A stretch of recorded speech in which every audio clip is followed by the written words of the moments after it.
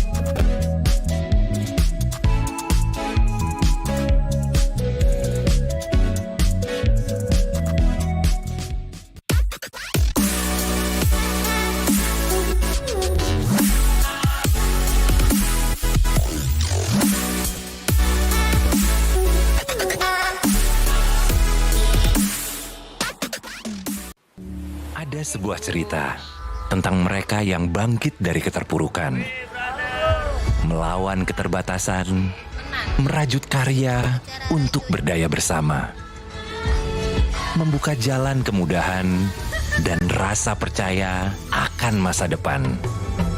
Di tengah tantangan, mereka suarakan harapan, bergerak untuk perubahan. IndiHome, aktivitas tanpa batas. Selamat datang di sebuah pengalaman perjalanan baru Indonesia bersama InJourney. Terbang bersama kami untuk melihat pariwisata Indonesia. Sirkuit internasional, bentang alam, ragam atraksi budaya, produk lokal asli Indonesia, warisan budaya, keamanan dan kenyamanan. InJourney membawa keramahan Indonesia ke dunia.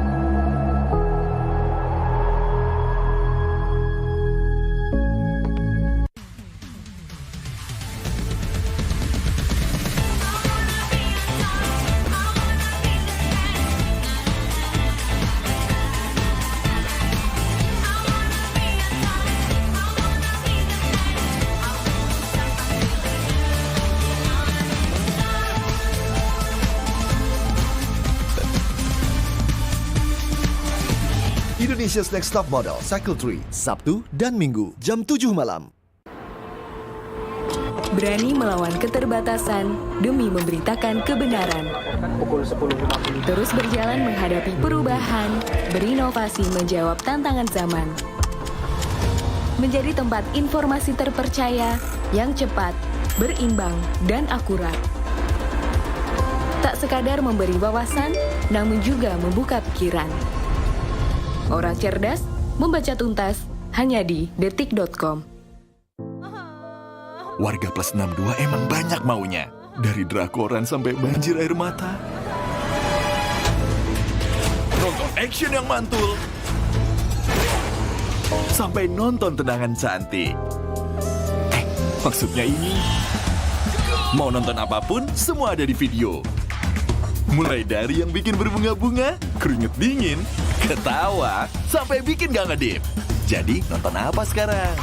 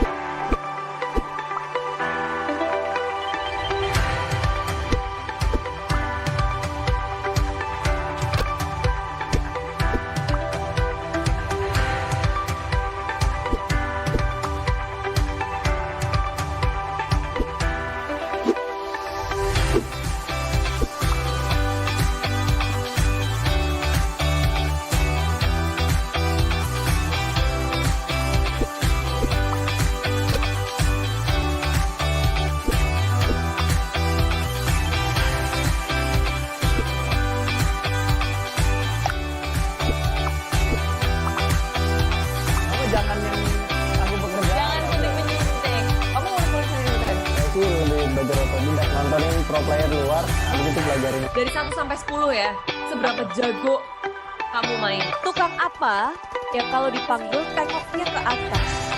Tukang somai di bawah. 1. Buah apa yang durhaka? Aku bang. FF. Pengen keras nih bos. Itu tim masih pemanasan di MPL season yang ke-8. Juga ya. Siapa sih guys yang pernah gitu ya? Kita salah satu pro player. Baik juga, jadi kayak share hal-hal yang positif juga. Disitulah kayak kita cari poin plus minusnya kita buat final itu. Knockdown, dia nggak coba dicari lagi. Kali ini masih belum ada yang muter video lo berhasil. Untung dari tim Arabia nggak ada third party di sini, nggak ada tim lain yang akan bersih-bersih, mereka ada di sisi lain. Kita main lagi. Ada banyak banget ya di pertarungan berkualitas dan aksi tim.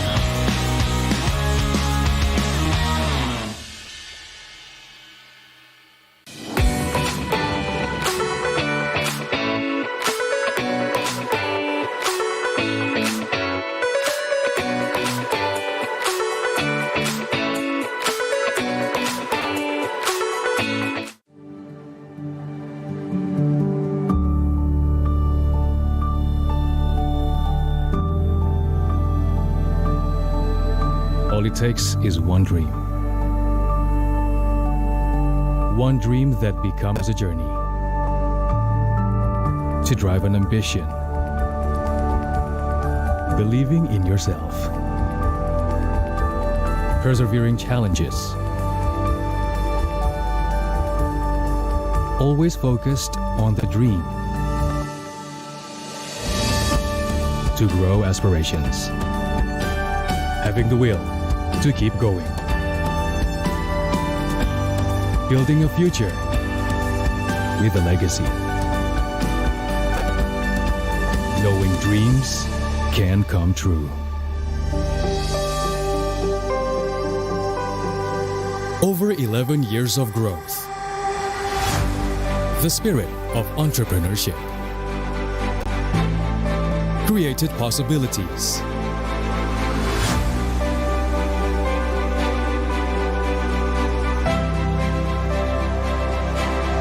Realized new potentials.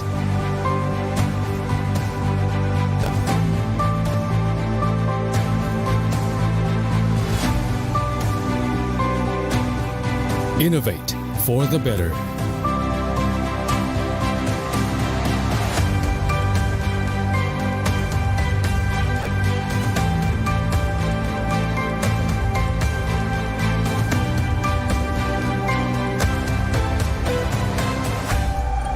Expand horizons.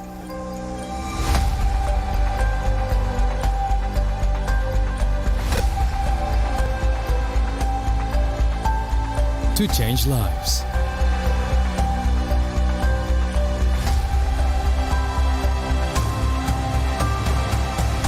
To connect new ideas. To explore new grounds.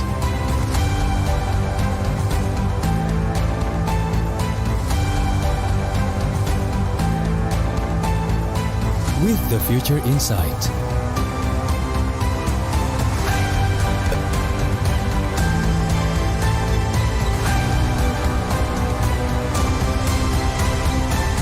Together.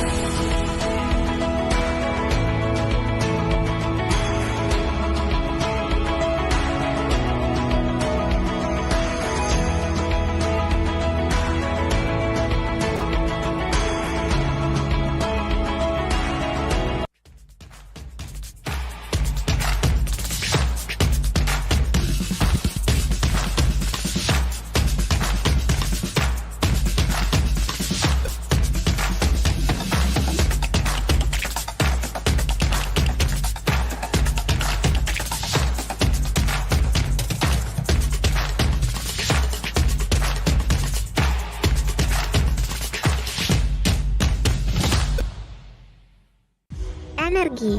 Selalu ada dimanapun itu, membawa yang baik menjadi hebat.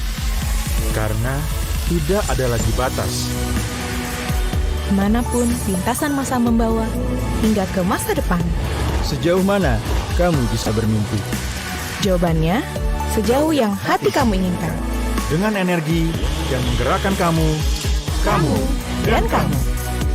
Pertamina, energizing you.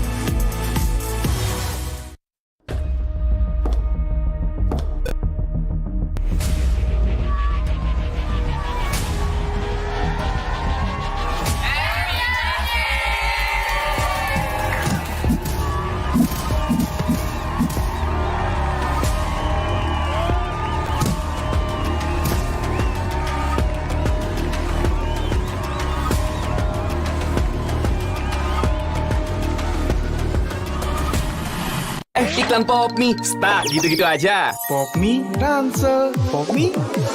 Biar seru nggak terputus, pop mie dus. Topping cangki sama gurihnya itu sob. Beuh. Yuk sob, sikat pop mie. Seru terus kuy. Hydro Coco. Why choose Hydro Coco? Healthy, taste good. Rasakan manfaat air kelapa asli untuk bantu jaga imun tubuh. We choose Hydro Coco. Real coconut water. Hydro Coco. Why choose Hydro Coco? Healthy, taste good. Rasakan manfaat air kelapa asli untuk bantu jaga imun tubuh. We choose Hydro Coco. Real coconut water.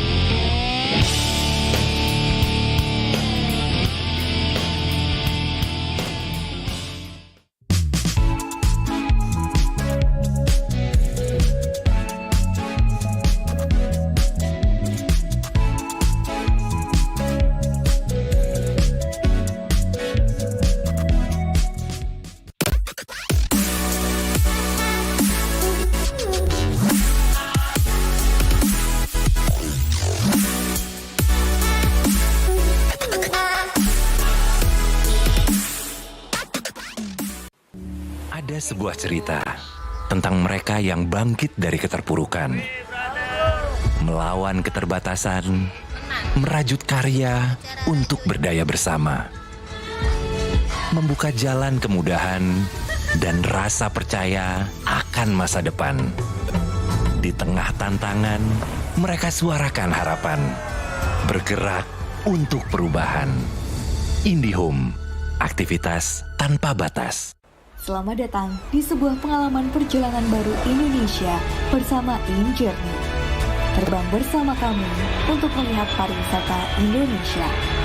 Sirkuit internasional, bentang alam, ragam atraksi budaya, produk lokal asli Indonesia, warisan budaya, keamanan dan kenyamanan. InJourney membawa keramahan Indonesia ke dunia.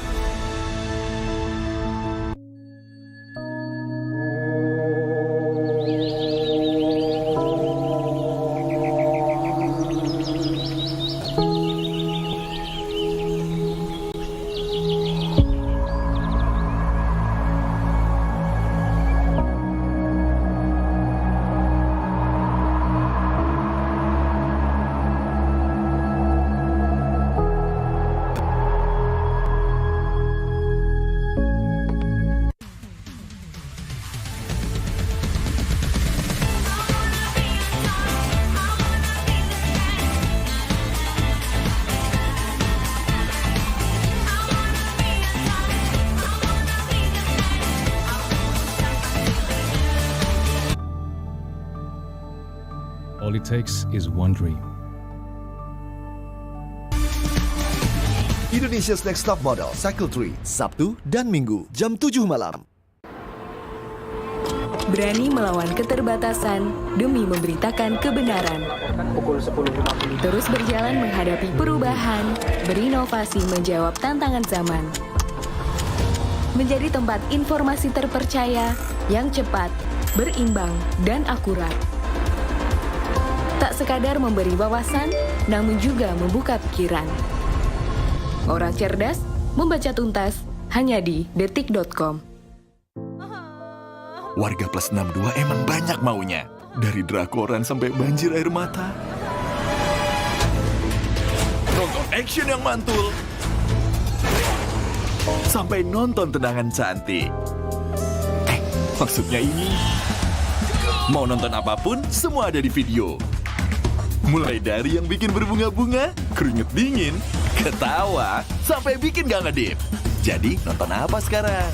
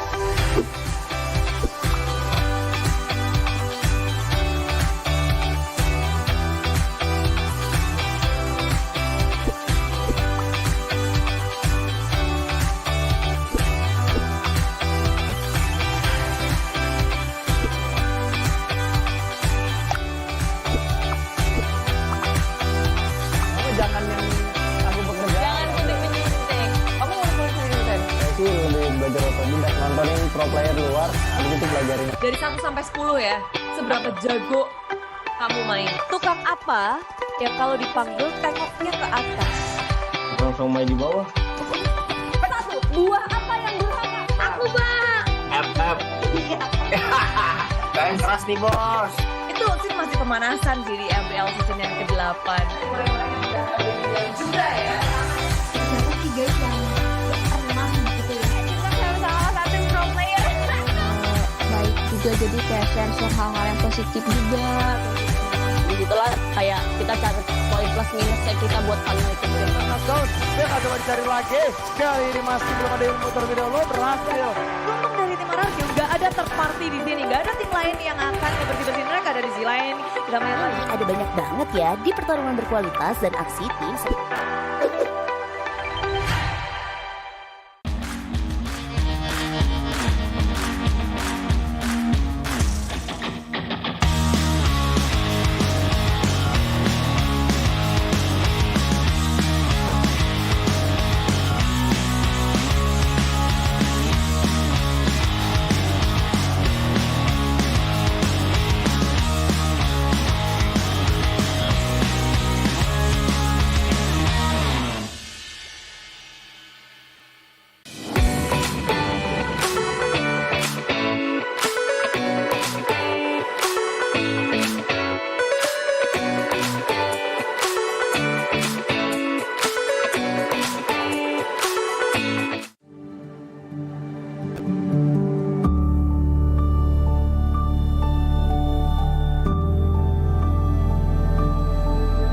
All it takes is one dream. One dream that becomes a journey. To drive an ambition. Believing in yourself. Persevering challenges. Always focused on the dream. to grow aspirations. Having the will to keep going. Building a future with a legacy. Knowing dreams can come true. Over 11 years of growth.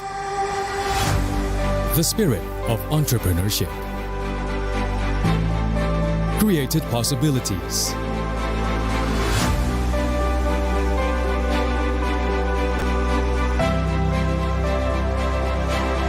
Realized new potentials.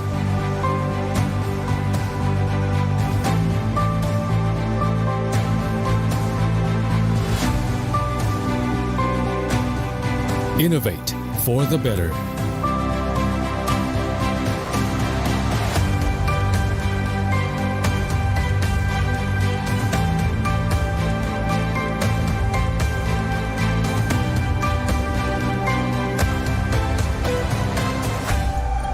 Expand horizons.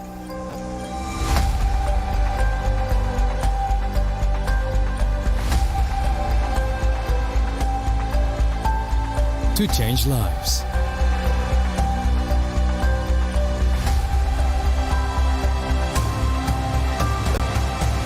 To connect new ideas. To explore new grounds.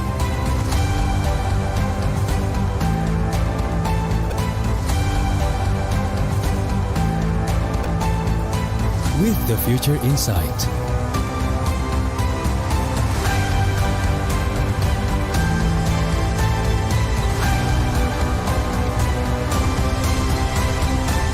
Together.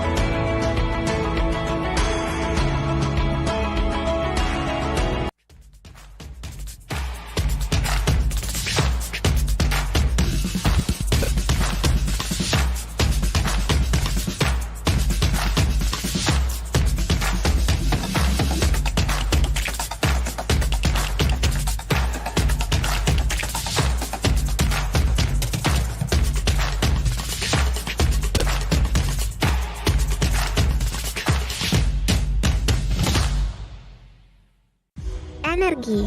Selalu ada dimanapun itu. Membawa yang baik menjadi hebat.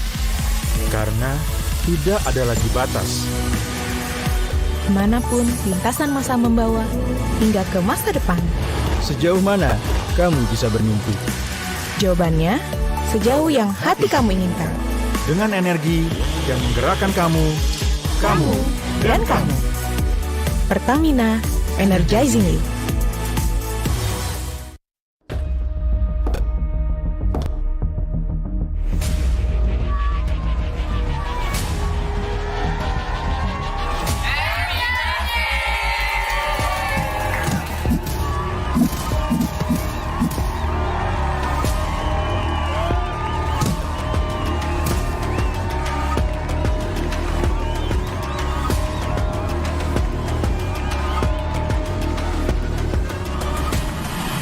Iklan Pop Mie, start gitu-gitu aja. Pop Mie, Ransel, Pop Mie.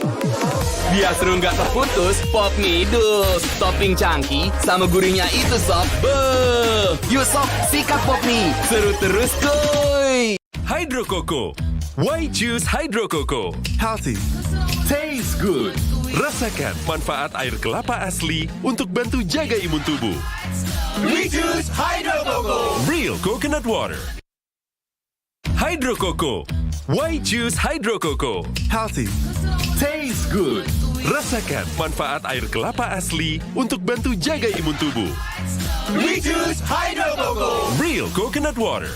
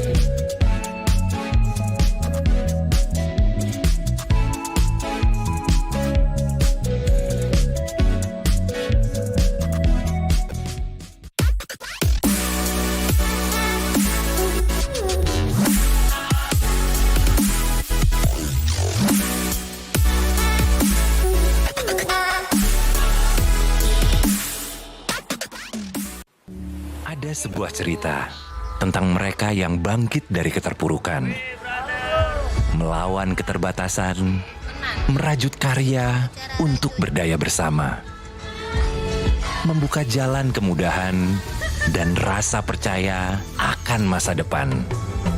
Di tengah tantangan, mereka suarakan harapan, bergerak untuk perubahan. IndiHome, aktivitas tanpa batas. Selamat datang di sebuah pengalaman perjalanan baru Indonesia bersama InJourney. Terbang bersama kami untuk melihat pariwisata Indonesia. Sirkuit internasional, bentang alam, ragam atraksi budaya, produk lokal asli Indonesia, warisan budaya, keamanan dan kenyamanan. InJourney membawa keramahan Indonesia ke dunia.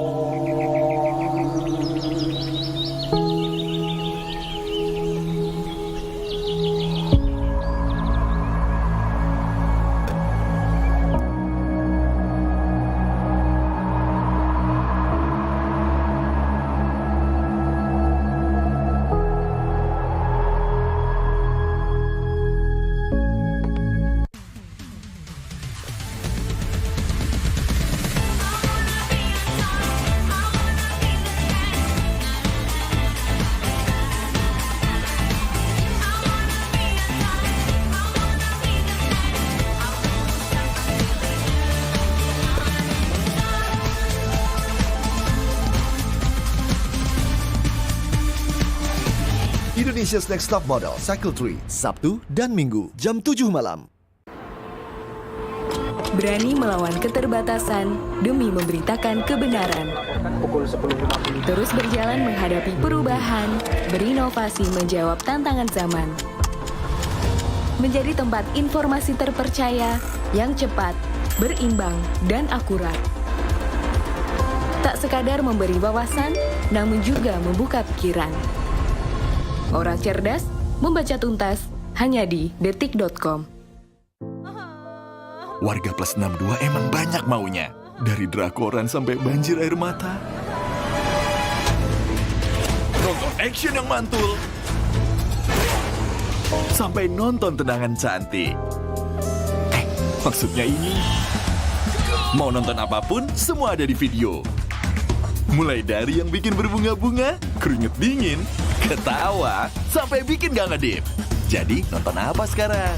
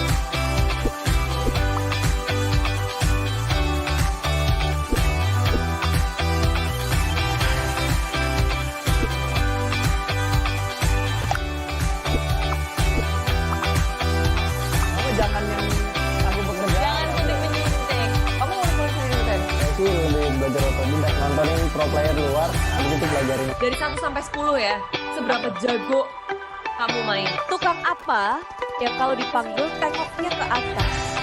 Tukang somai di bawah.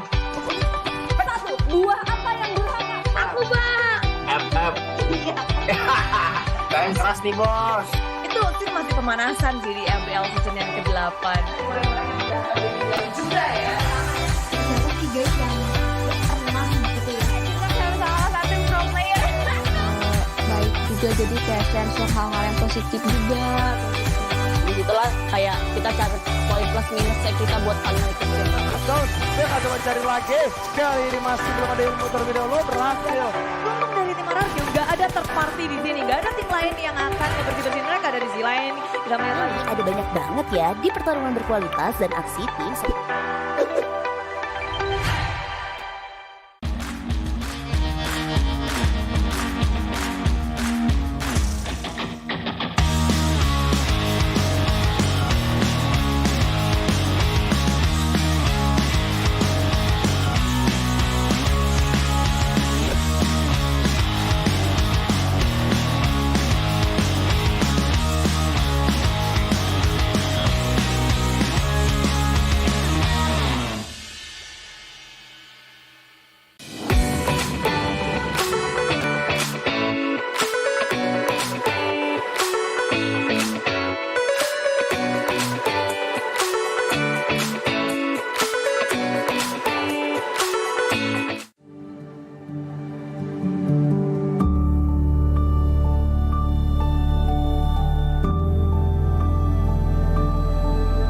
All it takes is one dream.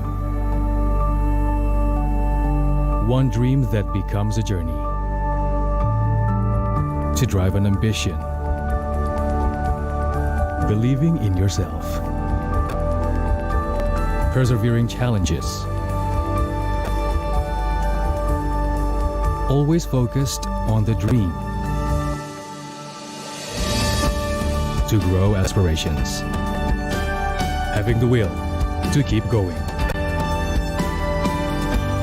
Building a future with a legacy. Knowing dreams can come true. Over 11 years of growth. The spirit of entrepreneurship. Created possibilities.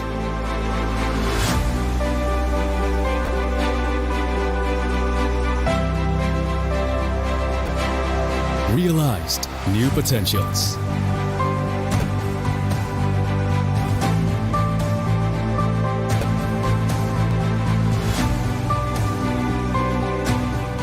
Innovate for the better.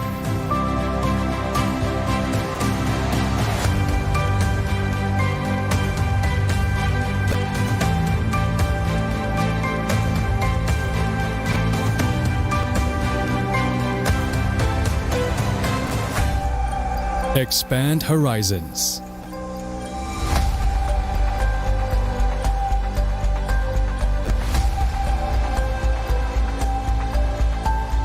To change lives.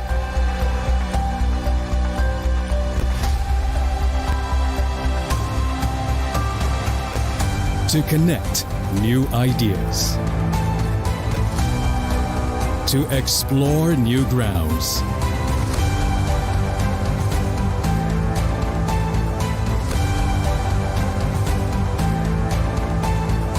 With the future in sight.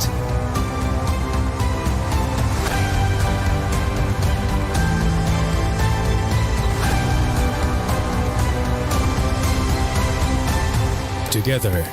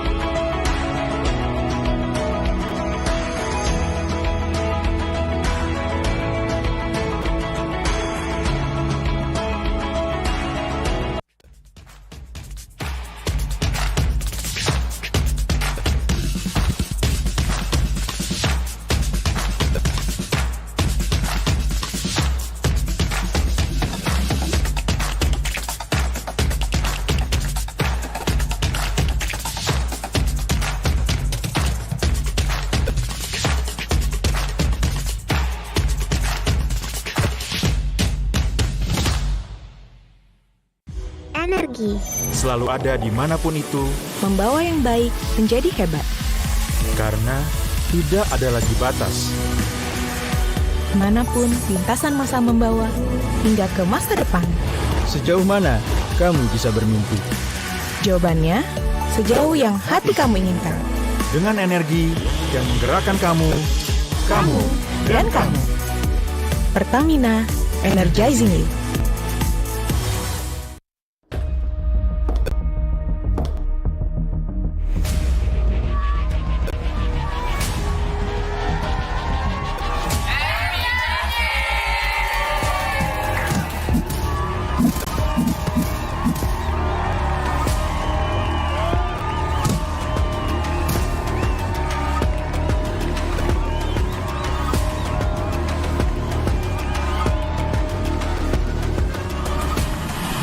Iklan Popmi, start gitu-gitu aja. Popmi, ransel, Popmi. Biar seru nggak terputus, Popmi dus. Topping cangki sama gurihnya itu sob. Beuh. Yuk sob, sikat Popmi. Seru terus kuy. Hydro Coco. Why choose Hydro Coco? Healthy. Taste good. Rasakan manfaat air kelapa asli untuk bantu jaga imun tubuh. We choose Hydro Coco. Real coconut water. Hydro Coco. Why choose Hydro Coco? Healthy. Taste good. Rasakan manfaat air kelapa asli untuk bantu jaga imun tubuh. We choose Hydro Coco. Real coconut water.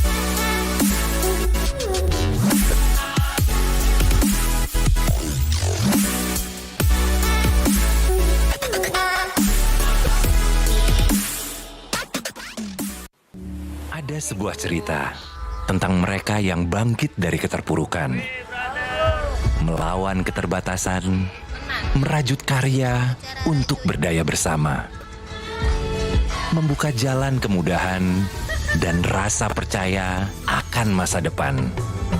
Di tengah tantangan, mereka suarakan harapan, bergerak untuk perubahan. IndiHome, aktivitas tanpa batas. Selamat datang di sebuah pengalaman perjalanan baru Indonesia bersama InJourney. Terbang bersama kami untuk melihat pariwisata Indonesia. Sirkuit internasional, bentang alam, ragam atraksi budaya, produk lokal asli Indonesia, warisan budaya, keamanan dan kenyamanan. InJourney membawa keramahan Indonesia ke dunia.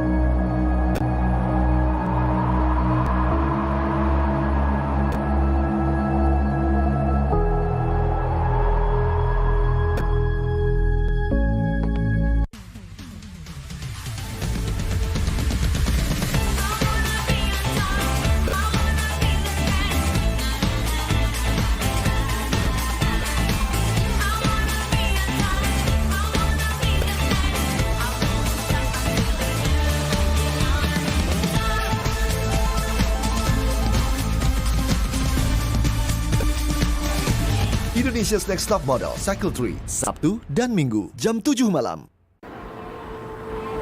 Berani melawan keterbatasan demi memberitakan kebenaran. Terus berjalan menghadapi perubahan, berinovasi menjawab tantangan zaman. menjadi tempat informasi terpercaya yang cepat, berimbang, dan akurat. Tak sekadar memberi wawasan, namun juga membuka pikiran. Orang cerdas, membaca tuntas, hanya di detik.com. Warga plus 62 emang banyak maunya. Dari drakoran sampai banjir air mata. Nonton action yang mantul. Sampai nonton tendangan cantik. Maksudnya ini, mau nonton apapun, semua ada di video. Mulai dari yang bikin berbunga-bunga, keringet dingin, ketawa, sampai bikin gak ngedip. Jadi nonton apa sekarang?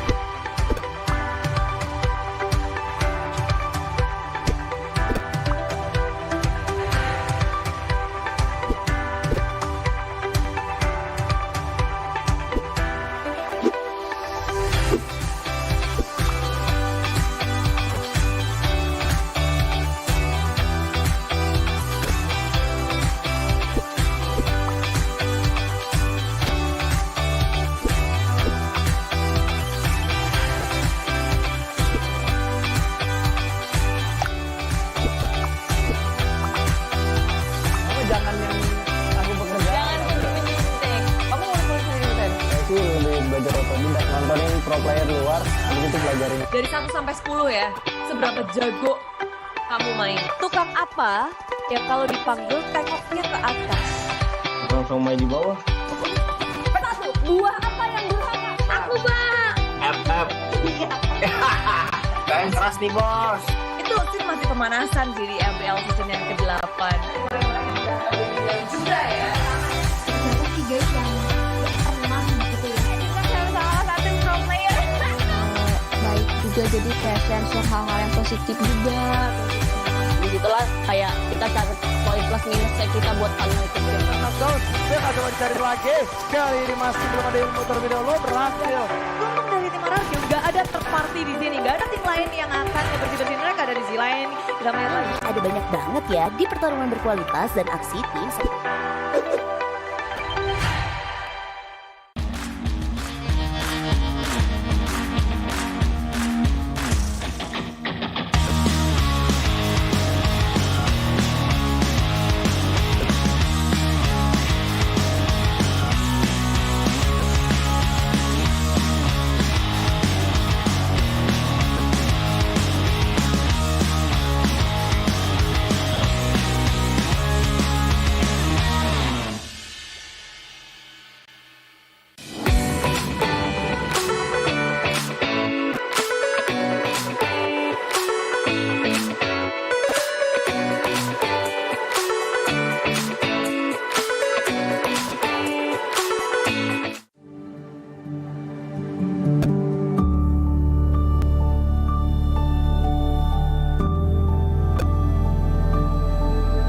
All it takes is one dream.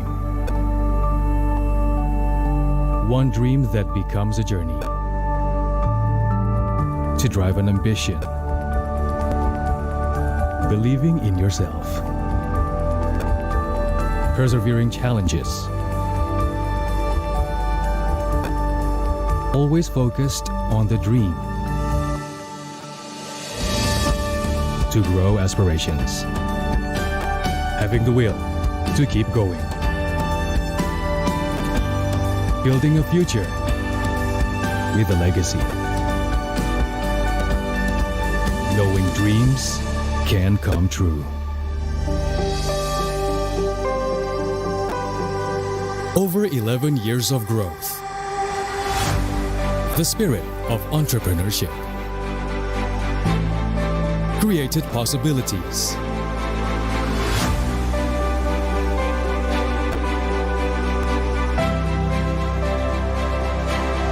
Realized new potentials.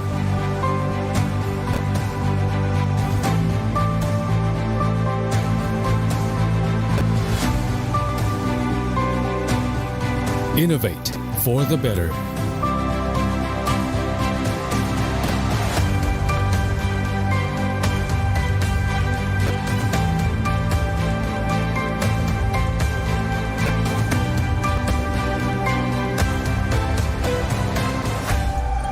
Expand horizons.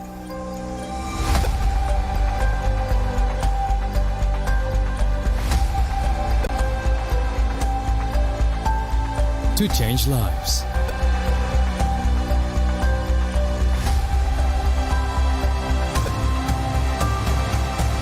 To connect new ideas. To explore new grounds.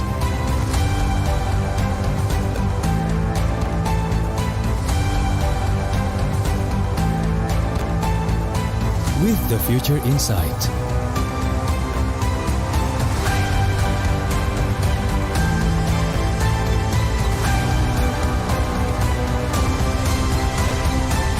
Together.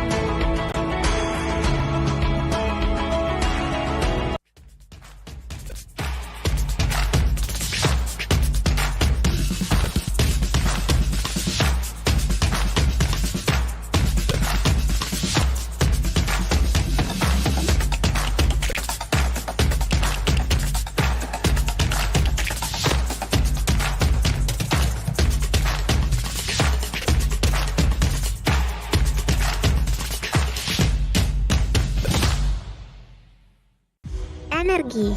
Selalu ada dimanapun itu. Membawa yang baik menjadi hebat.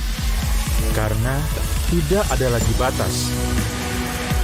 Kemanapun lintasan masa membawa, hingga ke masa depan.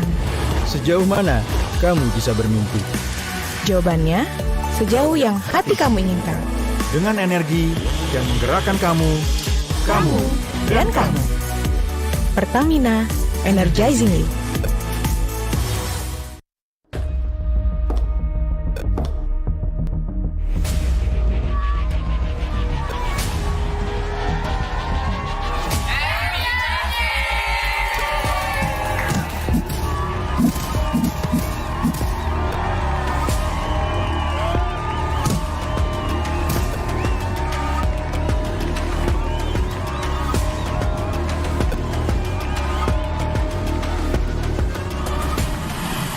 Iklan Popmi, start gitu-gitu aja. Popmi, Ransel, Popmi. Biar seru nggak terputus, Popmi dus. Topping cangki sama gurihnya itu sob. Beuh. Yuk sob, sikat Popmi. Seru terus kuy. Hydro Coco. Why choose Hydro Coco? Healthy, taste good. Rasakan manfaat air kelapa asli untuk bantu jaga imun tubuh. We choose Hydro Coco. Real coconut water. Hydro Coco. Why choose Hydro Coco? Healthy. Taste good. Rasakan manfaat air kelapa asli untuk bantu jaga imun tubuh. We choose Hydro Coco. Real coconut water.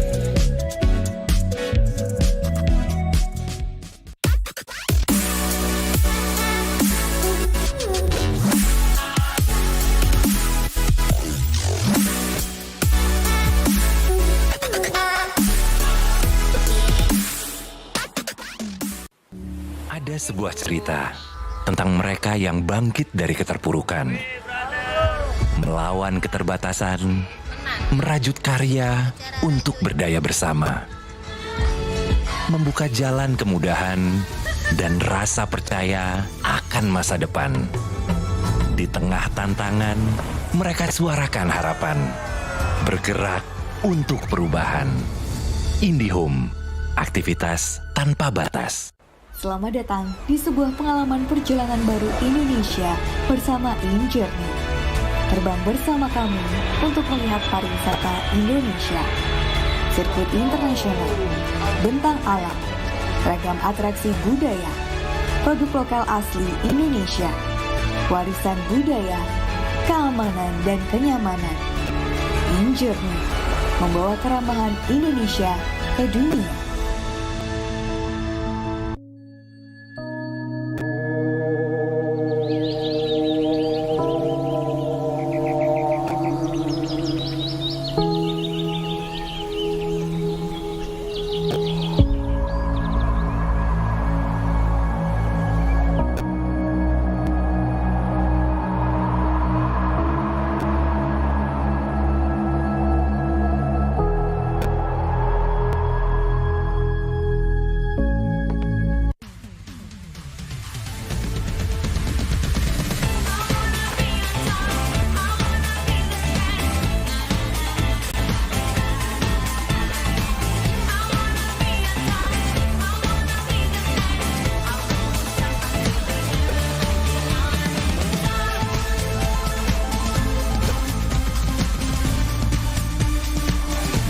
Indonesia's Next Top Model Cycle 3, Sabtu dan Minggu, jam 7 malam. Berani melawan keterbatasan demi memberitakan kebenaran. Terus berjalan menghadapi perubahan, berinovasi menjawab tantangan zaman. Menjadi tempat informasi terpercaya yang cepat, berimbang, dan akurat. Tak sekadar memberi wawasan, namun juga membuka pikiran. Orang cerdas membaca tuntas hanya di detik.com. Warga plus 62 emang banyak maunya. Dari drakoran sampai banjir air mata. Nonton action yang mantul. Sampai nonton tendangan cantik. Maksudnya ini, mau nonton apapun, semua ada di video. Mulai dari yang bikin berbunga-bunga, keringet dingin, ketawa, sampai bikin gak ngedip. Jadi nonton apa sekarang?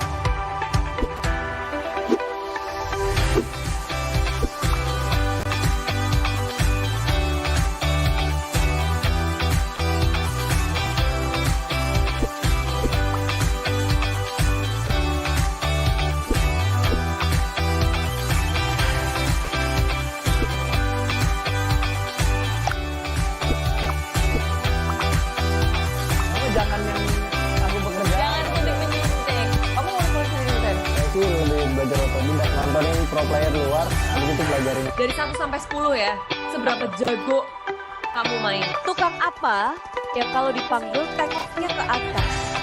Langsung main di bawah. Satu, buah apa yang durhaka? Aku, Bang. FF. Kalian keras nih, Bos. Itu sih masih pemanasan sih di MPL season yang ke-8. Juga ya. Tiga yang pernah gitu ya. Kita harus salah satu pro player. Baik juga jadi kayak share hal-hal yang positif juga. Begitulah kayak kita cari poin plus minusnya kita buat saling ngikutin. Knockdown, dia akan coba cari lagi. Kali ini masih belum ada yang muter video lo berhasil.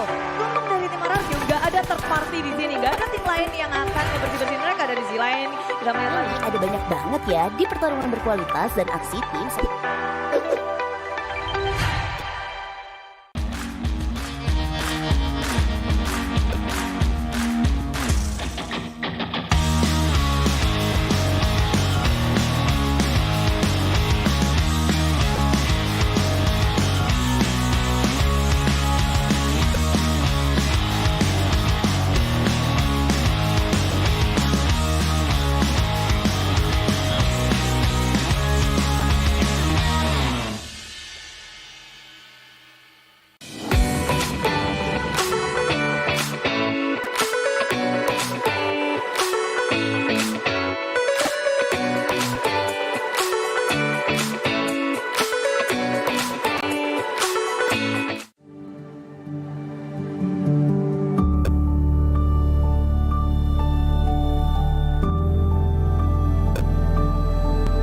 All it takes is one dream.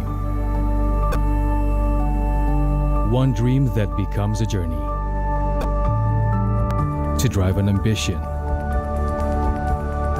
Believing in yourself. Persevering challenges.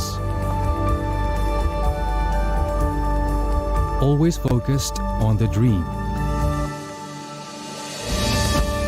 To grow aspirations.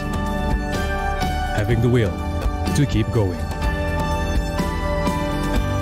Building a future with a legacy. Knowing dreams can come true. Over 11 years of growth. The spirit of entrepreneurship. Created possibilities.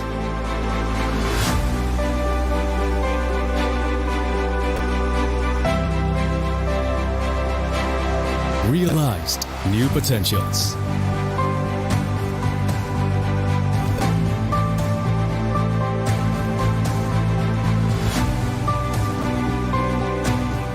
Innovate for the better.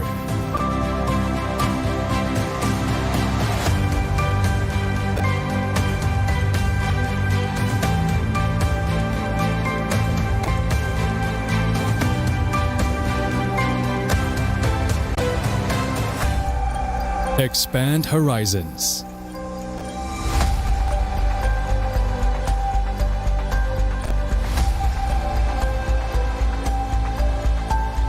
To change lives.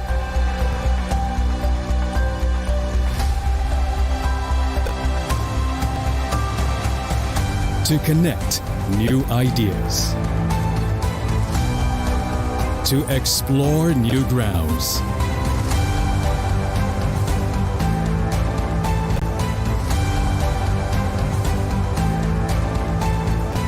With the future in sight.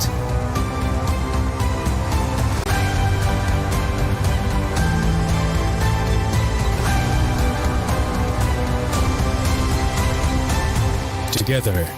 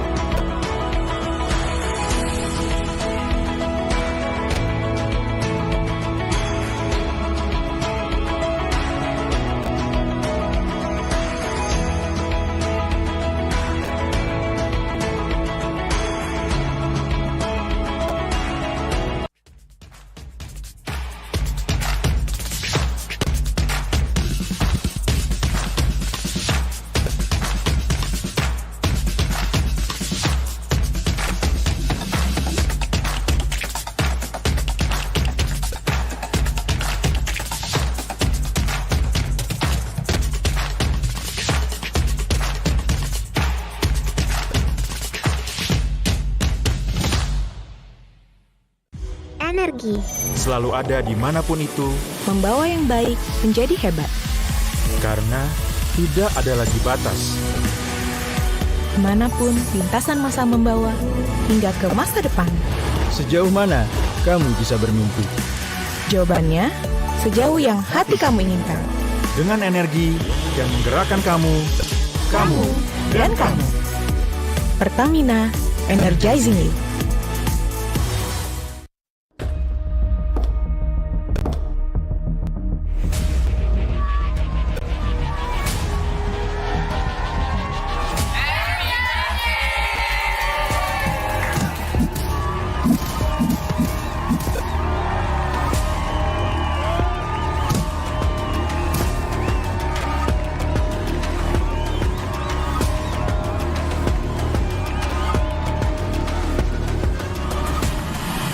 Iklan pop mie, stuck gitu-gitu aja. Pop mie, ransel, pop mie.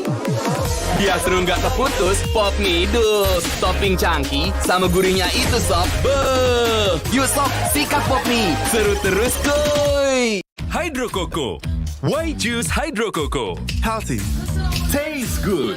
Rasakan manfaat air kelapa asli untuk bantu jaga imun tubuh. We choose Hydro Coco. Real coconut water. Hydro Coco. Why choose Hydro Coco? Healthy. Taste good. Rasakan manfaat air kelapa asli untuk bantu jaga imun tubuh. We choose Hydro Coco. Real coconut water.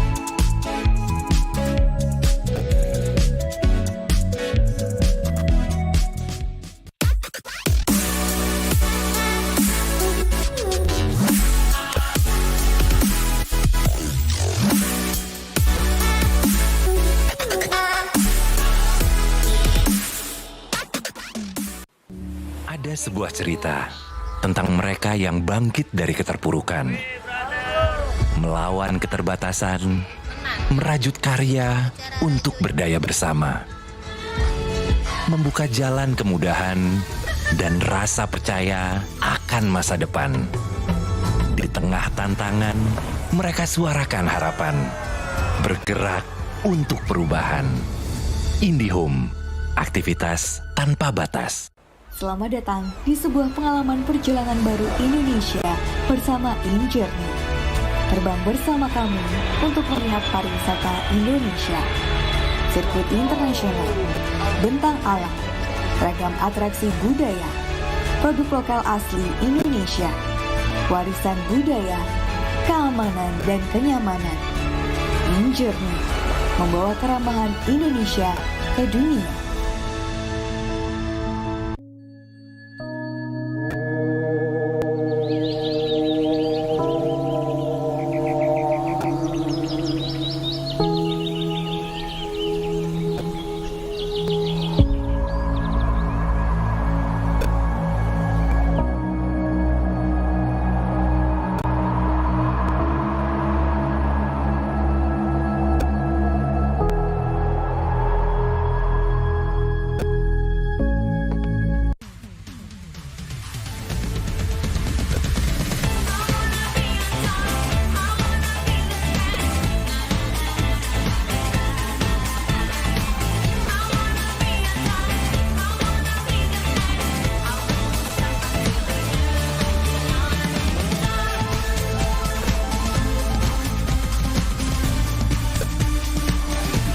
Indonesia's Next Top Model Cycle 3, Sabtu dan Minggu, jam 7 malam. Berani melawan keterbatasan demi memberitakan kebenaran. Terus berjalan menghadapi perubahan, berinovasi menjawab tantangan zaman. menjadi tempat informasi terpercaya yang cepat, berimbang, dan akurat. Tak sekadar memberi wawasan, namun juga membuka pikiran. Orang cerdas membaca tuntas hanya di detik.com. Warga plus 62 emang banyak maunya. Dari drakoran sampai banjir air mata. Nonton action yang mantul. Sampai nonton tendangan cantik. Maksudnya ini, mau nonton apapun, semua ada di video. Mulai dari yang bikin berbunga-bunga, keringet dingin, ketawa, sampai bikin gak ngedip. Jadi nonton apa sekarang?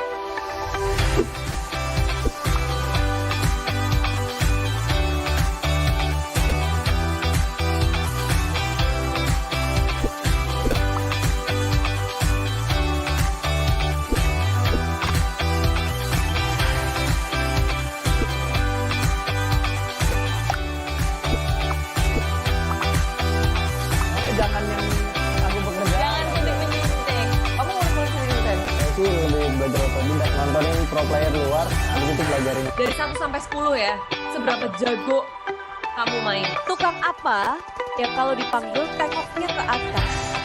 Langsung main di bawah. Satu, buah apa yang durhaka? Aku, Bang. FF. Kalian keras nih, Bos. Itu sih masih pemanasan sih di MPL season yang ke-8. Juga ya. Siapa sih guys yang pernah gitu ya? Kita harus salah satu pro player. Baik juga, jadi kayak share hal-hal yang positif juga. Disitulah kayak kita cari poin plus minusnya kita buat saling ngikutin. Knockdown, dia nggak coba dicari lagi. Kali ini masih belum ada yang muter video lo, berhasil. Untung dari tim Ararkio nggak ada third party di sini, nggak ada tim lain yang akan bersih-bersih, mereka ada di sisi lain. Kita main lagi. Ada banyak banget ya di pertarungan berkualitas dan aksi tim.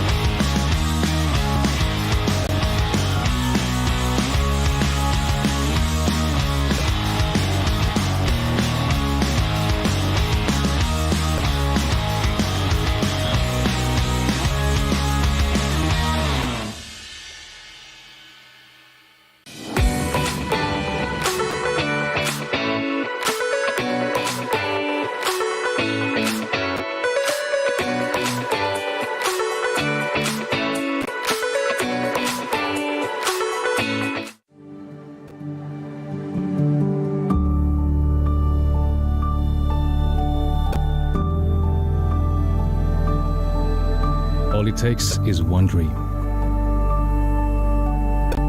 One dream that becomes a journey. To drive an ambition. Believing in yourself. Persevering challenges. Always focused on the dream. to grow aspirations. Having the will to keep going. Building a future with a legacy. Knowing dreams can come true.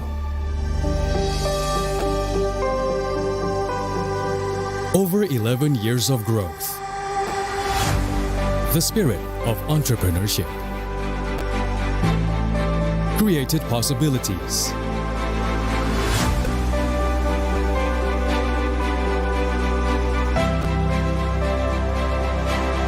Realized new potentials.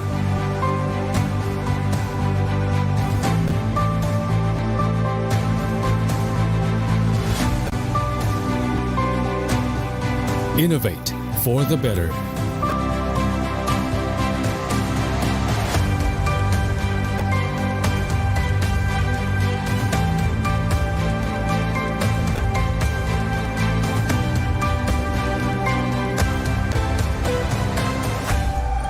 Expand horizons.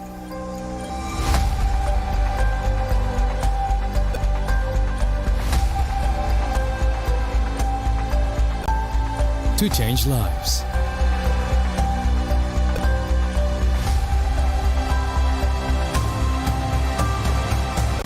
To connect new ideas.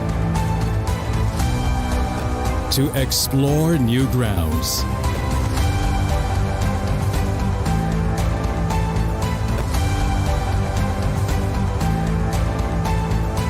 With the future in sight.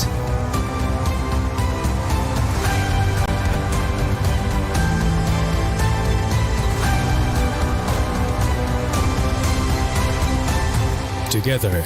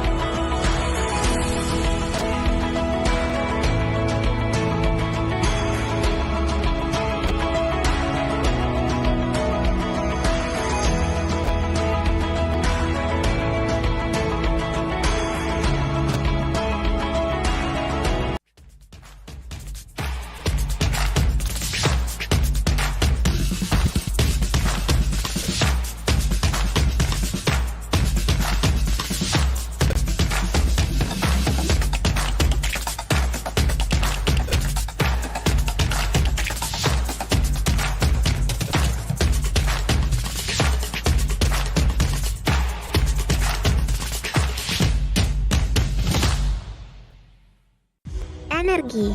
Selalu ada dimanapun itu. Membawa yang baik menjadi hebat. Karena tidak ada lagi batas. Kemanapun lintasan masa membawa, hingga ke masa depan.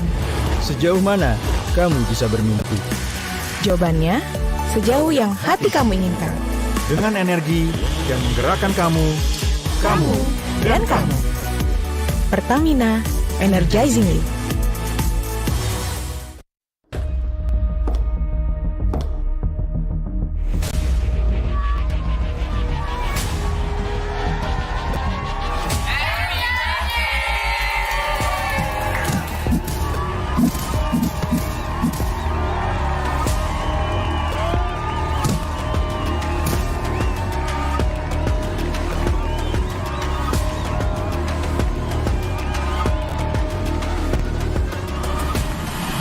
Iklan Pop Mie, start gitu-gitu aja. Pop Mie, Ransel, Pop Mie. Biar seru nggak terputus, Pop Mie dus. Topping cangki sama gurihnya itu sob. Beuh. Yuk sob, sikat Pop Mie. Seru terus kuy. Hydro Coco. Why choose Hydro Coco? Healthy, taste good. Rasakan manfaat air kelapa asli untuk bantu jaga imun tubuh. We choose Hydro Coco. Real coconut water. Hydro Coco. Why choose Hydro Coco? Healthy. Taste good. Rasakan manfaat air kelapa asli untuk bantu jaga imun tubuh. We choose Hydro Coco. Real coconut water.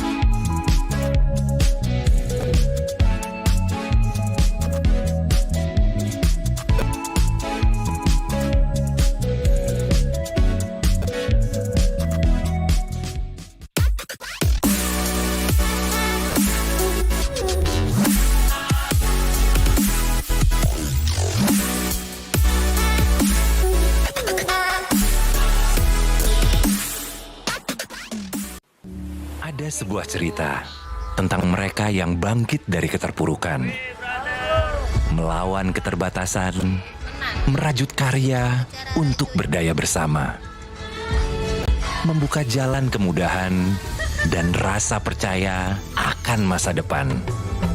Di tengah tantangan, mereka suarakan harapan, bergerak untuk perubahan. IndiHome, aktivitas tanpa batas. Selamat datang di sebuah pengalaman perjalanan baru Indonesia bersama InJourney. Terbang bersama kami untuk melihat pariwisata Indonesia. Sirkuit internasional, bentang alam, ragam atraksi budaya, produk lokal asli Indonesia, warisan budaya, keamanan dan kenyamanan. InJourney membawa keramahan Indonesia ke dunia.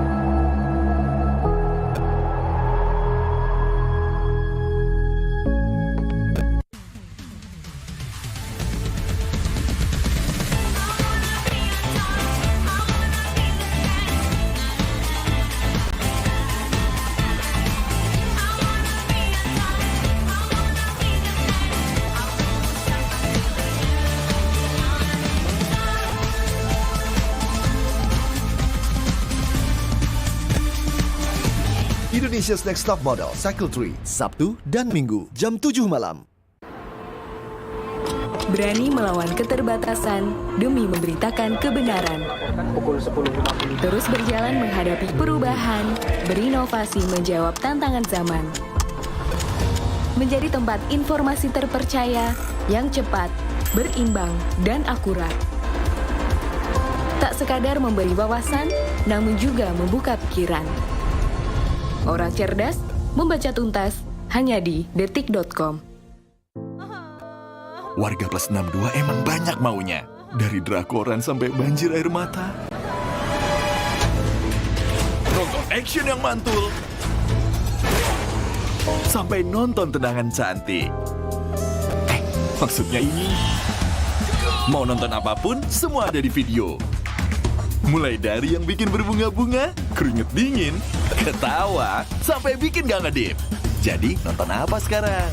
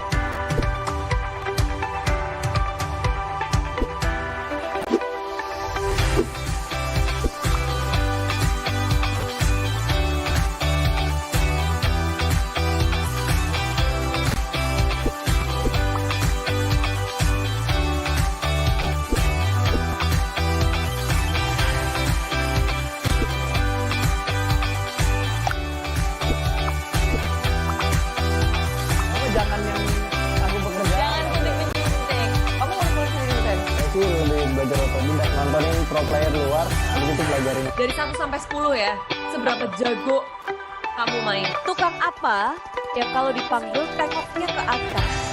Tukang somai di bawah. Satu, buah apa yang durhaka? Aku, Bang. FF. Kalian keras nih, bos. Itu sih masih pemanasan sih di MPL season yang ke-8. Juga ya. Siapa sih guys yang pernah gitu ya? Kita salah satu pro player.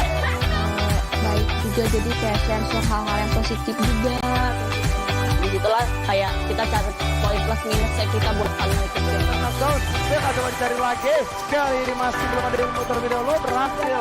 Untung dari tim Ararki udah ada third party di sini. Gak ada tim lain yang akan ngebersih-bersihin mereka dari sisi lain. Kita main lagi. Ada banyak banget ya di pertarungan berkualitas dan aksi tim.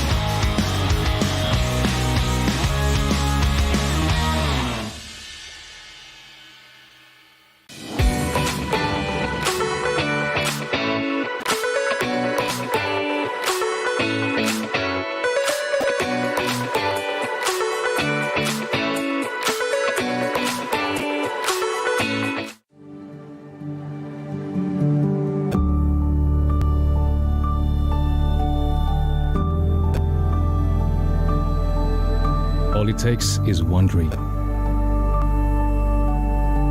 One dream that becomes a journey. To drive an ambition. Believing in yourself. Persevering challenges. Always focused on the dream. To grow aspirations. Having the will to keep going. Building a future with a legacy. Knowing dreams can come true. Over 11 years of growth. The spirit of entrepreneurship. Created possibilities.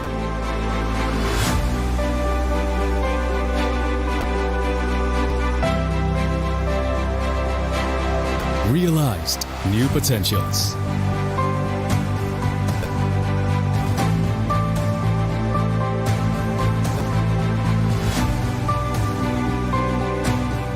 Innovate for the better.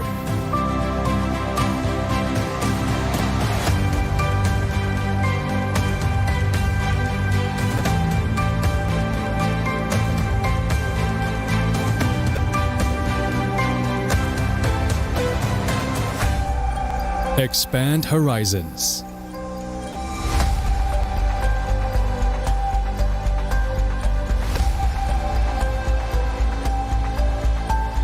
To change lives.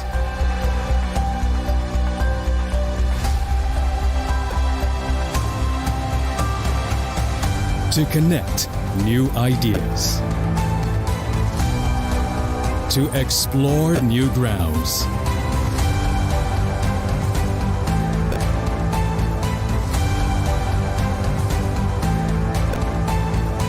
With the future in sight.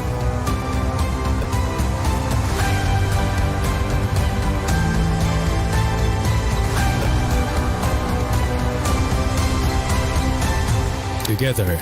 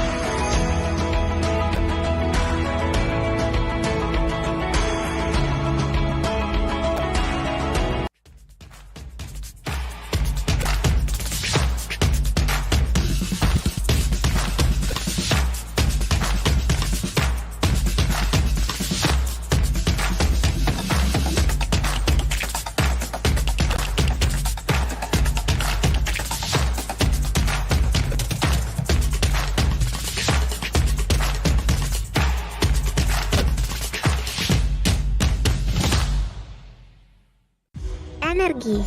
Selalu ada dimanapun itu, Membawa yang baik menjadi hebat. karena tidak ada lagi batas.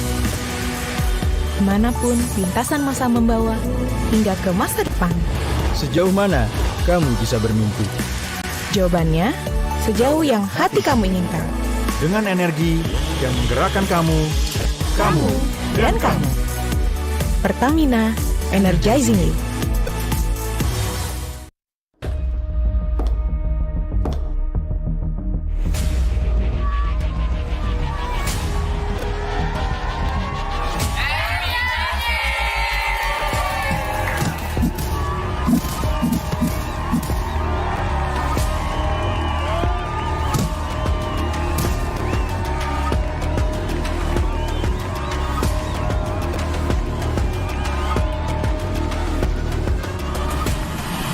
Iklan Popmi, start gitu-gitu aja. Popmi, Ransel, Popmi.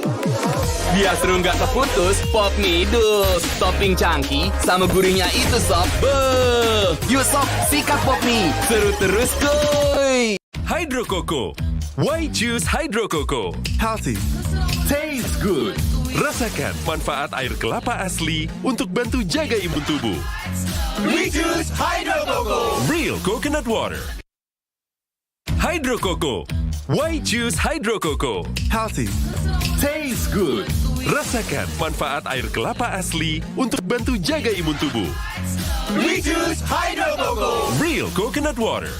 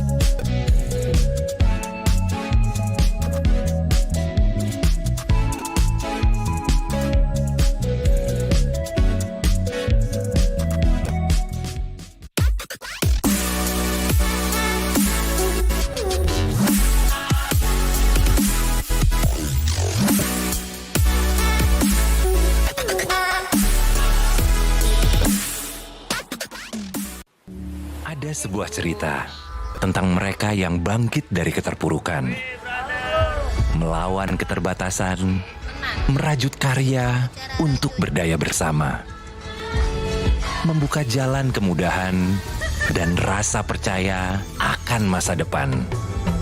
Di tengah tantangan, mereka suarakan harapan, bergerak untuk perubahan. IndiHome, aktivitas tanpa batas. Selamat datang di sebuah pengalaman perjalanan baru Indonesia bersama InJourney. Terbang bersama kami untuk melihat pariwisata Indonesia. Sirkuit internasional, bentang alam, ragam atraksi budaya, produk lokal asli Indonesia, warisan budaya, keamanan dan kenyamanan. InJourney membawa keramahan Indonesia ke dunia.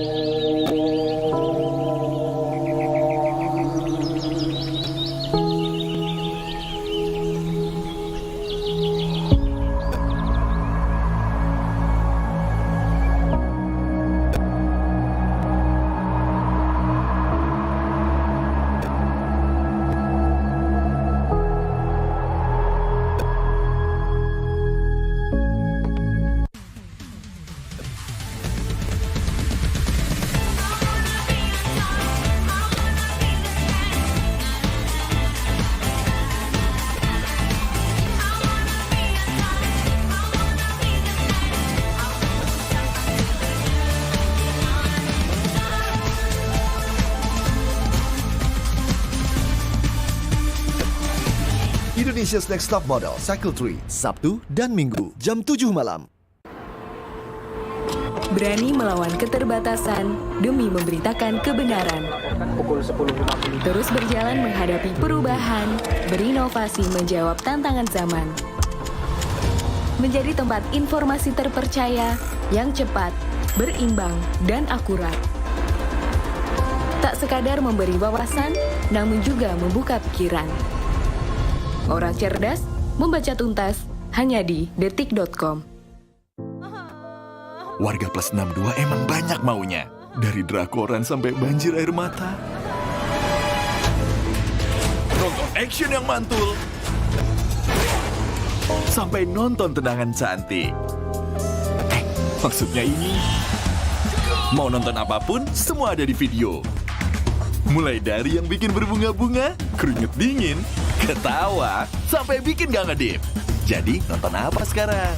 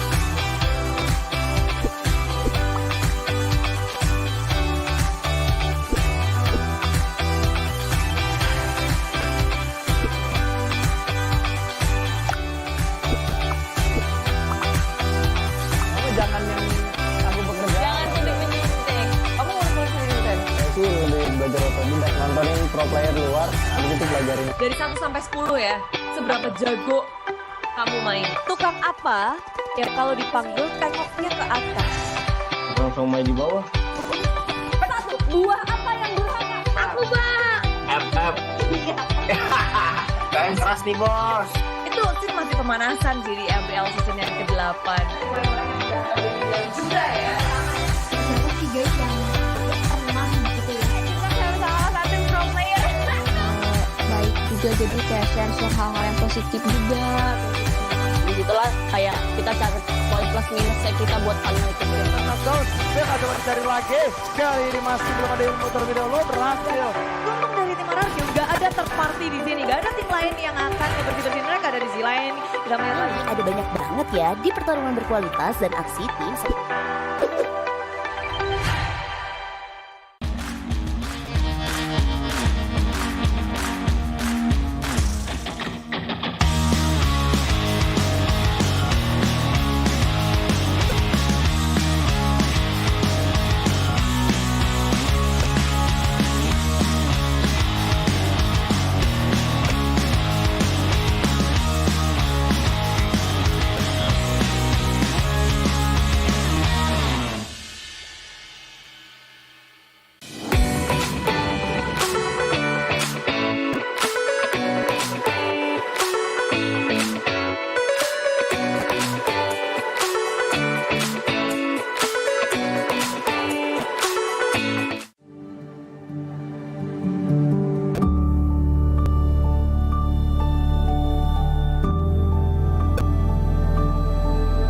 All it takes is one dream.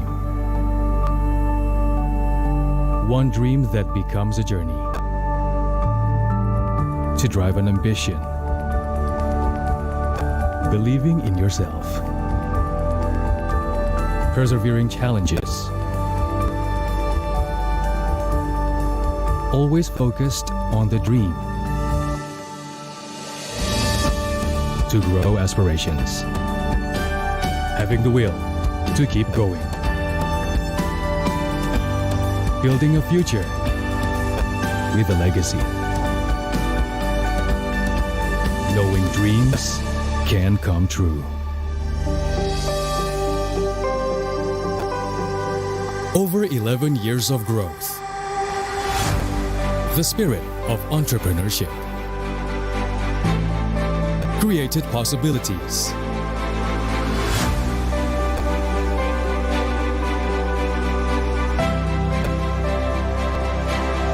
Realized new potentials.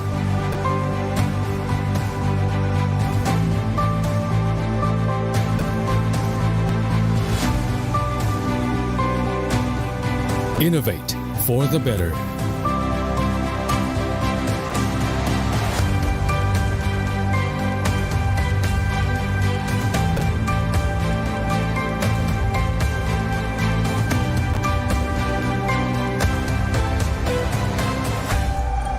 Expand horizons.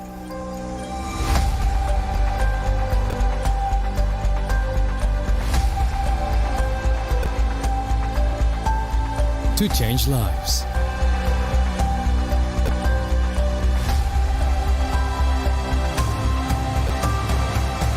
To connect new ideas.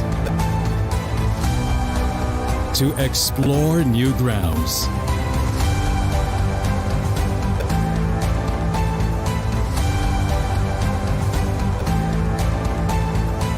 With the future in sight.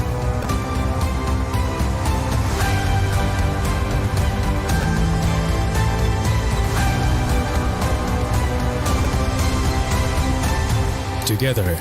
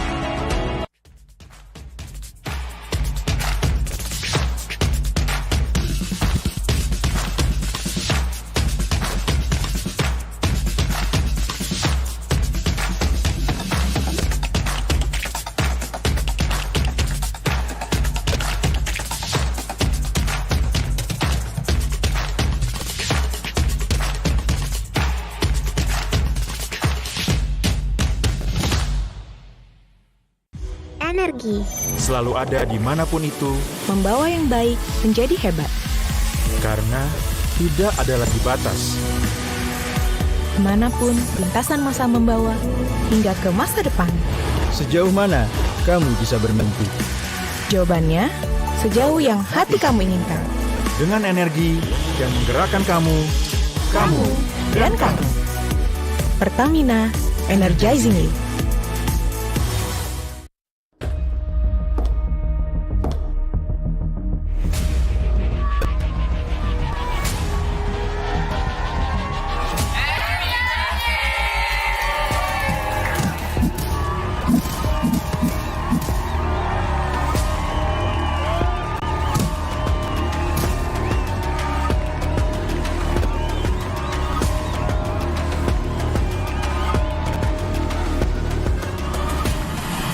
Iklan Popmi, start gitu-gitu aja. Popmi, ransel, Popmi. Biar seru nggak terputus, Popmi dus. Topping cangki sama gurihnya itu sob. Beuh. Yuk sob, sikat Popmi. Seru terus kuy. Hydro Coco. Why choose Hydro Coco? Healthy. Taste good. Rasakan manfaat air kelapa asli untuk bantu jaga imun tubuh. We choose Hydro Coco. Real coconut water. Hydro Coco. Why choose Hydro Coco? Healthy. Taste good. Rasakan manfaat air kelapa asli untuk bantu jaga imun tubuh. We choose Hydro Coco. Real coconut water.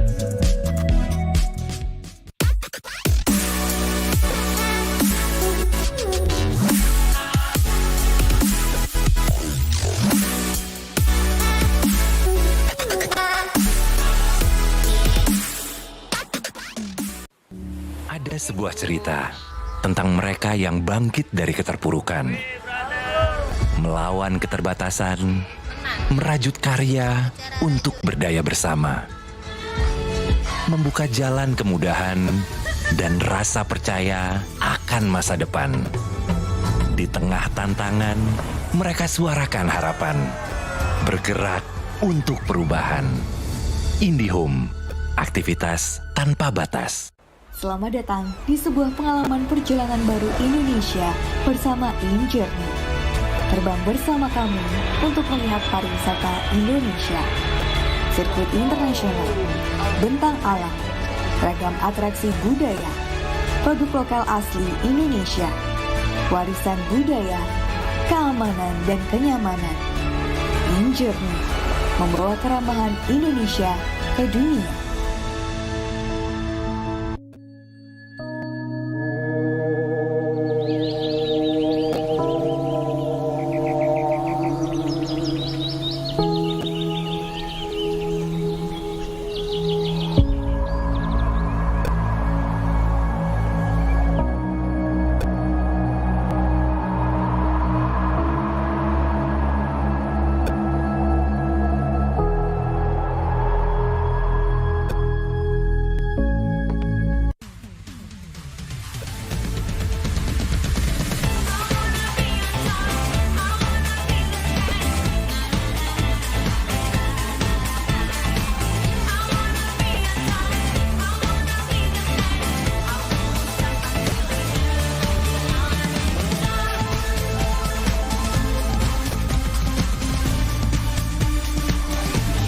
Indonesia's Next Top Model Cycle 3, Sabtu dan Minggu, jam 7 malam.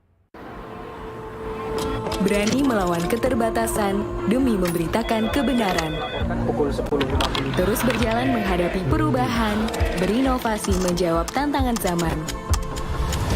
Menjadi tempat informasi terpercaya yang cepat, berimbang, dan akurat. Tak sekadar memberi wawasan, namun juga membuka pikiran. Orang cerdas membaca tuntas hanya di detik.com. Warga plus 62 emang banyak maunya.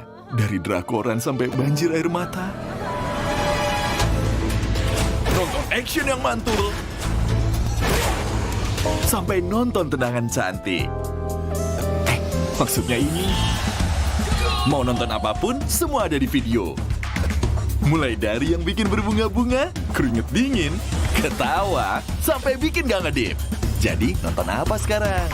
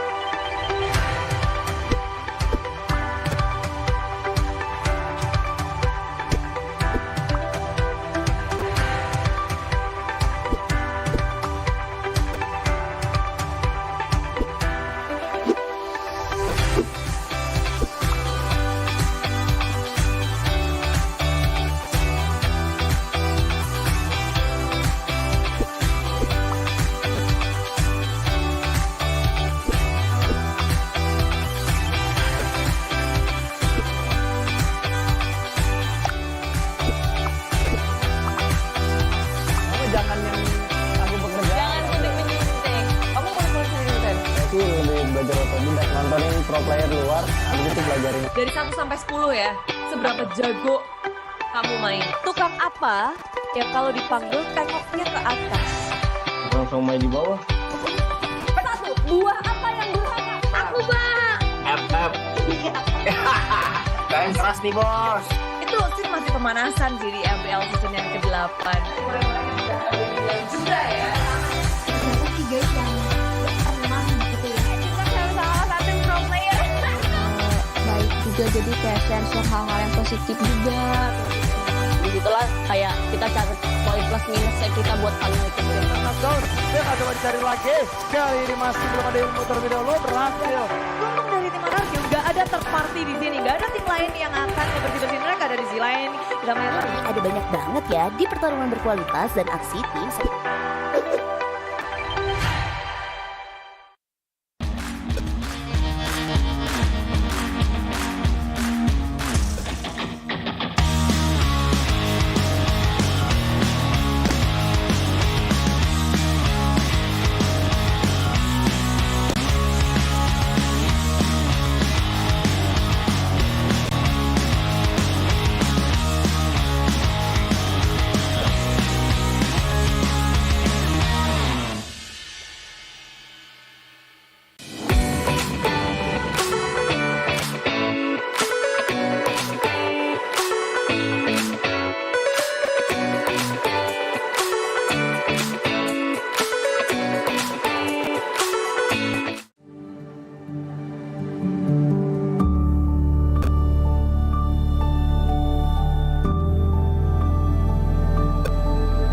All it takes is one dream. One dream that becomes a journey. To drive an ambition. Believing in yourself. Persevering challenges. Always focused on the dream. To grow aspirations. Having the will to keep going. Building a future with a legacy. Knowing dreams can come true. Over 11 years of growth. The spirit of entrepreneurship. Created possibilities.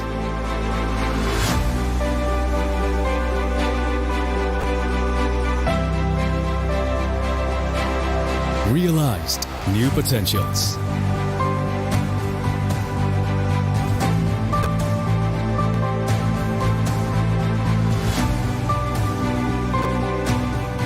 Innovate for the better.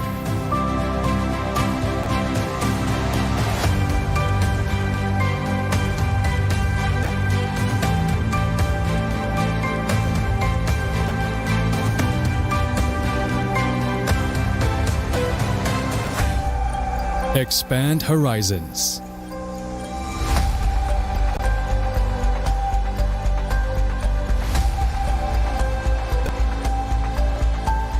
To change lives.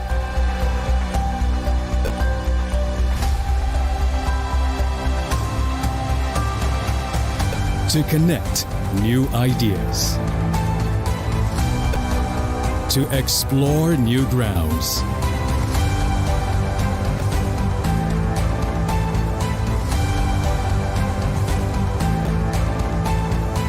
With the future in sight.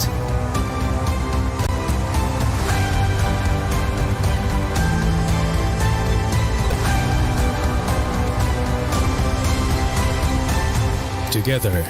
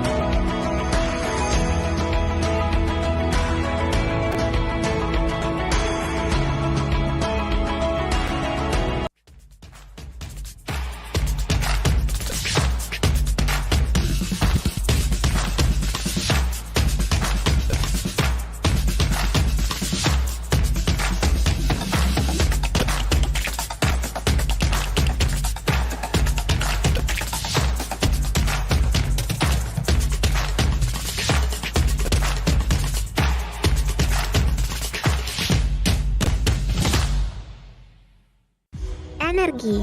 Selalu ada dimanapun itu, Membawa yang baik menjadi hebat.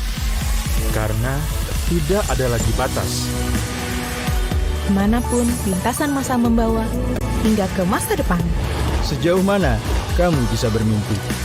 Jawabannya, sejauh yang hati kamu inginkan. Dengan energi yang menggerakkan kamu Dan kamu. Pertamina, energizing you.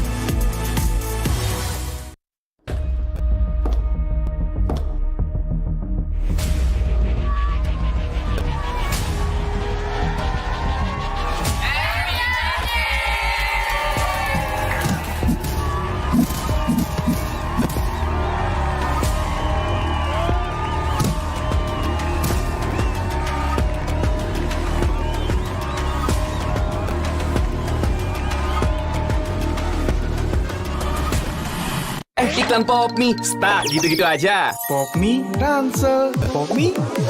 Biar seru nggak terputus, Pop Mie dus. Topping cangki sama gurihnya itu sob. Beuh. Yuk sob, sikat Pop Mie. Seru terus kuy. Hydro Coco. Why choose Hydro Coco? Healthy. Taste good. Rasakan manfaat air kelapa asli untuk bantu jaga imun tubuh. We choose Hydro Coco. Real coconut water. Hydro Coco. Why choose Hydro Coco? Healthy. Taste good. Rasakan manfaat air kelapa asli untuk bantu jaga imun tubuh. We choose Hydro Coco. Real coconut water.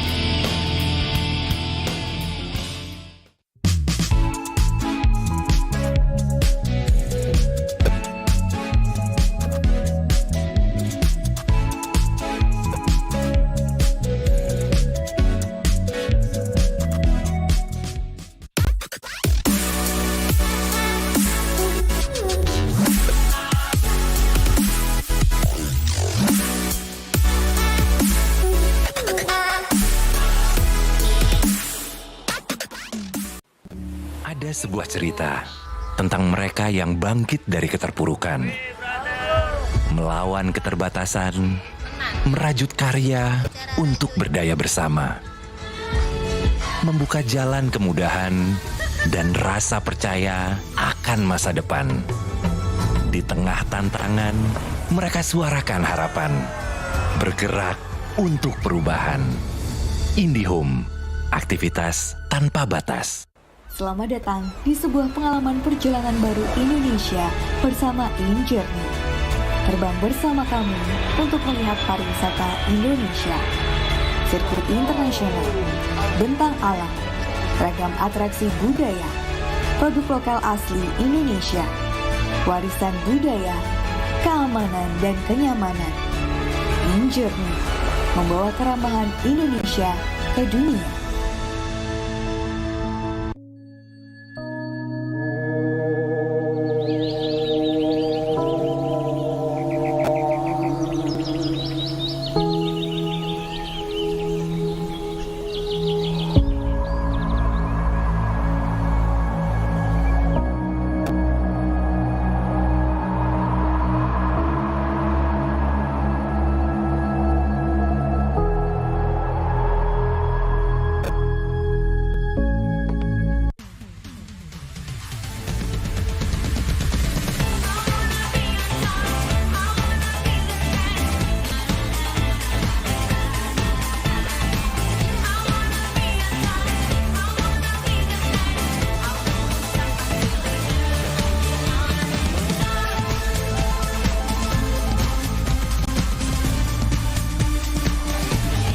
Indonesia's Next Top Model Cycle 3, Sabtu dan Minggu, jam 7 malam.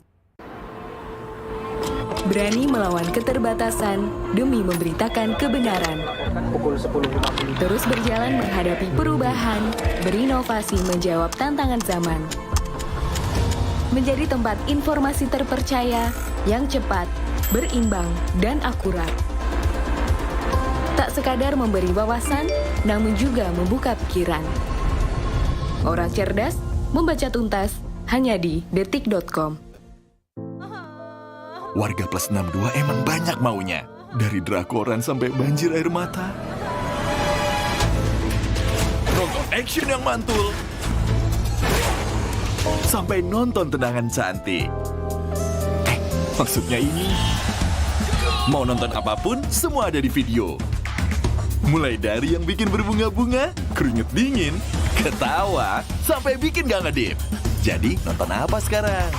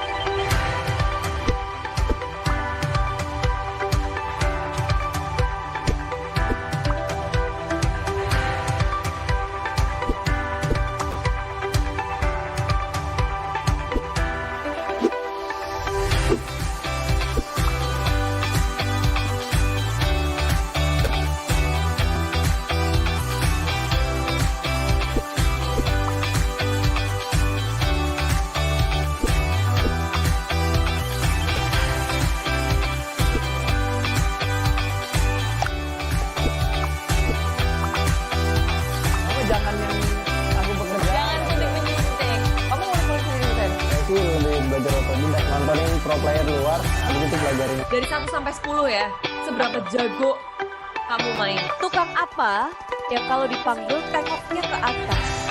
Tukang somai di bawah. Satu, buah apa yang durhaka? Aku bang. FF. Kain keras nih bos. Itu sih masih pemanasan sih di MPL season yang ke-8. Juga ya. Siapa sih guys yang pernah gitu ya? Kita salah satu pro player. Baik juga, jadi kayak share hal-hal yang positif juga. Begitulah kayak kita cari poin plus minusnya kita buat kalian itu. Knockdown, dia nggak coba dicari lagi. Kali ini masih belum ada yang muter video lo berhasil. Untung dari tim Ararjo nggak ada third party di sini, nggak ada tim lain yang akan ngebersih-bersihin mereka. Ada di sisi lain, kita main lagi. Ada banyak banget ya di pertarungan berkualitas dan aksi tim.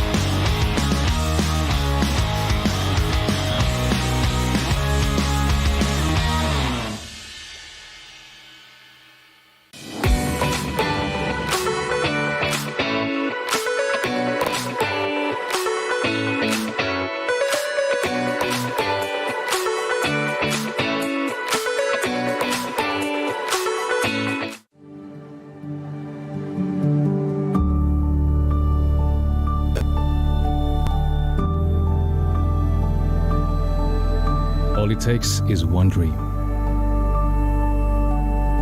One dream that becomes a journey. To drive an ambition. Believing in yourself. Persevering challenges. Always focused on the dream. to grow aspirations. Having the will to keep going. Building a future with a legacy. Knowing dreams can come true. Over 11 years of growth. The spirit of entrepreneurship. Created possibilities.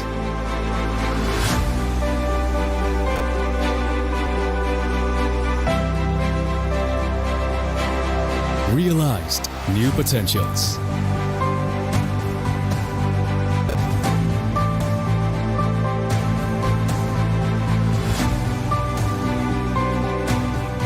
Innovate for the better.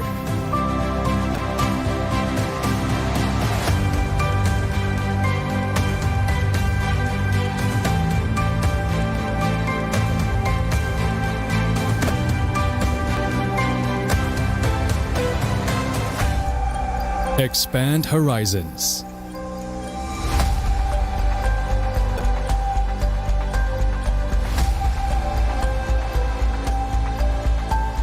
To change lives.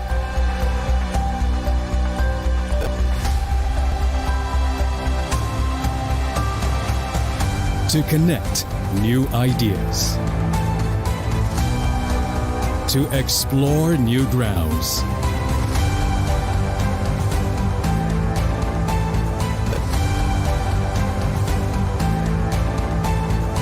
With the future in sight.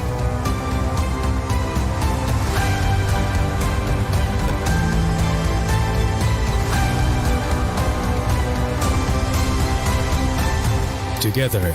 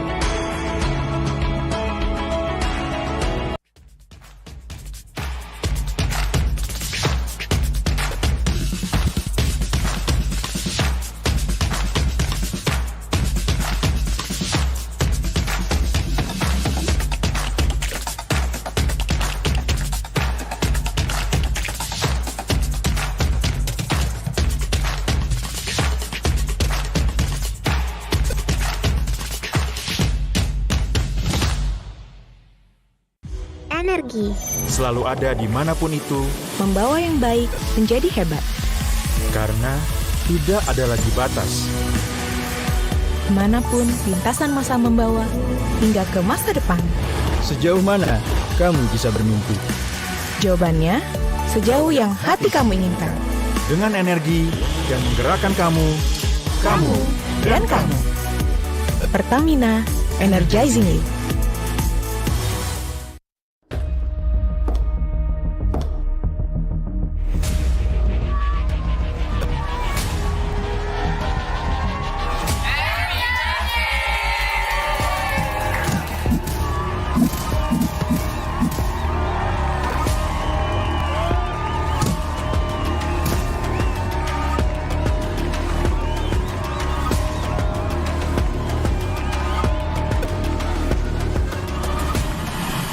Iklan Pop Mie, stuck gitu-gitu aja. Pop Mie, Ransel, Pop Mie.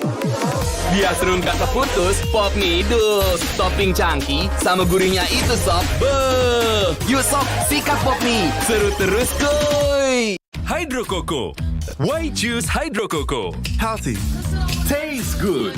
Rasakan manfaat air kelapa asli untuk bantu jaga imun tubuh. We choose Hydro Coco. Real coconut water. Hydro Coco. Why choose Hydro Coco? Healthy. Tastes good. Rasakan manfaat air kelapa asli untuk bantu jaga imun tubuh. We choose Hydro Coco. Real coconut water.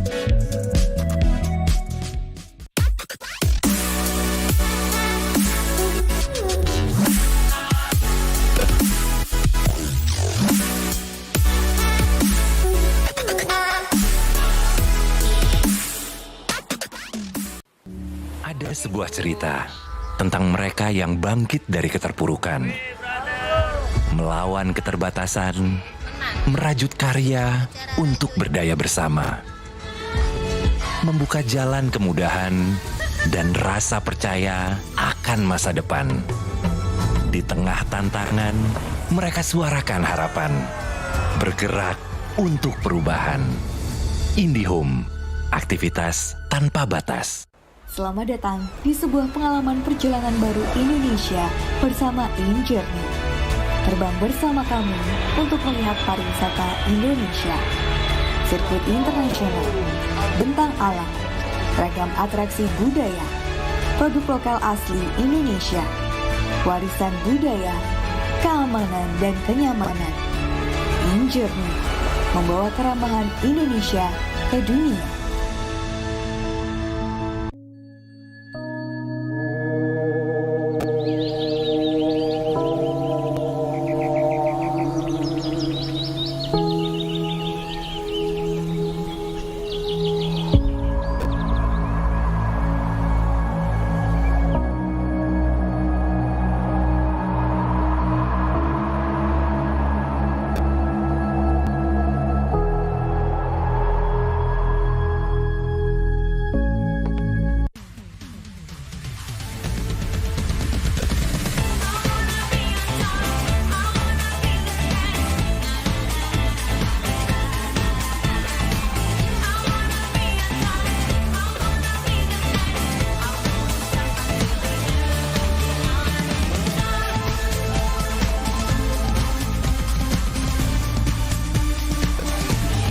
Indonesia's Next Top Model Cycle 3, Sabtu dan Minggu, jam 7 malam.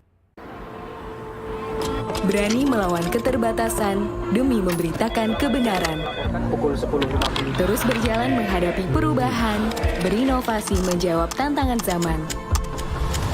Menjadi tempat informasi terpercaya yang cepat, berimbang, dan akurat.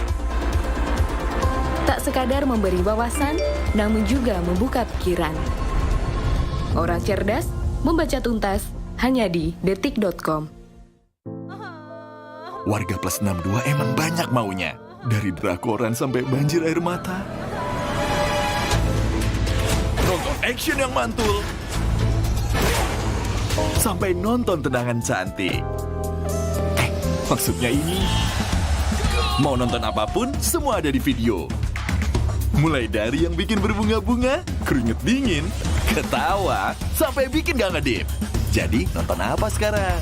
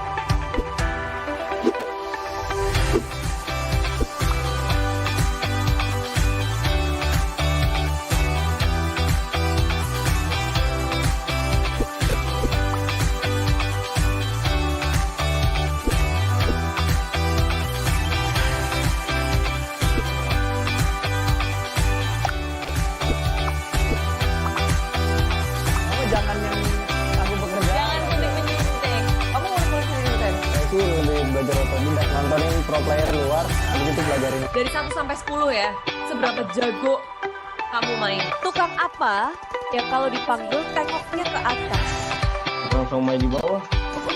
Satu, buah apa yang durhaka? Aku, Bang. FF. Kain keras nih, Bos. Itu masih pemanasan sih di MPL season yang ke-8. Juga ya. Siapa sih guys yang pernah gitu ya? Salah satu pro player. Baik juga, jadi kayak share hal-hal yang positif juga. Begitulah kayak kita cari poin plus minusnya kita buat saling ngikutin. Knockdown, dia nggak coba dicari lagi. Kali ini masih belum ada yang muter terlebih dahulu, berhasil. Untung dari tim Aragio nggak ada third party di sini, nggak ada tim lain yang akan bersih-bersih, mereka ada di sisi lain. Kita main lagi. Ada banyak banget ya di pertarungan berkualitas dan aksi tim.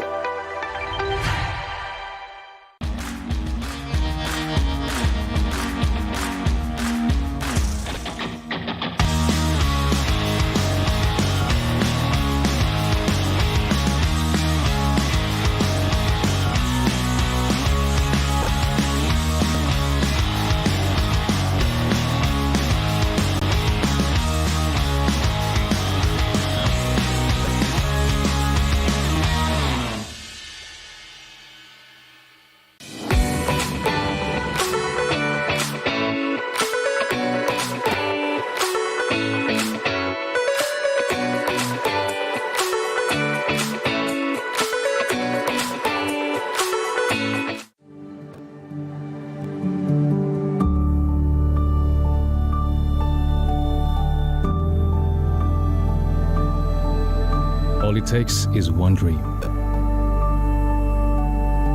One dream that becomes a journey. To drive an ambition. Believing in yourself. Persevering challenges. Always focused on the dream. To grow aspirations. Having the will to keep going. Building a future with a legacy. Knowing dreams can come true. Over 11 years of growth. The spirit of entrepreneurship. Created possibilities.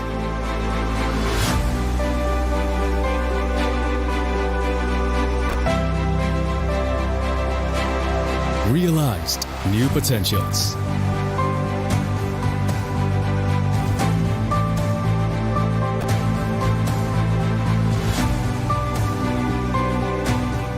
Innovate for the better.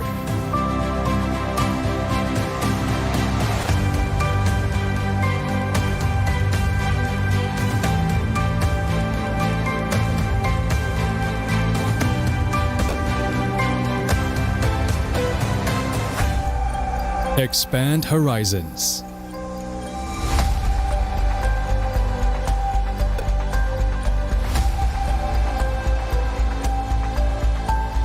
To change lives.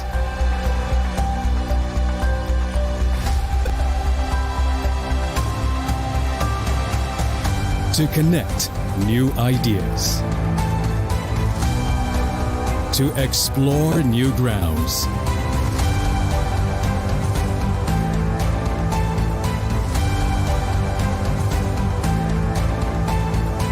With the future in sight.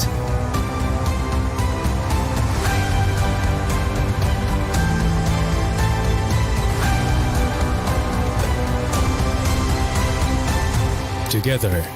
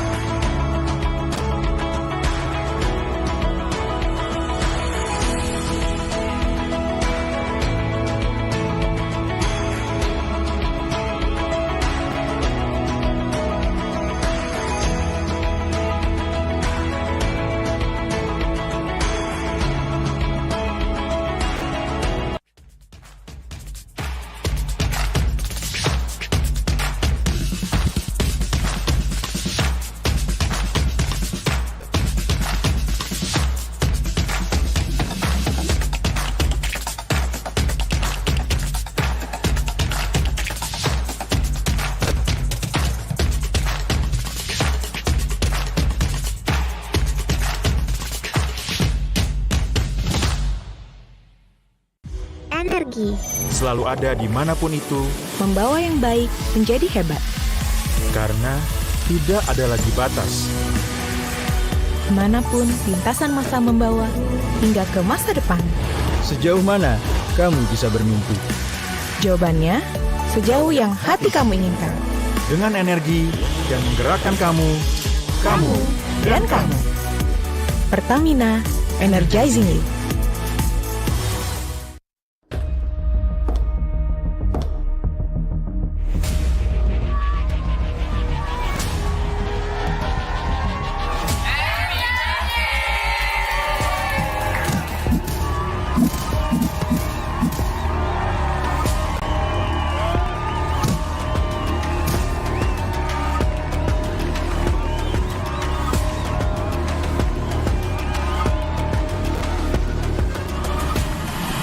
Iklan Popmi, stuck gitu-gitu aja. Popmi, Ransel, Popmi. Biar seru nggak terputus, Popmi dus. Topping cangki sama gurihnya itu sob. Beuh. Yuk sob, sikat Popmi. Seru terus kuy. Hydro Coco. Why choose Hydro Coco? Healthy. Taste good. Rasakan manfaat air kelapa asli untuk bantu jaga imun tubuh. We choose Hydro Coco. Real coconut water. Hydro Coco. Why choose Hydro Coco? Healthy. Taste good. Rasakan manfaat air kelapa asli untuk bantu jaga imun tubuh. We choose Hydro Coco. Real coconut water.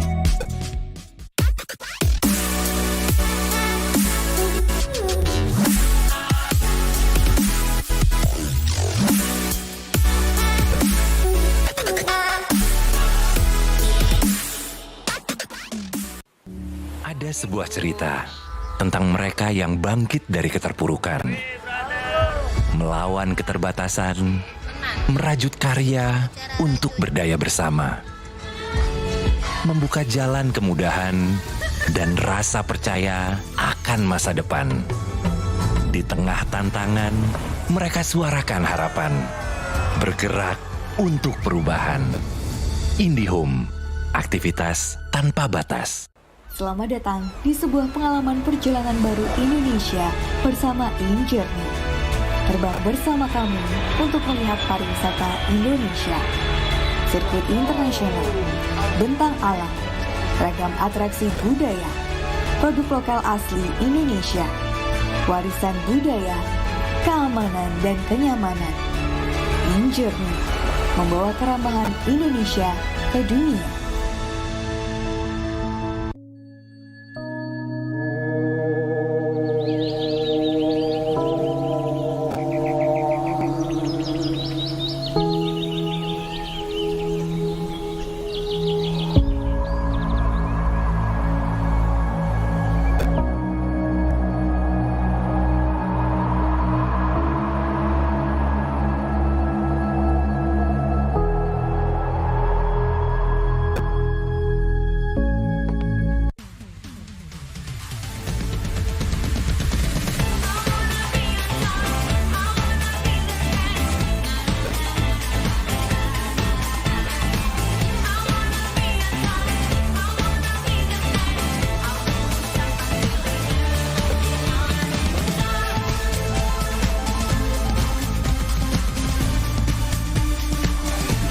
Indonesia's Next Top Model Cycle 3, Sabtu dan Minggu, jam 7 malam. Berani melawan keterbatasan demi memberitakan kebenaran. Terus berjalan menghadapi perubahan, berinovasi menjawab tantangan zaman. menjadi tempat informasi terpercaya yang cepat, berimbang, dan akurat. Tak sekadar memberi wawasan, namun juga membuka pikiran. Orang cerdas membaca tuntas hanya di detik.com. Warga plus 62 emang banyak maunya. Dari drakoran sampai banjir air mata. Nonton action yang mantul. Sampai nonton tendangan cantik. Maksudnya ini, mau nonton apapun, semua ada di video. Mulai dari yang bikin berbunga-bunga, keringet dingin, ketawa, sampai bikin gak ngedip. Jadi, nonton apa sekarang?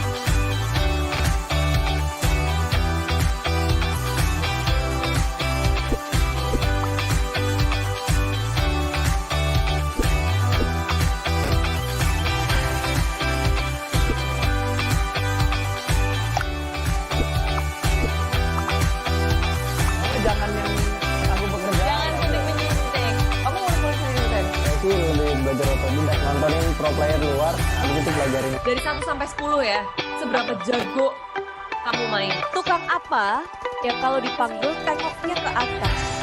Langsung main di bawah. Satu, buah apa yang durhaka? Aku, Bang. FF. Kalian keras nih, Bos. Itu masih pemanasan sih di MPL season yang ke-8. Juga ya. Siapa sih guys yang pernah gitu ya? Salah satu pro player. Baik juga, jadi kayak share hal-hal yang positif juga. Begitulah kayak kita cari poin plus minusnya kita buat paling itu. Knockdown, dia nggak coba dicari lagi. Kali ini masih belum ada yang muter video lo berhasil. Untung dari tim Anarkium nggak ada third party di sini, nggak ada tim lain yang akan bersih-bersih mereka dari sisi lain. Kita main lagi. Ada banyak banget ya di pertarungan berkualitas dan aksi tim.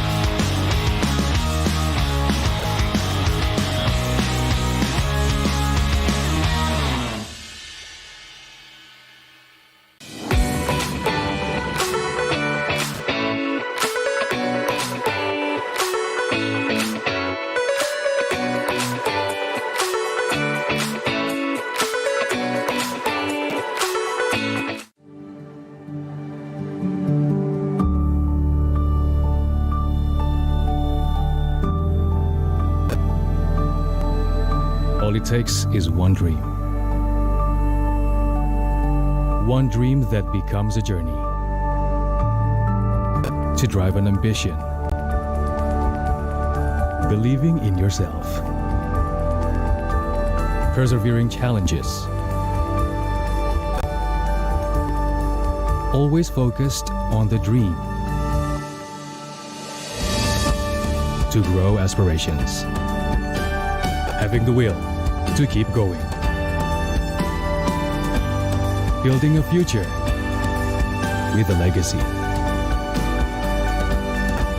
Knowing dreams can come true.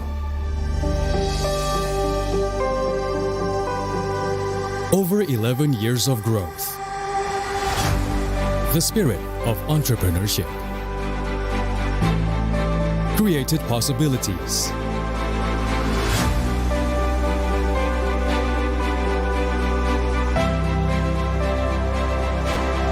Realized new potentials.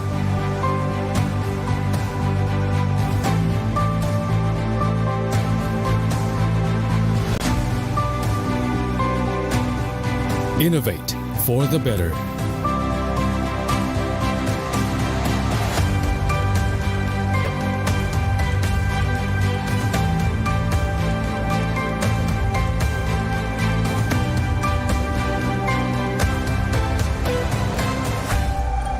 Expand horizons.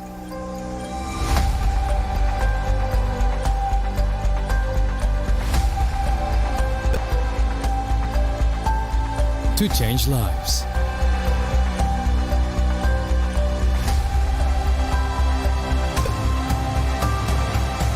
To connect new ideas. To explore new grounds.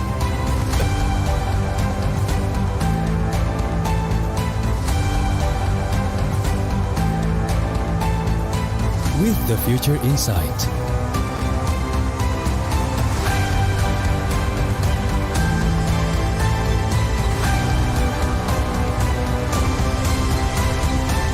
Together.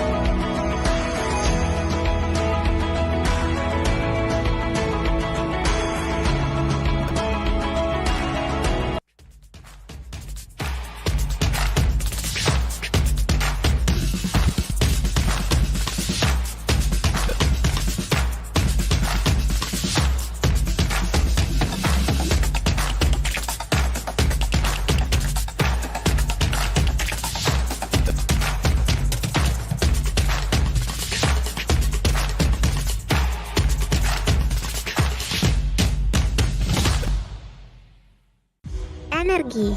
Selalu ada dimanapun itu. Membawa yang baik menjadi hebat. Karena tidak ada lagi batas. Kemanapun lintasan masa membawa, hingga ke masa depan. Sejauh mana kamu bisa bermimpi?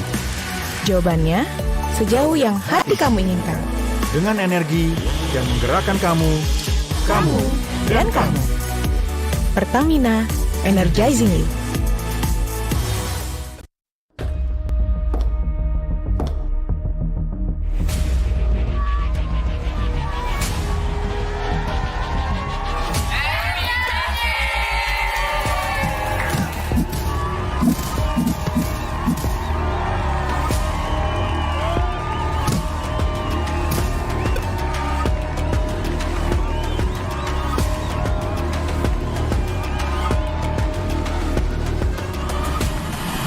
Iklan pop mie, stuck gitu-gitu aja. Pop mie, ransel, pop mie. Biar seru nggak terputus, pop mie dus. Topping cangki sama gurihnya itu sob. Beuh. Yuk sob, sikat pop mie. Seru terus kuy. Hydro Coco. Why choose Hydro Coco? Healthy, taste good. Rasakan manfaat air kelapa asli untuk bantu jaga imun tubuh. We choose Hydro Coco. Real coconut water. Hydro Coco. Why choose Hydro Coco? Healthy. Taste good. Rasakan manfaat air kelapa asli untuk bantu jaga imun tubuh. We choose Hydro Coco. Real coconut water.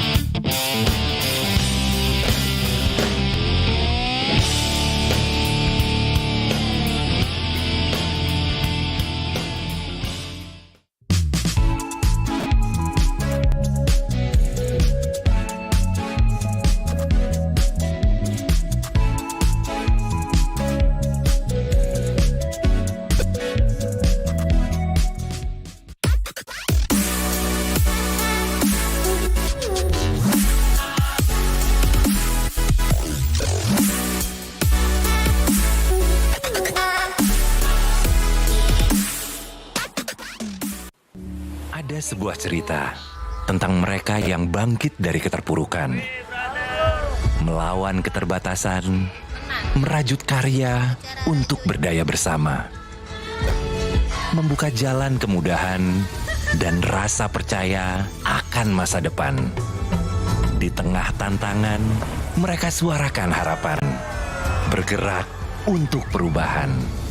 IndiHome, aktivitas tanpa batas. Selamat datang di sebuah pengalaman perjalanan baru Indonesia bersama InJourney. Terbang bersama kami untuk melihat pariwisata Indonesia. Sirkuit internasional, bentang alam, ragam atraksi budaya, produk lokal asli Indonesia, warisan budaya, keamanan dan kenyamanan. InJourney membawa keramahan Indonesia ke dunia.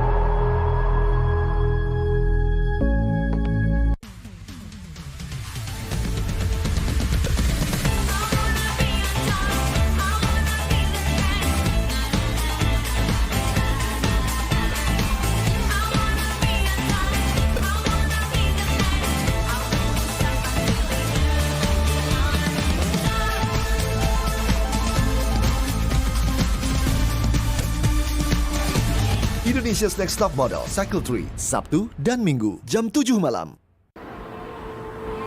Berani melawan keterbatasan demi memberitakan kebenaran. Terus berjalan menghadapi perubahan, berinovasi menjawab tantangan zaman. Menjadi tempat informasi terpercaya yang cepat, berimbang, dan akurat. Tak sekadar memberi wawasan, namun juga membuka pikiran. Orang cerdas membaca tuntas hanya di detik.com. Warga plus 62 emang banyak maunya. Dari drakoran sampai banjir air mata. Nonton action yang mantul. Sampai nonton tendangan cantik. Maksudnya ini. Mau nonton apapun, semua ada di video. Mulai dari yang bikin berbunga-bunga, keringet dingin, ketawa, sampai bikin gak ngedip. Jadi nonton apa sekarang?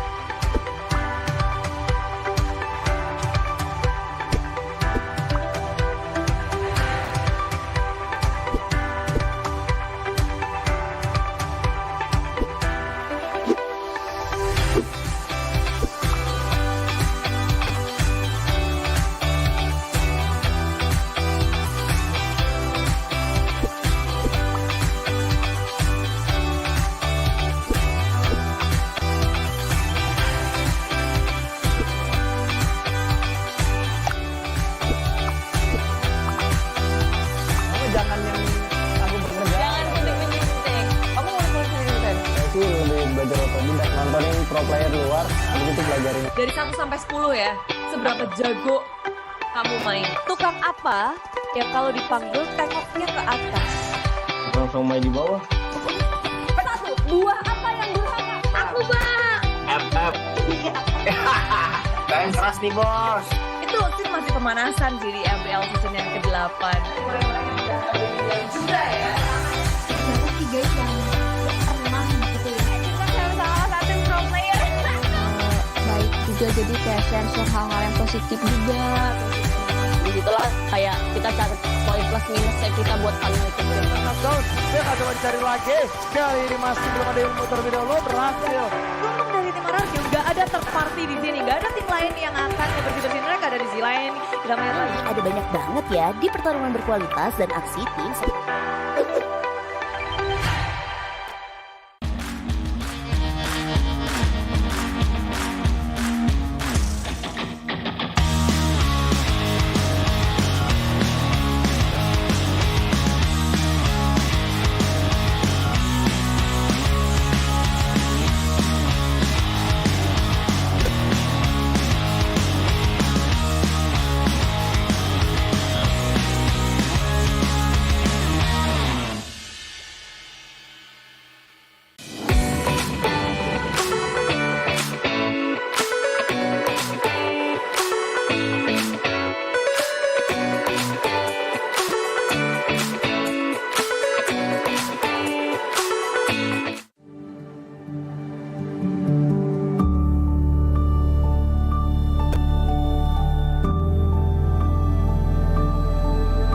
All it takes is one dream. One dream that becomes a journey. To drive an ambition. Believing in yourself.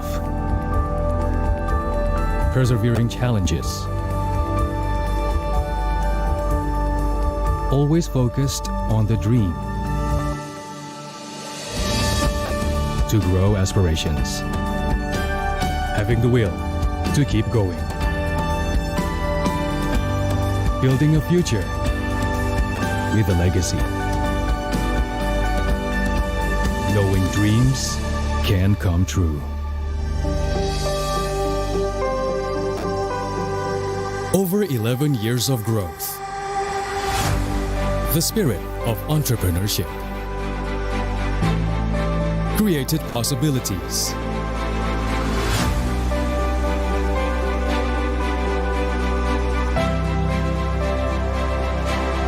Realized new potentials.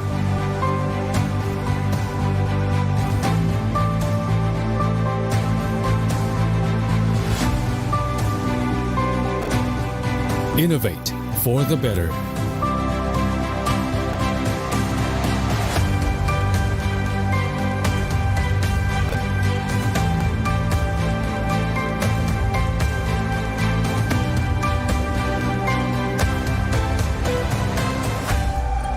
Expand horizons.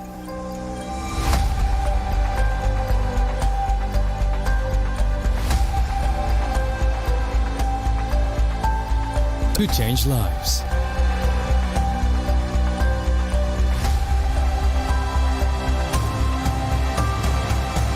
To connect new ideas. To explore new grounds.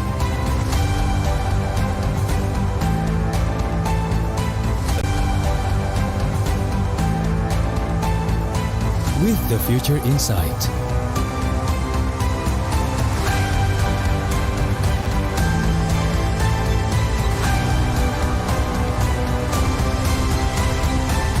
Together.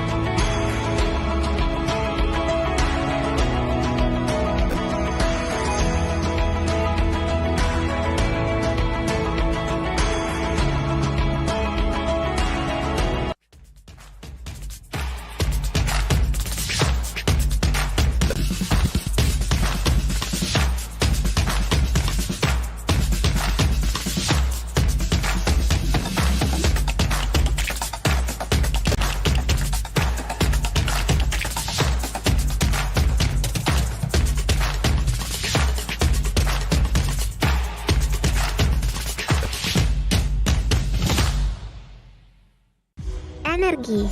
Selalu ada dimanapun itu, Membawa yang baik menjadi hebat. karena tidak ada lagi batas. Kemanapun lintasan masa membawa, hingga ke masa depan. Sejauh mana kamu bisa bermimpi? Jawabannya, sejauh yang hati kamu inginkan. Dengan energi yang menggerakkan kamu Dan kamu. Pertamina, energizing you.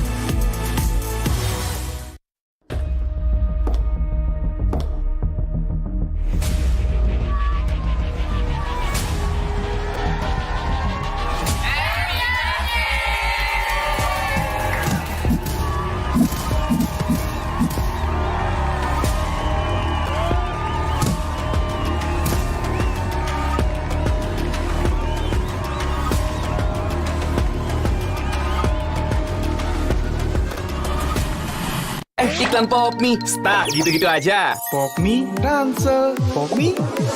Biar seru nggak terputus, Popmi dus. Topping cangki sama gurihnya itu sob. Beuh. Yuk sob, sikat Popmi. Seru terus kuy. Hydro Coco. Why choose Hydro Coco? Healthy. Taste good. Rasakan manfaat air kelapa asli untuk bantu jaga imun tubuh. We choose Hydro Coco. Real coconut water. Hydro Coco. Why choose Hydro Coco? Healthy. Taste good. Rasakan manfaat air kelapa asli untuk bantu jaga imun tubuh. We choose Hydro Coco. Real coconut water.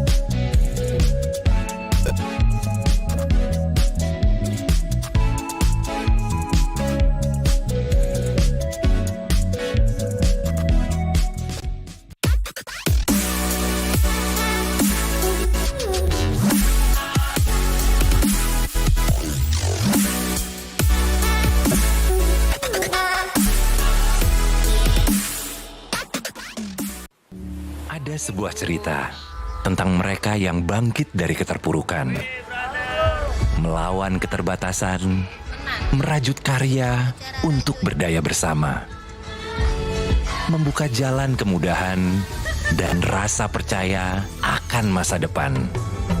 Di tengah tantangan, mereka suarakan harapan, bergerak untuk perubahan. IndiHome, aktivitas tanpa batas. Selamat datang di sebuah pengalaman perjalanan baru Indonesia bersama InJourney. Terbang bersama kami untuk melihat pariwisata Indonesia. Sirkuit internasional, bentang alam, ragam atraksi budaya, produk lokal asli Indonesia, warisan budaya, keamanan dan kenyamanan. InJourney membawa keramahan Indonesia ke dunia.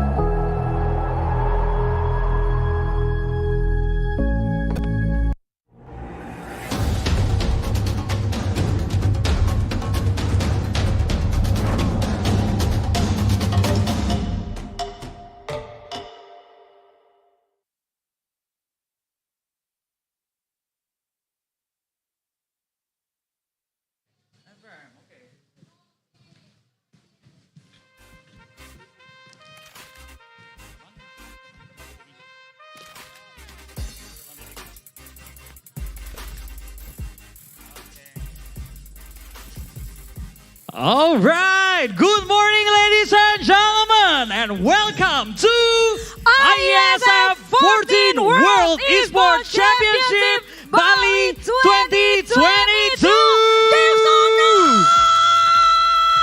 Yay! Woo! Wow! And this is the largest outdoor esports competition in Southeast Asia.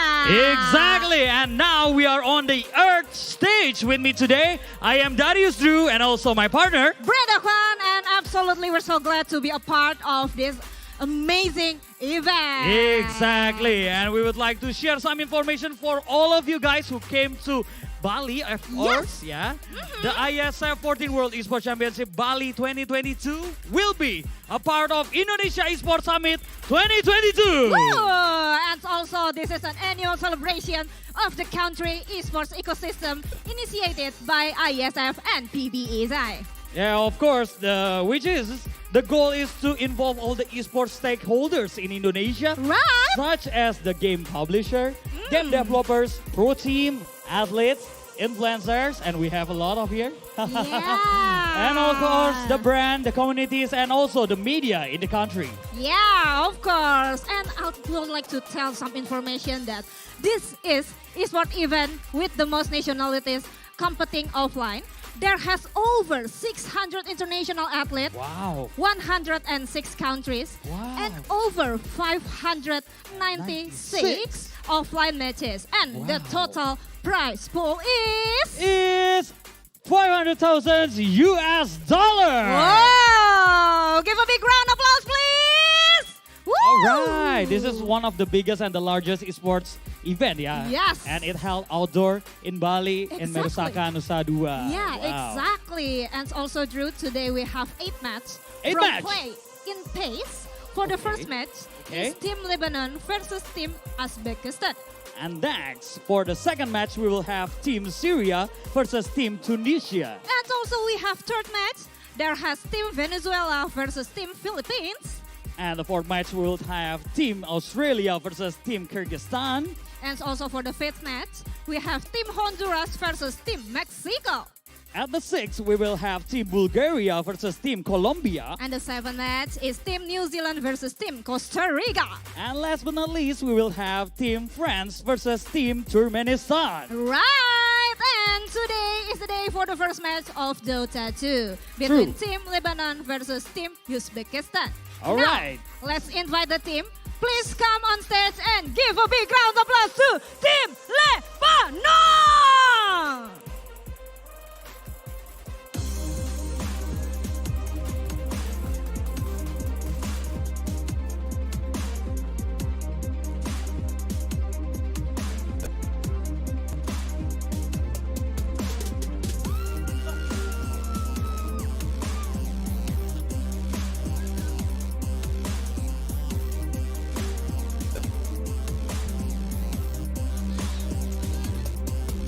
Oh, okay. It seems like this is the team From Uzbekistan, yeah? Yeah, that's right.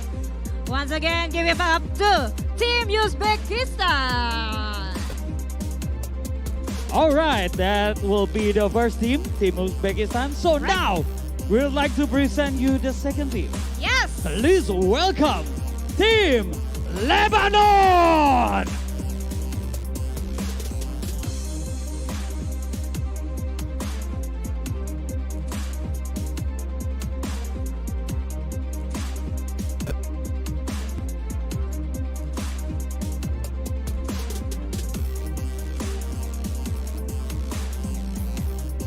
All right. Thank you so much. Please give one more time. Big applause for Team Lebanon as well. So those teams would like to have the first match in this very, very bright day. Between Team Lebanon versus Team Uzbekistan. And I can't wait. Who will be the winner for this match? Of course. So I guess both of teams are ready and start to do some preparation inside the battlefield booth. Of course. So we will give back to our caster who will accompany us throughout the match, of course, yeah? Yes. We have Felajev and Colius. Please so get give the it up to our casters.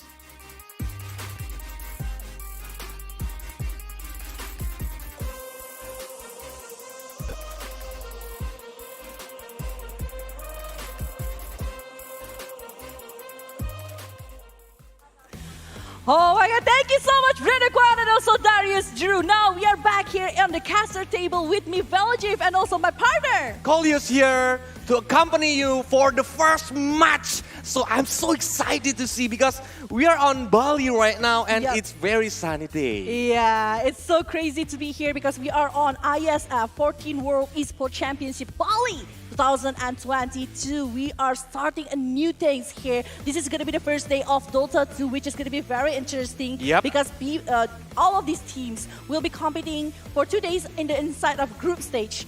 So they need a lot of points to be accumulated for this one. Yep. So for your information, you can also watch the IESF 14 World Esports Championship through platform Twitch at IESF_TV2 or on YouTube at PBESI or on YouTube at garudaku.esi.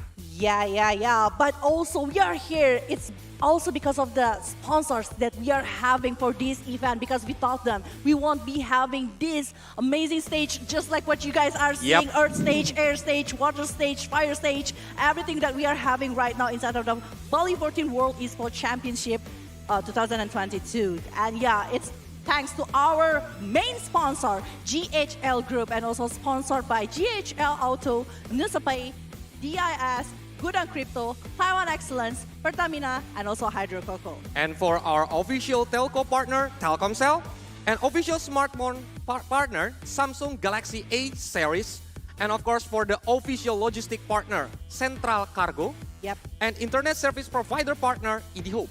Thank you so much for all of them. And also not forgetting the travel management partner, Hin here, and also our hotel partner as the venue, Merusaka, along with Episode Hotel. That is the hotel partner. And also esports broadcaster partner, Mineski Global, Indonesian Football E-League, ESID, and also production partner, Lemon ID, media partner, Trans7, Detik.com, Esport.id, Video.com, Dunia Games, Dance TV, Dance Play, Merah Putih, Bola Score, and also Kami Bija. Thank you so much. Yep.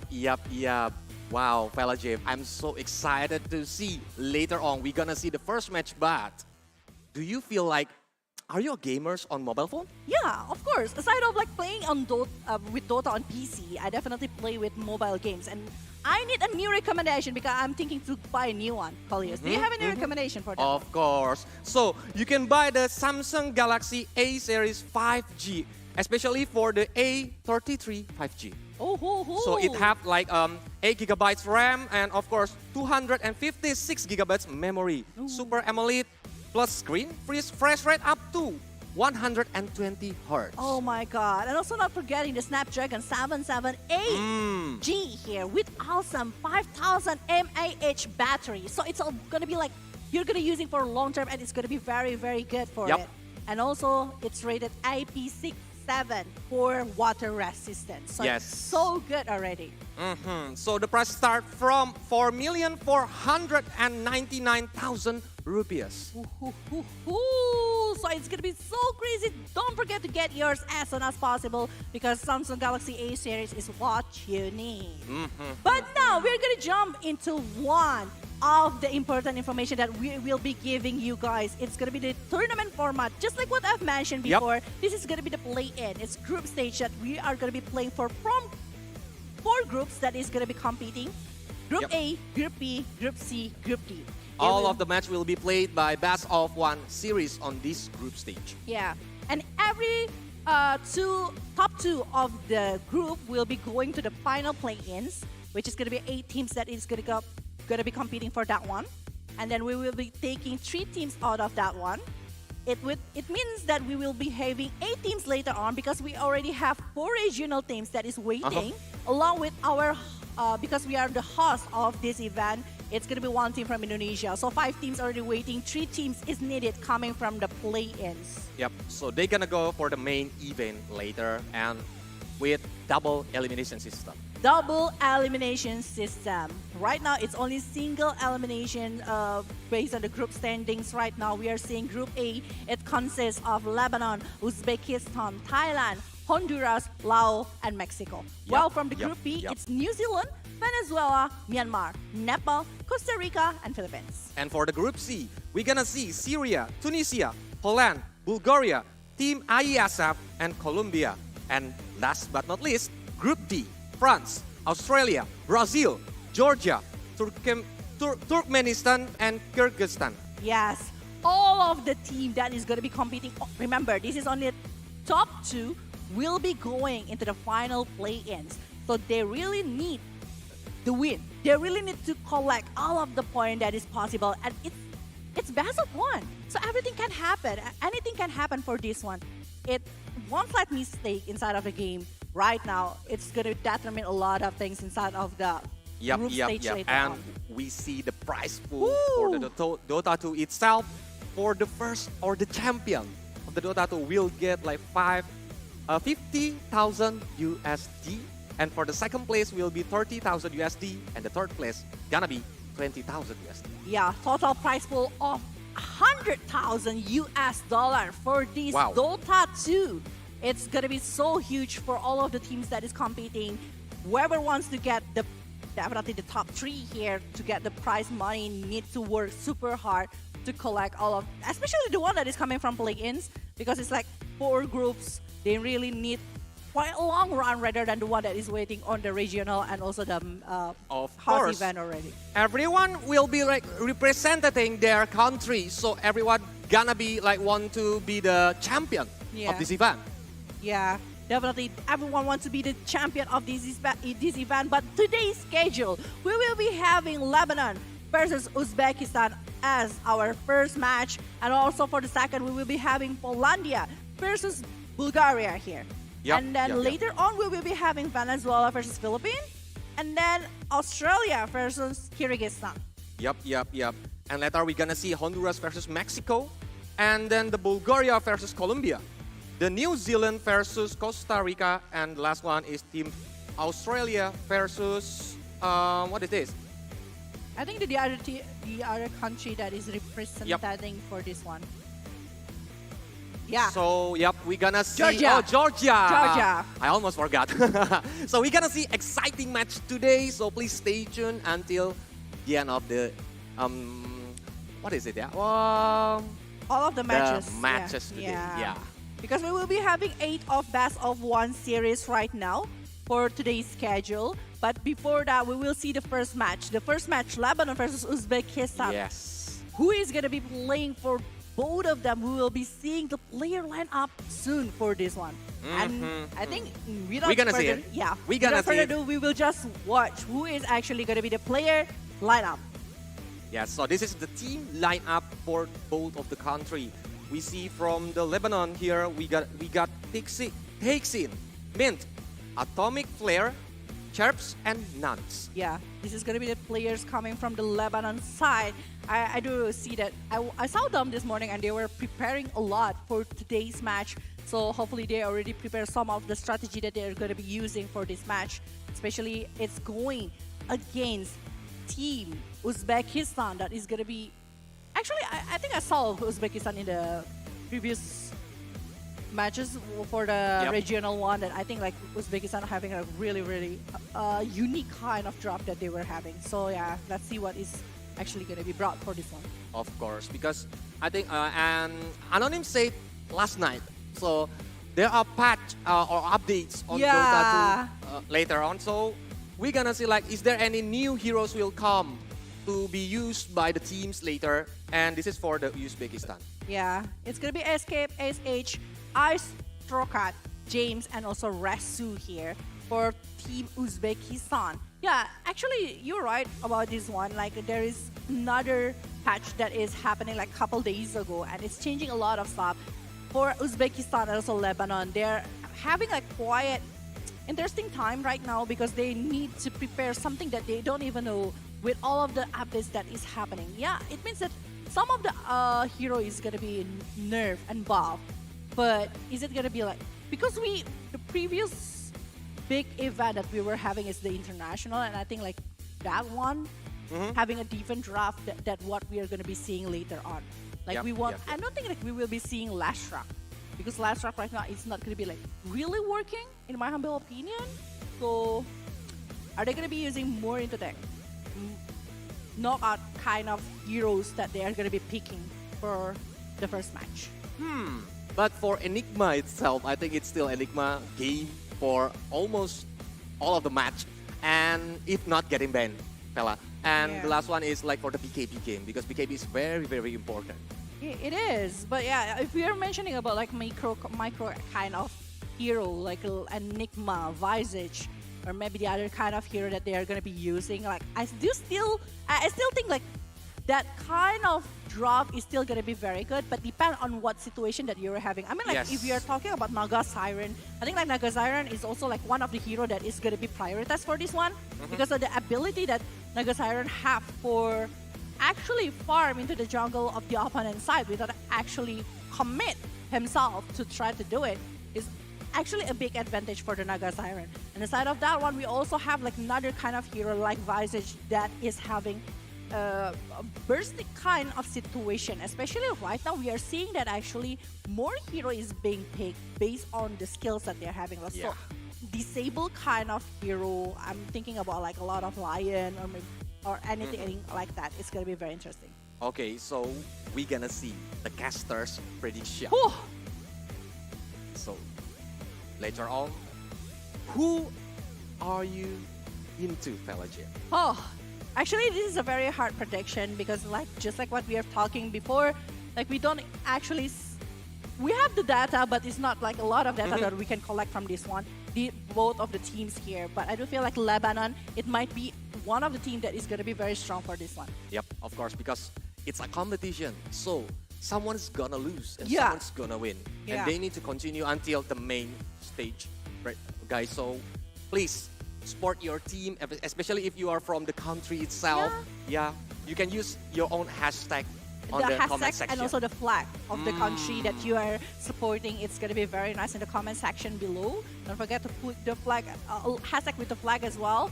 So give the support for all of the country that you are expecting to win for this matches that gonna happen for today. Because they really need your support, guys. They gonna play here to representing your country, and of course they want to win to bring the trophy to the country itself. Definitely. Yeah. How about you, Kolios, with the Lebanon and also Uzbekistan in the first match? Who do you think is gonna be like taking the advantage from this match? Wow. It's complicated actually, Pelajev, but I think we're gonna see first later on from the draft, because both of them is strong team, I think. Yeah. And of course they're gonna play all out because it is best of one series, Pelajev. Yeah, it's best of one series. One slight mistake, it's gonna punish them really bad. The decision making over Roshan or maybe the other thing is gonna be very important. The timing, of course. The timing, it's gonna be. And yeah, but Polius was mentioning about the Uzbekistan just now. I was like thinking about Lebanon because I saw them this morning, and I do see that how they're trying so hard to discuss over the things that they're gonna do for the first match that they were having. So yeah, I think it's gonna be Lebanon, Uzbekistan, and one for Lebanon. We're gonna see on the first match who's gonna win, who's gonna continue their journey, because only 2 countries will move on to the next stage. Yeah, remember this is the group stage, so it's gonna be determining a lot. The point is needed, definitely. Even one single point is important. Very important. It is important. Very important. Remember, it's only 2 teams. Top 2 from the group stage, from each group will be going to the next stage. Yeah, that's why. So and both of them is from the group A, right? Yeah. Yeah. So we're gonna see like who is the top leaders on the leaderboard, I mean, for every group later. Long day. It's gonna be long day. Be a long day. Not only for today, but it's also like tomorrow. Tomorrow as well, because we will be having 2 play-ins day right now.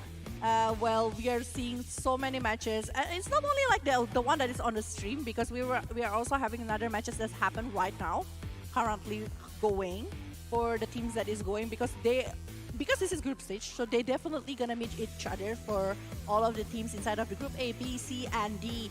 Every one of them will meet each other definitely.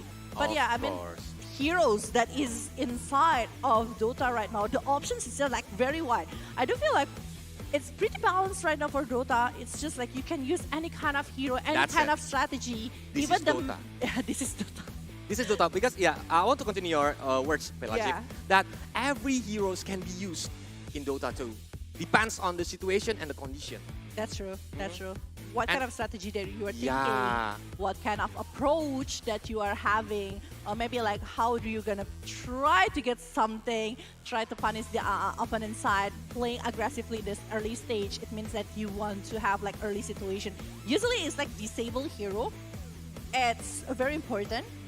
So just like maybe Marcy, is it gonna be contested or they're gonna leave it out? Or maybe Primal Beast even, that is gonna be very good as well. Primal Beast, I mean like, it's just like complete package. Like you have a long disable to be used in the early stage, which is gonna be very good for the.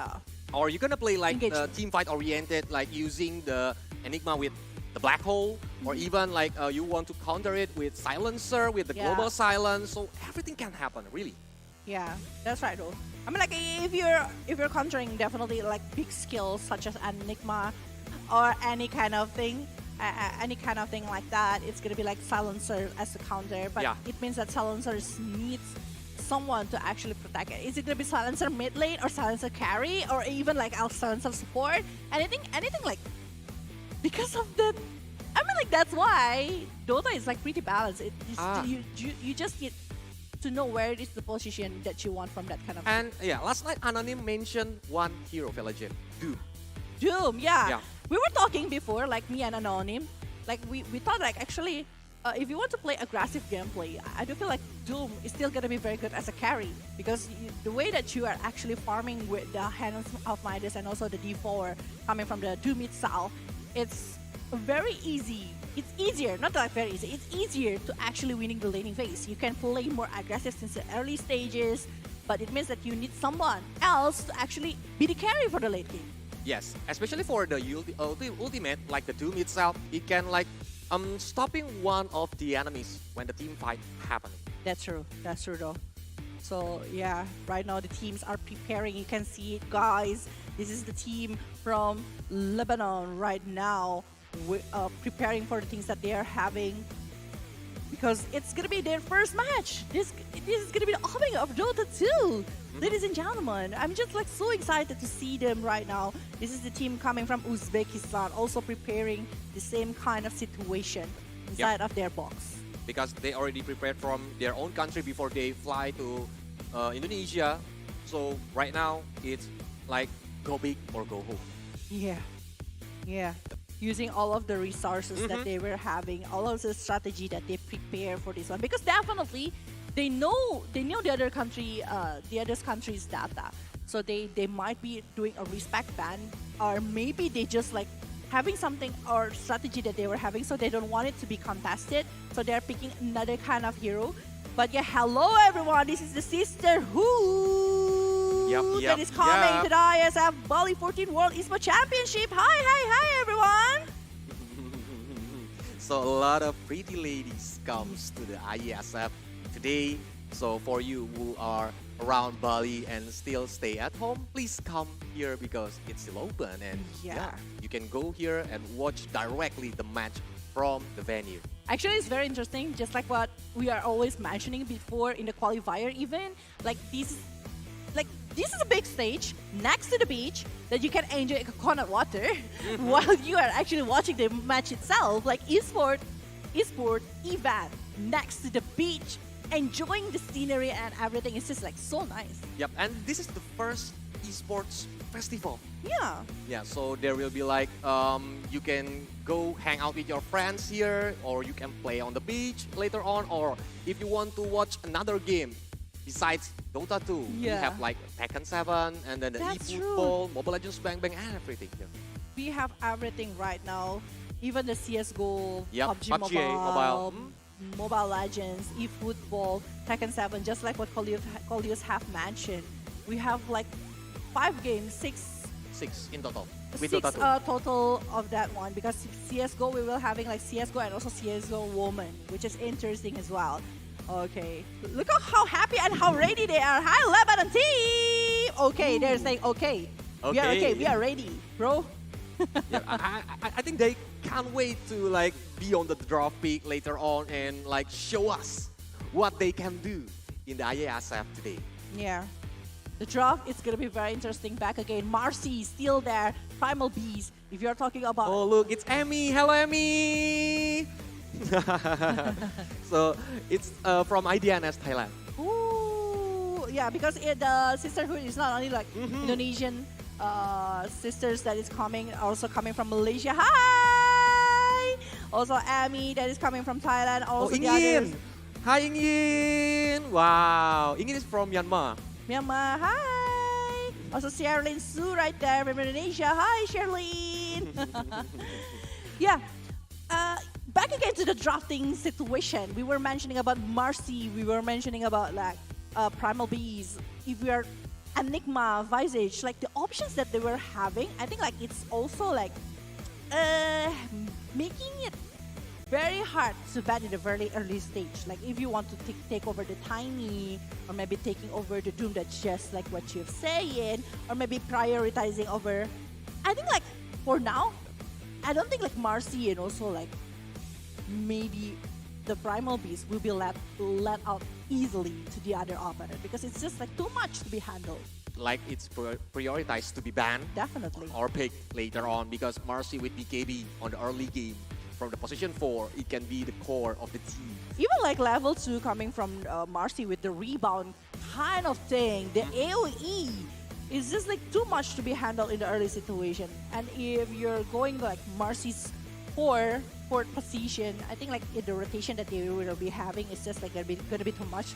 So it means that the positioning from the side of the opponent needs to be like very, very good. If not, they're gonna be easily picked off by the presence coming from the side of the one that's picking over Tuskar or maybe from Marcy. Oh, yep. But I'm thinking about like when the situation comes to when they want to like take the Roshan. Yeah, the AoE hero, of course, will get more advantage when they do like the team fight on the Roshan later on. Like for example, the Monkey King, or even like the Enigma, or even the Earthshaker. So we're gonna see like what kind of strategy they want to use. Like, are they gonna play like take off or do for the team fight, or even like the counter team fight, like using the silencer, disruptor, and everything. Yeah. Counter initiation, it might happen. It's always happened though, unless they are more confident into their draft, into the things that they were preparing for their ban and pick phase. It depends on what kind of heroes they are going to be prioritizing for this one. So we are going to wait for that one. We definitely going to be waiting because Uzbekistan, Lebanon. Just like what we have mentioned, we got not a lot of data for this one. So we are going to be still waiting what kind of situation that they will be having. Yep. And I like to mention for the audience who are still at home, you can come to the venue at Merusaka Hotel, Nusa Dua, Bali. So you can board the ticket and come here to watch all of the match directly from the venue. Yeah. We are going to be waiting. Actually, if you want to come, there is a ticket box outside that you can like go and claim your ticket right there. Because the event is not only for the tournaments itself. Yeah, I do mention like we have like 5 games, but also we have tons of activities here with the food that we are having because there are plenty. Even there is a Garudaku one. Food festival is here as well. We have like activities with the Sisterhood just now. We're having a lot of esports exhibition that you can visit. I think the words is not enough. They need to experience it by themselves. Yeah. So you need to come here, guys. So it's still like we are going to have the match until on the evening later on. Yeah. Even I saw like some of the guys is actually enjoying themselves while watching from the pool.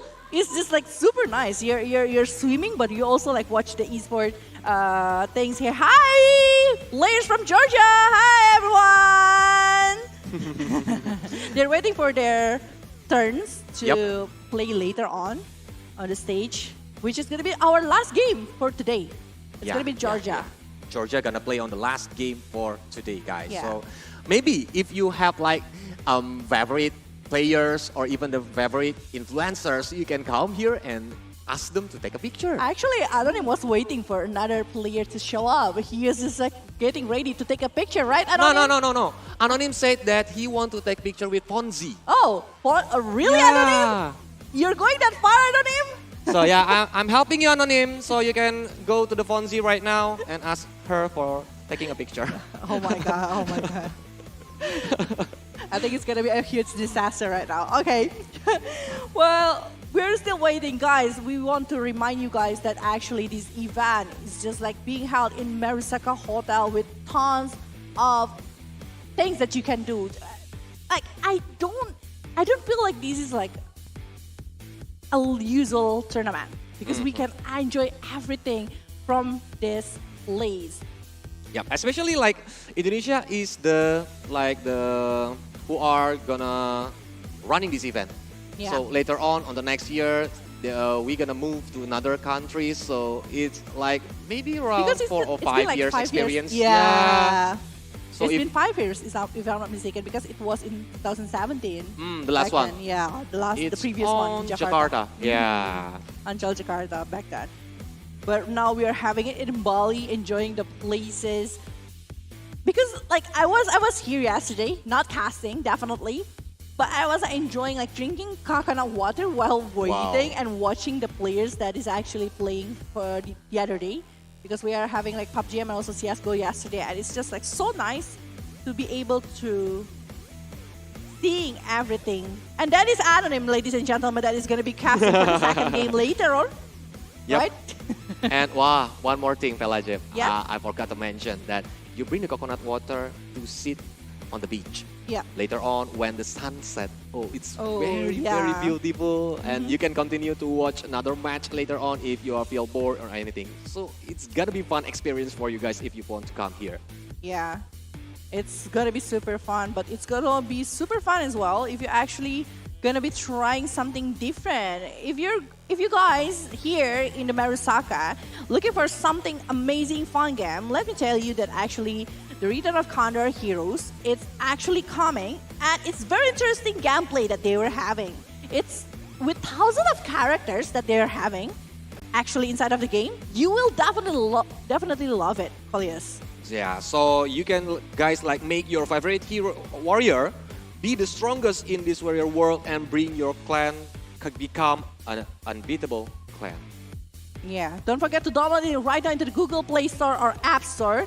And also, please visit condorheroes.duniagames.co.id. Or you can go to the Telkomsel booth on the venue later on. Woohoo!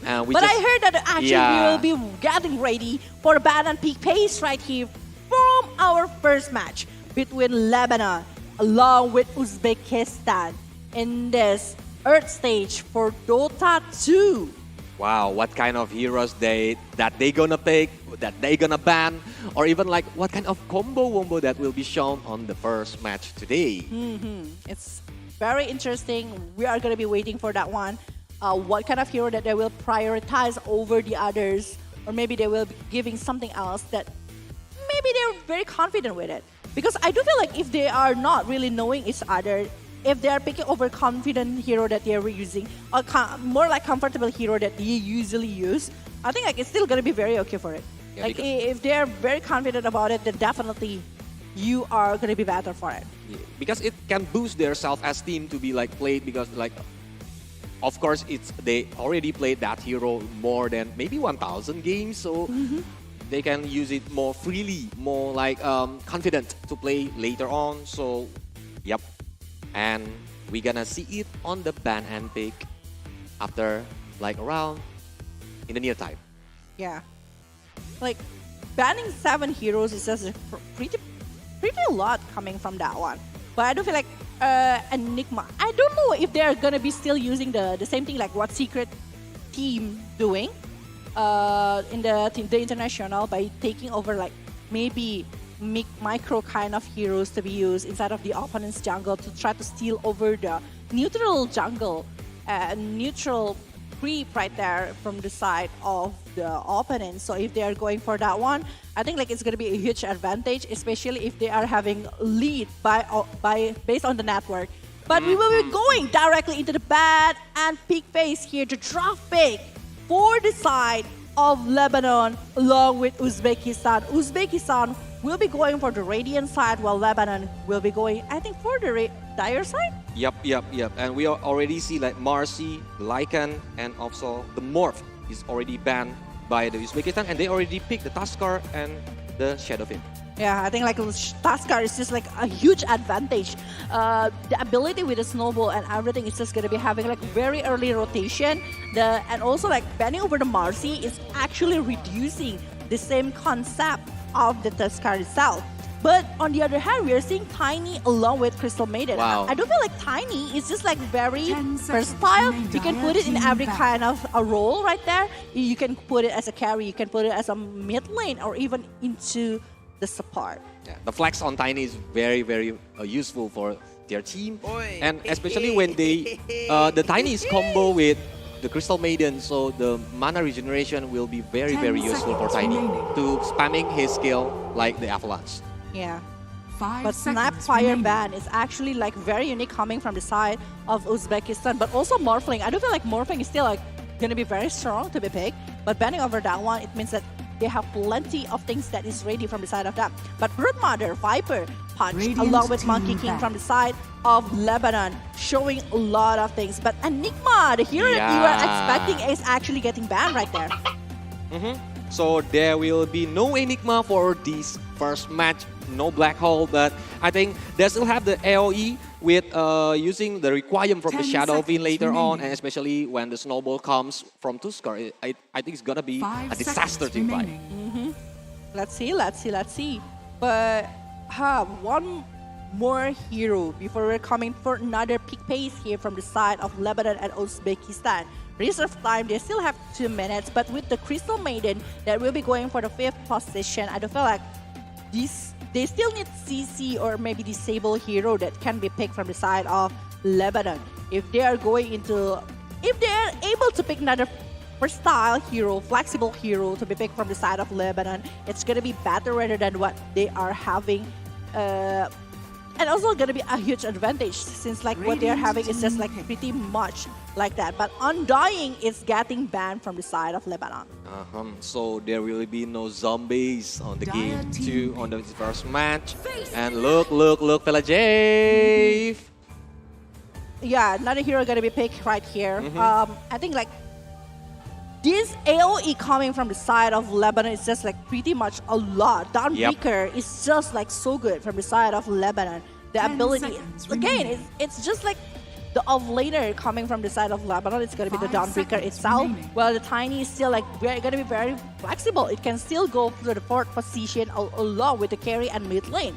They're still gonna be like confusing and also like making the advantage over the presence coming from the side of Tiny. Well, from the side of Uzbekistan, what kind of hero that they will try to pick from this kind of situation that after the Shadowfin and also Tuskar, if they want to try to reveal the other support, is actually going to be very good. But if they want to pick the carry, I think like with the presence with Tiny and also Dawnbreaker, anti-CC kind of hero, it's going to be so much better. But I think about the gameplay from the 3 heroes that Lebanon already picked. Dawnbreaker, Crystal Maiden, and Tiny. Are they gonna play like defensive game or aggressive game on the early game, Villager? I don't think like it's gonna be like very aggressive situation with the Dawnbreaker along with the Tiny. Wow. But yeah, here you go. You're going against like a skillful hero. It's gonna be like very nice if you have the global silence coming from the silencer itself. So they want to break the combo that is tried to be brought by the Lebanon side. Yeah, if you miscalculated when you try to initiate the team fight, the global silence will be popped up from the silencer, and of course it will mess up the Lebanon plan to the team fight on the Uzbekistan. Okay, so if it's like silencer, this is the unique part. Like IESF still can go for the carry, but I don't think it's gonna be like that. I think like it's gonna be Shadowfin mid lane. I'm still not sure though, but Tuskar definitely going to be going for the support one. Well, for the silencer, it still can go for the support, but they're having Mars right here. So yeah, the offlaner, they were having the Mars and offlaner. So if they are having the arena, with the Shadow Fins, it's gonna be so much damage with the requirement of Soul. But Naga like I Siren mentioned once before, again. Naga Siren gonna be picked from Lebanon. So I think like Mars on the hard lane, maybe it can like holding two heroes on the early game, but later on he need to be like get well farmed before he can join the team fight. I do feel like if the Arena of Blood is available from the Mars after several minutes, I think like it's good to go already. They are not allowed to let the timing goes to the Naga Siren, because Naga Siren, whenever they're able to like farm pretty well after a lot of time, I think like Naga Siren will be hard to stop, despite you're having BKB or not. Yep. I think like Naga Siren's the presence, the ability to do the split push, or maybe even try to control the jungle from the side of Uzbekistan is going to be very strong. But Last Rock And Earth Spirit is banned. Yep. So there will be no AOE from Lesrak itself. But I want to continue your words, Pelagip, that the song from Naga Siren, it's gonna be like very annoying for Uzbekistan when they try to do the big team fight later on, especially when they want to contest the Roshan. So they need to be careful when they want to like want to get the big objective later on the game. Yeah, but this is gonna be like, I don't know, Lebanon. It's such a very hard prediction, but I think like it's Naga Siren carry, and I think like tiny mid lane, like Downbreaker going for the hard lane. Well, or they still need another support, but Zeus is the one that's getting banned here, so they predict that actually the mid lane is not going to be Tiny, because Tiny is probably going for the spot for. It's still a huge chance to be like that, but Pangolier along with Zeus is getting banned. Wow, and the Naix is here, Pelagip. So later on, Naix will be the core from the Uzbekistan when the items already built, especially when the BKB is on. Naix can be like go to the front lane. Yeah, Lifestealer is just like, I mean, if you're going against a CC hero, my Lifestealer is just like one of the hero that is gonna be very good to countering that one, and also the ability to just invest into someone and try to run away even to the creep itself. But one last pick from the side of Lebanon, they need to play it quiet early. No, I don't think like it's gonna be like that. They try to drag this game for the late game, so I think like if they still have like one hero that can play into like very aggressive early game, it's gonna be very good, because they need space. They need to make the space for the Naga Siren, while the rest of the player from Uzbekistan, they can do for like war kind of gameplay, because they were having like Lifestealer, they're having Mars, even Shadowvale along with Tusker. And I think they need the scouter, so the vision will be good for the teams, so the information will be complete for them to like get safely farm. What do you think about Beastmaster, Pelagip? Sorry? Beastmaster. Beastmaster for this one. I'm thinking Is about it gonna something. work? I'm not really sure about this though, but I was thinking like if with this Spellcaster kind of moment from the side of Uzbekistan, maybe they will try to use something that is more unique. If they want to pick over the mid lane, I just still feel like Nolina is still going to be very nice to go against Uzbekistan. But if they want to go for Queen of Pain, it's also going to be very good. But the question is it going to be, because I don't think like Tiny going to be very good going for against Shade of Pain in the early stage. With the range and also melee situation, it's not going to be very easy for the Tiny. But yeah, they can try to drag it for the longer one. But Mirana here. Yep, with the arrow itself, it's gonna be annoying on the lane later on. So, this is the draft from both of the country. So, okay. What do you think? With two big skills coming from the side of Lebanon, but the counter is Silencer, it means the timing needs to be perfect. Yep. Will they be able to like give the space for the Naga Siren from the side of Lebanon? Are they going to be trying to drag this game as long as it's possible, because Naga Siren will be having so much things to be handled by them? Well, from the side of Uzbekistan, if the Tusker, along with the rotation coming from the Shadowfin, able to try to take down maybe Tiny or even the Mirana, it's just going to be having a really huge advantage to early network from the side of Uzbekistan. Yeah, because of the CC on the early game with the avalanche, toast, and of course the arrow. It can pick off the enemies easily Yeah, on the that's early game. the easiest combo. I mean, like Mirana, Tiny, like arrow, and then Taz Avalanche. It's But just needs like, the accuracy, right? yeah. But I don't feel like even the Taz itself, like you can combo it with the arrow coming from the side of Mirana, the Starlight Fall. And also like Mirana is like very, very good hero because of the ability that she's having with the leap, with the Moonlight Shadow. It's just like very interesting. We will see Uzbekistan, Lebanon. What is actually going to happen? Don't forget to give your support for the teams that is competing for our first match inside of Dota 2 right now. We will be jumping inside of the game to witness the game itself. Yep. So this is the first match of Dota 2. Uzbekistan versus Lebanon. Yep. Game 1, Lebanon versus Uzbekistan right now inside of the game. The rotation that they will be having, I mean like with the Tusker and everything, it's going to be very interesting. Especially on the early game. And of course, for the Naga Zyron itself, it can be like he are under farm because she need the items to like for the team fight itself. But on the early game, like the movement of Mirana here playing on the mid lane. It's a very early observer word that is taken from the hand of Silencer. It means that the vision will be better from the side of Uzbekistan unless from the side of Lebanon, all of the words that they're having is still going to be intact right now. And they are going to be able to maybe even try to take over the observer word that is placed pretty well, I think, from the side of Lebanon and also Uzbekistan so far. And even the Naga Siren is using his mirror image here to check on the jungle like of the enemy's position and before they are using the observer ward.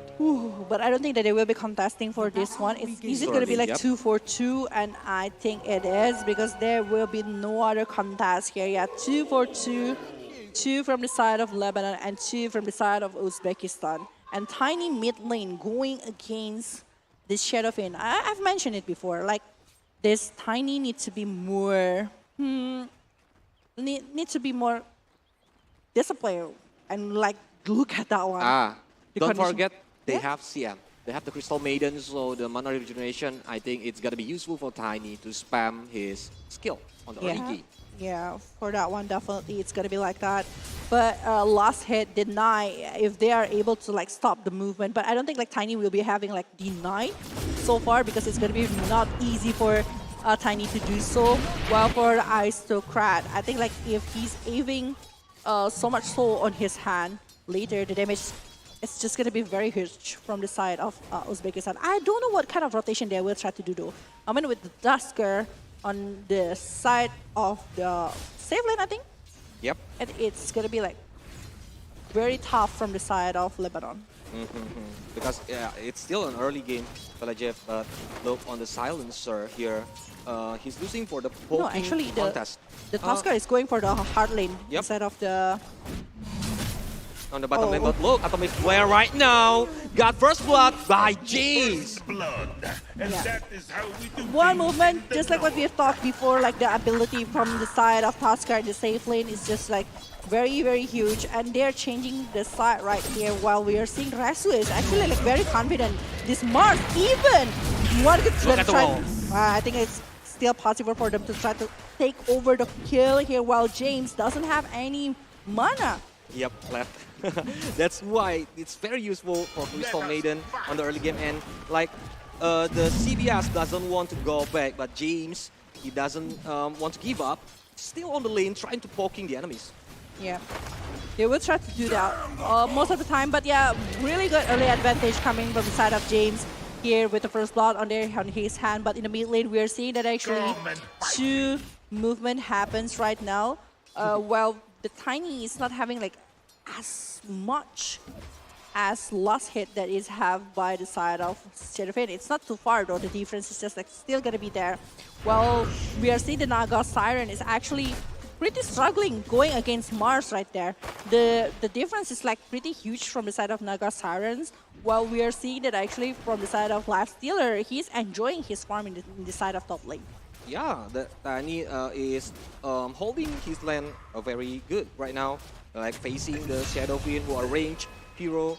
But now look at the bottom lane, like with Mars on the bottom lane, I think it's gonna be like he's trying to poking the Naga Siren, but with like if there is Crystal Maiden, so the Naga Siren can spam most of her skill.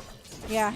And I think like that's the thing about Naga Siren, like the Naga Siren's attack range is like pretty far as well. Despite it's melee one, but the armor is just like not so much on the side of Naga. So Naga needs to be really careful over the movement that he's doing because he's going against Mars with so much damage that even in the early game, but James coming right now, aiming at CBS, the backup is coming though, Atomic Flare right now, Raising Veil gonna be going for James, but I don't think it's gonna happen. But yeah, it's too early. If we want to concluding that the team fight is won by the Lebanon itself, because like the freezing field, of course, the Crystal Maiden still doesn't have it. It's still an early game, but if you look at the top lane right now, Mirana is like he always having a good position to poke the enemies. Yeah. But, oh, Didi. Okay, it's gonna be Water Rune on the side of Aristocrat along with James that is taking that one. Well, ASH right now trying to do some pull, but Mirana's presence is like stopping everything right now. So, but it's coming back again, okay?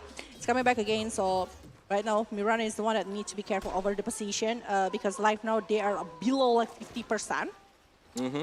And of course, all the TP is ready from all the teammates, and now it's still passive on this early game, but Atomic Flare again! He's been picked off on the bottom lane, but look, now CBS is versus in two heroes trying to hit them, but he's trying to run away in using his magic stick.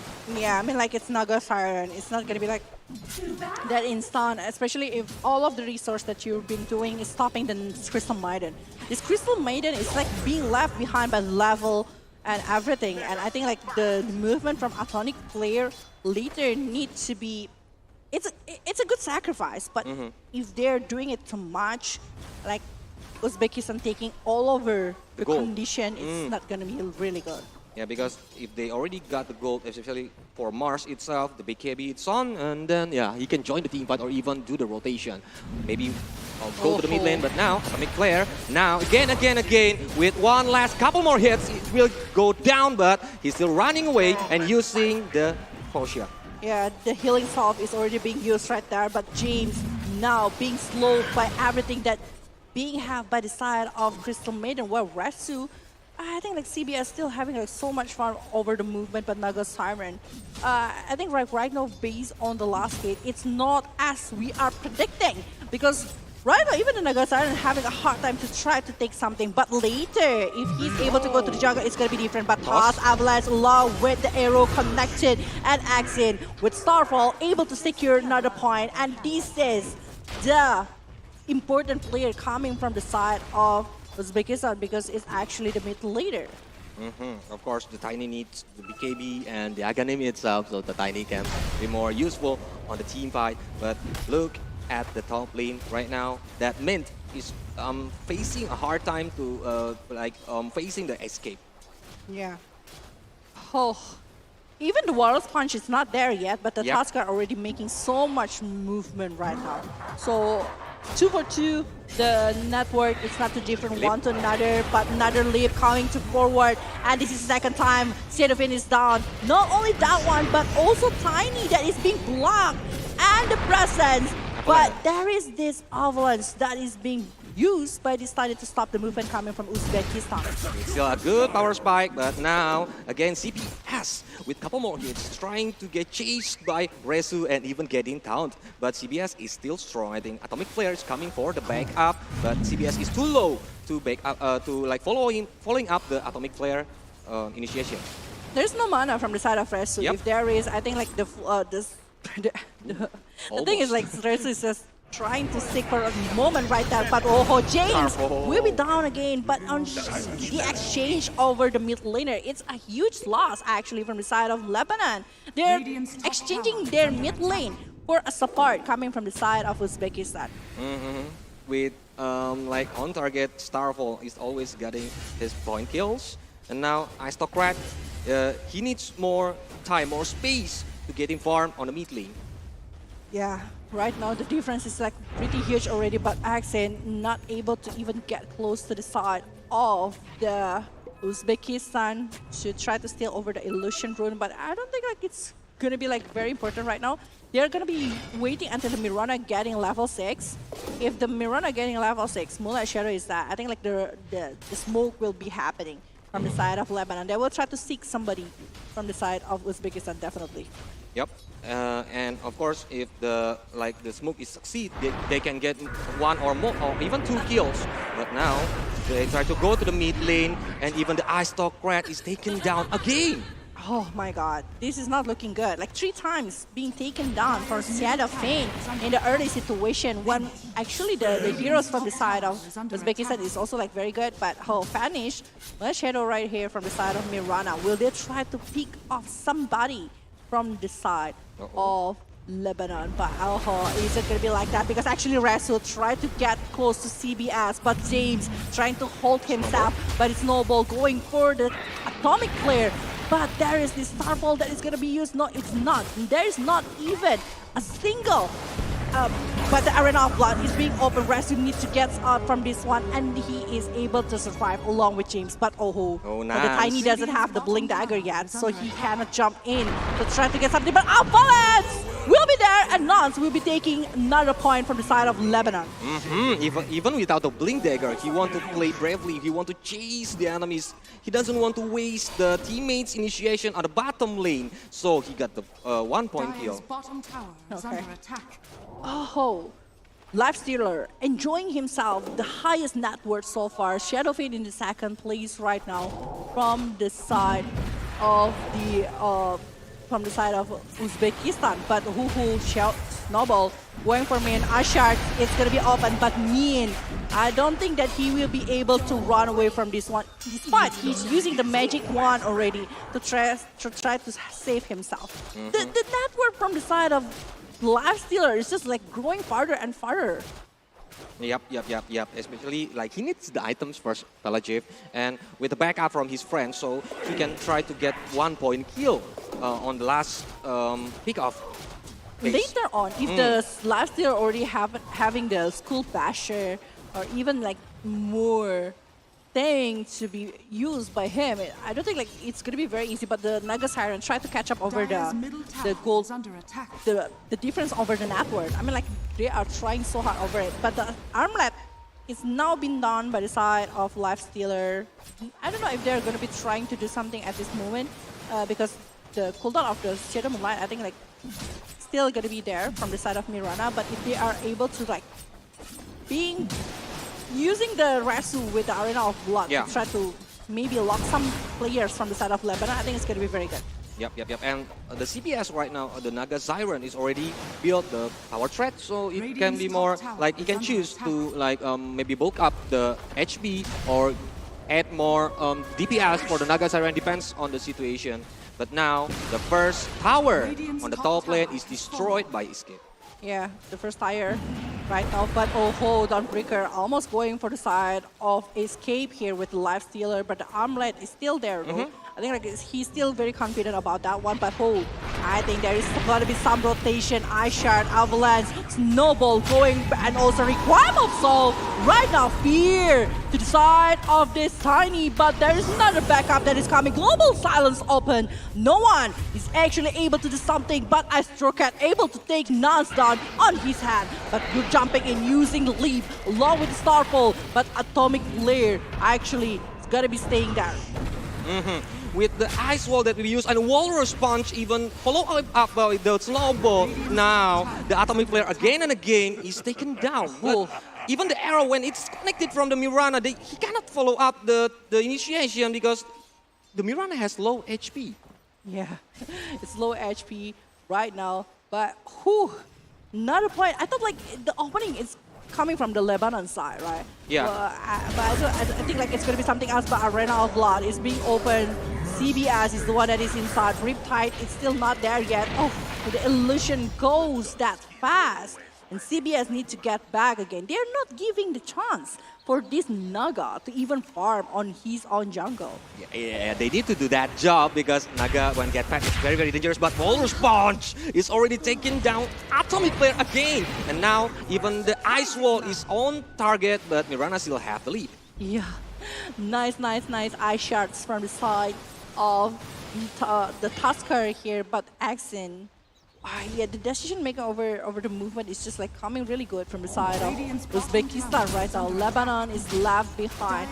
Based on the drop, it's just like I thought like it's gonna be very, very early condition by the heroes that they are having, but turns out it's not gonna be that easy. They need to farm for the Naga side, while the Life Stealer is actually having the items that he's needing already with that armlet and going maybe for the Yasa is actually going to be very good if he's going for that one. But if he's going for the BKB, it's so much better with the open wound and everything. Yep. And they already get 2 first tower.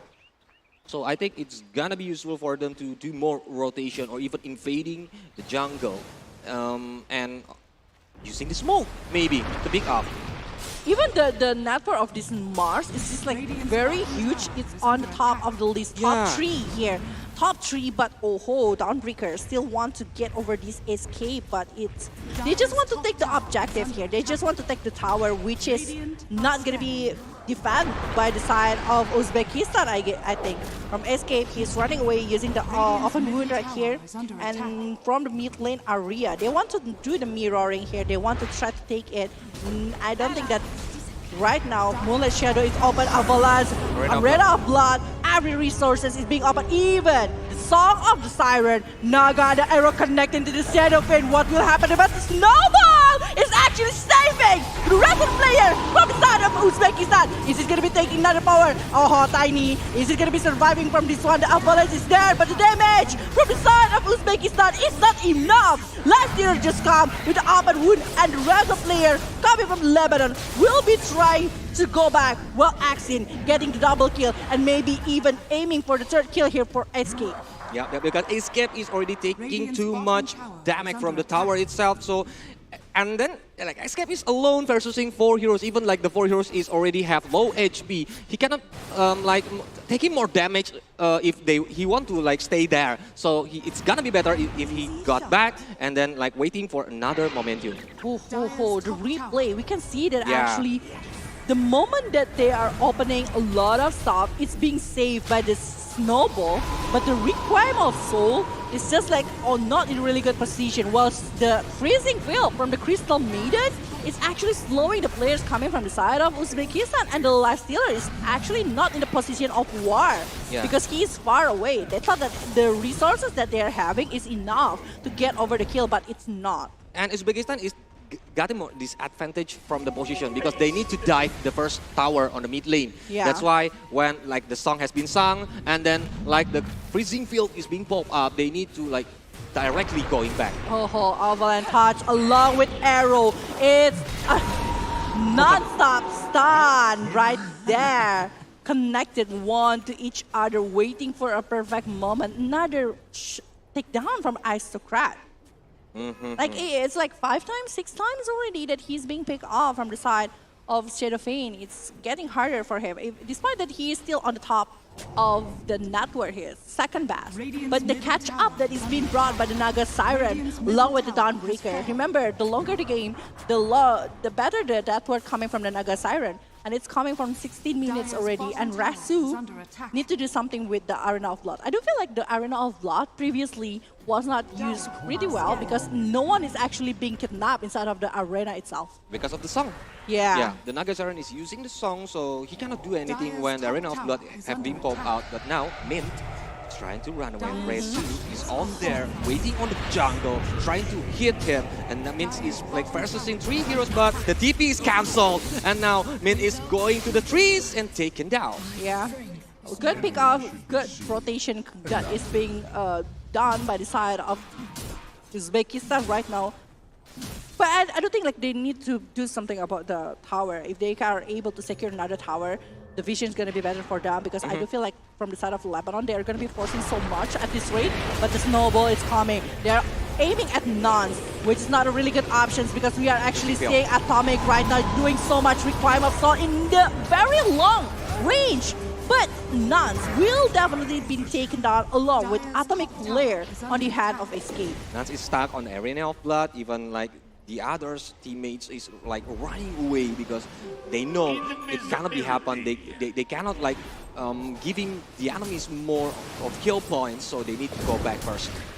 Oh, the gold charge is just like having so much advantage again after like losing in the previous war, previous big war. It's like collecting the network that is being lost from the side of Uzbekistan. But I'm still very, very worried over the condition of Naga Siren. I think like if they are able to pick up the Naga Siren, it's gonna be like at least slowing down the progress of the growth of the Naga. Because the Naga might even surprise us with the Song of Sirens again, just like what he did actually in the last 2 war. He need more time, he need more items, I think, before he can like do some big contribution on the team fight later on, especially with using Mirana. So I'm not seeing like the Uzbekistan playing by using the smoke right now because they're not trying to like doing the pick of gameplay, and even like they are losing the high grounds from the enemies. But okay, Aristocrat. I think like the Aristocrat position need to be like really in the back, just like what he did like couple of war before. And I think like James' presence with the snowball is actually saving Uzbekistan for a couple of times. So Atomic Player, I think like if they are putting really good war, that's just like offensive war, just like what Lebanon is trying to do. But Arena of Blood is being open. The spear is also like being open right there, Vanish. But James will be using the Walrus Punch to actually stop someone. But triple kill from the side of Lifestealer. Escape. Wow. This is what the answer for your question, Telajib. With a very, very good Arena of Blood, they got the triple kill, and now they're trying to initiate the Roshan, and like they are very confident, like the enemies cannot be contesting use the Roshan right now, because like the Naga Siren is trying to open the vision using his mirror image. Now Roshan is having the low HP, but I think they cannot do anything. Oh, the song has been sung, right? Then the CBS is trying to coming to get the Roshan, but require is getting called up. BKB son. Now with low HP, he's trying to get up, but Min is taken down. Yeah, Min is taken down. BKB has been popped out from the side of Escape, but the snare, along with the Starfall, the Aegis has been reclaimed right here. Whoa, it's gonna be a lot of CC that is being brought from the side of the Xenophene. Yeah, he's taking double kill right here by taking that Mirana, but he will definitely be taken down on the hand of Uzbekistan, from the hand of Lebanon and Uzbekistan. I feel like this Naga already claiming so much and even stopping the movement coming from the side of Uzbekistan to try to get over the Roshan. Yep. And look at that winning probability, like 80% legit. What they can do because of the gold difference, and even the Aegis is, I think, it's not good because it's directly taken down after he got the Aegis, but at least he got double kill. Oh, it's a hard situation right now. Like the condition is just like not as easy as before. Like the Song of Sirens condition, the global silence from the side of Silencer from Uzbekistan. I think like the timing needs to be done right here. I think like if they are trying to get the BKB faster, maybe from the side of Lebanon, it's going to be so much better. Because right now from the side of Tiny, it's going for the Ghanem Scepter. So it will be having the tree to try to play with more damage as well. Yeah, especially if we're looking on the net worth that Nikes can get is already almost 13,000. Yeah. 1,300, I mean. And we are saying that actually the Mars already having the Blink Dagger, so it's going to be easier to actually try to kidnap somebody with the Arena of Blood on the hand of Mars. While we're seeing from the Lifestealer, He's already having a milestone. Might be going for Mjolnir, which is going to be better if you want to be the frontliner and try to contest the player coming from the side of Lebanon. But they are doing a mirroring condition right here from the top lane along with bottom lane. And they're trying to use the smoke, looking for the enemies and like planting the sentry ward, but the enemies is on the top lane. They're trying to like reaching slowly by slowly. They want to initiate the team fight. Yeah, but the Moonlight Shadow is there though from the side of Mirana's team. But oh ho ho, Naga Siren will be having so much CC on his hand, and it will be taken down in the hand of Uzbekistan. But the rest of the player Nans will be receiving, the fear is there, Requiem of Soul, and look at that one. Actually, Nans will be taken down as well. It's 2 players from the side of Lebanon. It's a core. It's a core.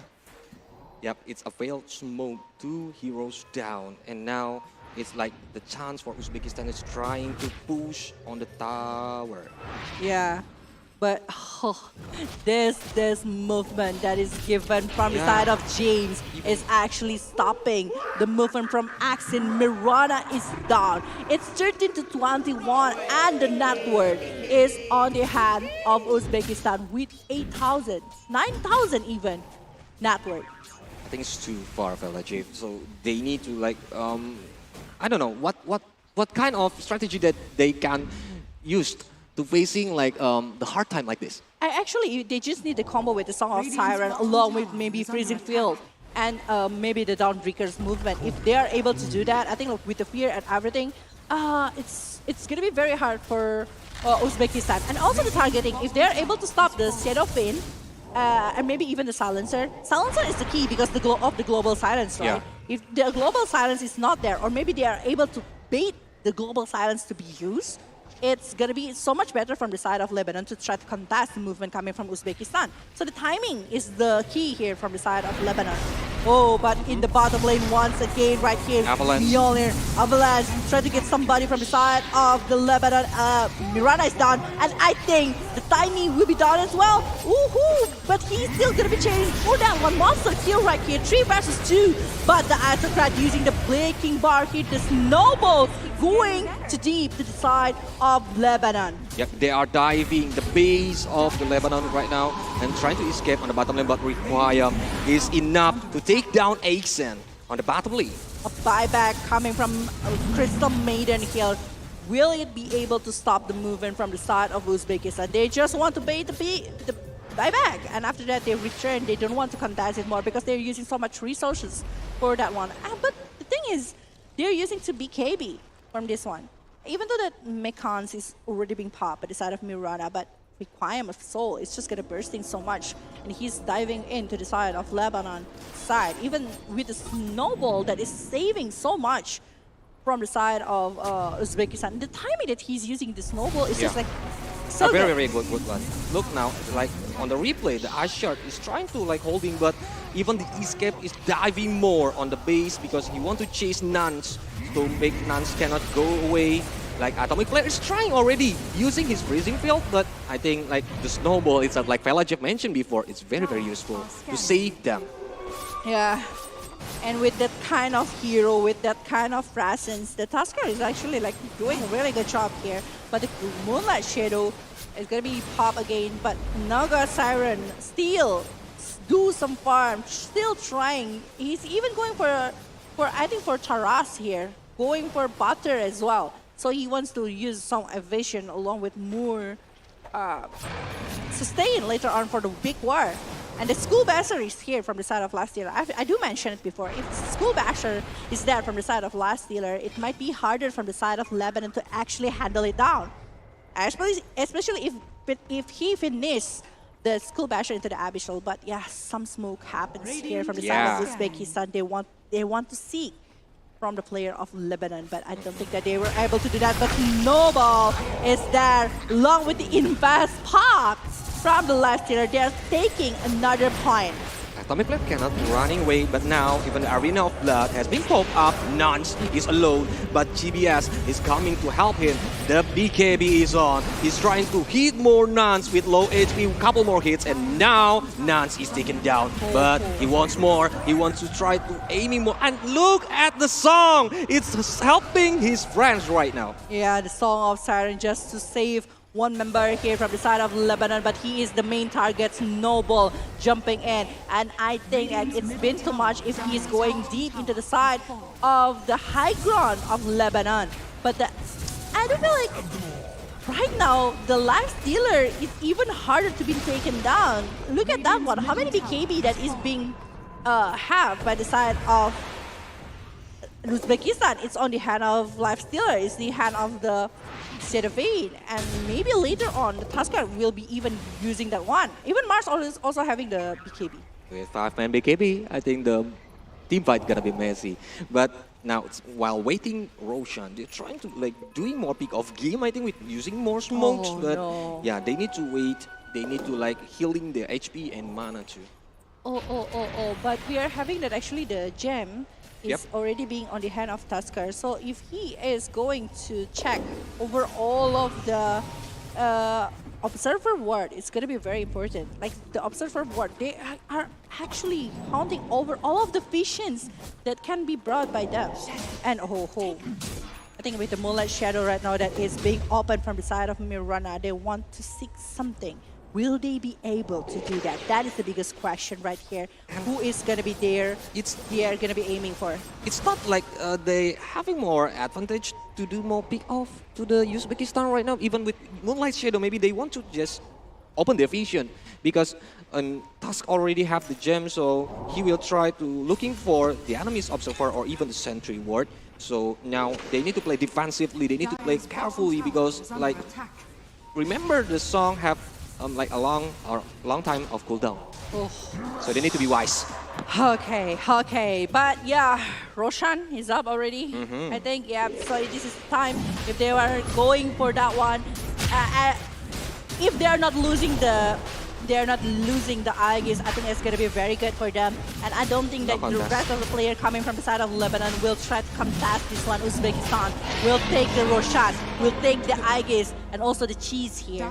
And if they are able to maybe going into the high ground, even taking and steal the Tier 3 tower, it's going to be a lot from the side of Uzbekistan. Of course, when the high ground tower is destroyed and even like the barracks itself, oh my god, with super creep, I think it's gonna be more painful for Lebanon to be play defensively. But now even like they don't need to be afraid, they just aiming for the second tower on the top lane.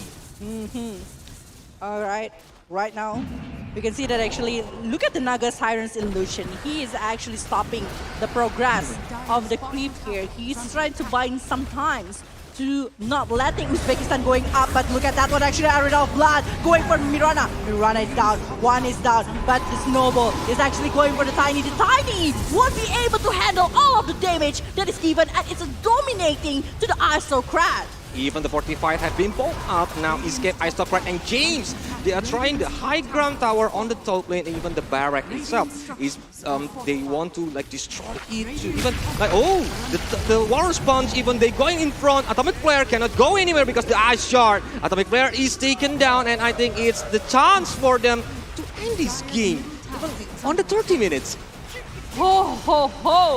It's not stopping. It's getting crazier and crazier right now. 4 members still taken down, but back again, Naga Siren will be trying so hard to stop the movement, to actually stop the creep here, so they won't be able to do so much backdoor to the side of Lebanon. They're still going to be trying to hold up the situation. Based on the condition, I do feel like Lebanon still having a very, very strong high ground. Because they have the Naga Siren, they have the Mirana. I think like it's going to be still very good, along with Tiny. And they still have the Aegis. Yeah, for the Life Stealer itself, so it will be played more aggressively, and they only need like destroying one more barracks on the top lane, so they will get like the mega creep on the top lane. Yeah, but will they be able to do it right now because of the resources that they don't have at the moment from the side of Shadowfane? So they're going to be definitely waiting for that one. But yeah, Escape must be like more confident over it. But Abyssal is actually the next item that is going to be progressed from the side of the Life Stealer. While the Dawnbreaker, actually Blink Dagger, but the Warrior Sponge Snowball going directly from the side of Dawnbreaker, but the BKB pop out. He wants to do something, but he is just going to be TP away and saving his life. It's dangerous. But it's using the BKB. Already pop up BKB. It's gonna be useful information for the Uzbekistan itself. So I think they can play using the smoke to trying to pick off the Lebanon. And now even the Escape is trying to do the backdoor for the high ground tower on the mid lane. Yep, and Escape is not stopping his movement. He's just gonna take everything that is possible. Tire 3 is down. He's going and aiming for the barracks, but the courier is being stopped. And look at James. He is on killing spree and even stopping the movement from the Tiny. But the Naga Siren is unstoppable. No one is actually considered to try to go over him because Naga Siren still have the song. And with 21k gold difference, legit. I think Uzbekistan is still owning, but now Escape is getting godlike double kill even. He's trying to chase more, trying to get more kill. Even James using the Ice Shard, but it's not on target. Yeah. Rasu still wants to get over this man, and now man even gonna be chased back again using the snowball, Warrior Sponge, everything, trying to drag him down, and he is down in the hand of Rasu. 25,000 net worth lead here by the side of Uzbekistan, and they are still gonna be not trying to take down over the barracks in top lane. I think like they are gonna be doing that right now since Escape. It's only like 40 seconds left since before the Aegis will be reclaimed, so they really need to do it. It's the Escape show, I think, for the Life Stealer. If already got most of the items, so he can soloing everybody, Pelagio. Yep. Right now, two lane already been taken care of.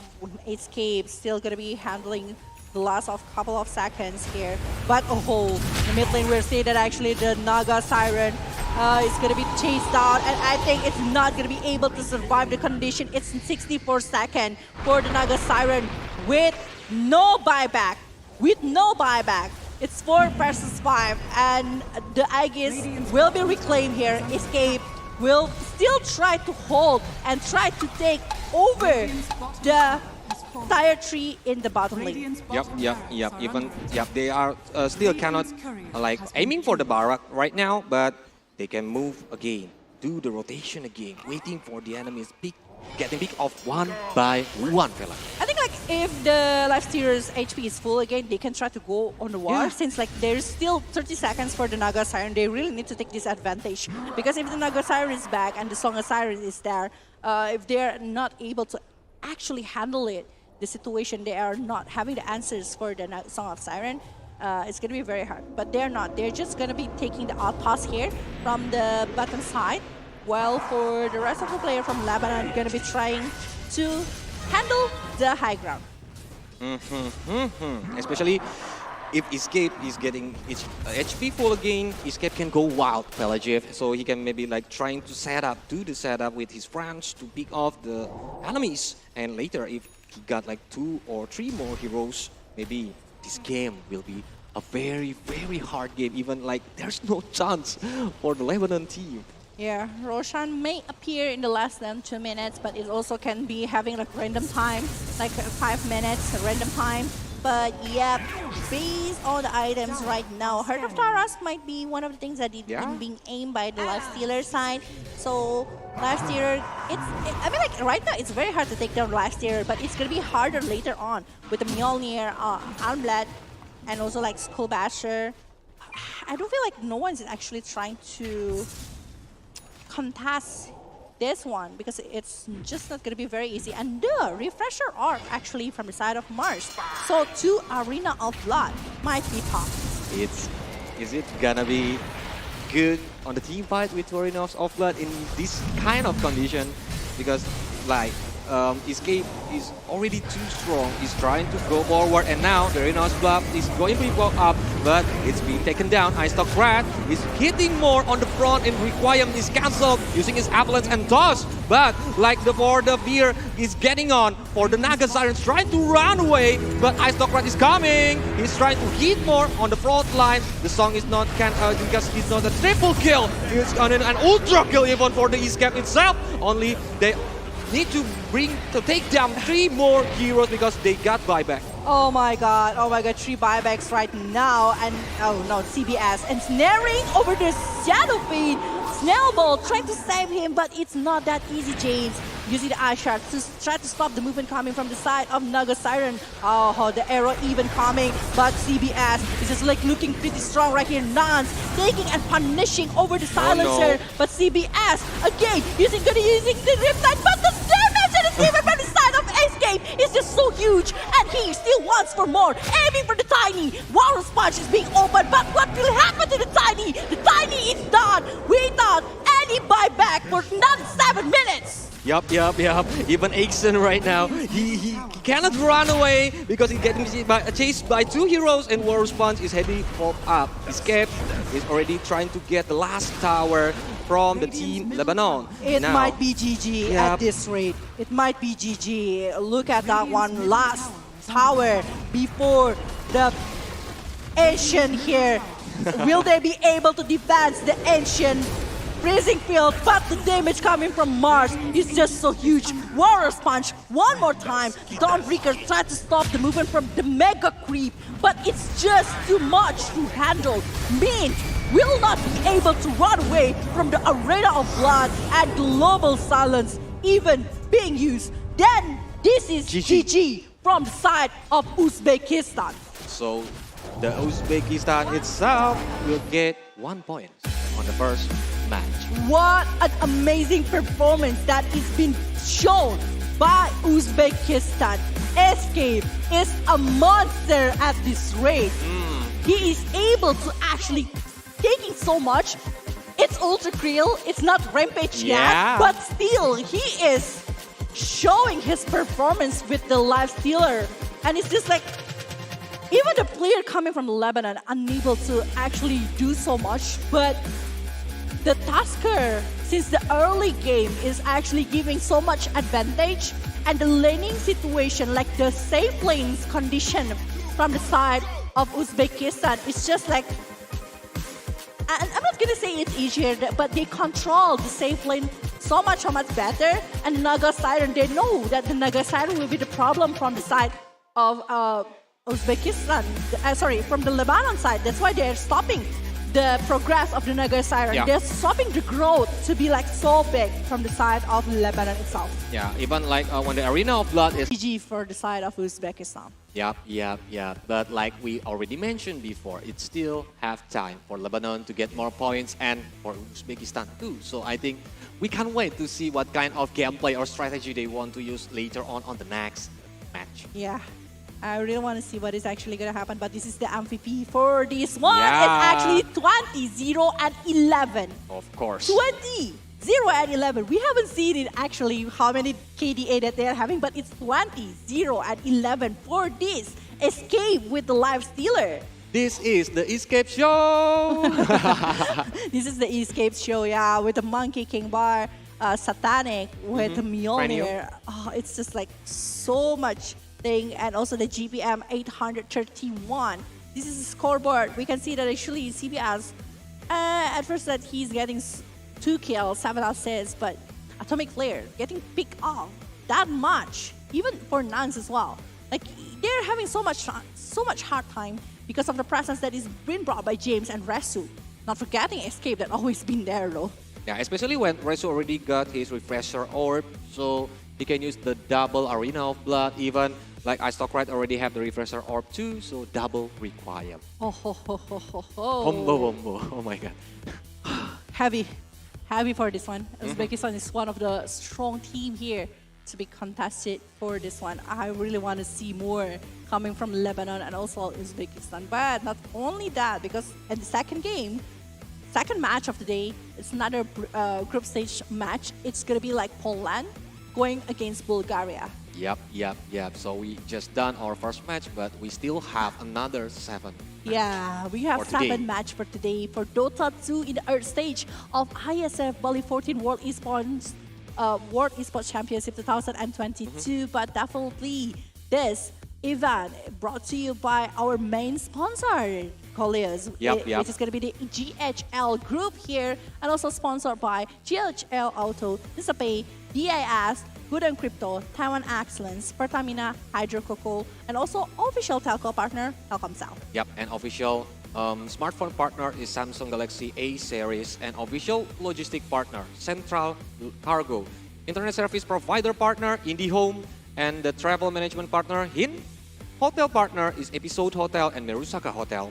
And esports broadcast partner, Mineski Global, Indonesian Football Elite, ESID. Yeah. And our production partner is Lemon ID.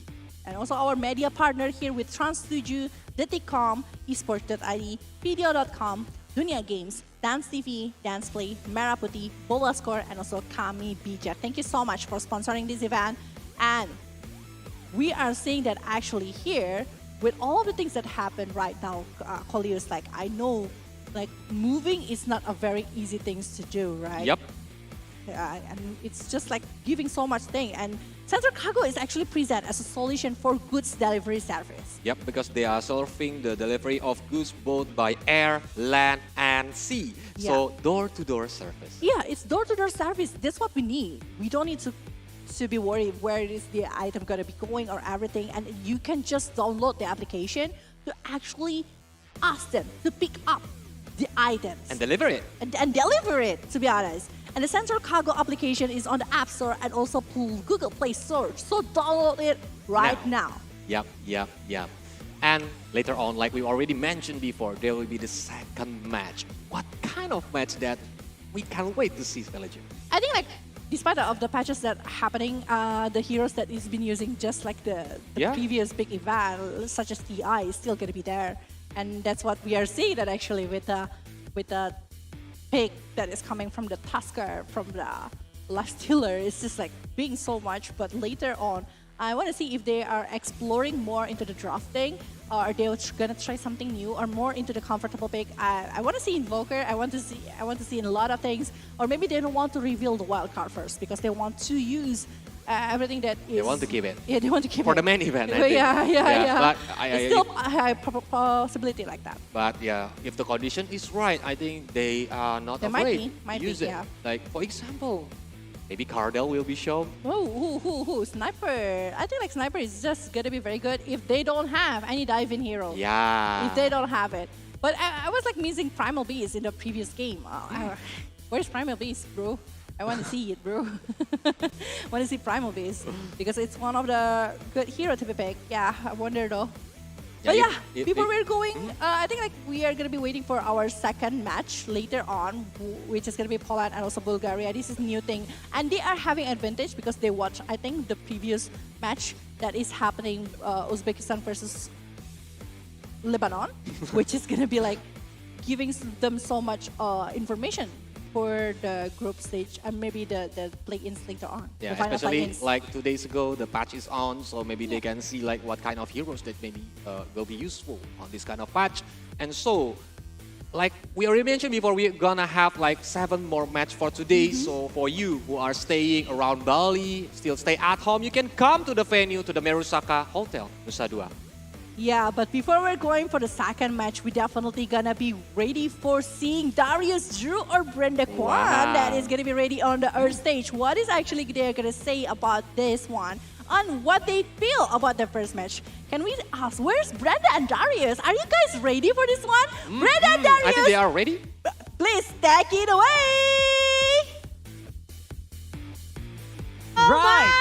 Bella Jeff and also Coleus as Thank our you, beloved casters. Bella Jaffe and also Brother Lius. Yes, yeah. All right, Amazing. what a very terrific match between Lebanon versus Uzbekistan. Yes. And the winner goes to... Uzbekistan! All right, congratulations. Good play. Wow. And also once again congratulations to Uzbekistan. And the next we are going to see the second match. But before that, the second match between Poland versus Bulgaria. So it will be a very interesting match. Of so course. guys, once again, if you guys are around Bali right now, please come to Merusaka Nusa Dua and join us at IESF 14 World Esports Championship Bali 2022. We're gonna have fun, of course, and we are gonna have some. We have so many entertainment in here. True, and also a lot of booths, and also a lot of matches coming up. So don't go where. Please stay with us still in IESF 14 World Esports Championship Bali 2022, and we'll be right back. See ya.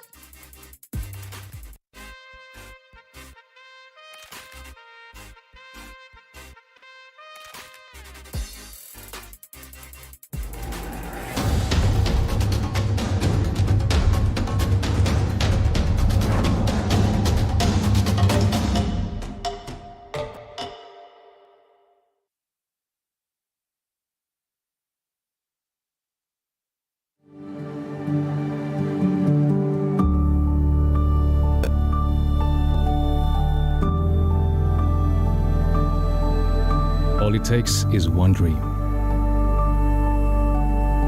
One dream that becomes a journey. To drive an ambition. Believing in yourself. Persevering challenges. Always focused on the dream. To grow aspirations. Having the will to keep going. Building a future with a legacy. Knowing dreams can come true. Over 11 years of growth. The spirit of entrepreneurship. Created possibilities.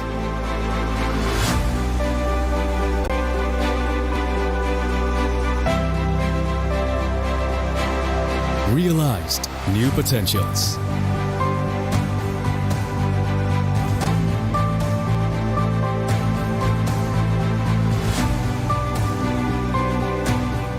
Innovate for the better.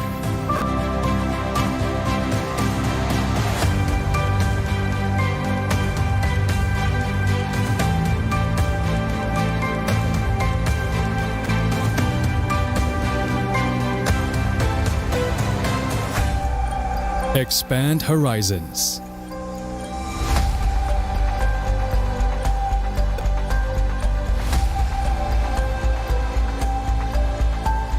To change lives.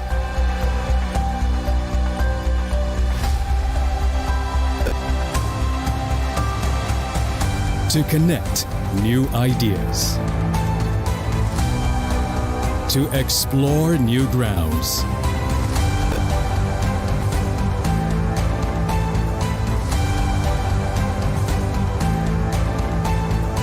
With the future in sight.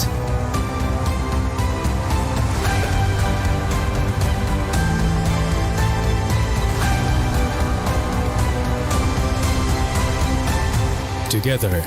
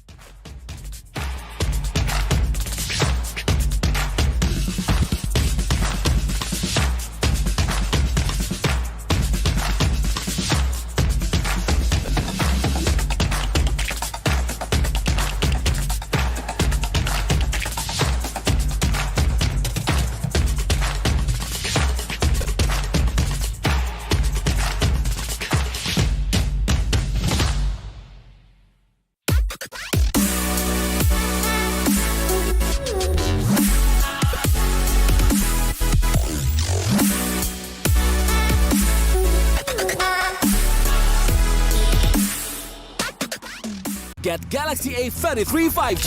Why? Because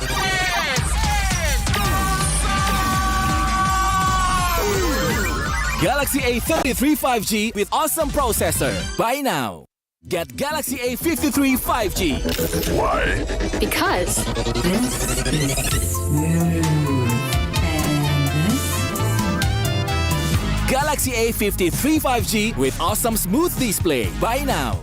Selamat datang di sebuah pengalaman perjalanan baru Indonesia bersama InJourney. Terbang bersama kami untuk melihat pariwisata Indonesia.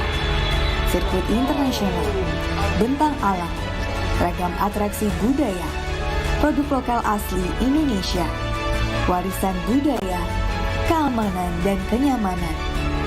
InJourney membawa keramahan Indonesia ke dunia. Warga plus 62 emang banyak maunya. Dari drakoran sampai banjir air mata. Nonton action yang mantul. Sampai nonton tendangan cantik. Maksudnya ini. Mau nonton apapun, semua ada di video. Mulai dari yang bikin berbunga-bunga, keringet dingin, ketawa, sampai bikin gak ngedip. Jadi nonton apa sekarang?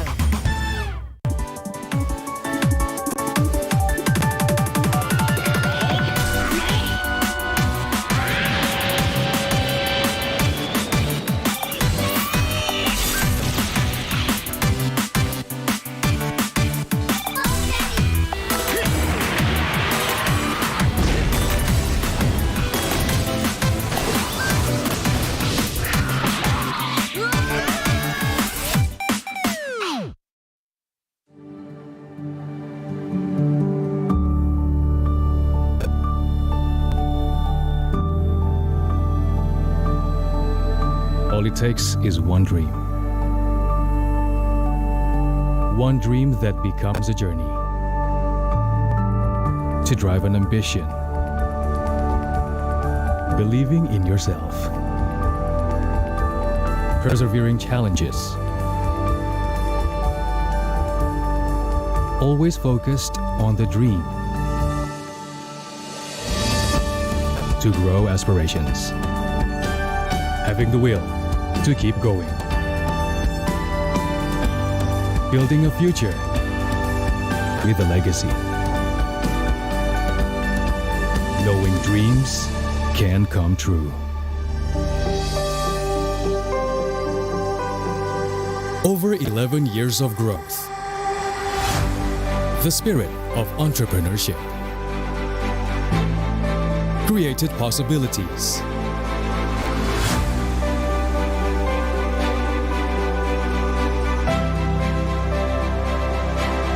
Realized new potentials.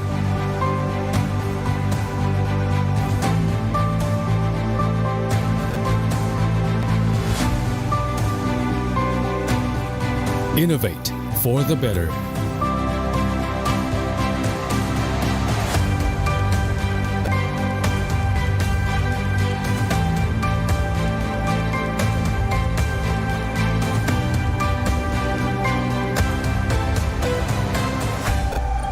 Expand horizons.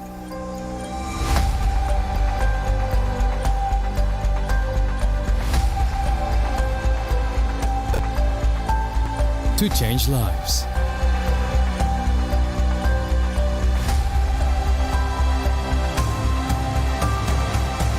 To connect new ideas. To explore new grounds.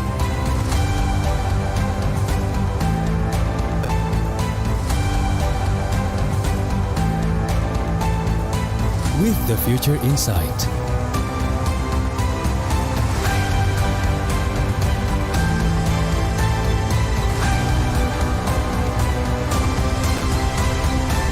Together.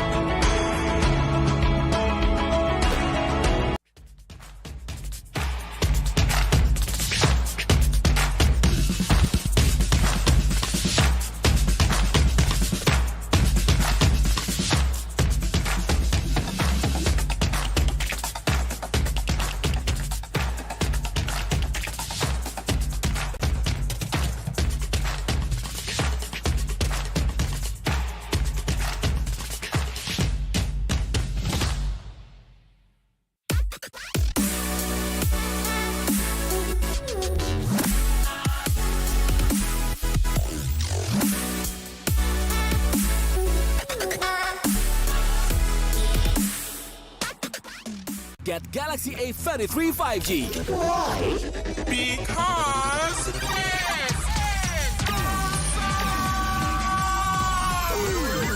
Galaxy A33 5G with awesome processor. Buy now. Get Galaxy A53 5G. Why? Because this is smooth. Galaxy A53 5G with awesome smooth display. Buy now. Selamat datang di sebuah pengalaman perjalanan baru Indonesia bersama InJourney. Terbang bersama kami untuk melihat pariwisata Indonesia. Sirkuit internasional, bentang alam, ragam atraksi budaya, produk lokal asli Indonesia, warisan budaya, keamanan dan kenyamanan. InJourney membawa keramahan Indonesia ke dunia. Warga plus 62 emang banyak maunya. Dari drakoran sampai banjir air mata. Nonton action yang mantul. Sampai nonton tendangan cantik. Maksudnya ini. Mau nonton apapun, semua ada di video. Mulai dari yang bikin berbunga-bunga, keringet dingin, ketawa, sampai bikin gak ngedip. Jadi nonton apa sekarang?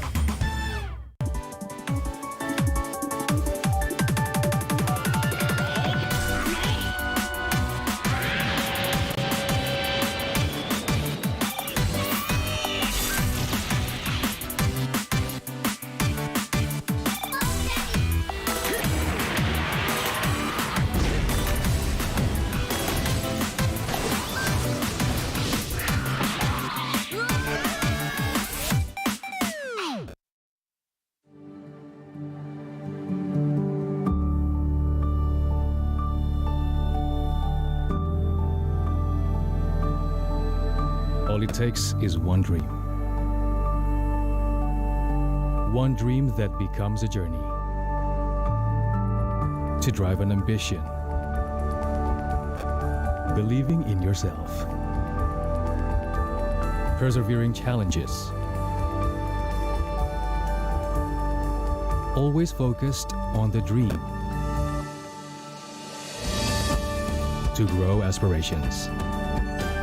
Having the will to keep going.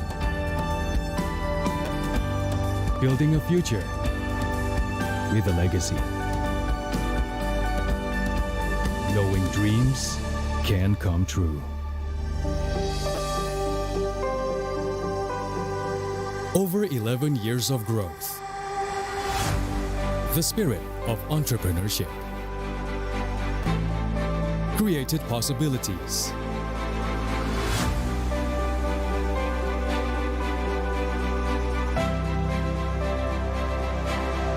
Realized new potentials.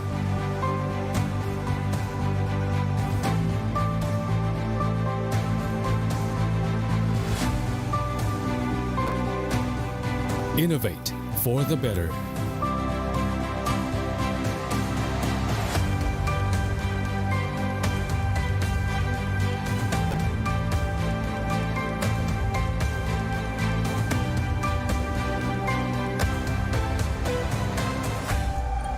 Expand horizons.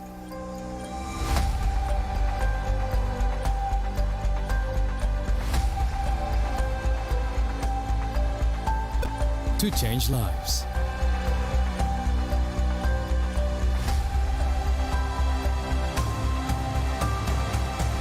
To connect new ideas.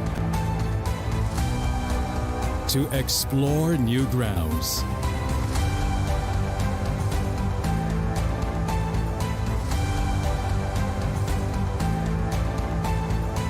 With the future in sight.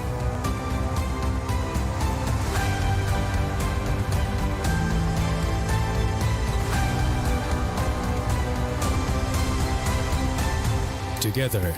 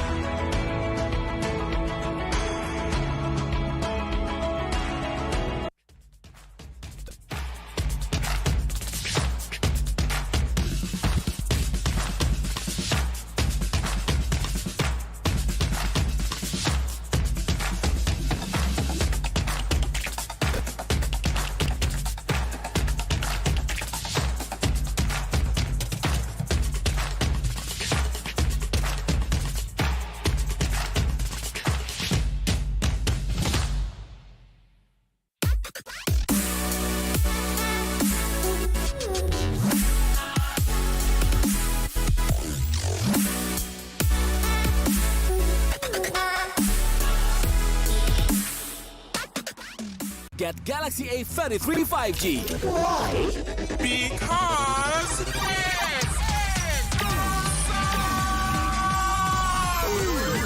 Galaxy A33 5G with awesome processor. Buy now. Get Galaxy A53 5G. Why? Because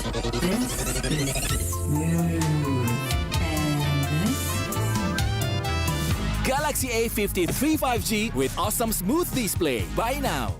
Selamat datang di sebuah pengalaman perjalanan baru Indonesia bersama InJourney. Terbang bersama kami untuk melihat pariwisata Indonesia. Sirkuit internasional, bentang alam, ragam atraksi budaya, produk lokal asli Indonesia, warisan budaya, keamanan dan kenyamanan. InJourney membawa kerambahan Indonesia ke dunia. Warga plus 62 emang banyak maunya. Dari drakoran sampai banjir air mata. Nonton action yang mantul. Sampai nonton tendangan cantik. Maksudnya ini. Mau nonton apapun, semua ada di video. Mulai dari yang bikin berbunga-bunga, keringet dingin, ketawa, sampai bikin gak ngedip. Jadi nonton apa sekarang?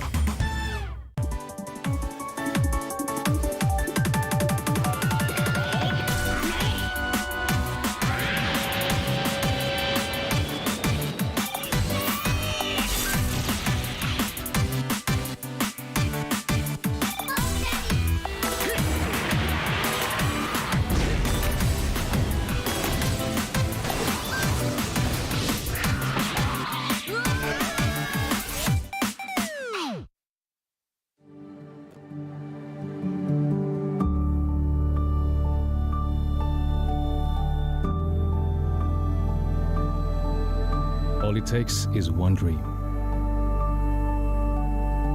One dream that becomes a journey. To drive an ambition. Believing in yourself. Persevering challenges. Always focused on the dream. To grow aspirations. Having the will to keep going. Building a future with a legacy. Knowing dreams can come true. Over 11 years of growth. The spirit of entrepreneurship. Created possibilities.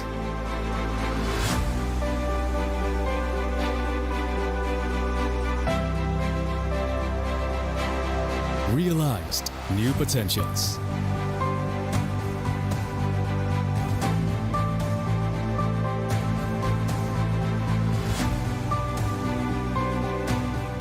Innovate for the better.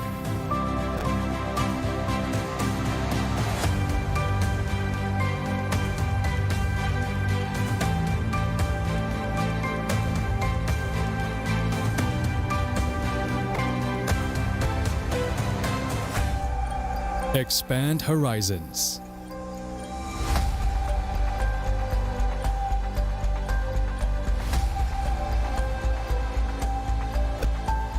To change lives.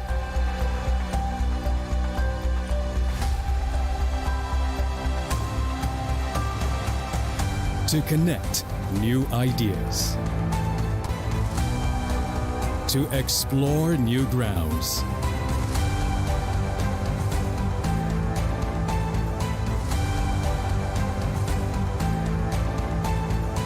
With the future in sight.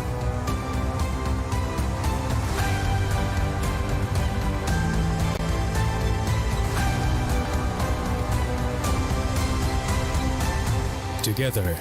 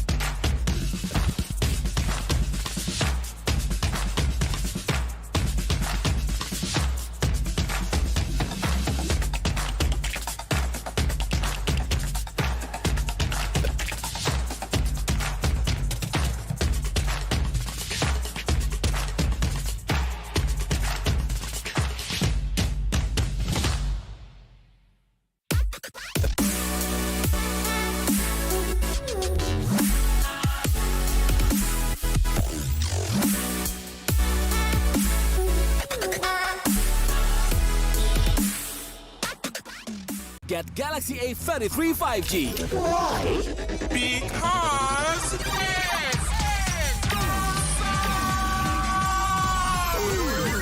Galaxy A33 5G with awesome processor. Buy now.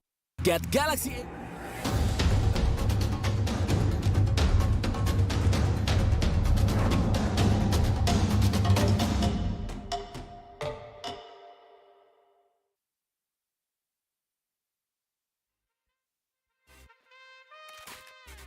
All right, back with us again with me, Darius and also Brenda Kwan, and once again, welcome back to IESF 14 World Esports Championship Bali 2022.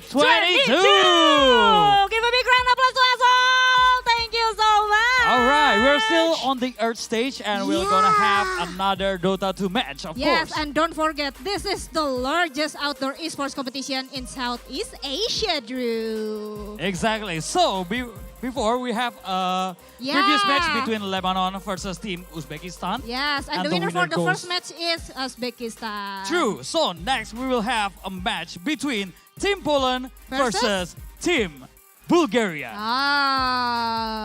I believe you can wait to see the next match. And also without any further ado, we are going to invite the team who will be do the play in this match. Here we go. This is the first team in the second match. Yeah. Please welcome Team Bulgaria.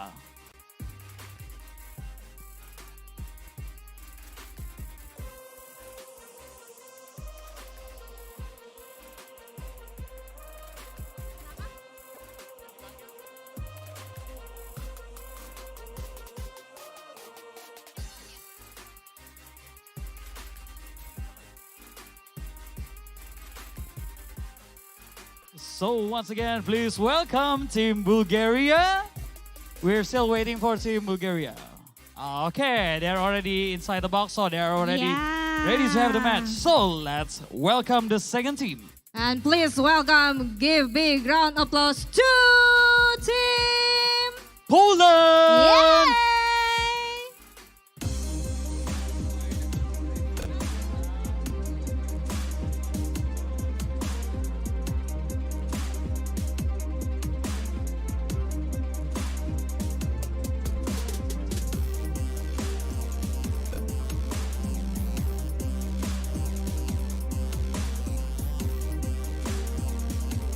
Okay, there you go. There is Team Poland. Right.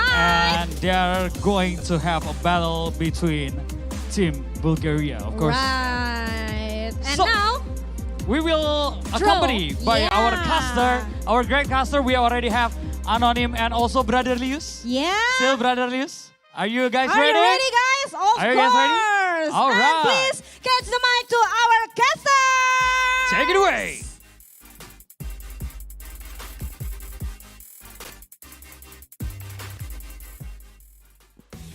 Thank you so much, Brenda Kwan and Brother Darius, and welcome back to the caster desk. And now you will be accompanied by me, Kolius, and also Anonym here. Yep. Yes. So we're gonna see the second match of Dota 2 today. Yeah, after what a great performance by the first match of both of the team, actually. This is the best for you that was waiting for the international performance from international player. Yes. You have one here in Bulgaria also. So we will see a really exciting match in this play. Yep. So you guys, if you are stay at home and staying at Bali, you can come to the venue at Nerusaka Hotel Nusa Dua because we are waiting for you guys. Of course. A lot of people are already coming in here. There is a lot of hype being built up in this venue. So what are you waiting for? If you want to come, just come. This is the biggest World Esports Championship. Yeah. Because the IESF 14 World Esports Championship will be a part of the Indonesia Esports Summit 2002. Yes. And of course, the IESF is brought to you by our main sponsor, GHL Group, and sponsored by GHL Auto, Nusapay, DIS, Gudang Crypto, Taiwan Excellence, Pertamina, and Hydro Coco. And our official telco partner, Telkomsel. Yes, of course. For the official smartphone partner will be Samsung Galaxy A series. Our official logistic partner, Central Cargo. Internet service provider partner, IndiHome. Travel management partner, HIN. Hotel partner, Episode Hotel, Merusaka Hotel. Esports broadcaster partner, Mineski Global. Indonesian Football Elite, ESID. Our production partner, Lemon ID. And our media partner, Trans7, Detik.com, Esports.id, Video.com, Dunia Games, Dance TV, Dance Play, Merah Putih, Bola Score, dan Kami Bijak.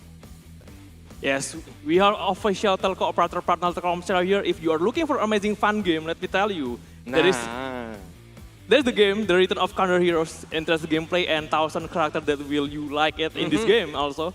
Yep. So you can make your warrior be the strongest in this game. Yep. So you can download now or go to the Telkomsel booth on here. Yeah. Or just coming to the website condorheroes.duniagames.co.id. Yeah. So, Nanim, what do you think for the second match itself? Because Bulgaria, who is the famous player? Yeah, there's BZM in Bulgaria, the famous mid laner of OG player. Woo! There's also Pleb, the DPC player also in Europe. So we cannot wait to see what kind of exciting match we have in between both of the teams. Because I think with this kind of level, because this is international level, they are representing their country. So of course they want to win and bring the trophy to their country. There is a lot of excitement. I cannot wait. I want to take a picture between every player that is coming here. Yes, later on. I already have a photo with BGM though. Really? Yes. When? I envy of you. Yeah. Yeah, later you can go cast by yourself, then I go to the stage and take the picture. Okay, but before we are going to the banana pick, we gonna see the team lineup from both of the country.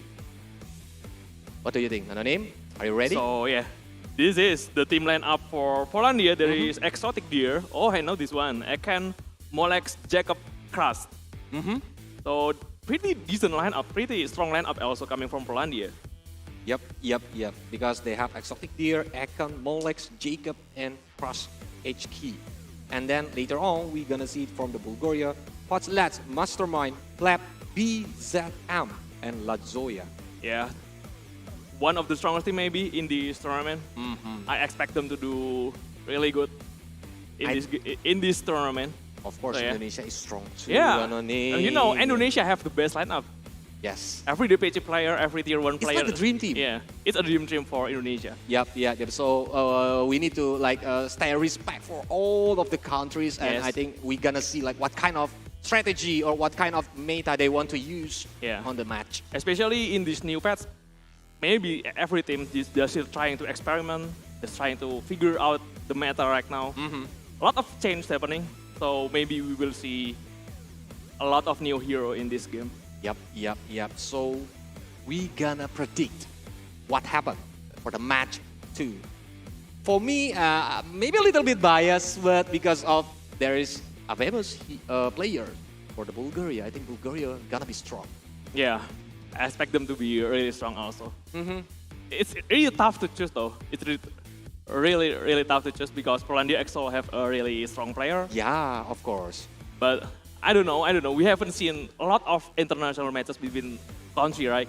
So it's actually really tough to predict. So this is it, our prediction. Yeah. Bulgarian team gonna won the second match, But no offense to Poland though. Yeah. It's really tough choice. It's really tough choice, and it's just a prediction. Yeah, we never see any countries play. Who gonna destroy the ancient gonna win this game? Yeah, there's really no countries tournament at all, I think. Except for this one. So we have seen every team play. We have seen OG, we have seen another team playing at another tournament, but country versus country, there's nothing really to predict though. Yeah, and DOTA too. We don't know anything about it. 5, right? We still don't know anything about it. Yes, the chemistry, the teamwork, that they gonna have a strong one to win every game. But yeah, later on we're gonna see for the second match itself, are the Bulgarian gonna answer our prediction, or Poland gonna break our prediction later? Yeah, I feel like there's gonna be upset, and I'm also excited if there is also an upset in here. Yeah.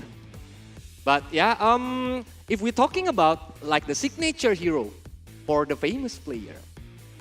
Who is it? Invoker for BGM, I think. There is everybody know about his Invoker play, and also there is a lot of flashy hero like Spirit Hero. Every Spirit Hero is his heroes also. So yeah. So he is a high mechanics player. Yeah, high mechanics He player. likes to use like the mechanics heroes to like outplay the enemies. Yeah, of course. We cannot wait to see that. Yeah, maybe the Invoker will come for the second match of the day. I think Magical Hero, especially Magical Hero in this tournament, maybe will come out a lot because the nerf in weight pack. Yeah. Before weight pack is a really strong defensive item. But it's only reduced physical damage right now in this new patch. So less shock. Any magical hero that is coming to play will be really strong without. That's why on the Yeah. first game, Lesrak is getting banned, Phenomancer is getting banned, even Enigma. They don't want to like use, or there will be Enigma on the first match. But still a lot of similarities from the meta before. The meta from TI, the meta for other tournament also still a lot of similarities because there is not really any competitive match after the patch.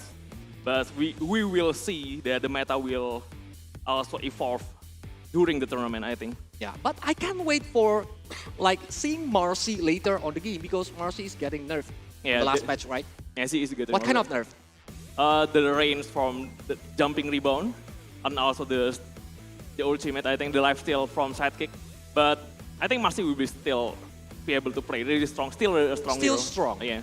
Yeah, because like if she already got the BKB, I think Marcy will be like the core of the team, especially on the early game. Yeah, Marcy is really good against BKB. He usually still use better, even though she is playing as a support, still she is a really strong hero. Yep. Because like on the Dota 2 right now, every heroes can be used.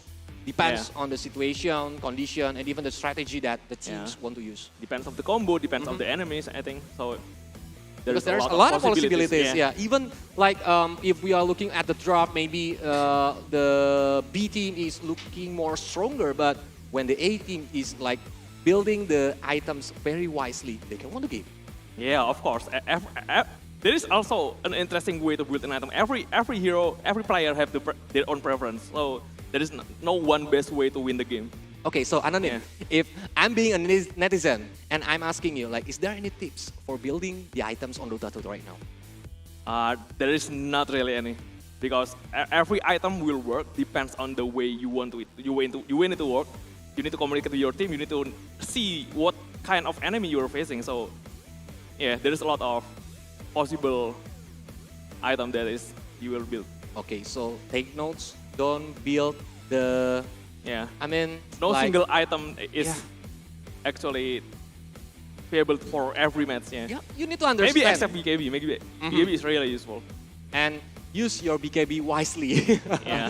Because when like it get baited from the enemies, that your BKB like duration will go down, right? Every use is 1 second until like the maximum is 6 seconds. Yeah, especially if you are a frontline hero, it's really hard to fight without your BKB. It's really important. Really important. Yep. And if like you're already using your BKB, like your enemies will get a lot of information. And now if you're looking at the screen, here is the player from the Team Poland. Yeah, they're getting ready right now. In the booth, we have the booth here between both of the teams, so our voice will not reach the player, just for your information. And wait. So the BZM will be on the fourth chair?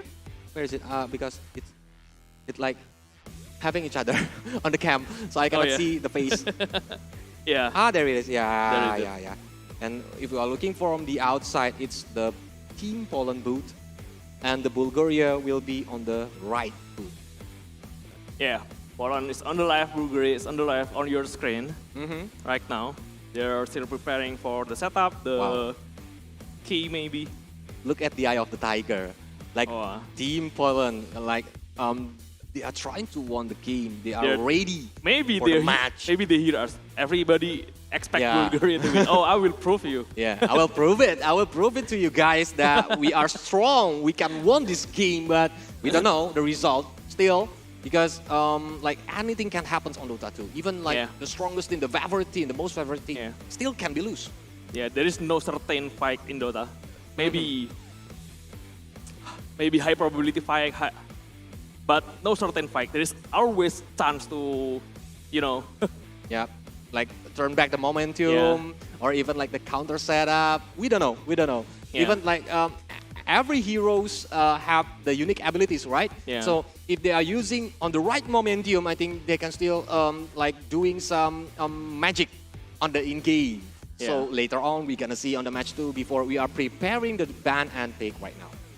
Yes, we are preparing. So they're still getting ready right now. BGM here. I think do some setup because they want to play at their best level, like their favorite settings, and of course they want to win this game. Yeah.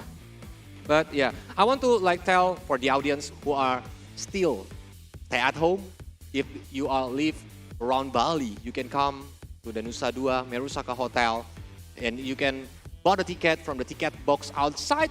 And then you can meet some of your favorite players or even favorite casters. You can ask for the photo, take a picture with them. Or you want to find a pretty girl. There's a lot of pretty Oh, girls. a lot of. Yeah. A lot of, because there is the esports beauty. Yeah. Yeah, they are ready. Like, if you know some of the names like Kayas, Ponzi, and Sherlin Su, and then Ingyin from Myanmar is coming too. Wow. I just running around looking for someone. No. On the first match, when I am like have a chit chat with Fella J, like I already mentioned, like Anonym want to take a picture with Ponzi. Do you already get it? Yeah, I already hear, but I pretend I didn't hear anything. Oh, I just so playing my shy. phone. So Ponzi, wherever you are, please be ready because Anonym want to take a picture with you. Okay, yeah, good. And then, so you can buy the ticket outside, and there is a lot of booth inside here. Yeah. There's a Telkomsel, there's like Nusa Pay, or even the Dewa United booth, so you can come. Every sponsor booth is already here. So Taiwan Excellence, of course. Yeah, so you can come here and enjoy the festival, the first esports festival, I think. Yeah, the first and the biggest esports festival on the beach. You know, when we are casting here, you cannot see but we see the beach in front of us. In front of us is really a beach. It's really beautiful. Especially later on sunset. Yeah. Wow, it's gotta be beautiful. I have seen the lighting, and it's really great. You have to see it. Because we still have a 7 best of 1 more, right? We still live until the sun come down, so it's different vibes, it's different atmosphere. We're gonna wait for you guys, so please come here and you can buy the ticket on the ticket booth. Yeah. Okay, I want to talk about something, Kim. Why Enigma is being so popular later on the tournament scene? Enigma is really good at almost everything. In offlane position or even in support position, he is a flexible hero. You can play it as a 5, you can play it as a 4, maybe as a 3 offlane. But the early game, the Eidolon is really strong to farm the jungle, to farm the lane. So you can build red pack. You can be 5 faster, yeah. A lot of team fight item fast. And in the late game, you have Black Hole. So yeah, it's a really viable hero from the early into the late game. Also. And when you see Enigma on the front line of the enemies, you're gonna be afraid because like if you are like trying to engage Enigma like 5-man or 4-man engagement, that Enigma will be ready with the Black Hole. Yeah. So Enigma is a good hero for zoning out the enemies, right? Yeah. Even without the Black Hole, Enigma is a really strong hero. Even with just Eidolon and Malefice, Midnight Pulse, without the Black Hole, even you have Silencer on the enemies, people still choose Enigma. That's why. That's why he is just go YOLO. Yeah, still priority pick. I see. And one more thing, that last night we are having a chit chat together, and you mentioned about Doom. Can you share to the audience why Doom is predicted to be a very good hero? Doom can farm really fast. No matter with the D4. Yeah, no matter how hard your lane is, no matter how hard your brain pressure, you have D4, your Vidas, and also you can build any team item, red pack, pipe, something like that. Even in the late game, your Agrim Scepter, usually people countering Doom with Lincoln, right? So, but right now, it doesn't have any counter. he doesn't have any counter attack. You build 5 Lincoln, you Doom Doesn't care. Just build Aghanim Scepter. Yep. Still. With Aghanim, he doesn't care with 5 Lincolns. And Just you can go. move, after you kill one, you can move to another hero and instantly Doom also. So yeah. Oh my god. It kind of broken the right now. Okay, but what kind of position that may be fit for the Doom? Usually an offlane, but still few players play it as a carry. Not much though, but it's still viable as a carry. Okay, how to counter the Doom? Timing. Just don't give the Doom timing to get his power spike early, and also maybe a lot of save zero or a lot of range hero. Yeah, range hero that can poke, that can start the fight. Yep. Or maybe the sniper itself can be used to facing against Doom. Sorry? Sniper. What do you think? It's still viable. It's forcing. It's forcing a lot of jump hero to overcommit. Sniper is really hard to deal because you cannot perfectly predict. You need to do the positioning, right? Yeah, you cannot really predict the damage. Is it still enough? If sniper will go down after you use all your spells. So it's sometimes when you have a little miscalculation can cost you the game. Of course. Yeah. But the assassination is a very good skill to like having the last hit on the enemies, right? Yeah. Okay, but now we are waiting for the ban and pick. So for the audience, you can write on the comment section whose team you are supporting right now. Is it Bulgarian or even the Poland? Yeah. You can write, you can support in the live chat or in the comment. We are live in Twitch also, we are live in YouTube also. Yep. There is a PBESI, there is a Garuda channel in YouTube. Of and course. also in Twitch. So everybody can come based on your favorite channel. Yeah. You can watch or even you can come here. All right. Looks like players are ready. We are still... Yeah, we are still waiting. We are still for the waiting players for them. for do the settings. So please be patient. We also want the game like starting earlier, but we need to wait for them because they want to like giving their best performance to win this game. Yeah. It's really tough to predict though. This is my first time to cast between country match. Yeah. I used to cast a lot of team versus teams. I used to cast DPC tournaments, but this is my first. So I really don't know what to predict. I really don't know what to expect in this match. So surprise me. I want to see a lot of surprise in this tournament. Yeah. We like to see some surprise. Yeah. Even like some of the players maybe we don't know. Or even some of the players, like for example, BZM from the Bulgaria is very famous, but we don't know. Maybe from this tournament you find your chemistry. Maybe because there's no transfer block into the PC, still not transfer block before 9 in December. So you have the time. Maybe if you find chemistry here, maybe this is the best to recruit your friends from your country, to bring it to your team, from your country, right? Yeah, to bring it to your team. Maybe, because there's a lot of possibilities. But I want to like talking about their achievement, especially for the players who you already know. Yeah. What is their last achievement? Last achievement, maybe going to TI. Yeah. Yeah, for of the course. BZM, of course. And how is their journey? It's really good though. The major also, not only in TI, the major people always talk about TI, right? People see it as a failure if you cannot win the TI. But you want the major, you want the DPC, it's still a pretty good. Of course, it's a major event. Yeah. It's a major event. Even though the TI is really, really hard because every team just perform better. Unfortunately, we just received the news that we're gonna have some break because we experiencing some technical issue. Okay, but for the audience, please. Gonna have a really short break, so yeah, don't go anywhere. Don't go anywhere, stay tuned. We're gonna get back after this break.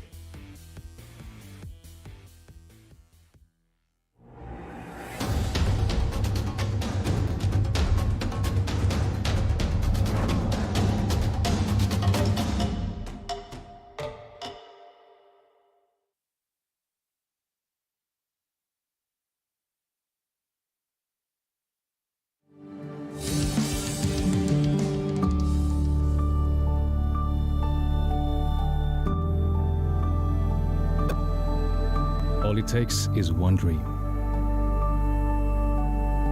One dream that becomes a journey. To drive an ambition. Believing in yourself. Persevering challenges. Always focused on the dream. To grow aspirations. Having the will to keep going. Building a future with a legacy. Knowing dreams can come true. Over 11 years of growth. The spirit of entrepreneurship created possibilities.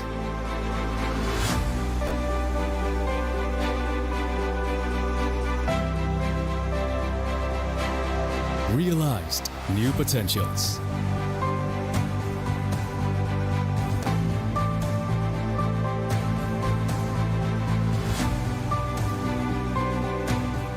Innovate for the better.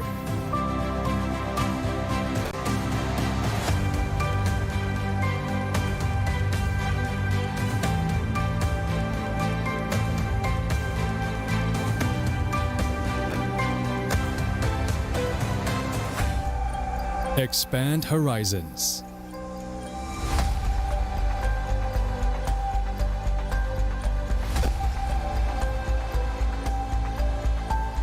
To change lives.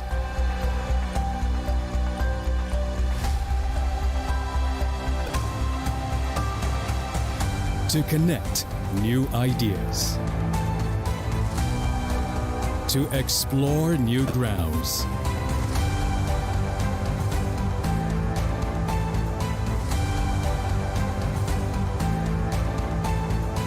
With the future in sight.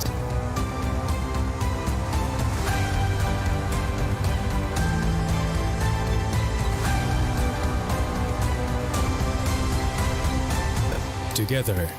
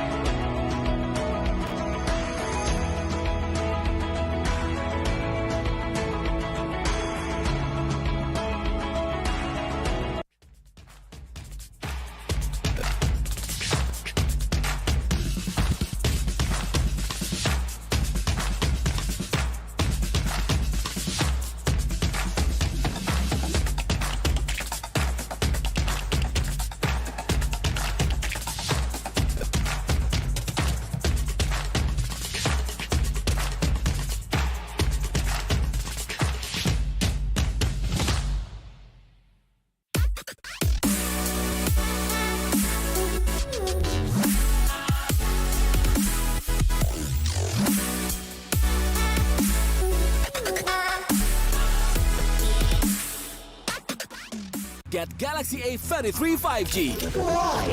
Because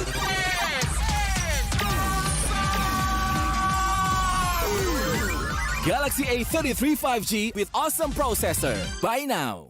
Get Galaxy A53 5G. Why? Because this is smooth.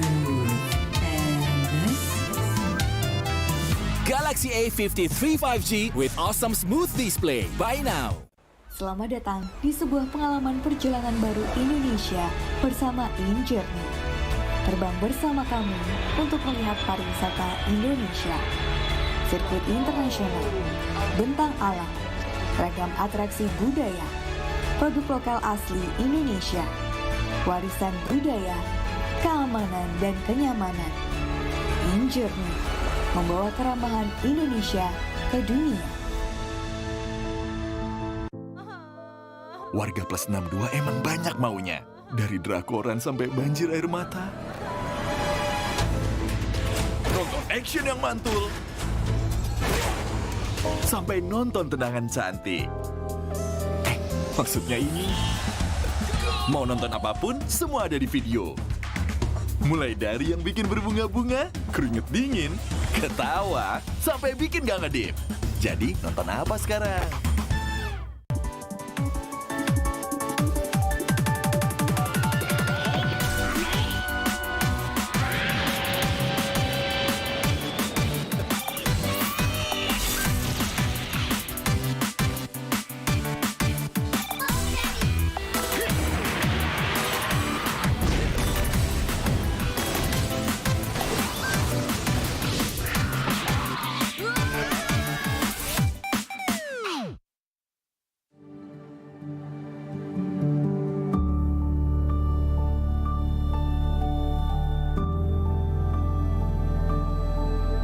All it takes is one dream.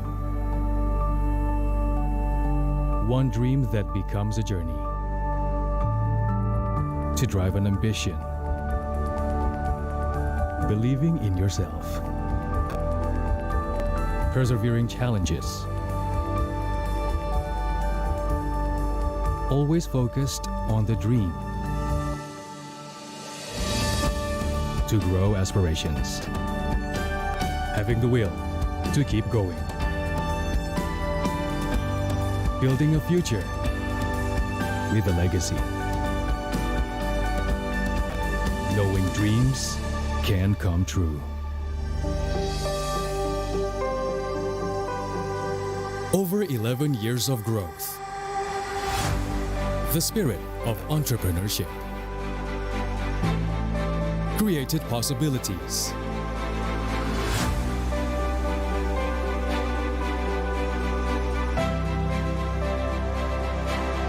Realized new potentials.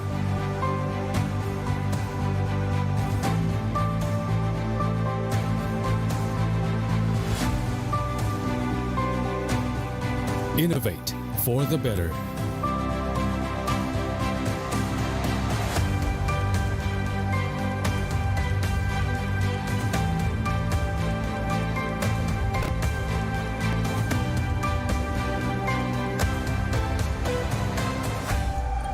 Expand horizons.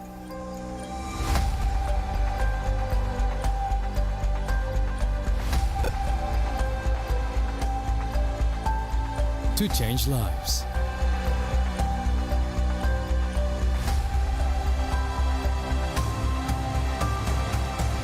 To connect new ideas. To explore new grounds.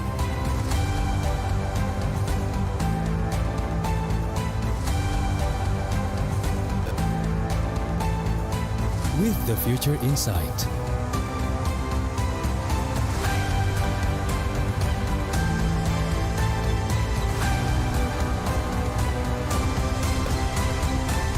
Together.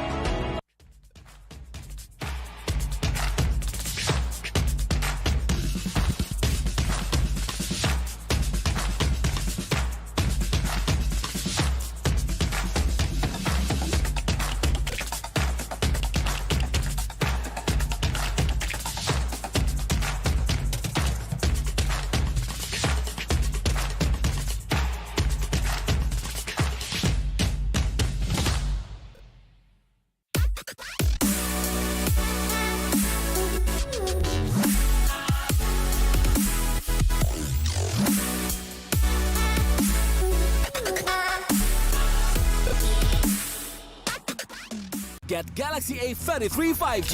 Why? Because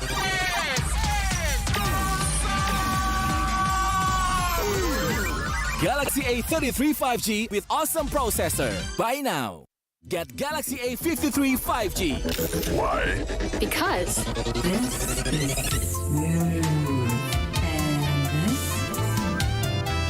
Galaxy A53 5G with awesome smooth display. Buy now.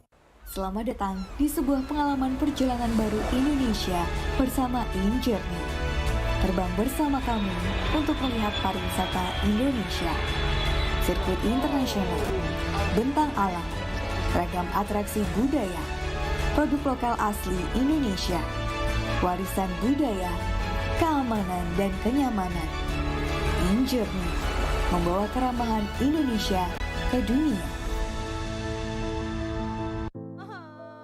Warga plus 62 emang banyak maunya. Dari drakoran sampai banjir air mata. Nonton action yang mantul. Sampai nonton tendangan cantik. Maksudnya ini. Mau nonton apapun, semua ada di video. Mulai dari yang bikin berbunga-bunga, keringet dingin, ketawa, sampai bikin gak ngedip. Jadi nonton apa sekarang?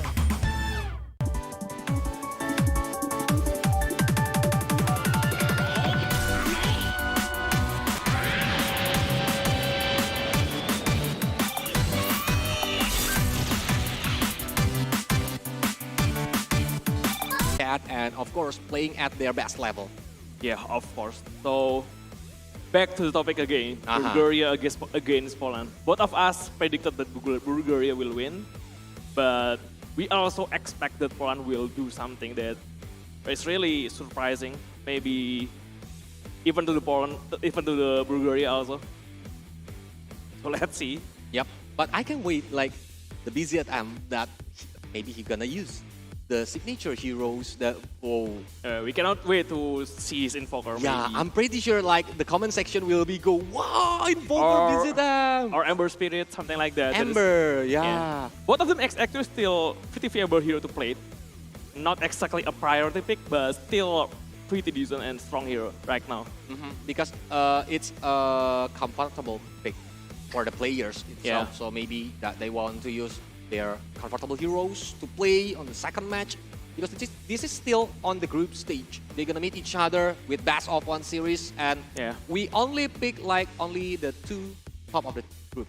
Yeah, and everything is possible in the best of 1 series. Nothing is possible. Everything is possible because it's really a high risk play. Yeah, even like the luck factor is very big on the best of 1 series. You things can always go wrong in Dota. You cannot predict every movement. You cannot expect that everything will go well. There is also, wrong move could be fatal also. They're not God, duh. Yeah, they're still humans. Of course, there will be like the human error or even like the mistakes can happen. But in Dota especially, that's really almost everywhere. Yeah, you just minimize it. You just try to not make any mistake. Try to play discipline maybe. And when that happens, that you need to try to fix your mistakes. Yeah. In best of the series, normally you can try to read your opponent after exploring after you lost in game 1, but there is no chance left in best of 1 series here. Yeah. You have to win the game without knowing much about your opponents. Because this is maybe their first time to meet each Match. other. And this is the first day of Dota also, right? So they haven't played before. You cannot see the match. You cannot study the opponents. Yeah, maybe the pool, the heroes pool and everything, like the strategy or even the movement, the habit of the players itself. So you can unload based on personal player maybe.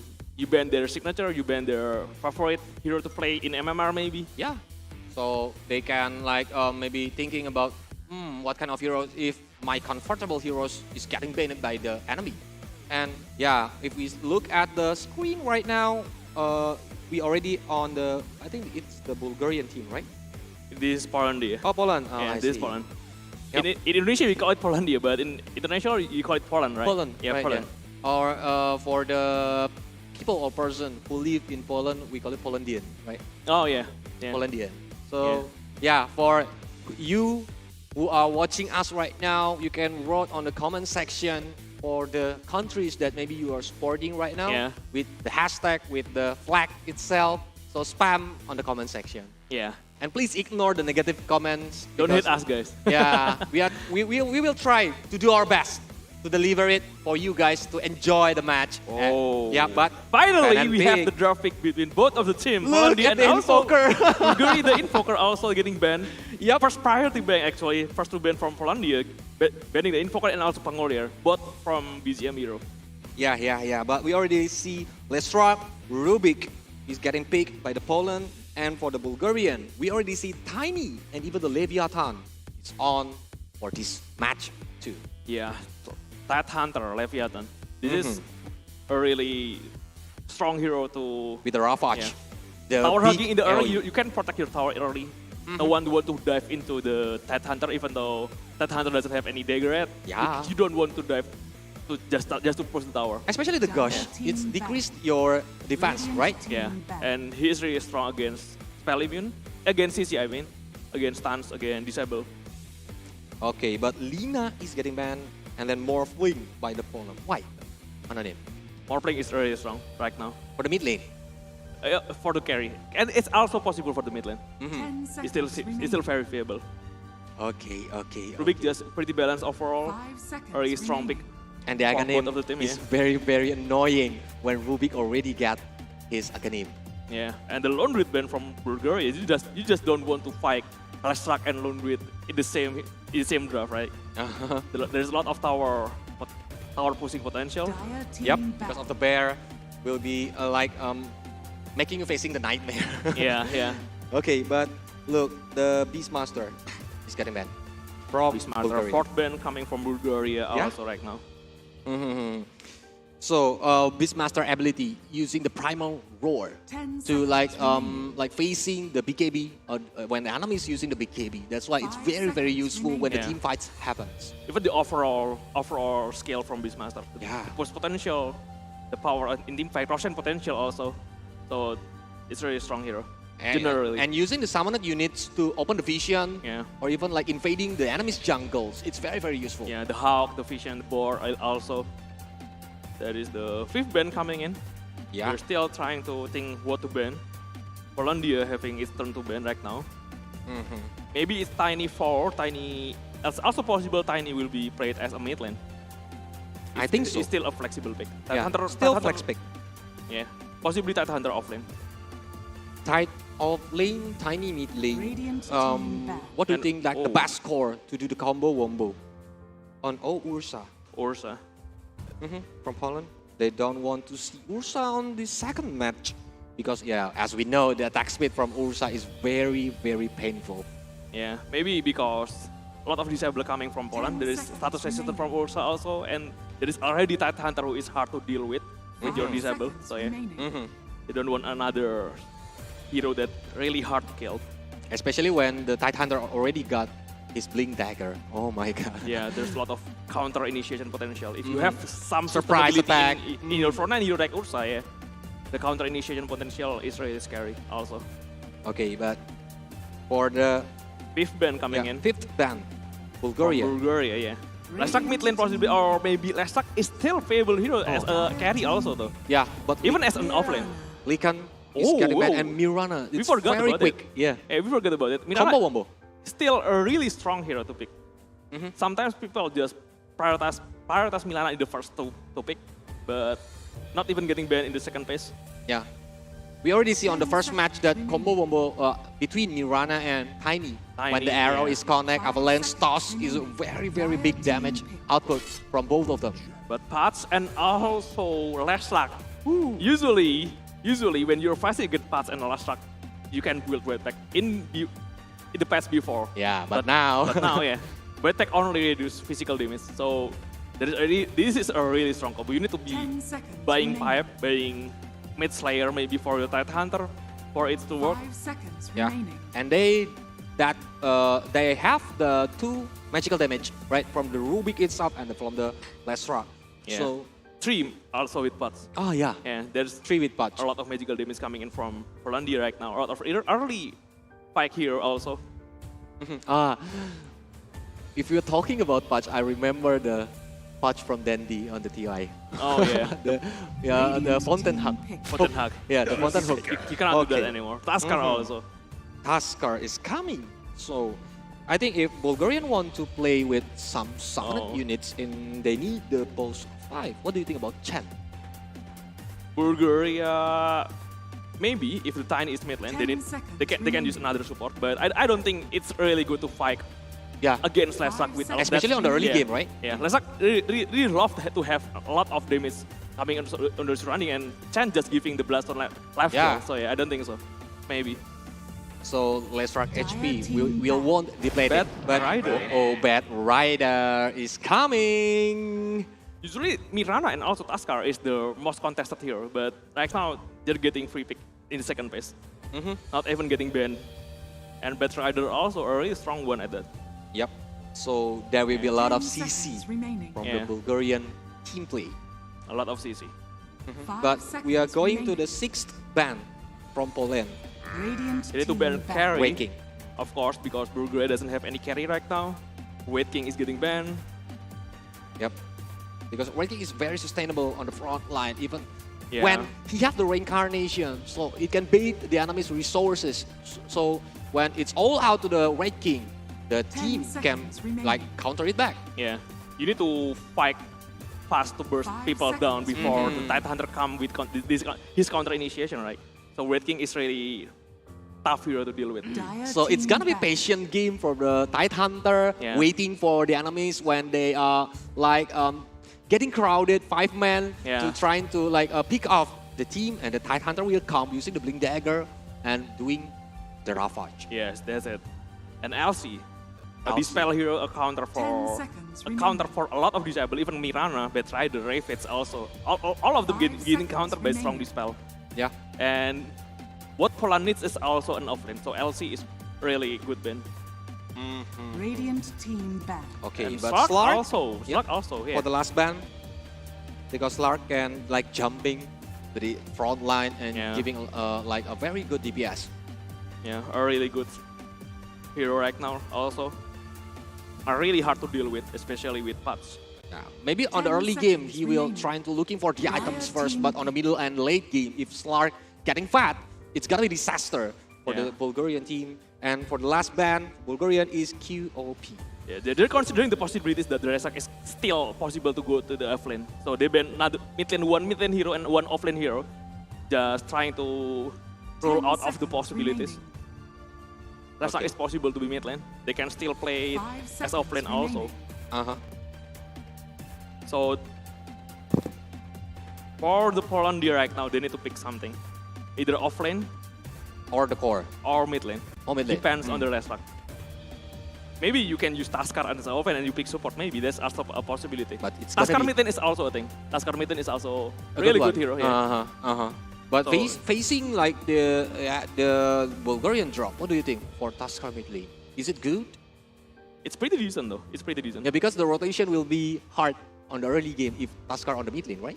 Yeah, it's pretty decent. Just decent. Okay. Usually you want to fight Bad Rider one-on-one mid lane with the range hero or maybe melee, but the one that having a dispel against the Signal Palm. If not, Bad Rider gonna be fat. But yes. Oh, this Resak mid lane. Brewmaster is Resak mid lane, Brewmaster off lane, and also Pats as a carry with the Taskar support and also Rubik support. And one carry for Bulgaria right now. Yeah. What kind of carry that they want to use? Usually you avoid using melee hero as a carry when you fight against Resak and Pats. Yep, of usually, course. But it's still fine if you want to fight. You don't want to give Resak blast on lifesteal. You don't want to get close to Resak. Usually people having a range hero like Lina, like Sniper. Lina already getting banned. I don't know about Sniper though in this meta. Or Drow. What do you think? Drow is pretty decent. Yeah. Maybe if he want to use like the comfortable heroes, because we don't know what kind of comfortable heroes that they want to use on the second. And Shadowfin, a pretty decent one. Yeah. You don't lose in the early, so you don't have to be pressure in the early game, and you have the late game potential. The scaling potential for Shadowfin is pretty strong. Especially with the Requiem. Yeah, right? Requiem. The team fight potential from Requiem. The right click damage also for his soul. the damage is really, really painful in the late game. Yeah, but if we and he is a range hero, so yeah. he doesn't get close to Lestrak. That's the point. Because if it's get too close, I think Yeah. Lestrak will be happy. Yeah. But if we are looking at the drop, Poland, maybe they will play like a pick-off game. Yeah. With Podge, with Lestrak, and if we are looking for the Bulgarian, they gonna play like the team fight game. Yeah, and I think you need to try something without red tech, right? You need to still buying pipe. You still need to buying maybe Mist Slayer, maybe Bloodthorn also. I think pipe is the most important item. In meta before, in patch before, this is easy to counter. Maybe you just build your tide with pipe, with Mist Slayer, and also with Taras maybe, and Lestrak cannot do any damage. And Pats also with the magical damage is And the homework is done. Yeah, but now it's gonna be different. I don't think Red Tech is favorable anymore against this kind of hero. So Bulgaria need to think about something. And actually, this is my first time seeing Lestrak and Pats in one lineup after the Red Tech not being nerfed. So I really want to know how to counter it also. Is it gonna be effective or it's gonna be disaster for them? Or are they not reading the patch? We don't know. We don't know. But I think for professional players who are representing their country, I think they already learned a lot about the patch. Yeah, even if they don't read, I am sure they're playing MMR. So they're still playing PUBs in their room. So yeah. Oh, you see it? Maybe. Maybe. Still. We don't know. Every pro player do that, right? Yeah. For like warming up before their match. Still playing PUBs. Goes. Even during tournaments, yeah. Okay, but the in-game is already anonym. We're gonna see who are gonna win the second match of Dota 2 today between the Bulgaria versus Poland. Yes. Bulgarian is on the Radiant side and Poland is on the Dire side right now. 5-man smoke coming in from Poland. They're trying to move, set up some wards in the left side of the river. Just trying to contest some bounty here. I don't think there's anything to contest. I don't think they will reach anything either early. You have to be careful of the arrow combo at level 1. That's a lot of first blood potential coming from that. Yeah, because the duration is very, very long time. That's why they need to be careful. Open the vision first, and then like make sure where are the enemies at. Yeah, even at level 1, the flange combo into arrow is really, really strong. You have to be careful at contesting the bounty. And they're moving to the right side, so Ekon and also Crash. There's Flap, also the gas coming in, the arrow coming in, that's the problem. The first blood coming from Flap. They have to be careful, the arrow at level 1 is really, really strong.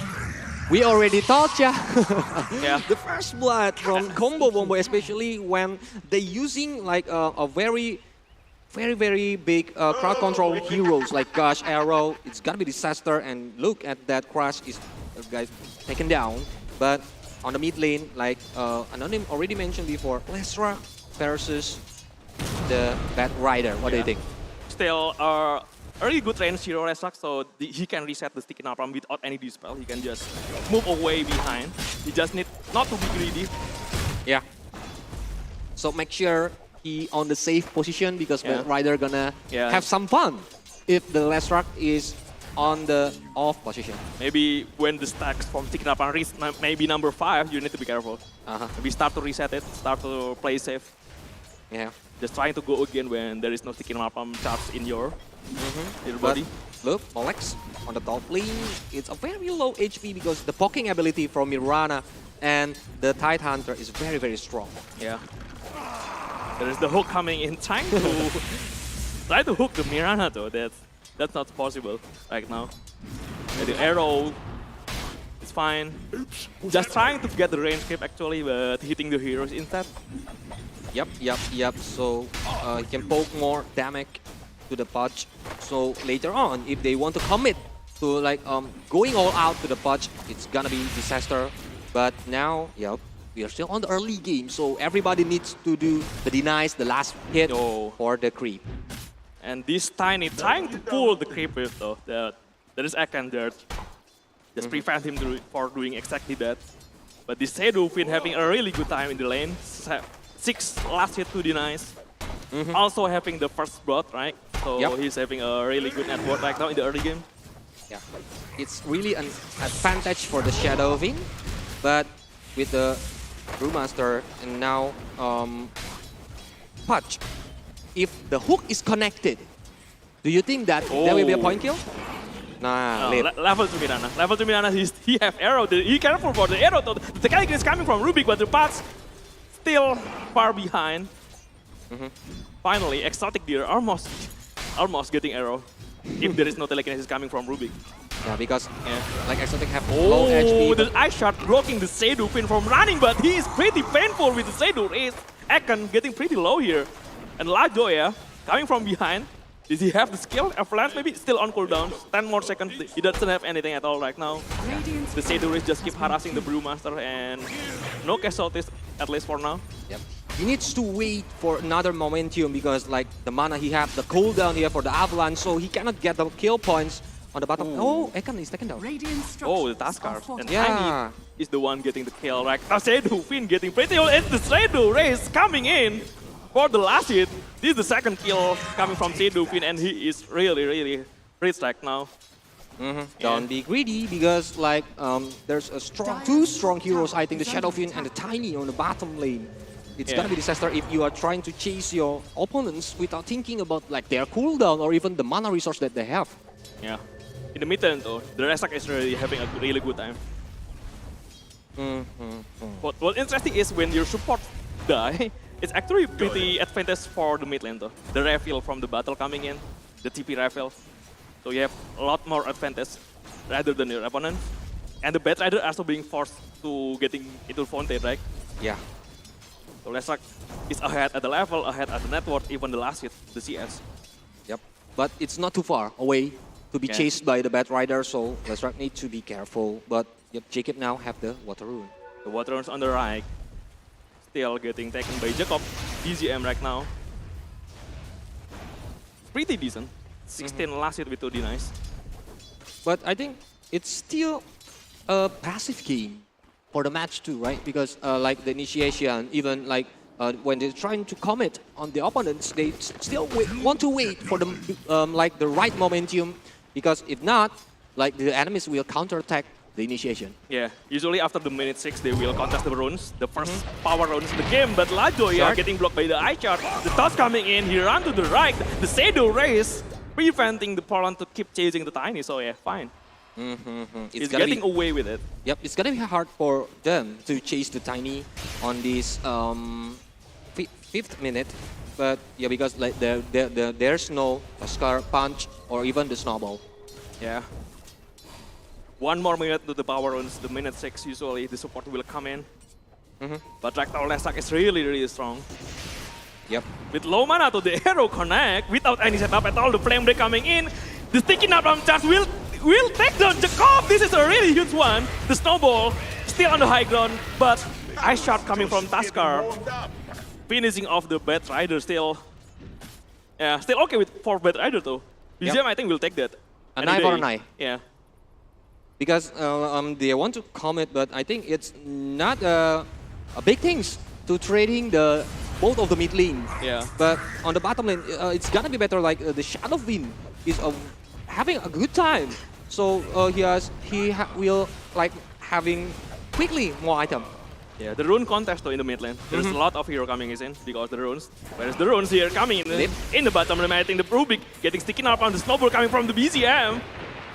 Out of range, the Snowball, but the Ice Shard coming. It's still really tough though to take down BGM right now. The Lajoya coming, Tiny the affairs into hero. He has the arrow, also will take down Taskar. Also with the Jacob. Bat Rider taken down also, but Molex like a 1 versus 2. I don't think he can do it. The Starfall coming in. Molex want to bring down Mirana also with him, but he's being taken down first. So yeah, this is a really huge advantage from Bulgaria. Oh my god, what a play from the counter-attack from the Bulgaria team. Even Mirana with low HP. He's not afraid to go in front, but now on the top lane, Snowball is coming to the Tide Hunter. But the HP, but yep, the Ghost is backing up. He's trying to hit the opponents again, and even the Ekon needs to go back. Oh no, you don't have any damage right now. Not against that Hunter though. Oh damn. That's a really huge too mistake. thick, man, too thick. Yeah. So 8-3 in terms of kill right now between Bulgaria and ALS Poland. A really huge advantage coming in the early game. And there is some movement in the bottom lane. Brewmaster still haven't got his ultimate, still level 5. The toss will be ready right now. The TP coming from Jacob, trying to back him up, but Zedufin right now in a really bad position, Pleb. I don't think he can survive this. Pleb will be taken down by Jacob. Nice backup there, nice TP from Jacob. Yep, and Lajo, he's alone. He's kind of stuck. With low HP, what he can do? Yeah, double kill coming from Jacob. This is a really good counter. But okay. If I said like the arrow is connected right now, trying to go away with BZM, go in front, but Snowball is coming. Shot is trying to make BZM cannot run away. Even Violet right now is getting the way cut from the exotic. This member is taking down the Mirana. Whoa. Oh, I thought this is a really good arrow. I really think that Bulgaria will get a really good fight by the Ice Shard though. He doesn't have any Firefly with the Ice Shard connect, so a lot of tower to hit coming into the Bad Rider. There is a lot of damage. Smoke is coming. They want to like open the vision, looking for heroes. Maybe they can pick off some heroes because like one man down. There's the snowball ready, there is a stun from Leszak ready, the snowball coming in, the stun coming in, and stopping Leszak from using the stun. And Pleb is still actually safe, the Raven's coming to protect the Zedufin. He's keep being chased by the Brewmaster. Oh no, Pleb will be taken down. Lajoya coming. Primal Speed is really hard to deal with. Especially like Tide Hunter is flying, but Toss is coming, trying to be using the Gush from the Mastermind, but no Ravage right now, and even Lajoya in dangerous position. He's trying to run away with a couple more hits. Lajoya is taken down. Even the Mastermind now is trying to juking 3 heroes on the bottom lane near the tower, but the Ice Shard is failed to meet the target. Yeah. Oh no, Zedufin, another race, one more race. Nicely done from Pleb. At least he get 1 kill. Yeah. In return. It's really a long fight. Even Zedufin respawning after he died. Yeah. And other lane, the path is being taken down. Brewmaster right now. Oh, nice one from Pleb. He gets double kill after tipping in the bottom lane. So it's still an advantage coming in from Bulgaria. But the goal difference, I think, is getting chased by the Poland team. Before it's 3k, right now it's only 1k. Yeah. 12 to 9 in terms of kill right now. 10 minutes in. And the runes, invisibility runes in BGM. This, he can use it. Yep. To bring the surprise attack to the enemies later on. Depends on the momentum, or even he can run away with the invisibility rune. Yeah. There is an observer word though. So BGM is actually the one being targeted right now. Eka and Jacob from behind the snowball. Into the stun, he put down the sentry, so they know where the Bad Rider is. He cannot run away. Yeah, he cannot run away at all. Yeah, because there the is a lot of disable. It's on target, even Lil Pleb. He need to use the TP because it's a very dangerous position. The Animus is near the position of the Tiny. Yeah. So, a decent one at that. Both of them actually doing something really good. Leszak is still in a really good position in terms of network also. And this, we are already talking about on the name, right? Yeah. Poland having a good fight facing Bulgarian, but now on the mid lane, Gosh is being popped up, trying to get pulled. Oh, the cancel cannot run away, even the Taurus is coming. But now Ravage trying to hit more, with a couple more hits now, is taken down the pot, but Water Sponge is trying to make Mastermind cannot run away. And now he's taken down. One more hit coming. And Taskar will also being taken 1-4-2 here. The Tide Hunter is actually doing his job, so it's fine for Bulgaria. They can continue to push the tower. Maybe they can get another kill after the tower being taken down. Yeah, with the first tower is taken down, I think it's very, very important to make like the Poland will having a hard time to make or like having a high ground on the mid lane. Yeah, and also they can contest the stacks, they can contest the ancient. So it's very, very important. They're having a really good map control right now. The combination from Ravage Arrow and also the damage coming in from both of them. This is the arrow. It's unfortunate. Taskar's just tipping. Straight getting Ravage, straight getting arrow. So yeah, he cannot do anything at all. Yep. Even like Mirana is doing lead. Like he bravely diving into the first tower. Yeah. Oh, this is a lot of kills in both of the team. 14 to 11 right now, and the stacks will be given to Batrider. Because on the early game we said it's a passive game, but now it's a very, very big team fight, like happening in every minute. Every team needs like they want to like looking for the head of the enemies. Yeah, they're playing aggressively here early game. But still, I think Bulgaria is still having a lot of momentum coming. They need to wait another phase maybe to play aggressively, and Leicester doesn't seem to be effective as usually Leicester is, I think. Yeah, and in the middle to late game later, like the Bulgarians have a lot of CC if like they want to contest on the Russian, right? Yeah. So it's gonna be advantage for them. So like the Poland need to be careful when the Russian arrive. They have decent Russian potential to the last, so try into the offense and toss. Yeah, there's a very dead Brewmaster. Hasta la vista, baby. La Joya taking the kill. The Who coming into the Tide Hunter. He is alone. There is a detection. Is it? Moonlight Shadow, there is a detection coming. The dust coming from Ekon will take down the Tide Hunter. It's a wise one. He didn't use the Ravage, right? Because he's alone. He didn't want to waste his resources, so he just let the enemies kill him. In the early game, maybe it's better to wait your respawn time rather than waiting the cooldown. A lot more than the respawn. Okay. Arrow coming from Rubik here. Yeah, still. Regeneration in less luck though. So you can use it for farm, maybe he can. Or using for the counter attack, right? Yeah, he's trying to find something. Slowly but sure, they're trying to. Like, oh, double offense coming! Then he have Rapid. Just one hero, the Primal Speed already being popped out by the Brewmaster, so it's fine. 1-for-1 big scale here. The Tide Hunter using his Rapid, the Primal Speed is also being popped out. And only one casualty is coming in from Taskar. Yeah, because for the Poland is taken down one hero, I think it's advantage for the Bulgaria. And even now, they need to find more comfortable position to set up the team fights. So they're looking for another one. The dagger coming from Tiny Arrow. So but the counter Rapid from Rubik, they have it.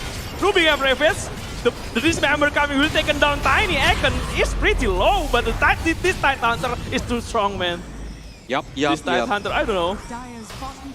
Lil Pleb his own killing spree because of the very good initiative from the team, but Arrow is connect, trying to be covered by like 3 members of Team Poland. Yeah. Hey, the hook, the arrow, just missing the Mirana actually. Also the stun coming from Lesrak. Yep. He still have the leap. So even if the enemies want to commit, he will leap out from the zone of the team fight. But the Shadowfin, Lil Pleb here, he need to be fat, but already have the Satanic. No name? Yeah. This is a really good timing though. Yeah. I think the BKB will on later after he builds some of the item because he already buy the hammer. And Pats is still a pretty long way from his Aghanim. I think this is a really good momentum coming from Bulgaria. If they can cross this, will be a really huge advantage. And they will do it right now.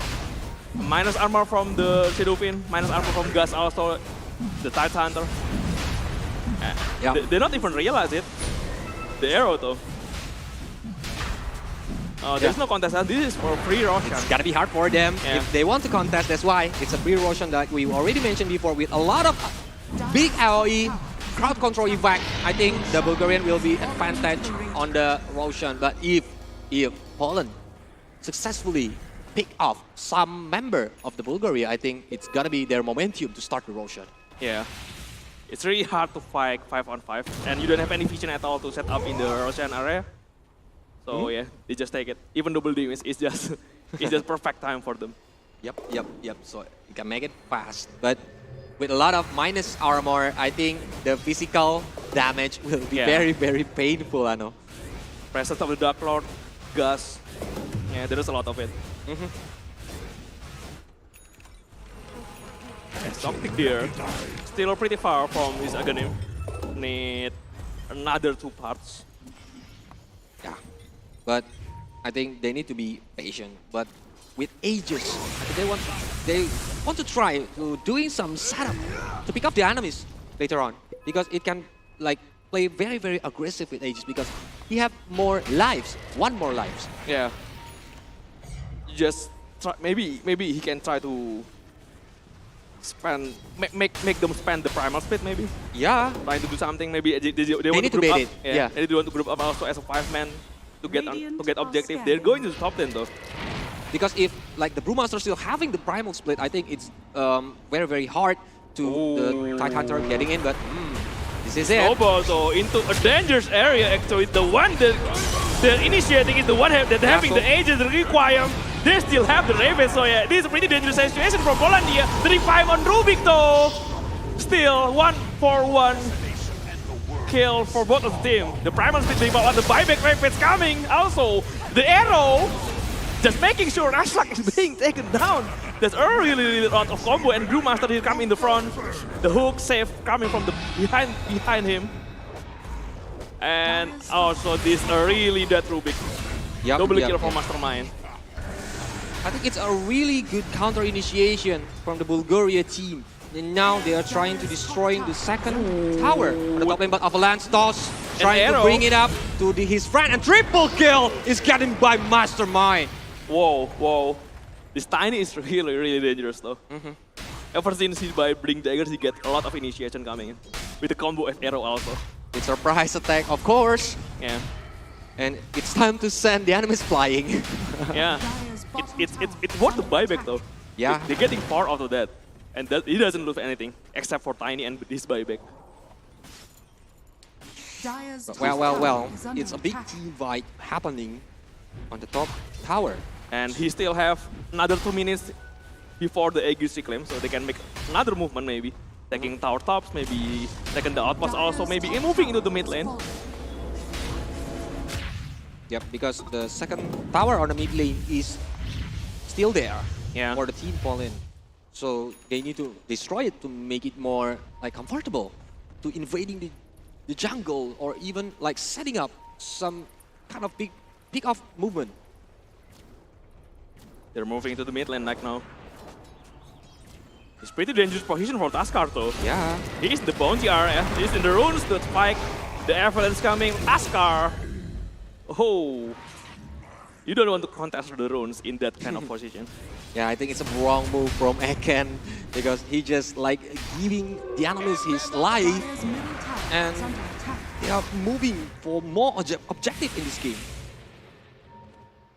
They will take down the mid lane though. Jacob! Oh no! Almost. It's already late to spot. Yeah, almost is never enough. Yeah. But they're waiting though in the mid lane. They doesn't have the Rapid. 15 more seconds until the Rapid is ready. And they're trying to do something. They're trying to beat something.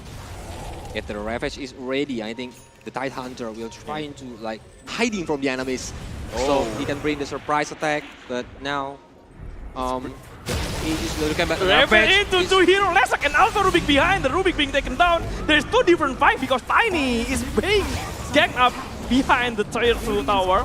But the frame break coming in. Eken also the last one for the bats. Oh no, these are really dead, but Exotic cannot do anything. He's using this member just to prolong his life, but just delaying the inevitable there. Well, but Lil Pleb is too fat on him, so the damage is very, very painful. Even he can be the main damage dealer right now. He can like bring the victories on the team fight for his team, but now Primal speed. Yep, trying to chase the KB's on. 2 more seconds into the Aegis. The Aegis being reclaimed at the worst time possible. He's trying to TP out. 1 more second. The one, but cancel his TP. He doesn't have any Aegis. The requirement of Souls is too late. That's a really huge one. A miscalculation, maybe timing on the Aegis reclaim time.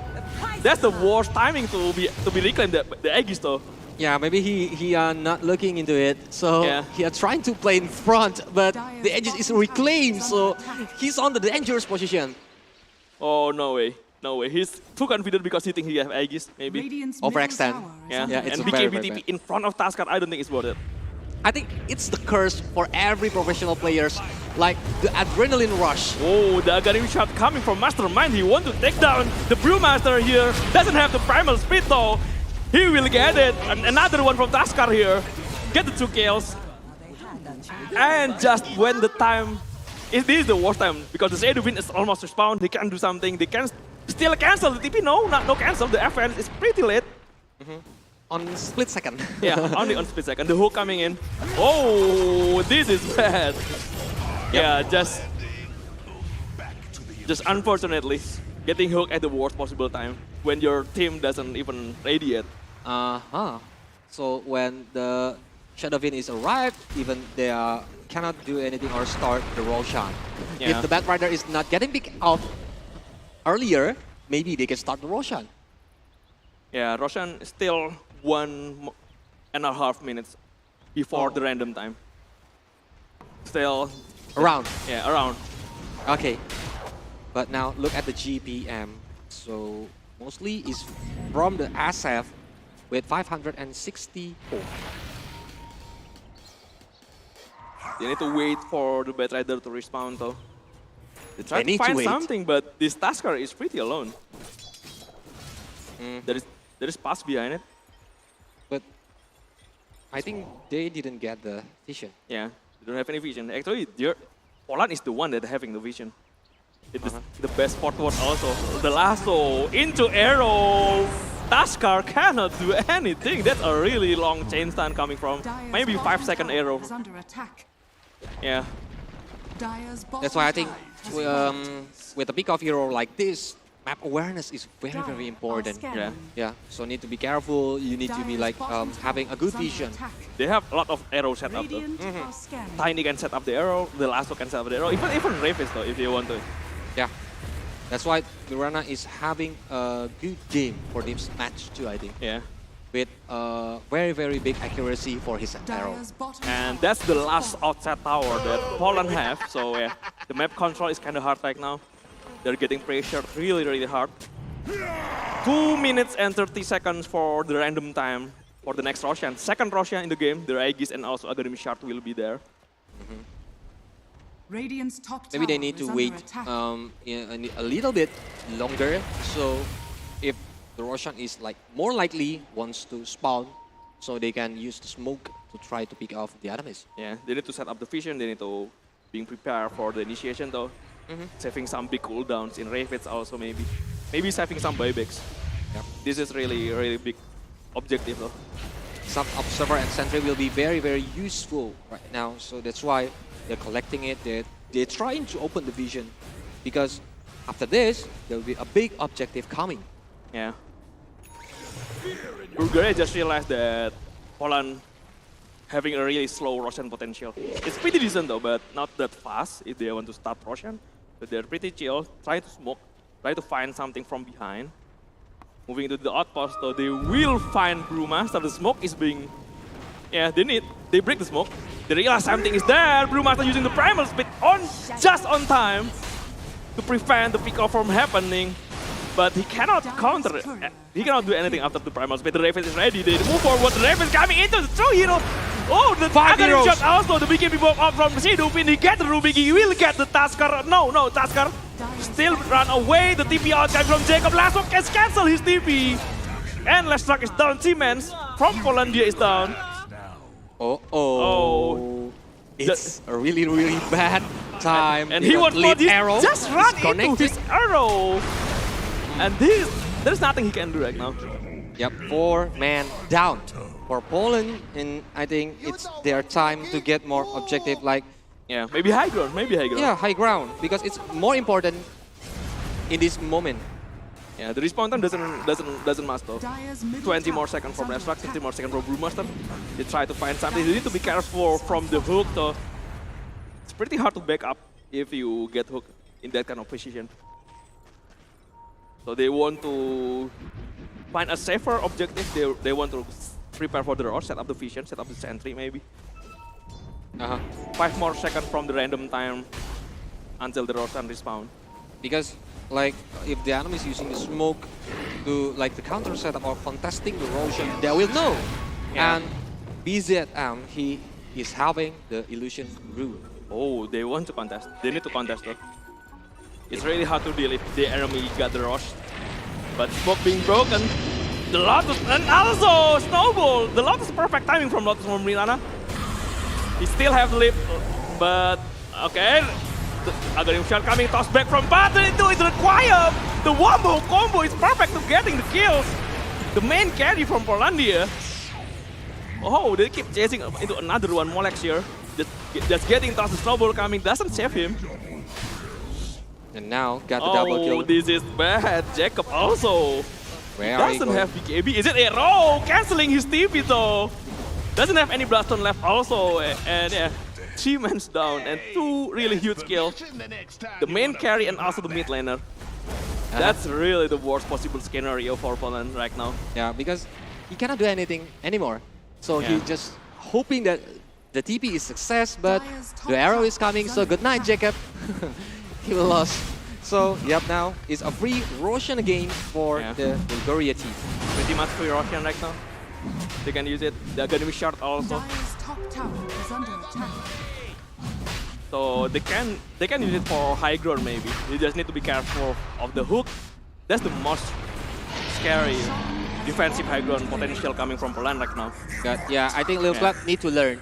So he won't overcommit again if like the Aegis want to play. Yeah. They're coming from mid lane. Almost every lane is getting pushed into the Poland sides right now.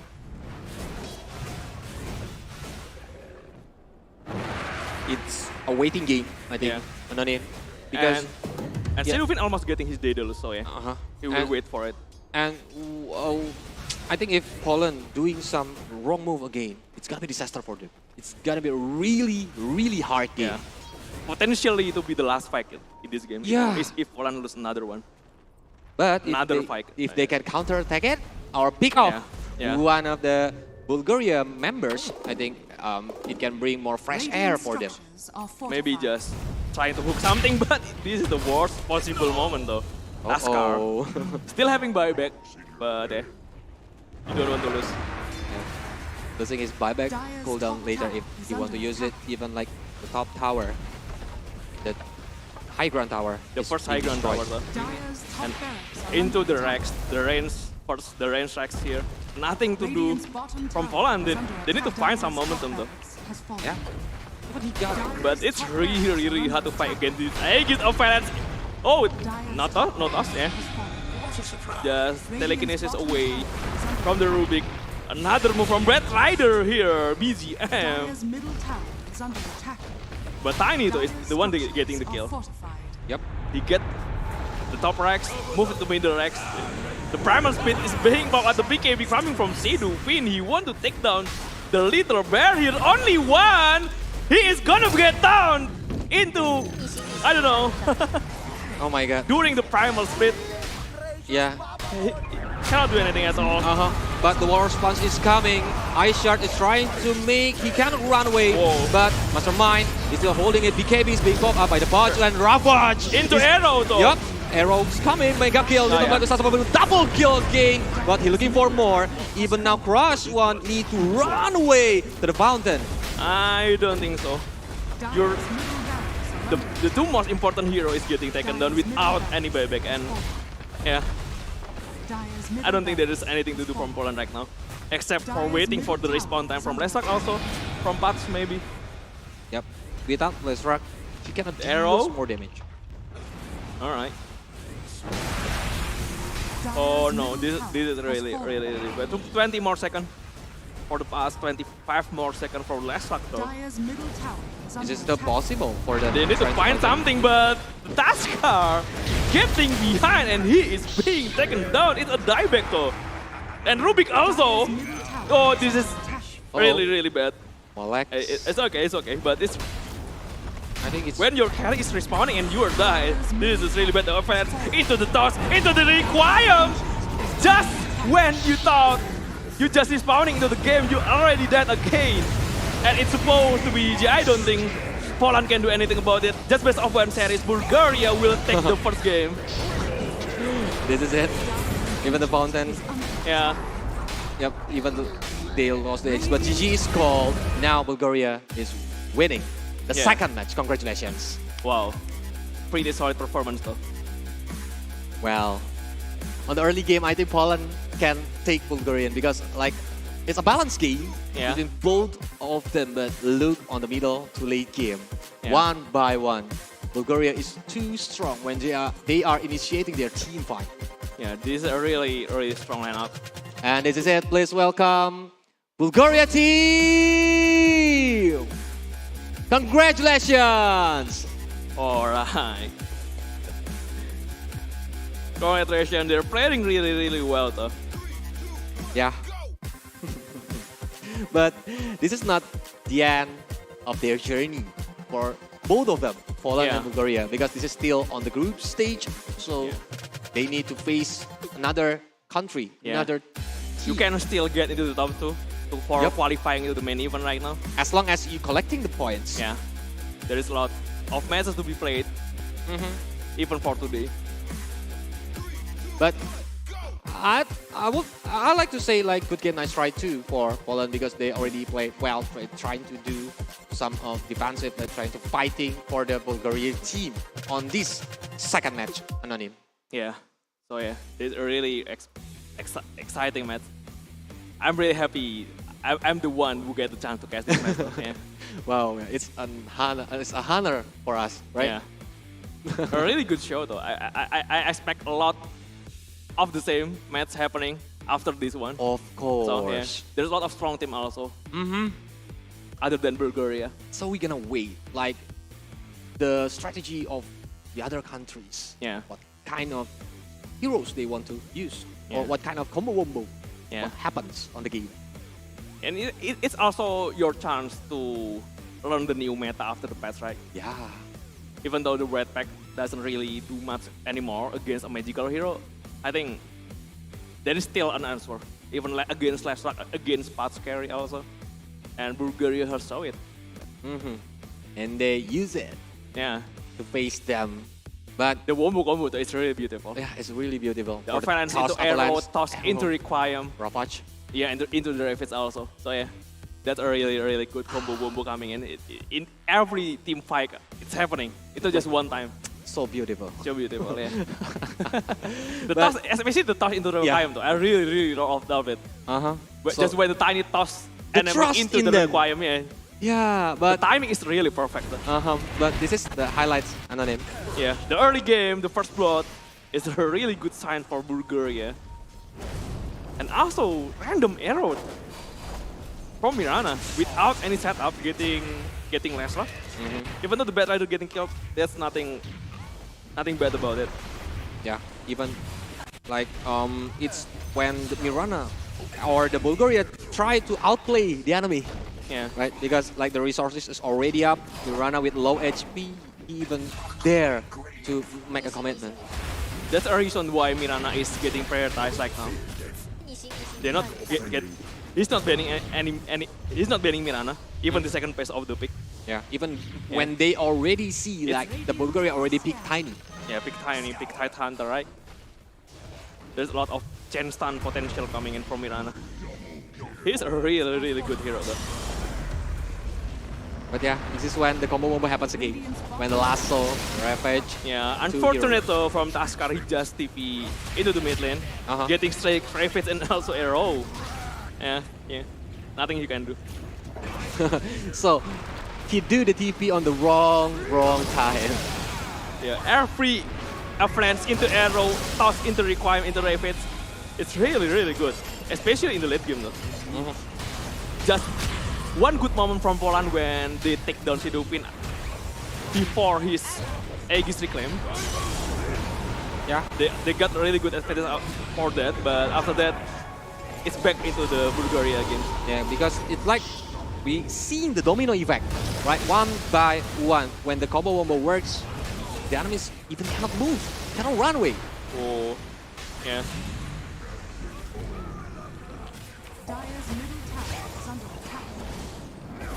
They're playing really aggressive. They're confident with their combo though. Yeah, even like this one, Fudge is just trying to prolong his life because cannot do anything. And this is the moment, the Aegis reclaim, right? One moment that giving a little hope from Poland. And he cannot do anything because, yeah. It's pretty huge though, but after that, they're getting picked off one by one. If even the toss, they got both of them actually. And there is just when Taskar go in trying to save Bruma. This one, 5-man Ravage. It's a very, very good one. So the BKB has been popped out, even like trying to keep more the enemies who cannot run away. Yeah, this is a really, really good fight for Bulgaria.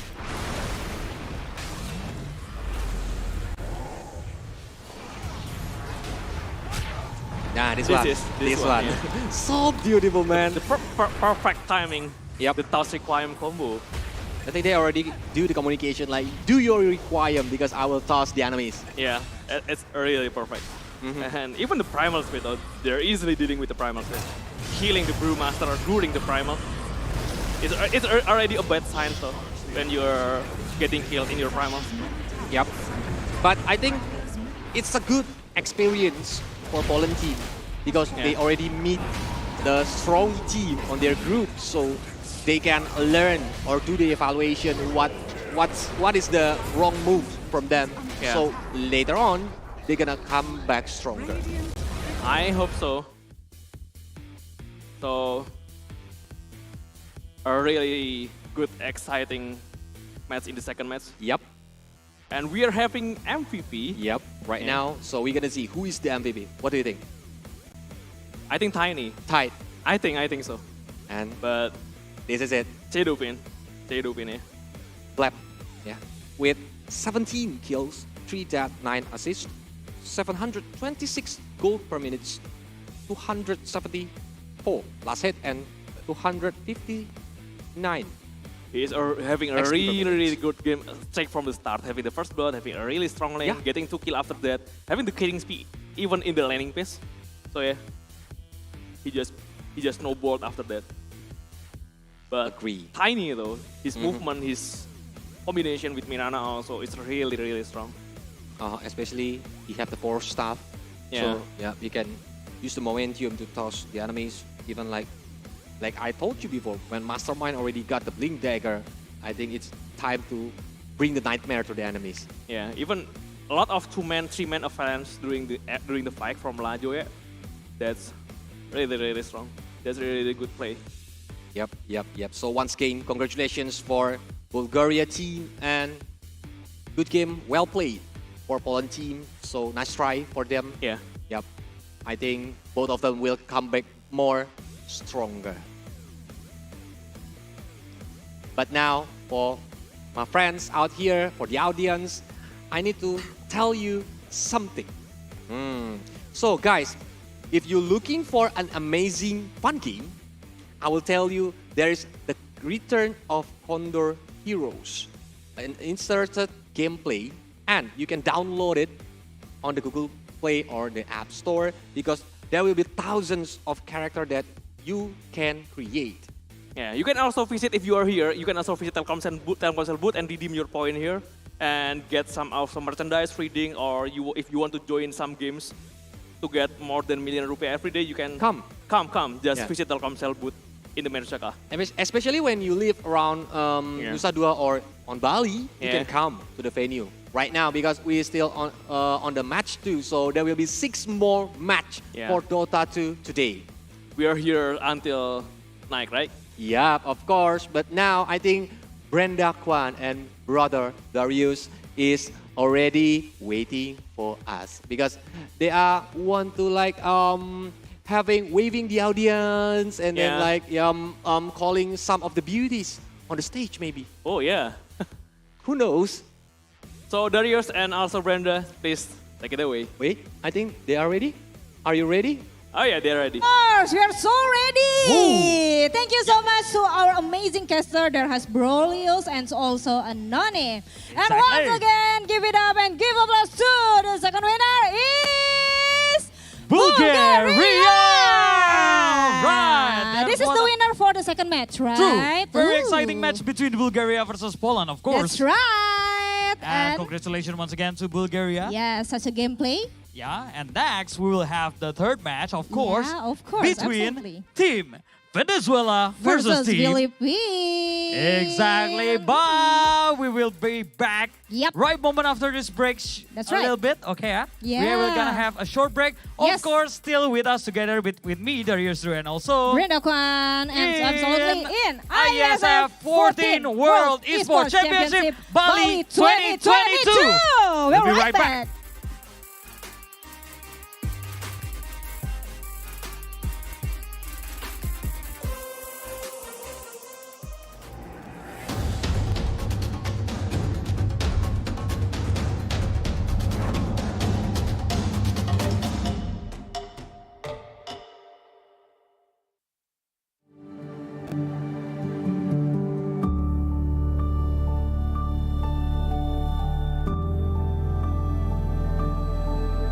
All it takes is one dream. One dream that becomes a journey. To drive an ambition. Believing in yourself. Persevering challenges. Always focused on the dream. To grow aspirations. Having the will to keep going. Building a future with a legacy. Knowing dreams can come true. Over 11 years of growth. The spirit of entrepreneurship. Created possibilities.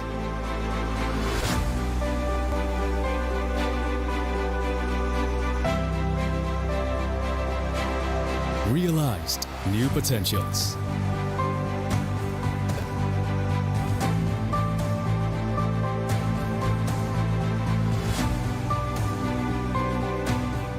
Innovate for the better.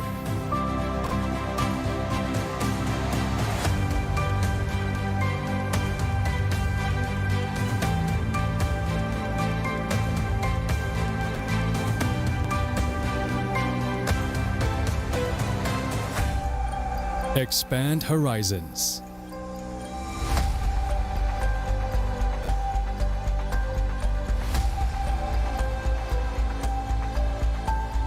To change lives.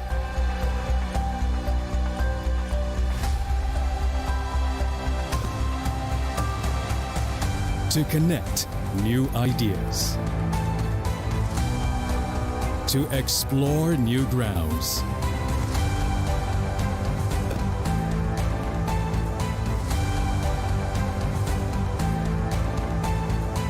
With the future in sight.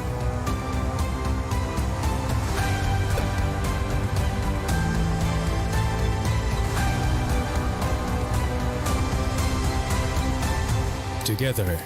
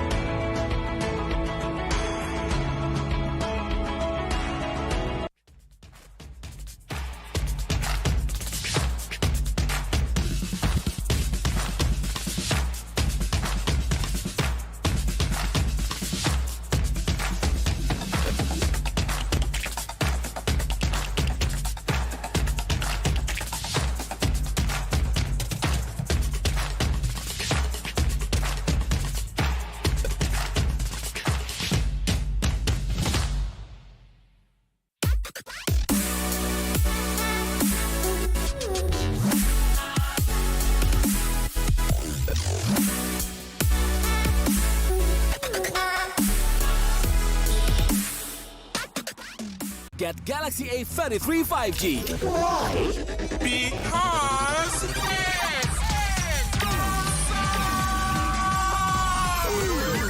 Galaxy A33 5G with awesome processor. Buy now. Get Galaxy A73 5G. Why? Because this is awesome. This is awesome. Awesome details. Awesome details. Awesome details. Galaxy A73 5G. Take more awesome details. Buy now. Selamat datang di sebuah pengalaman perjalanan baru Indonesia bersama InJourney. Terbang bersama kami untuk melihat pariwisata Indonesia. Sirkuit internasional, bentang alam, ragam atraksi budaya, produk lokal asli Indonesia, warisan budaya, keamanan dan kenyamanan. InJourney membawa kerambahan Indonesia ke dunia. Warga plus 62 emang banyak maunya. Dari drakoran sampai banjir air mata. Nonton action yang mantul. Sampai nonton tendangan cantik. Maksudnya ini. Mau nonton apapun, semua ada di video. Mulai dari yang bikin berbunga-bunga, keringet dingin, ketawa, sampai bikin gak ngedip. Jadi nonton apa sekarang?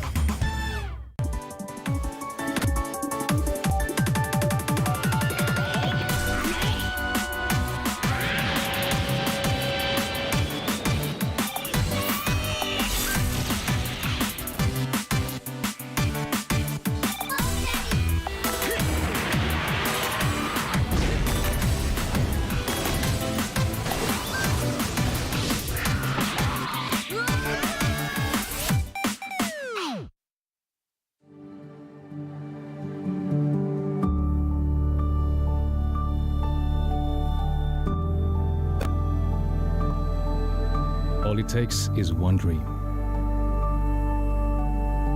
One dream that becomes a journey. To drive an ambition. Believing in yourself. Persevering challenges. Always focused on the dream. To grow aspirations. Having the will to keep going. Building a future with a legacy. Knowing dreams can come true. Over 11 years of growth. The spirit of entrepreneurship. Created possibilities.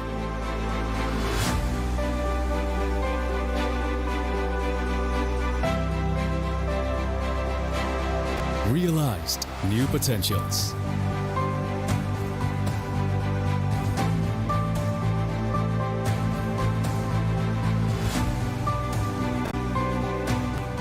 Innovate for the better.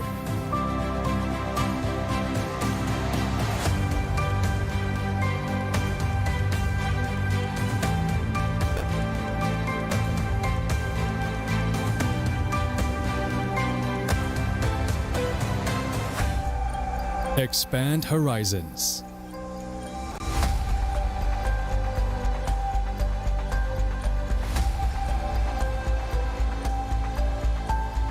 To change lives.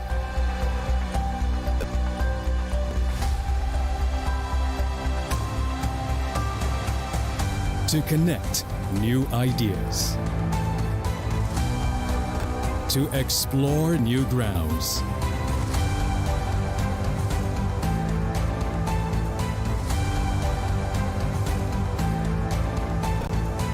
With the future in sight.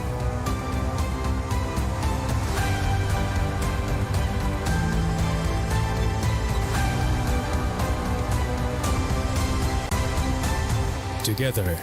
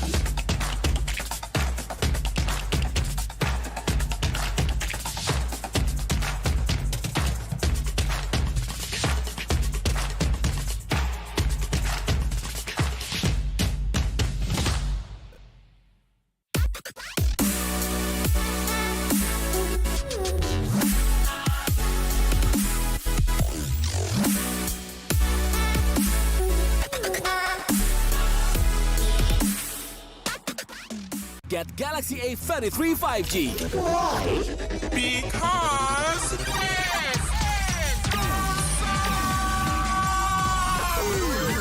Galaxy A33 5G with awesome processor. Buy now. Get Galaxy A73 5G. Why? Because this is awesome. This is awesome. Awesome details. Awesome details. Awesome details. Galaxy A73 5G. Take more awesome details. Buy now. Selamat datang di sebuah pengalaman perjalanan baru Indonesia bersama InJourney. Terbang bersama kami untuk melihat pariwisata Indonesia. Sirkuit internasional, bentang alam, ragam atraksi budaya, produk lokal asli Indonesia, warisan budaya, keamanan dan kenyamanan. InJourney membawa kerambahan Indonesia ke dunia. Warga plus 62 emang banyak maunya. Dari drakoran sampai banjir air mata. Nonton action yang mantul. Sampai nonton tendangan cantik. Maksudnya ini. Mau nonton apapun, semua ada di video. Mulai dari yang bikin berbunga-bunga, keringet dingin, ketawa, sampai bikin gak ngedip. Jadi nonton apa sekarang?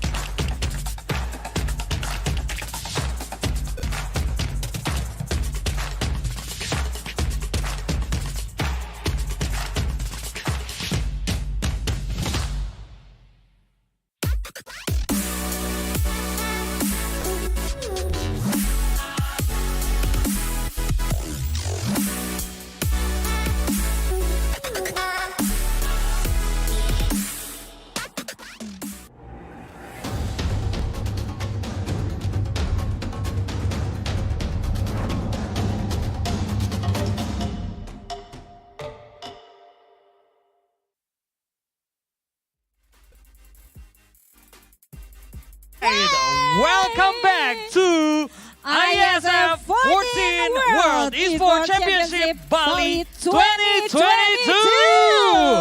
Still with us together, I am Darius Drew And also Brenda Kwan, and we just see the second match. Exactly. Between Bulgaria versus Polandia. And absolutely, we have the winner for the second match is Bulgaria.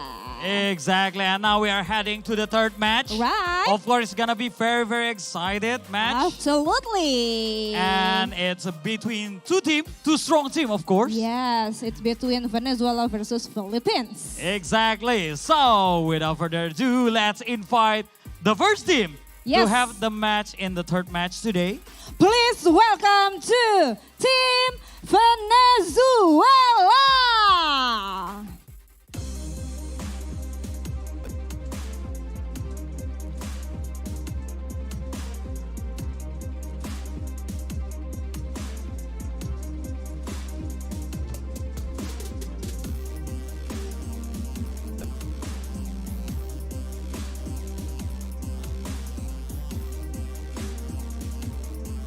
All right, thank you, Team Venezuela. You may proceed to the box. Thank you so much. Once again, give it up to Venezuela. And the next we would like to invite the team who will battle against the team Venezuela. Exactly, the second team for this third match. Yes. Please welcome to Team Philippines.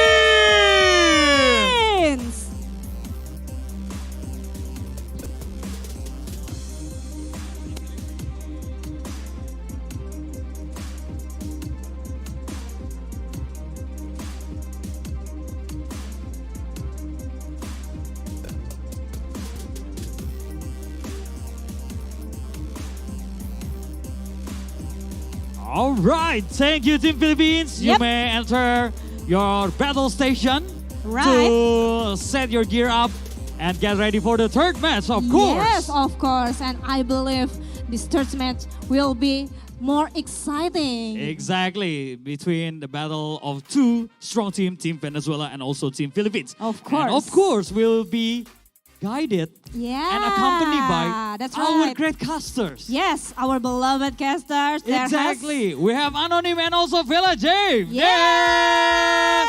So, caster, are you guys ready? Absolutely ready. So, take the mic to the casters, please, to Anonym and also Villa James.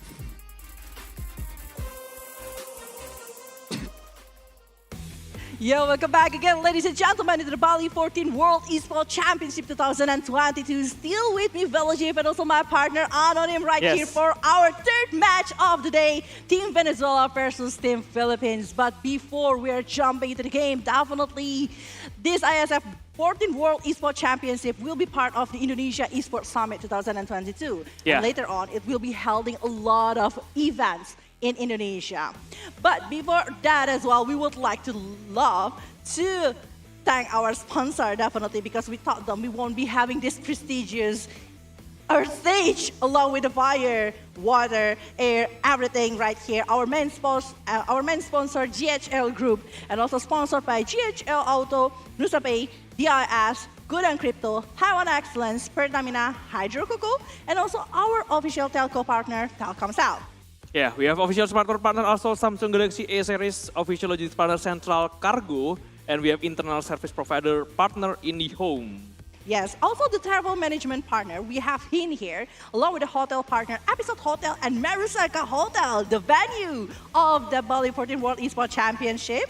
And we see that actually Esports broadcaster partner, Minaski Global Indonesian Football E-League, ESID production partner, Lemon ID, and also media partner, Trans7, Detik.com, Esports.id, Video.com, Dunia Games, Dance TV, Dance Play, Merah Putih, Bola Score, and Kami Bijak. For everyone that is arriving here inside of the Bali 14 World Esports Championship 2022, don't forget to go to the Telkomsel booth right now because they're actually having some activities that happening right now inside of the Telkomsel booth. Don't forget to visit it right now. You later, when you're having your break, you need to visit as well. You can redeem point there, redeem point bonus. You can have awesome merchandise also. Just visit the Telkomsel. I can see that from here though. Yeah, it's very big as well. A lot of activities that will be brought and redeeming points to get something, merchandise to be brought home is just like so good, right, Anonym? It is. But yeah, what is more interesting is actually the player lineup for the two teams that is going to be competing for our third match of the day from this, the group stage section, play-in section. It's going to be Team Venezuela versus Team Philippines. I would love to know who is actually going to be representing Team Venezuela along with Team Philippines. Yeah. We will see the lineup after this. Yeah, we are going to be waiting for that one because I do feel like I haven't got any data about the Team Venezuela, but I would love to see more what they are going to be trying to bring here because actually from Team Philippines side, I think like it's going to be a pretty strong lineup that they will be brought for this one. Pretty solid lineup also from Philippines. That's really good. I have seen the player roaming around the area. Yeah. So they're trying to gather information, I guess. Or they just want to find pretty girls just moving around. Oh, wow. Okay. Maybe. We don't know. That's your aim here? Yeah, maybe. Oh, okay, girls. This is your chance to get Anonym's heart. Ladies, this is your time to shine, apparently. But not only that, maybe because they're having their time here. Yeah. Because it's like esports event next to the beach. Yeah. I know you guys cannot see it, but actually in front of us is actually a big beach that is happening inside of the Marusaka Hotel. It's just so good to see that kind of thing right in front of us, enjoying the waves that we are seeing. Yeah, you really want to explore the area though. You don't want to stay in one place. You need to see other states, see other places, see other games also. Even Anonym yesterday, we are not casting right yesterday, but he's enjoying the side of Earth stage while next to the pool area right there, near the water stage right there. I was like near the pool, enjoying the place, seeing the games that is being played by CSGO and also PUBG, right? That's what's really great. Like you can see the game from the full, like that. Yeah, even from the beast though. Yeah. Okay, but yeah, so the Telkom Cell, I mean, like, if you want to go, if you're looking for amazing fun game, you need to see this. You need to return that. Actually, the return of Condor Heroes, an interesting game, play, and 1,000 characters inside of that one. You can be the warrior, Anonym. This is your chance to be a warrior, be the strongest one inside of the world, and bring your clan and become an unbeatable clan inside of that. You just need to download it right now in Google Play Store or App Store. For your information, you need to visit careerhero.duniagames.co.id. Yeah, just go visit it right now. You can play the game. And actually, if I'm not mistaken, I saw the cosplayer for the character inside of the Condor game right there. I see a lot of cosplayer right now. I do. Yeah, I don't know which one, but I see a lot of cosplayer. There's plenty of cosplayer as well. Actually, I think like that is one of the characters from Condor Hero of Heroes. So if you guys want to go to check it as well, But this is gonna be the player lineup from the side of Venezuela. It's gonna be Arrakis, MSH, Glacius, Jinx, and also Ryoma. Yeah, we will see a lot of surprise maybe. Definitely. Yeah. Or maybe they were going for comfort hero that they are usually using. So we are gonna be seeing what kind of things, what kind of drop, what kind of strategy that they will try to bring for this. Yeah, maybe they will show something that we don't even know. Venezuelan style of Dota maybe. Yep. But this is going to be the opponent from Team Venezuela. Yeah. And this is the lineup from Philippines. There is Akashi, Lewis, Pakatoto, Harm, Aris, and also Jumari. I think like we heard some of the names here, right? Yeah, Akashi and Lewis, also Aris. There is a lot of DPC player from the Philippines. Yeah. Yeah. Okay, it's just going to be like very, very hard. But based on the data that we have, we are seeing that actually, based on the data that we have, we are like having like something. The prediction is just gonna be like very high, right? Yeah. Because like we know one of the one that having the data, and one we don't know the data. Yeah. Definitely, we are gonna be going for the one that we know the data. Like we don't know. It's other prediction, right? So we're going both for the Philippines. Yeah. But no offense for Venezuela, though. It's just we are in. We have no data. Surprise us. That's why you need to actually prove what is actually going to be different from this one. Yeah, and I see a lot of potential also in the Philippines right now with the current lineup, right? And maybe a surprise kind of draft. It's just like what happened in the second game. It's actually a pretty tight battle in the very early stages. So maybe Venezuela will try to get something different as well and try to maybe punish in the early situation. So it will be like a lot of things, but again, it's not going to be very easy to do so. But everything can happen in best of one series though. Yeah. Nothing is impossible. And nothing is impossible in Dota. Yeah. That's the case, right? That's the case. Yeah. Nothing is impossible inside of Dota. But if we are talking a little bit about the drafting, like in the second game, I witnessed that actually the concentration over the hero is still on Lestra. Is it like still a thing after the patches that happened? Usually, Resak is being controlled really hard by the Red Pack, Mid Slayer, and also Pipe. And then? But with one of them is being nerfed really hard, I think Resak is really strong pick right now. Okay. They just need to utilize it. Already into the game though. Yep, we are coming to ban people. Already getting banned. Primal Beast also with Nyx Assassin and Broodmother. There is Disruptor Tiny for Venezuela. Taskar first pick. There is also still Mirana if they want, but Silencer. They want to control it. They don't want to have the counter initiation. That's why they want to pick the Silencer on their hand. And it can be a flexible pick as well. But usually it's still on the side of the support rather than the other thing, right? Yeah. Sometimes people use it as an offlane, but I don't think it's that will happen working. a lot. Yeah. Taskar Mitten is still possible. Taskar Mitten is really strong. But I do like the pick coming from Philippine side. It's like a very bold and also like very flexible movement here with the Taskar, with a Snowball, Eyeshard. It's just gonna be very good to pick off somebody or maybe to save the friends because Snowball usually, it's just like the timing of the Snowball itself will help the engage over the war. Yeah, it's good against Glimpse from Disruptor. It's really tricky though. It's really tricky to play against if you are tiny. So yeah, it's pretty decent hero. Okay. Also with the silencer, you don't want to commit into the front using your dagger, but the global silence is being popped out. It's very awkward position for you after that. But Naga Visage is already being banned along with Life Stealer. And I do feel like Life Stealer is very popular right now. Is it like because of the patches that happened? Especially against Disruptor and Tiny, I think.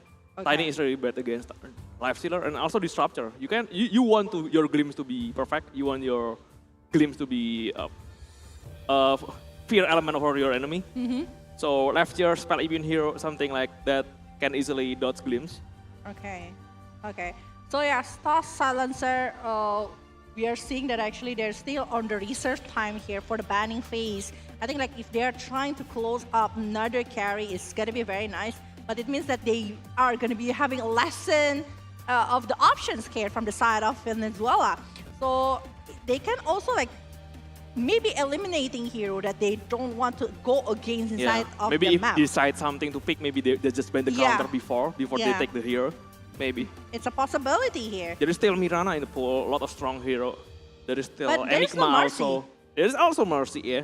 Yeah, Mercy is not even being banned yet here. Primal Beast, I don't feel like Primal Beast is being prioritized inside of ISF so far. Oh, Sniper, yeah. That is very unique, right? Banning over the Sniper? They must be having something on their mind right now. Yeah. Pretty hard to use Glimpse against Sniper, to be honest. So yeah, maybe they just want to focus on the Glimpse pick off. Kinda. With the Tiny also, you don't want to overcommit because Sniper is too far behind. You can jump, but it's pretty tricky. It's pretty good to jump into Sniper. 10 seconds remaining. Okay. But Beastmaster. 5 seconds remaining. They're banning a lot of micro hero, a lot of unit hero also.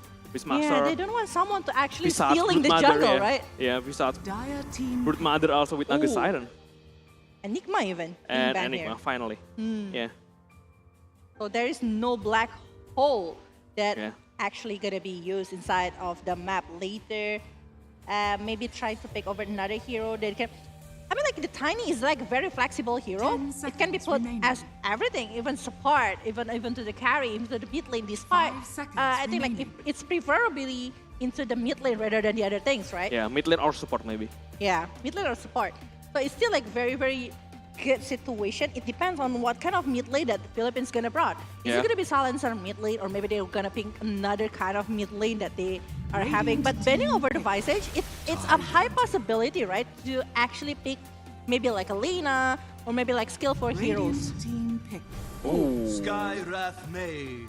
Sky Wrath Mage. Okay. A good one though if you have any kind of setup for the Mystic Flare. Maybe Fast Void, maybe some disable that can 10 seconds set up the Mystic Flare coming from Sky. But it's pretty hard to use disable against Tidehunter. Yeah.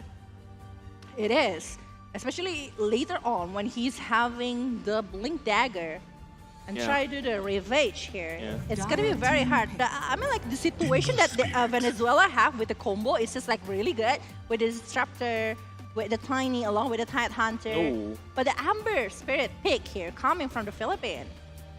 There is a possibility of this Tuskar is being an offlane. So Amber Spirit mid lane, Tuskar is an offlane. And Silencer support. Maybe Silencer offlane is also a possibility, but I think Tuskar. I do feel like if Tuskar is the one that doing the support for the support position, it's so much better because I do feel like the power that this Tuskar have with the Eye Sharks along with this Noble is still like coming really good.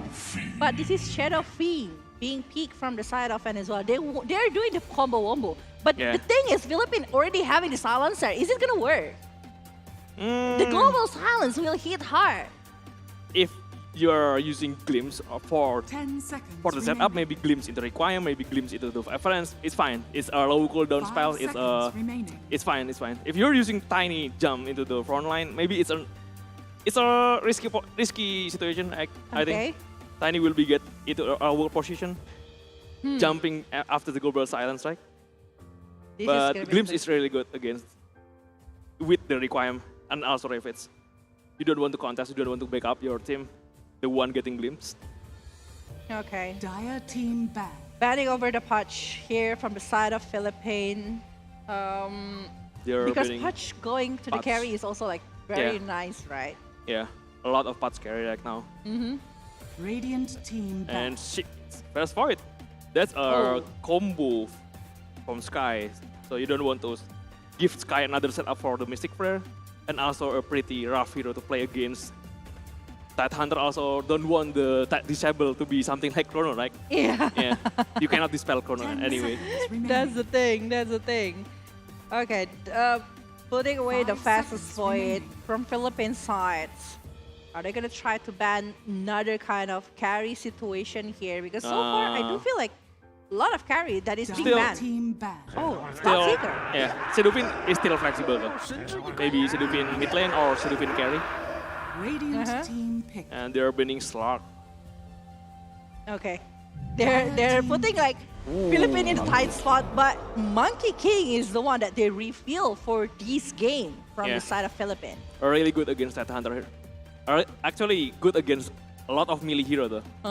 Monkey King in lanes. So yeah, pretty decent one. 10 seconds. One last pick, Venezuela. One last pick to complete the draft here from the side of Venezuela.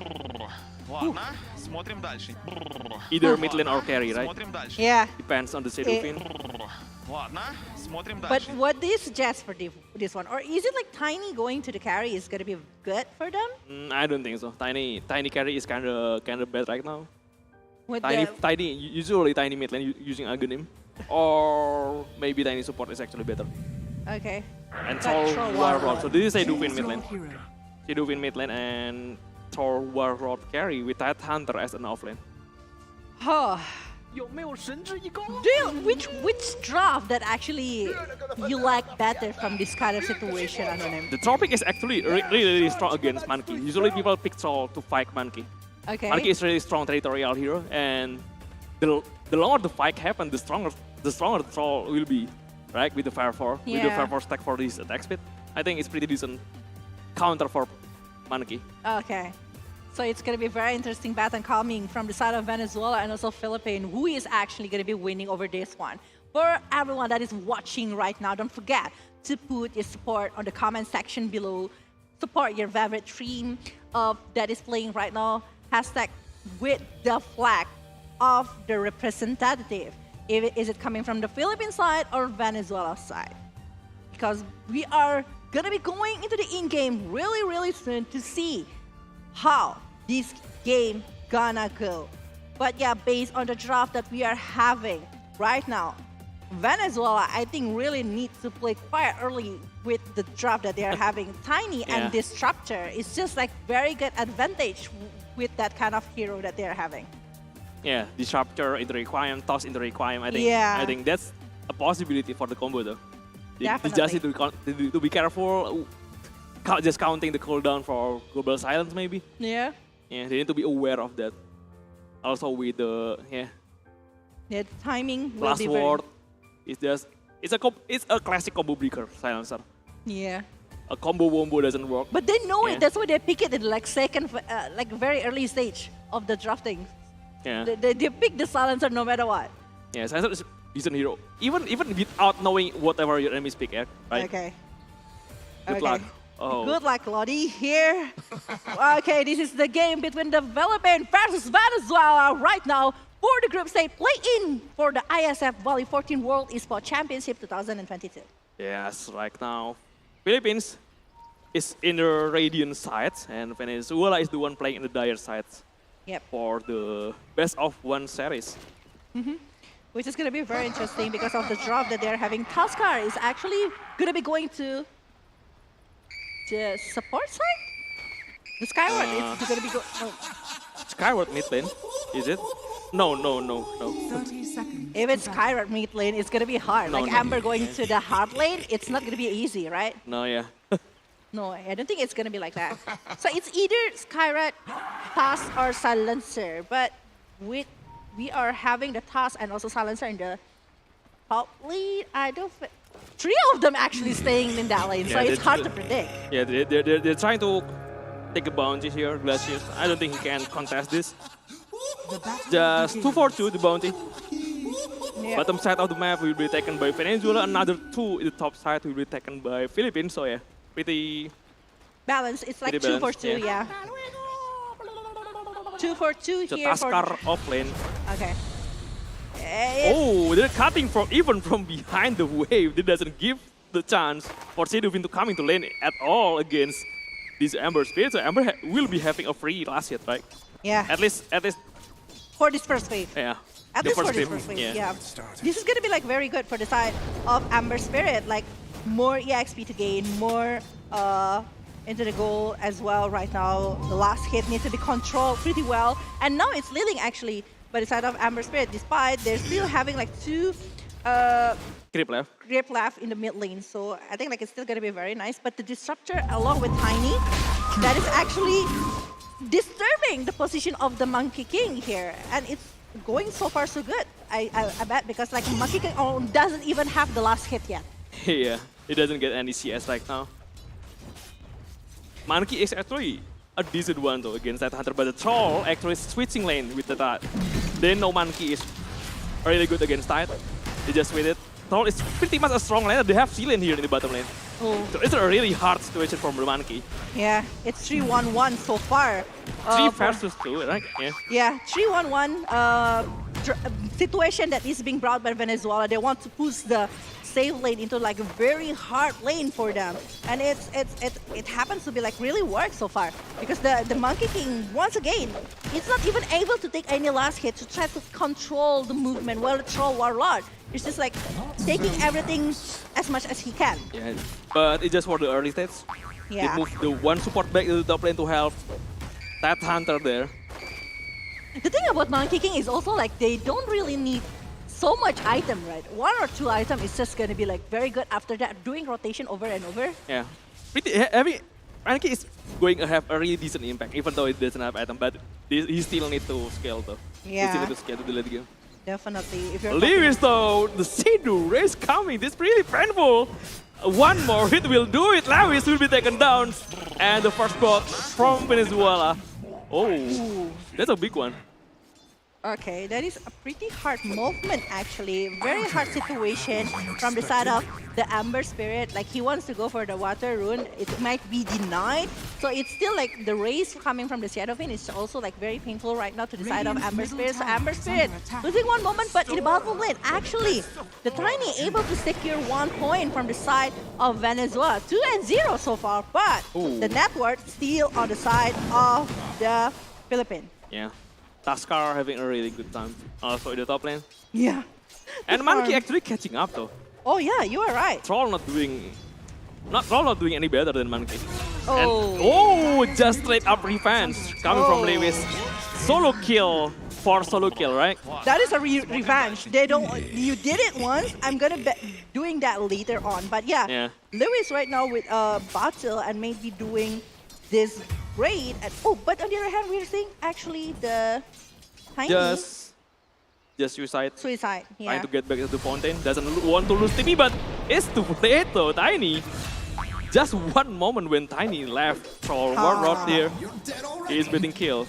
That's the thing about Skyrat. That's what I hate about Skyrat. Skyrat's damage is just like very painful in the early stage. And aside of that one, all of the skills that he's having, the cooldown is just like so low. Yeah. So it's punishing so much. But on the top lane, another point here being taken by the side of Philippines after seeing one movement from the Taskar along with the Silencer. Wow, this is a really bad situation coming from Venezuela. You expect Troll to win against Monkey in the bottom. That's why you switch lane. You don't want Tide to fight against Monkey because Monkey is really strong against any melee hero, especially Tide Hunter also. Okay. But Air is coming, helping Lewis there. The slow coming from the Silencer will be enough to take him down. The Slack Office and the one hit. This is the second kill from Amber Spirit. Okay, so, yeah.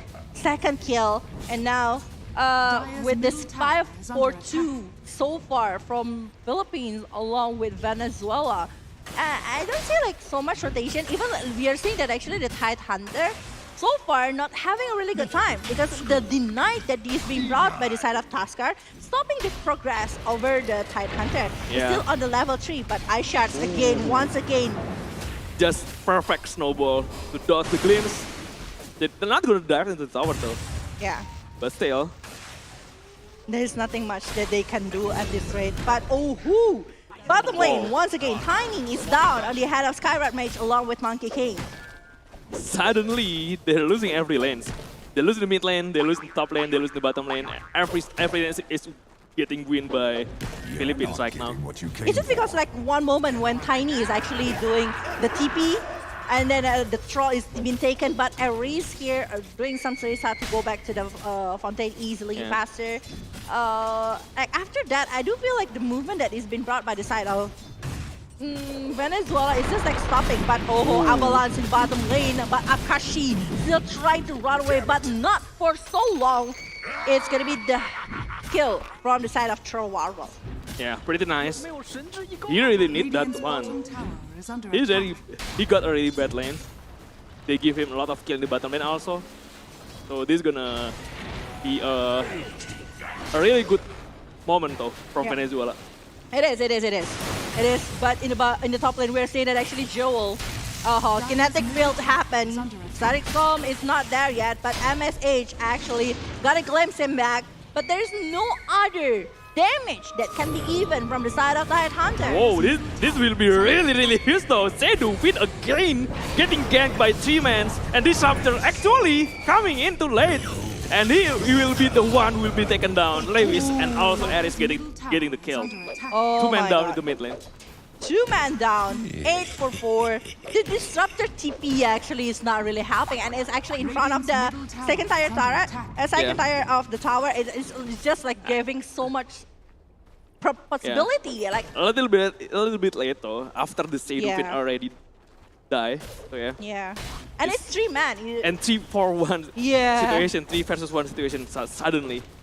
For Disruptor, you cannot do anything in that position. If there is another backup, it might be good for them, but because there's not, but Okay, Avalanche happened right now. The silent last word here to the side of Shadow Fiend, but there's no other movement that can be brought from the side of Talonset. While we're seeing that actually there is Taz, Talonto is actually being chased by the side of Amber Spirit, and here no mana too. No mana, but return directly, and the Tiny survived.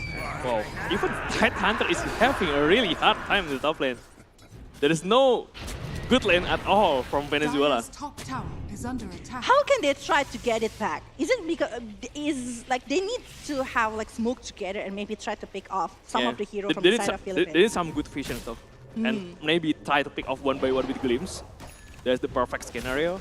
And waiting for Tiny to finish his dagger maybe. Okay. 9 to 4 here, 2,000 net worth. Oh, wait. It's not too far yet, but Akashi actually seeking for chances. The net worth is actually, the top 3 still consists of this Troll Warlord, but the difference of the net worth is not too far. Oops. Yeah, try to reward some vision, but Xingchen doesn't available anymore. Yeah. He can TP away. Still able to TP away, escaping some that here after presence of Louis in the mid lane, but Akashi, he's just like waiting for the perfect chances here. Still alone in the bottom lane against Tiny and also Trollworld. He doesn't even see Tiny, so he don't know at all. Slow coming in, he in range for the Avalanche. Someone doesn't TP at all, but the Wukong is enough to scare 2 of them into backing up. So yeah, no one TP in the bottom lane, and he got the kill in the top lane also. Tidehunter. Yeah. We haven't seen a big movement coming from the side of Venezuela. I mean, like Venezuela haven't like doing some rotation together, maybe trying to do some gang here, because I do feel like they're staying in the lane for too long and not even trying to contest everything but the glimpse. Oh, nice one, Snack Office. And he will get the kill. The glimpse doesn't get him back because the Snack Office does, and he will get double kill. And into the Disruptor, dominating stick also. That's the thing. It's a dominating with double kill. And they are going to be taking that one. Fortified even being used from the side of Venezuela. It's so much things that actually being used right now, and from the side of Venezuela is having hard time. Whoa, not again, not again. There is Tidehunter though. And the Sky doesn't even have level 6, so yeah. Yeah. The level gap is pretty huge so far. Pretty huge, like 2 levels, Lewis and also Gracious, but Avalanche here. Global silence being popped right here. Tiny wants to go out, but not for so long because it's not a point from the side of Philippines. Yeah, after the offense, both of the support actually using silence. Yeah. And Ancient Shield also being used by Sky. So the Tiny cannot do anything, basically. Yeah, double silence. Doesn't necessarily burn stack. The Stalwart using his ultimate, better chance. But he is being dragged away from his teammate. No more mana for the Ember Speed. He gets Ravage into the Monkey King. Also, Monkey King is really in a bad position. So maybe a really good one here. Fight from Venezuela. He will get the kill. Is it? The 3 days is available now. He will get it. Oh, no way. He survived this condition. I thought he's going to be taken down by 3 chase coming from the side of Venezuela. There is a lot of spells that missed. Maybe not in range also. They don't have the resources to do it. Yeah. They are not having enough CC, I guess, to actually stop it. I mean, like, there's Tiny, there's Disruptor, but after the glimpse that already being used, the cooldown is still there. So it's very hard. Very hard situation. Doesn't have any damage at all to prevent the 3 dance. And the Tide Hunter actually going for the BKB instead of the Blink Dagger, but Walrus Punch. They still have the Ice Shard though. A really good one at that. Glaciers the glimpse back. The bonus stack coming from the Monkey King, and the Sky is coming from behind. Another stack office will get the kill. And Disruptor is pretty much dead right now. He cannot run away. He won. Yeah. Snowball is even there, Anonym, to try to chase him. And it's a killing spree for Grims as well. The network, look at that one. Actually, the Troll Warlord, the Shadow Wind, along with the Tide Hunter, is pretty much stuck in the 4th until 6th position of the network. While the Ember Spirit Tusker, along with even the Tusker is higher network rather than the Monkey King because the ability to just farm and farm and farm. Yeah, so and he's having a good then. Another chase down coming.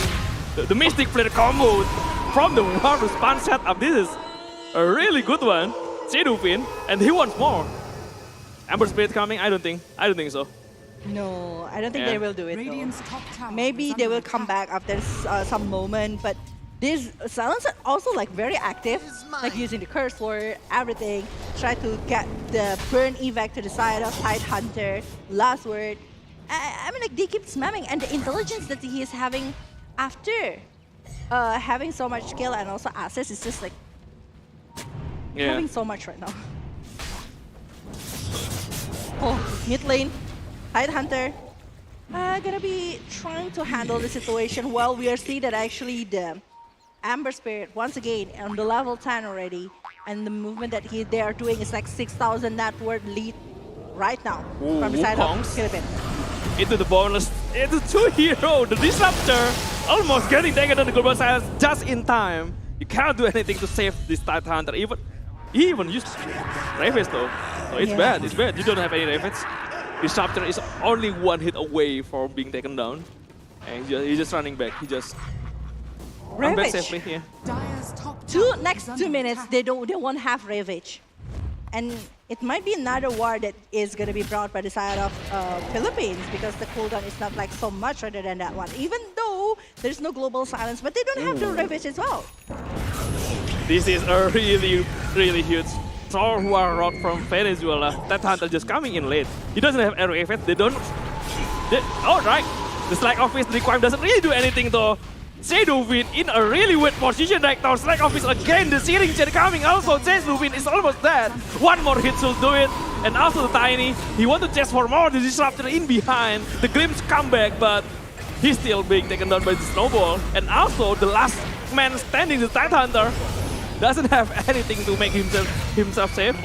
Yeah, and this is full team wipe. 5 men down.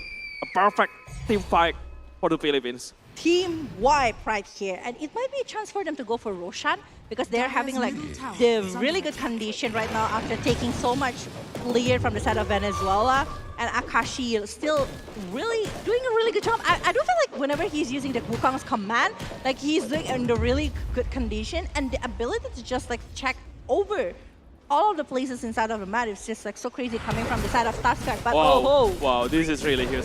Another Troll Warlord kill. All right. that is just so sad, you know. Like he cannot even try to do anything to the side of Amber Spirit. The Even gap the Tusker is really confident being alone though. Ares behind him, trying to do something. He will get the kill into the Shadow Fiend. It's worth it. It's just worth it. Even Ares being taken down. Tusker still try to run. He have ice shot. Try to use it. The ice shot.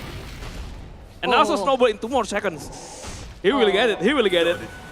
He will get it. He will use the snowball. He's using the blink dagger even to survive. And Lewis coming with the slide of beast, but the disruptor not gonna be surviving for so long. While the jewel is still being chased with 2 members. Yeah. He's wasting so much time. Yeah, he's dragging them anywhere. They doesn't have enough damage Venezuela. Oh. Not enough damage, not enough CC also. Yeah. I feel the same, you know. Despite they're having the ravage, but it's like after 2 minutes, every 2 minutes, if it's used. If they don't have the ravage, what is the condition that they will try to bring? It's too much strike now. Doesn't have battle trance, so Troll Warlord again. Just 1 more hit should do it. The Slack Office from Amber Spirit. There's an Avalanche, there's a Ravage, there is a global silence to save Lewis. He has the Remnant, he will get away after the Slack Office also, but the Sky is there, taking him down. Still a really good kill from Venezuela though. He get the Amber. Yeah. Mega kill streak. But Tiny being taken down at his... Alright, T4-2. Pretty decent, pretty decent. Especially all of them is having a streak right now. Yep, but he doesn't have any Wukong. If he do, I think like he will be jumping to the side of Venezuela. But yeah, a really good gold swing right there. But Walrus Punch being open, and now even the Ice Shards. But the snowball saving them from the recoil. He's still inside the static storm though. But Jingu Master exactly. Monkey King is the one being taken down, and Tusker, they're being too greedy, 2 men down. This is a chance for comeback maybe from Venezuela. The kinetic field static storm that is being brought by the disruptor actually stopping the movement coming from the side of Monkey King and also Tusker. It means that they still have plenty of movement.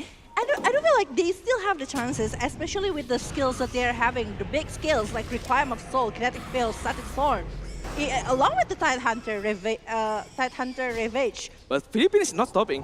They try to find something, no? They're giving pressure over pressure because they know they're still on the lead over this one. I don't know. Yeah, even T4-5 right now with Monkey and Tusker still haven't respawned. Yeah. Yeah. I thought that they're not going to be that confident, but they do. They do. Yeah. There is some objective though to make sure this game is safe. Yeah. Based on the replay, we can see that actually like so much things that can happen from this one, but the Akashi is actually having a quite hard time this kind of condition. But Louis almost getting away with the Remnant, but the presence that is coming from the side of Shadow Fiend is just like stopping the movement for the whole movement from the side of Philippines. Yes. So again, they reset the momentum coming from Venezuela. They try to do something. The glass used. Oh no. Out of range from Varus Punch. Oh, hacks. Radiant's bottom tower is under attack. Oh no. Big pull, the neutral items. They just want to chase something. They will find it. Global just making sure there is no static storm or there is no avalanche coming from both of the support right now, Tiny and also Disruptor. Just in time when the Troll Warlord just barely spawned. They already lost 2. So yeah. And if they are engaging right now, I think like still from the side of Philippines, yeah, they're just like giving pressure over pressure to the side of Venezuela, and Venezuela is very hard for them to recover. Even their jungle, their neutral creep is actually being taken by the side of Philippines, and Philippines just giving so much things right now. Even Lewis is just like very free. A gift from the tempest of battle. But they have a really huge vision into Tidehunter. They will chase him. The Tidehunter is really alone though. You cannot go anywhere. Another kill from the Philippines. Maybe they can roast. Right now. Back again. Like they are depending on the ravage coming from the Tidehunter. Yeah. But the Tidehunter is the one that being taken down most of the time. Even the ravage is not being used in the big war so far. Oh, our Spartan require static from Monkey. There is a snowball save though. There's a really good snowball save coming in. And they're the one getting the kill into the troll world. Lev is coming back. Akashi actually coming with the BK before he being popped. Tiny. I don't think he can do anything.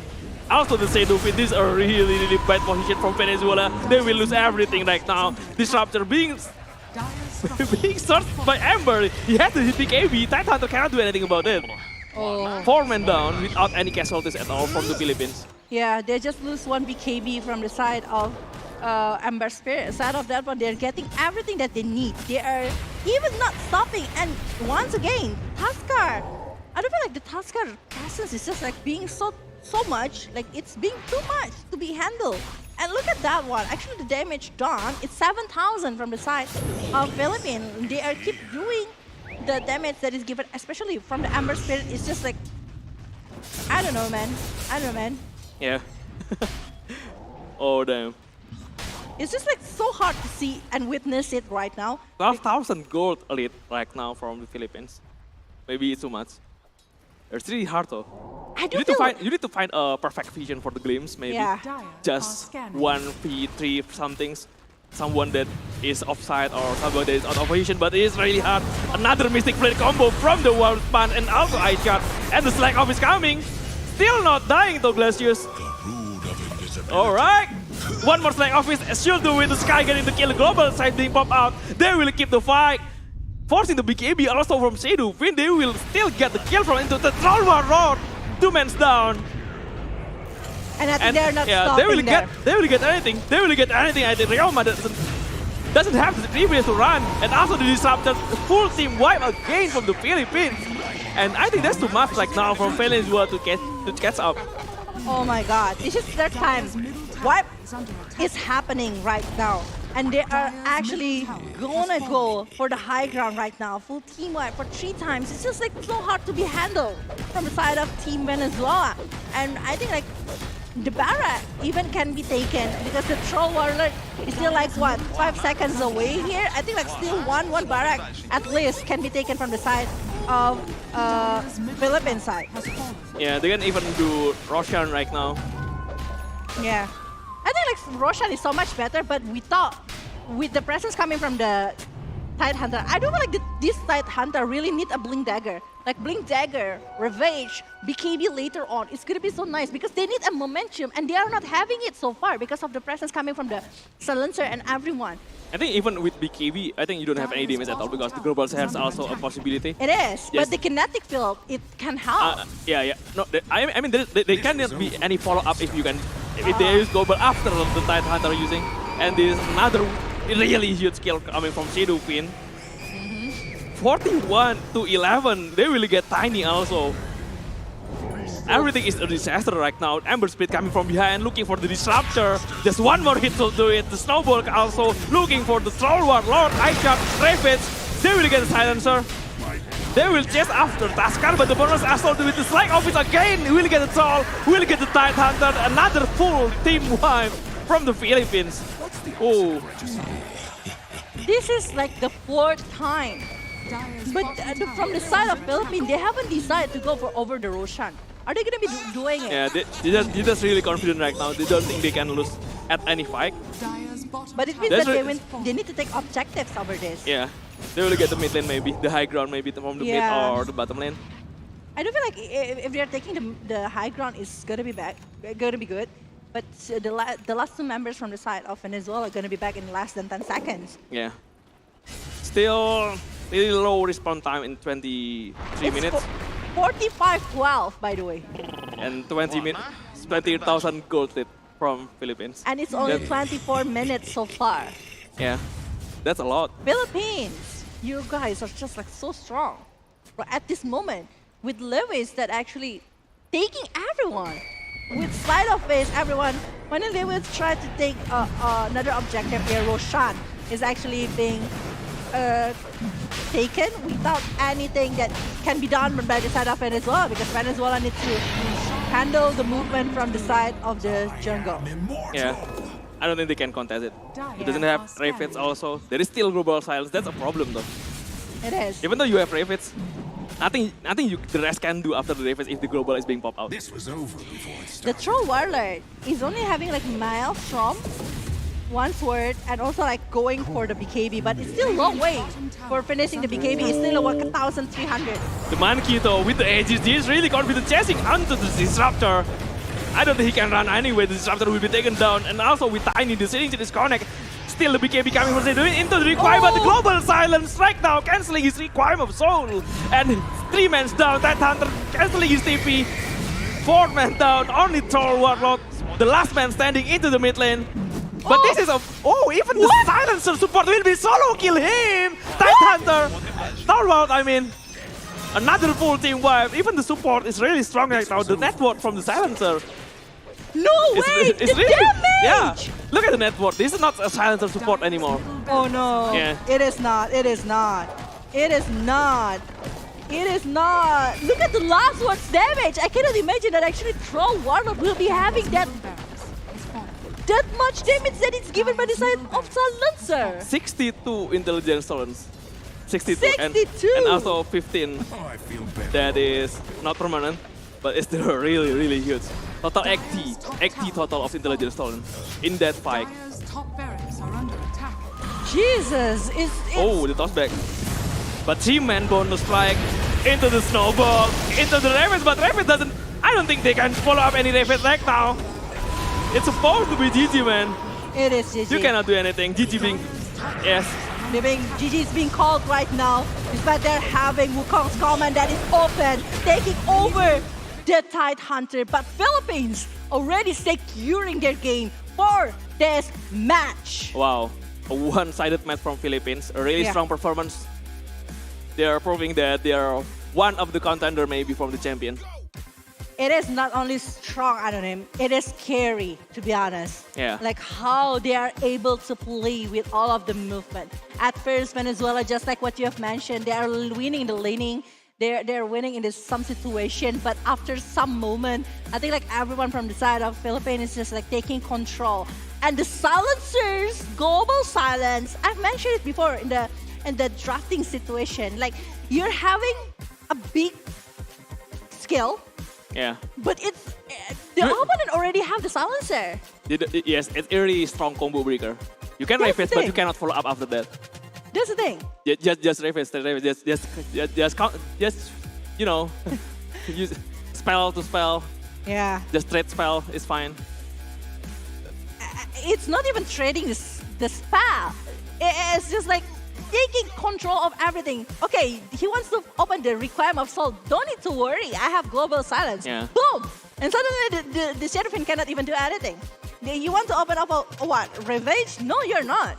I'm still having the global silence. And not even the global silence only. The Skyward Mage that you mentioned, last word coming from Silencer, they have everything basically. Yes, this is the Philippines. Congratulations. The first win for the Philippines against Venezuela. Whew.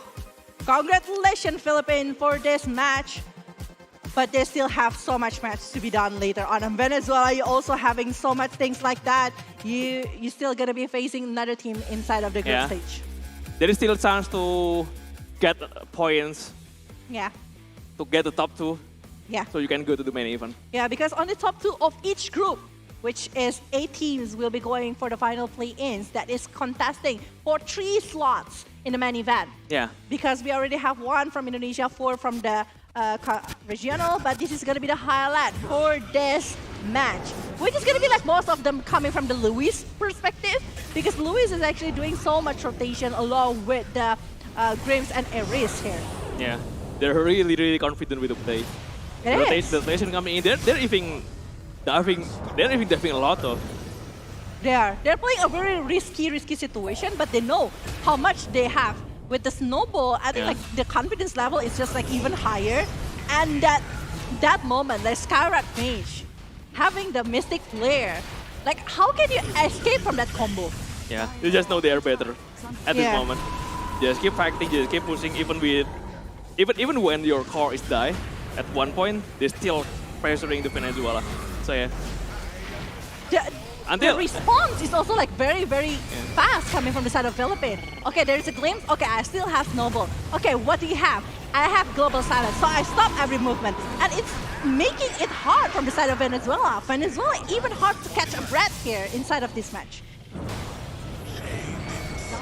A really strong performance. Usually Troll is pretty decent against Monkey, but in this situation, Troll is the one that cannot do anything at all. It and is. this is the one that actually giving Venezuela some hope though. Because the Ember is getting taken down, right? Yeah, Ember Spirit taken down, they get kill also in Silencer and also in Sky. Yeah. They get the Monkey King after that.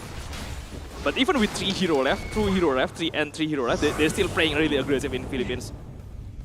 Even this one, the global silence, and then the Remnant coming from Lewis. Silencer is just straight up being a damage dealer in this situation. Yeah. It's really painful though.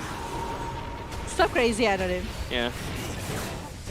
I, to be honest, having a speechless how beautiful the gameplay that is being brought by the side of Philippines, despite they're having like some moment that actually been stolen by the side of Venezuela. But aside of that one, they're just like very confident. They count the damage right, and even the calculation over every skill that they need to use to stop the movement from the opponent side.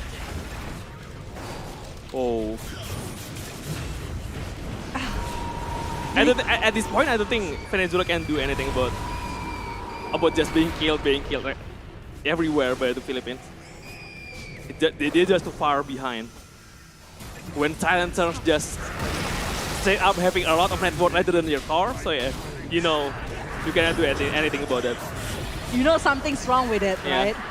And even the Silencer doing the solo kill towards Pearl Warlord by the end of the game, it's just too much. Like, how come Last Word can have that much damage? Look at that one. Oh. And this is just the closing, right? Yeah, this is At just this point, there's nothing Venezuela can do. They're just so far behind. too far. How many kills that we are having is actually 53. Yeah. 53 against 12. Ooh. Heavy, I don't know, heavy with that kind of condition that is being brought by Philippines is putting a really strong standard here from the side of IESF Bali 14 World Esports Championship 2022. We want to see more. You want to right? see more? We want to see more. Because later on, we're also going to be having so much more matches that is going to be happening. Because we will still have like 4 more matches? Five more, I think. I bet. 5 more, yeah. Yeah. We have total 8 best of 1 series today. So we already have 3 matches. 5 more to go. 5 more to go. Yeah. And it's going to be very interesting because once again, like everything that is being shown so far is just like so unique. But later on, we will be having Australia versus Team Kyrgyzstan, which is going to be very interesting as well. But before we're jumping on that one, we will see the MVP from this. That is actually very hard to determine for me. Like, I do feel like the Tusker is just like very good hero and also good player to actually bring up so much. Yeah. But like everyone have their own portion, right? Yeah. And it's too one-sided of a game to determine the MVP, right? Right. But who do you think is it going to be? I think it's going to be Tusker. Tusker or Ember Spirit maybe. Yeah. Or maybe Silencer, I don't know. They're all Even the really Sky good. Red Yeah. Mage. Even the Sky. Even the Monkey King. Yeah, I do get your perspective. That's how I say when we are picking over the MVP, it's not going to be that easy here. Yeah. Since like everyone have their own contribution and their contribution is just like playing a really big role on this one. Even the global silence coming from the silencer already creating so much things. But it's just going to be very interesting what is actually going to happen for that one. But before we're jumping on that, we would love to thank our sponsor because we thought that we won't be having this prestigious event that is being held in Marusaka Hotel Bali because our main sponsor is GHL Group. Thank you so much, GHL. And also sponsored by GHL Auto, Nusapai, Dash, DIS, Good and Crypto, Taiwan Excellence, Pertamina, Hydro Coco, official telco partner Telkomsel, official smartphone partner Samsung Galaxy A series. We have official logistics partner Central Cargo, official also internet service provider IndiHome, travel management partner HIN, and we have hotel partner Episode Hotel and also Marusaka Hotel. Yeah, also we have the esports broadcaster partner Minaski Global, Indonesian Football E-League, ESID, and also production partner we have Lemon ID. We also have media partner Trans7, Detikcom, Esports.id, Video.com, Dunia Games, Dance TV, Dance Play, Merah Putih, Bola Score, Kami Bijak. Yay! Yeah. Thank you for all the sponsors. Thank you so much. Because we are so happy to be in the art stage right now, the main stage right behind us, if you can say it, with tons of activities inside of this one. But yeah, the reveal. Who is the MVP from this game? Ooh, Silencer though. Support Silencer with 12 kills, 26 assists. That's why he has a lot of intelligence talent. Yeah. 12 kills. At one point, it's almost 80, the total, right? The total. Yeah. With the permanent and also the not permanent. Yeah. 12, 4, and 26. 430 GPM, also 622 for the XP per minute. But the scoreboard, we are seeing that actually, it's just like so much things that happen. All right. So much things. Even the Akashi get the 9-2-13 Lewis with all of the movement that he's doing. With the Aghanim Scepter, actually, it's helped so much, right, for the Ember Spirit. Yeah, of course. The Remnant, 5 stars of Remnant, they didn't have any proper disable, right? Oh, hard time. Most of them, like from the side of Venezuela, it's been taken down more than 8 times per person. It's just like being so much. It's just like being so much things that we are seeing inside of that match. But yeah, that's a long, interesting game coming from Philippines along with Venezuela. We already have 3 matches that happen. Later on, we will be having the 4th match of the day. It's gonna be the other team for the 4th match. It's gonna be Australia versus Team Kyrgyzstan. Yeah, it's gonna be Zayak in Kyrgyzstan. Yeah, we'll be playing. Zayak.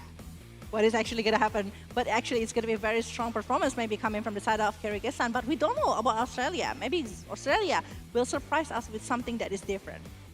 Yeah, so we will see. We will see. We will see what is actually going to happen for that one. And we definitely want to know more of coming from the side of Kyrgyzstan. We want to know what is actually they're going to be using for the drop and everything else.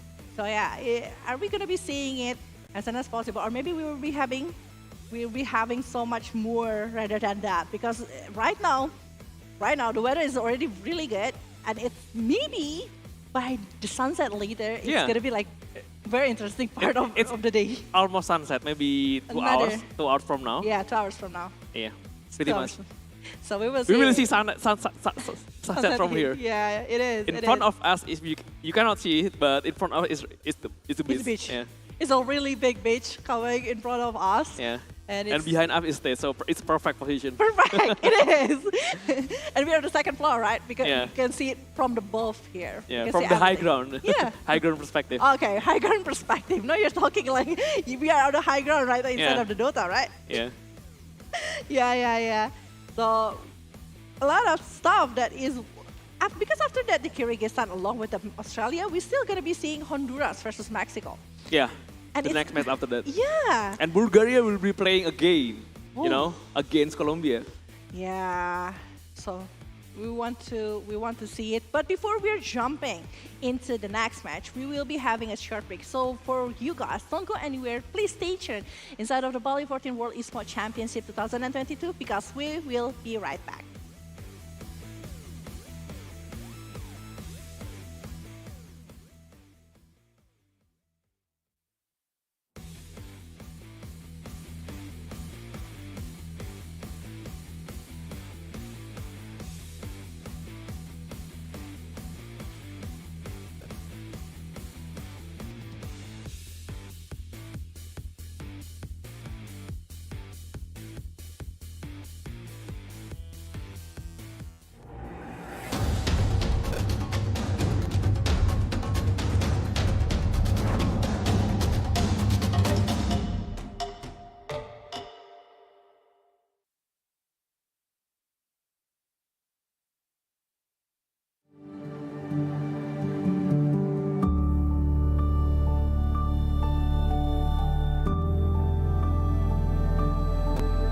All it takes is one dream.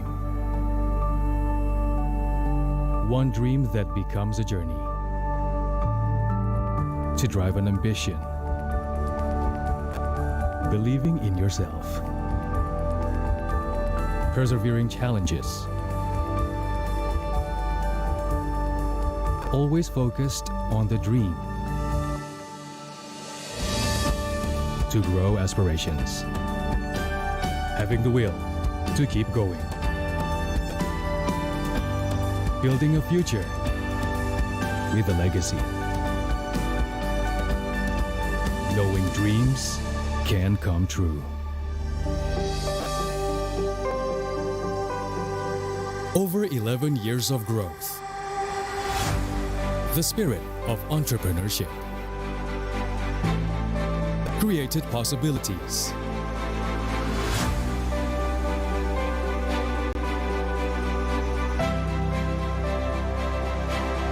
Realized new potentials.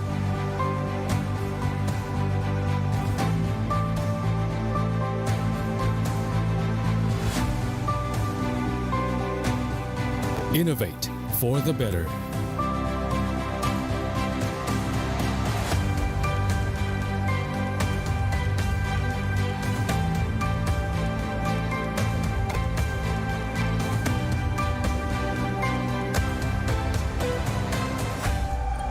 Expand horizons.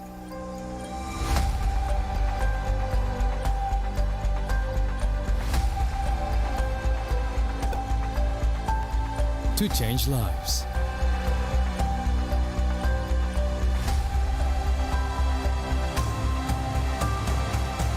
To connect new ideas. To explore new grounds.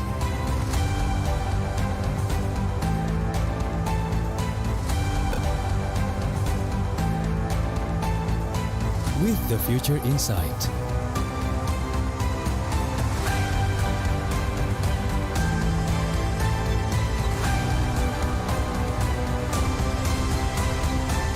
Together.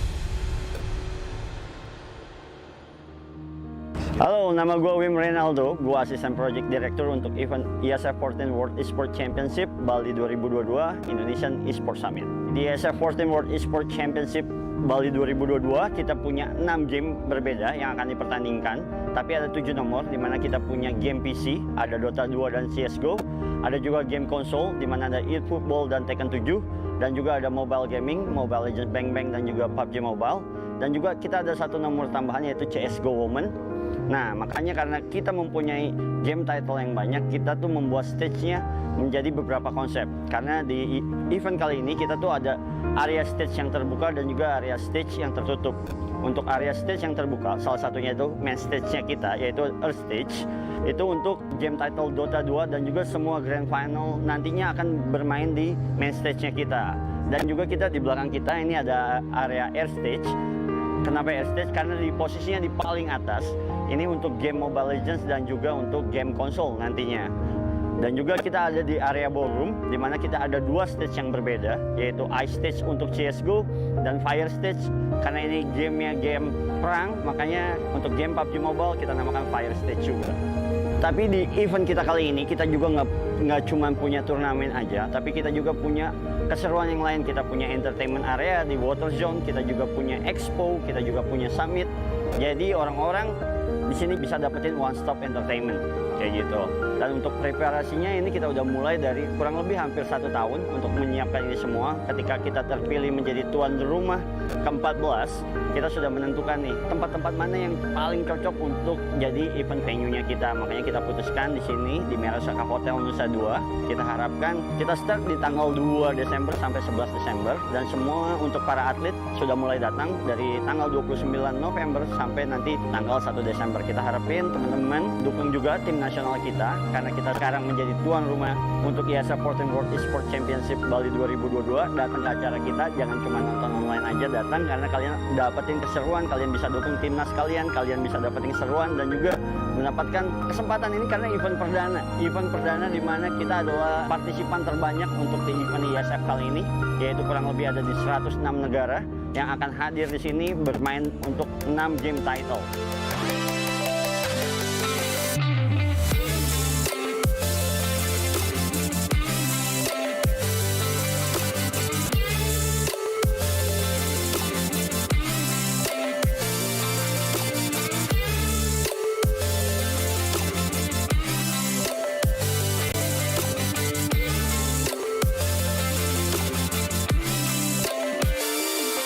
We have here the pleasure of having 105 national federations, countries. Penyelenggaraan ini bisa menjadikan tonggak sejarah buat bangsa kita, negara kita yang bisa ikut memberikan kontribusi di dalam perkembangan industri digital khususnya e-sport. Dalam PB e-sport ingin membuat suatu acara yang semua kegiatan e-sport itu ada di satu puncaknya. Jadi dengan dari seluruh vendor, dari seluruh atlet dan lain-lain ikut berpartisipasi.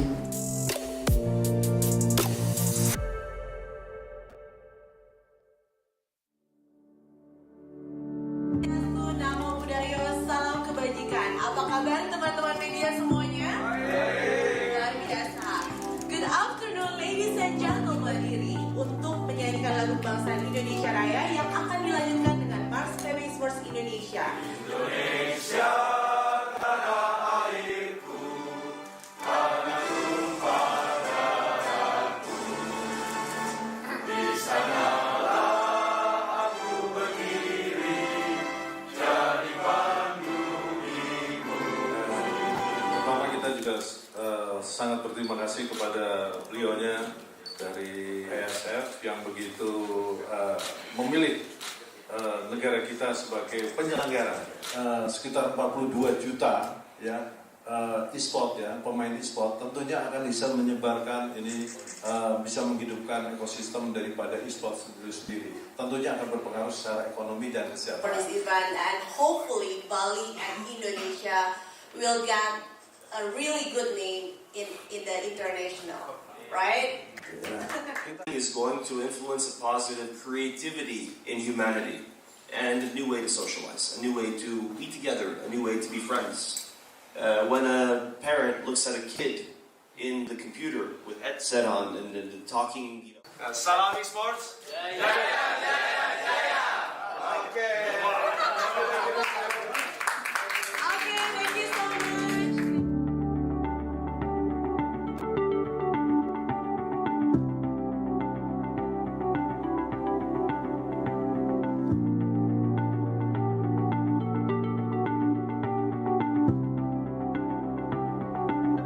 Okay. Let's go Bali. Let's go Bali. Let's go Bali.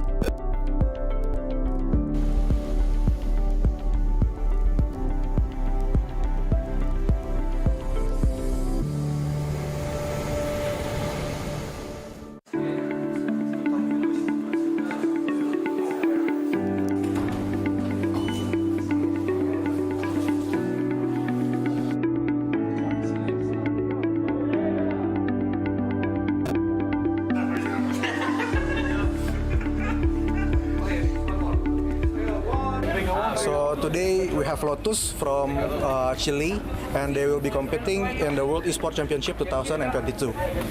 So Lotus, how was your trip from Chile to Bali, and what is your impression of the place? Was a very long trip. We came from Chile. We have 3 connection flights: Chile, Houston, Tokyo, Indonesia, and then Jakarta, Bali. So it was a very long trip, 2 days in a row. But it was a lot of fun. We have a lot of fun too. Totally worth it. Bali is a very beautiful place. So we are so happy to be here. We are delightful right away. So first, how was your trip from your country to Bali? What is your impression about the place? So about my trip, it was a little bit tiring, of course, from Saudi Arabia to Bali. Very long journey, but in the end, it worked out. Everything was fine, and my impression was very great. The place here is wonderful, amazing, beautiful place. Yeah. So about the competition, how do you guys prepare for this championship? Well, we are a stack from Mexico, of course.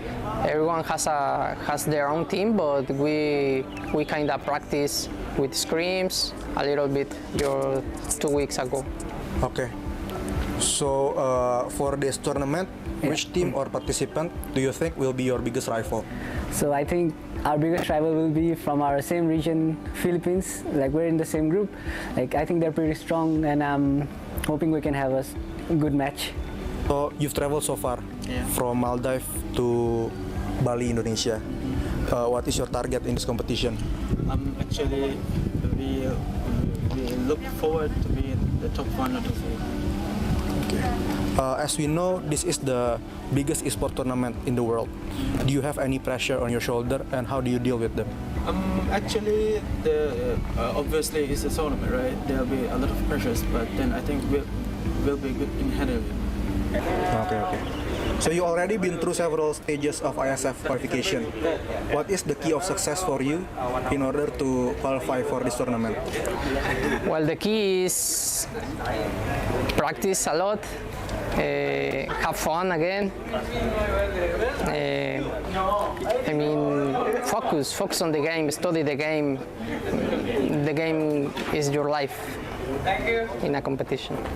We also know that there have been a significant growth of the esports industry for the past few years, and there are many esports fans that want to represent their country, just like you. Yeah. Do you have any advice or tips for them so they can achieve that dream? So I think we should all remember, it's a team game, so we should solely not only focus on ourselves, but we should maybe focus on the team and how to grow as a team together, and sticking together through the thick and thin. I think that would be the greatest tip I can give. Okay, so that's all for my questions. Thank you. Thank you for your time, and I hope you the best. Thank you for this tournament. I hope the best for Mexico team. Thank you so much. We hope that too. Thanks to you, Pong. Thank you so much. Thank you.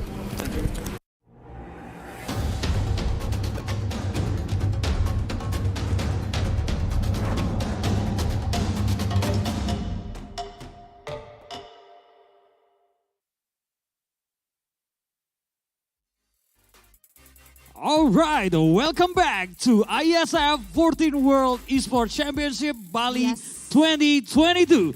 Still with us together, I'm Darius Drew and also Brenda Kwan here, and we are just saw the previous match. Yes, previous match. Exactly, and congratulations once again to Team Philippines. Wow. And now we are going to see the next match. And True. today we are just coming into the 4th match. Exactly, this will be another interesting match, Yes, of course. because this is the battle between Team Australia versus Team Kyrgyzstan. Exactly. So, without further ado, let's introduce both teams. Between the first team, Team Australia versus Team Kyrgyzstan. Exactly. So, I believe you guys already excited and already want to watch the match, of course. Absolutely, because we also can't wait to see the amazing and interesting gameplay right now. Exactly. So without further ado, let's give it up to our caster. We have Brother Lius and also Vela Jave up there. Yes. So are you to the guys casters, ready? Are you Are ready? you guys ready? Okay. So Please. give it up to our caster. Please take it away.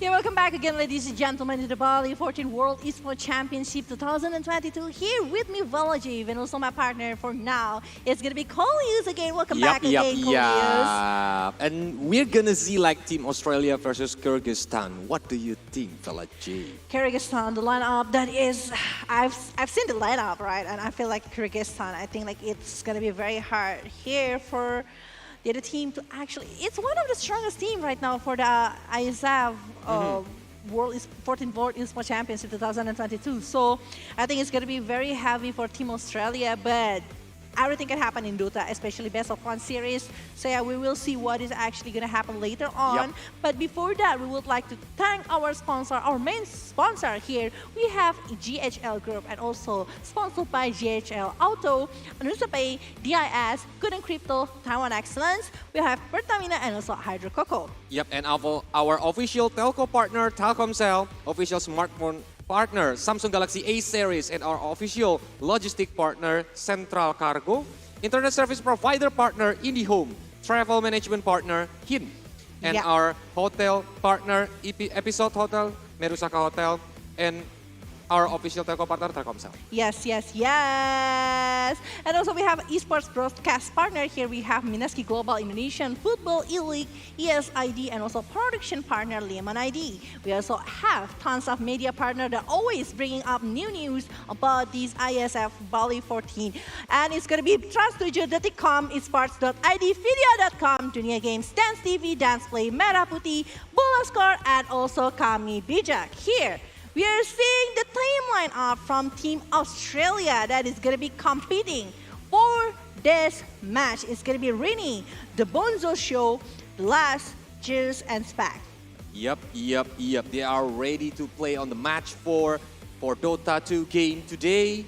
And later on, from Team Kyrgyzstan, we're gonna see Asko, Dream, W_Zayak, Blizzy, and Sunset. Zayak. He is going to be a very strong player here from the side of Kyrgyzstan. And we will see what is actually going to be shown from this match later by the side of Kyrgyzstan. But I bet Australia, after seeing so much things from the players right now, Australia might be doing something, maybe a tricky draft they will try to bring up for going against Kyrgyzstan, because Kyrgyzstan, I feel like with the DPC player on their hand, I think like it's just gonna be like an upper hand movement here from the side of Kyrgyzstan itself. Yep, Velajev, because we already seen 3 match before and a lot of heroes being used on the match. So we are kind of waiting what kind of heroes that they want to use on this 4th match. Yeah, I mean, like if you're talking about heroes, there is plenty of heroes that can be used for this one. But yeah, a prediction here, we are going. Oh, you're going for the Kyrgyzstan as well because fist bump, yeah. But yeah, it's not like we are not supporting the Australian team right here. But based on the data that we are having, I do feel like the Kyrgyzstan having so much upper hand with the players, on the PC players, especially that is actually on the final on the previous TI. So it's a big upper hand from that kind of perspective. But it's only a prediction. So we're gonna see who's gonna destroy the Ancient will win the game.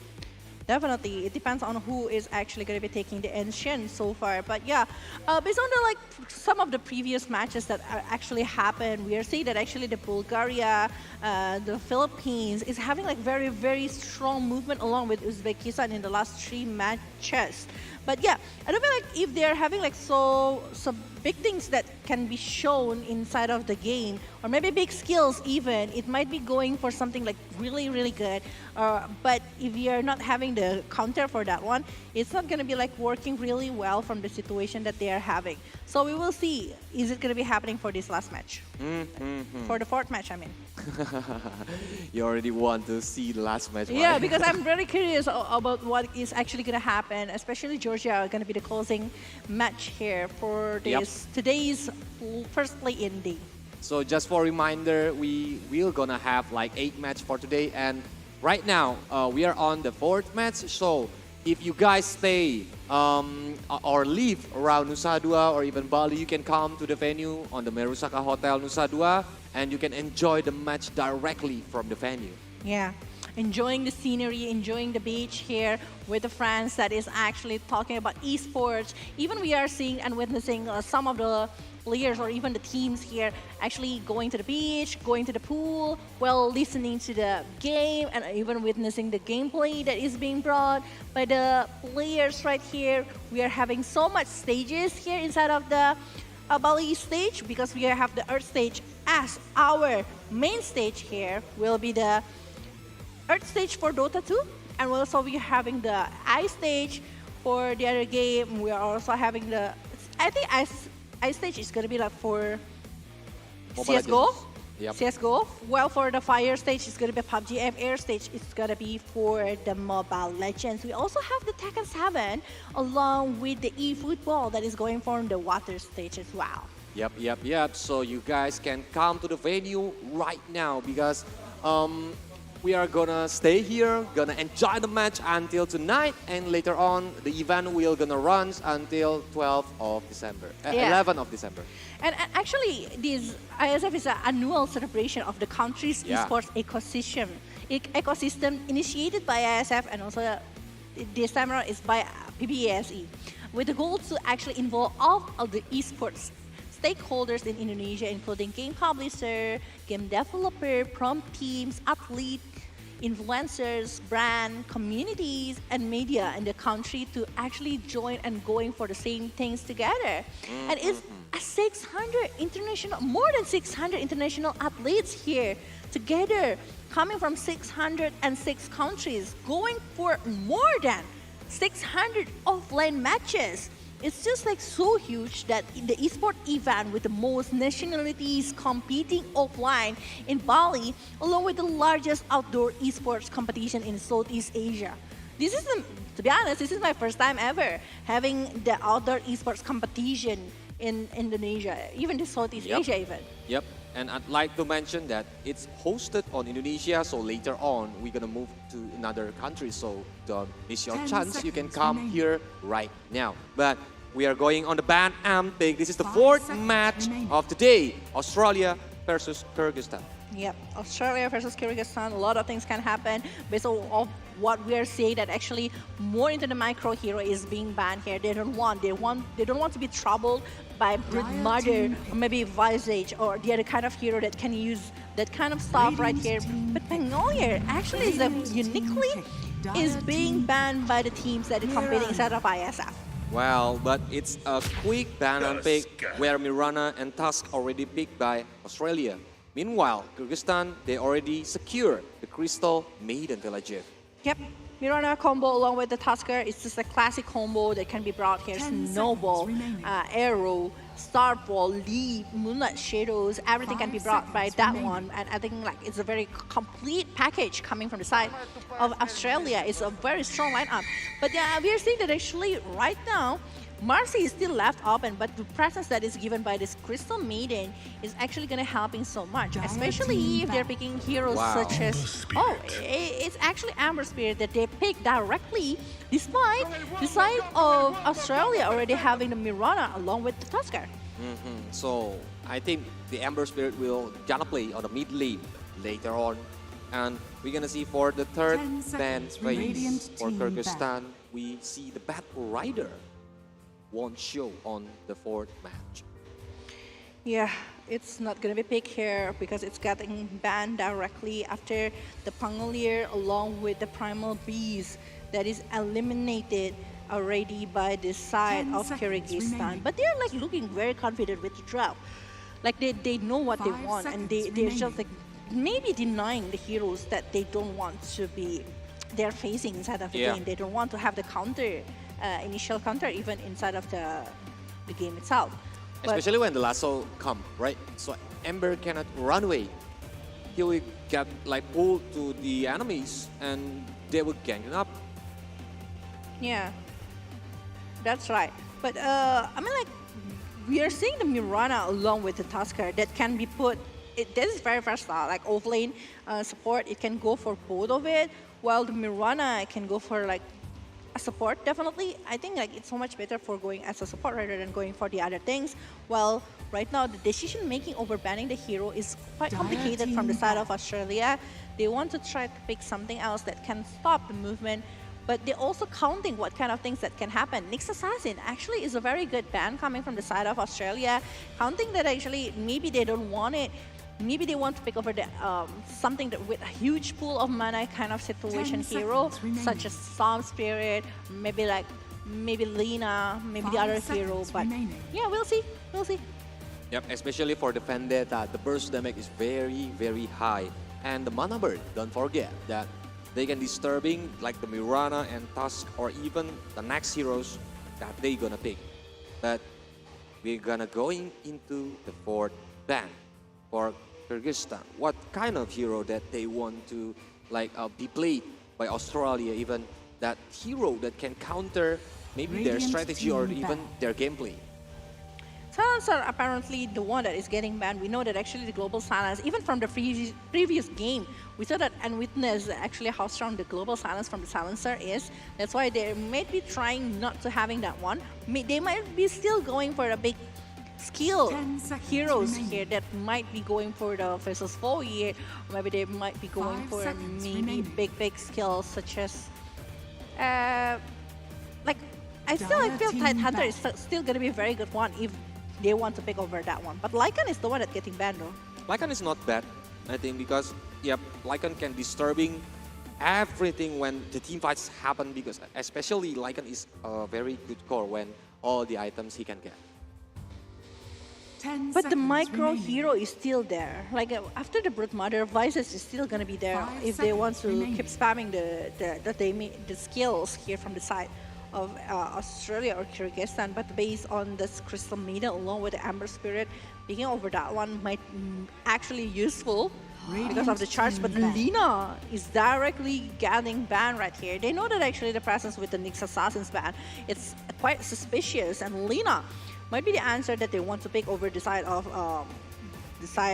from Australia, because actually the combo it works as well. Last Strike Ray coming with the Snowball, Ice Shards, everything. It does make sense.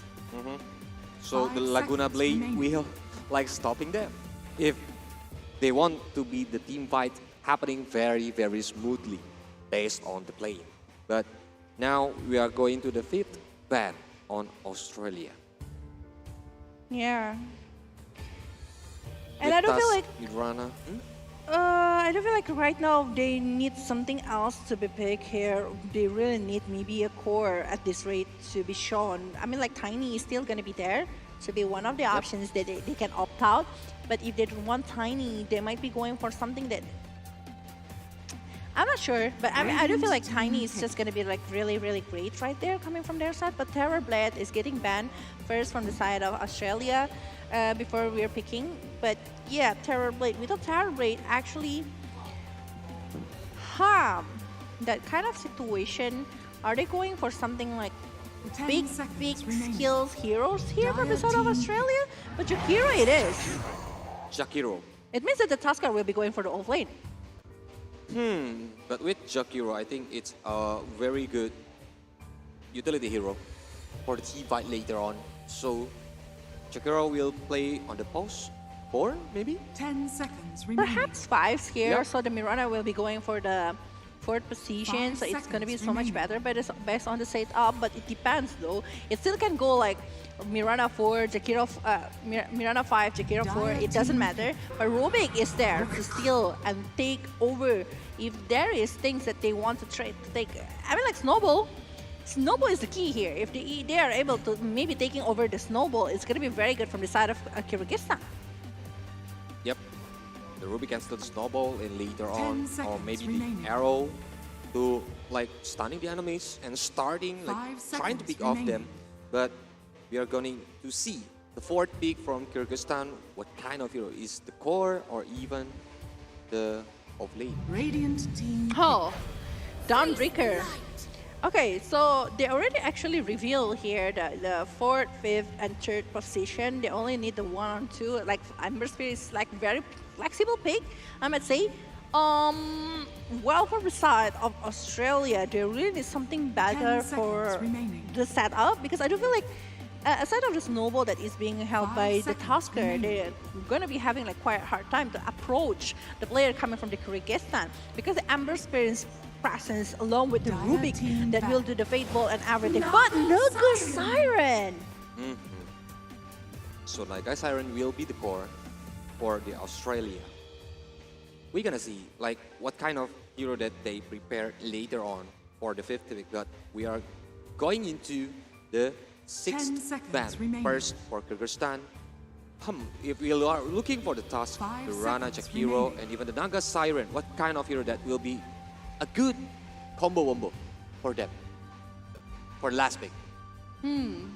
It's very hard because we're still gonna be having like four bands left, so it might be like a lot of things to be left out from this one. From the side of Australia, now I was thinking like the Mirana going for the mid lane, but I don't think like it's gonna be a very good one. They're still gonna be needing a mid lane. Queen of Pain is gonna be a very good one if they want to go for it, or maybe an Invoker. An Invoker actually gonna be very good, but Huskar is the one that they are banning right now. No Huskar. burning Yeah. game. Huskar is banned later on. Australia, they need Dire to team look back. at draw from Kyrgyzstan. Punch, no hook this game. One more ban here, one more ban. Yeah, because this member can like disturbing their setup too. Like for example, if the Naga Siren is trying to get in, but this member is on, so 10 Naga Siren seconds cannot do remaining. anything. He only stay in the place, and the others of the 5 teammates of seconds Kyrgyzstan remaining. will following up. Oof. Quite heavy. Reserve time here from the side of Australia for Kyrgyzstan. They're still like thinking what kind of options that they will try to left out from this kind of situation. Tons of option is still gonna be there, but once again, if they're seeking for the mid laner from the side of Australia, they might want to left out some of the heroes. But the presence coming from the Amber Radiant Spirit is team just like back. being so much. But last track is actually the one that is actually being bad. Because lastly, for the Australia team is for the mid lane, and for the Kyrgyzstan is probably for the off lane, right? 10 So that's why they need seconds to remaining. think I about think it. like it's either carry or mid lane, because Amber Spirit can be 5 flexed between that seconds two. remaining. So the Amber can go for as a carry, or maybe it can go as a mid lane. It depends on what kind of hero that maybe Australia gonna be picking first for this Dire one. team But it's Slark. gonna be Slark that is being banned right now. Say they're consisting that No this pulse. Amber Spirit will be going for a mid lane, so another carry is needed from the side of Kyrgyzstan. And with these 3 heroes that actually very scary for the CC, I think like 10 they need seconds something remaining. that can control it better. 5 The seconds controller. remaining. Tide maybe they want to use it because it have like a high sustainability ability. To be honest, I was like thinking about Festus Void, but the combo doesn't make sense. So I was like, Yeah. it's not gonna be very Oh, good. Life but- Stealer. Yeah. It's much better. Like I was like thinking something that is gonna be like very good if they're having Festus Void, but the combo doesn't make sense. So Life Stealer is so much better. Like Dawnbreaker being invested by Life Stealer and jumping 10 everywhere. Oh, seconds remaining. Mm. it's scary. But do remember, Life Stealer is need a lot of 5 seconds farming remaining. item space on the early game, so it's gonna be better they give it to the Life Stealer so it can carry them on the middle to late game. Yeah, middle to late game here from the side of Kyrgyzstan. They already completed with a Life Stealer that actually having a really early and also late game situation from the side of Kyrgyzstan itself. But from the side of Australia, what kind of hero that they will try to pick and try to not give it for the other hero right now? With the Naga Siren, I think like they really need a setup. So I'm still thinking about mid laner that can be picked by the side of Australia. But what is the option? What are the options right now? Invoker, Queen of Pain, but no, it's gonna be Razor! Wow. Select your heroes. Razor. What kind of potential that Razor can do with this kind of drop, Legend? I don't think like it's gonna be Razor. Is this gonna be Razor mid lane or Pass Razor mid? carry? Pass mid can do. I'm not sure. Let's see inside of the game later what is actually gonna happen with the lineup that they are having with the Jack Hero, Mirana, Tuskar, Naga Siren, and also Razor, and also from the Kyrgyzstan side, we are having Crystal Maiden, Amber Spirit, Robek, Dawnbreaker, and also Lifestealer.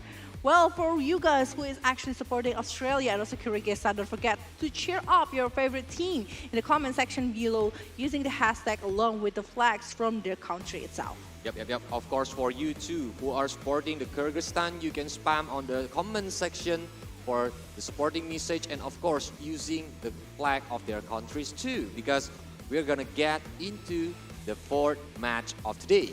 Yeah, but the drop that they're having, I do feel like from the side of Kyrgyzstan, they can play very early situation with the Rubik along with the Crystal Maiden and also the Amber Spirit. The rotation gonna be like very fast. While from the side of Australia, I do feel like Razor really need items. To be honest, that's what on my thought. And Naga Siren as well. So they really need to split up over the farm. Will they be able to do that? Because actually that is gonna be a hard task in my humble opinion. Well, but yeah, everything will goes in-game, right? Well, so any strategy that they maybe can use, or even the item build, will be a very, very important to determine who is the winner for this fourth match. But yeah, we will just see actually inside of the game who will be taking this game. Is it going to be Australia or Kyrgyzstan? Because we will just jump into the game itself. Still with me, Village. And also my partner for today. Coleus here. Okay, so here with the Razor going as some mid lane, I think. Yeah, I think it's going for the mid lane right now. Well, for the Mirana, I really want to see the item from Mirana though. They are trying contesting the rune for the early This game. is not good. The smoke is being broken and the Fate Bolt is being opened, but what actually gonna happen? No! Ice Shards! It's not actually saving Juice to survive. It's gonna be a first blood on the hand of Kyrgyzstan with 5 men on the high ground. Too brave, buddy, too brave. Because they already standing on the high ground and he's trying to like going alone and the Ice Shard is on point. That's why he's taking down. I mean, like, if when the smoke already popped and they're going to that direction, it means that they're very confident about that one. But the thing, little did they know that actually it's 5 members on the side of Kyrgyzstan, and now Kyrgyzstan might be having an advantage to take 3 bounty runes, while the side of the Australia won't be able to do it. And yeah, here you go.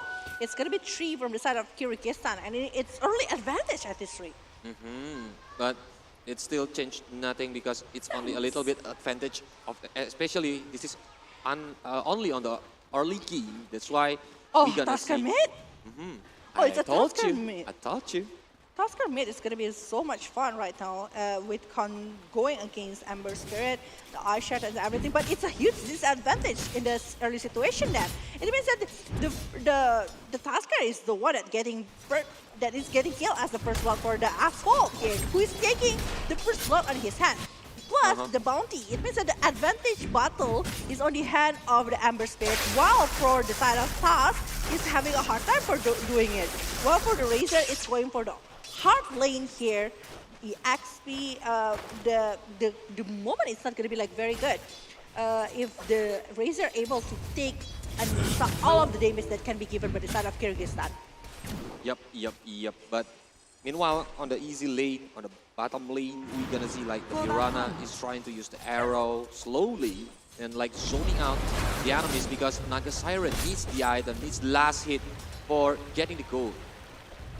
Yeah, Naga Siren just need to farm over and over, but I don't think it's gonna be an easy task to do because so far I thought like safe lane gonna be safe for the Naga Siren, but turns out Naga Siren only collecting 3 so far. But yeah, I know it's like still a very early situation.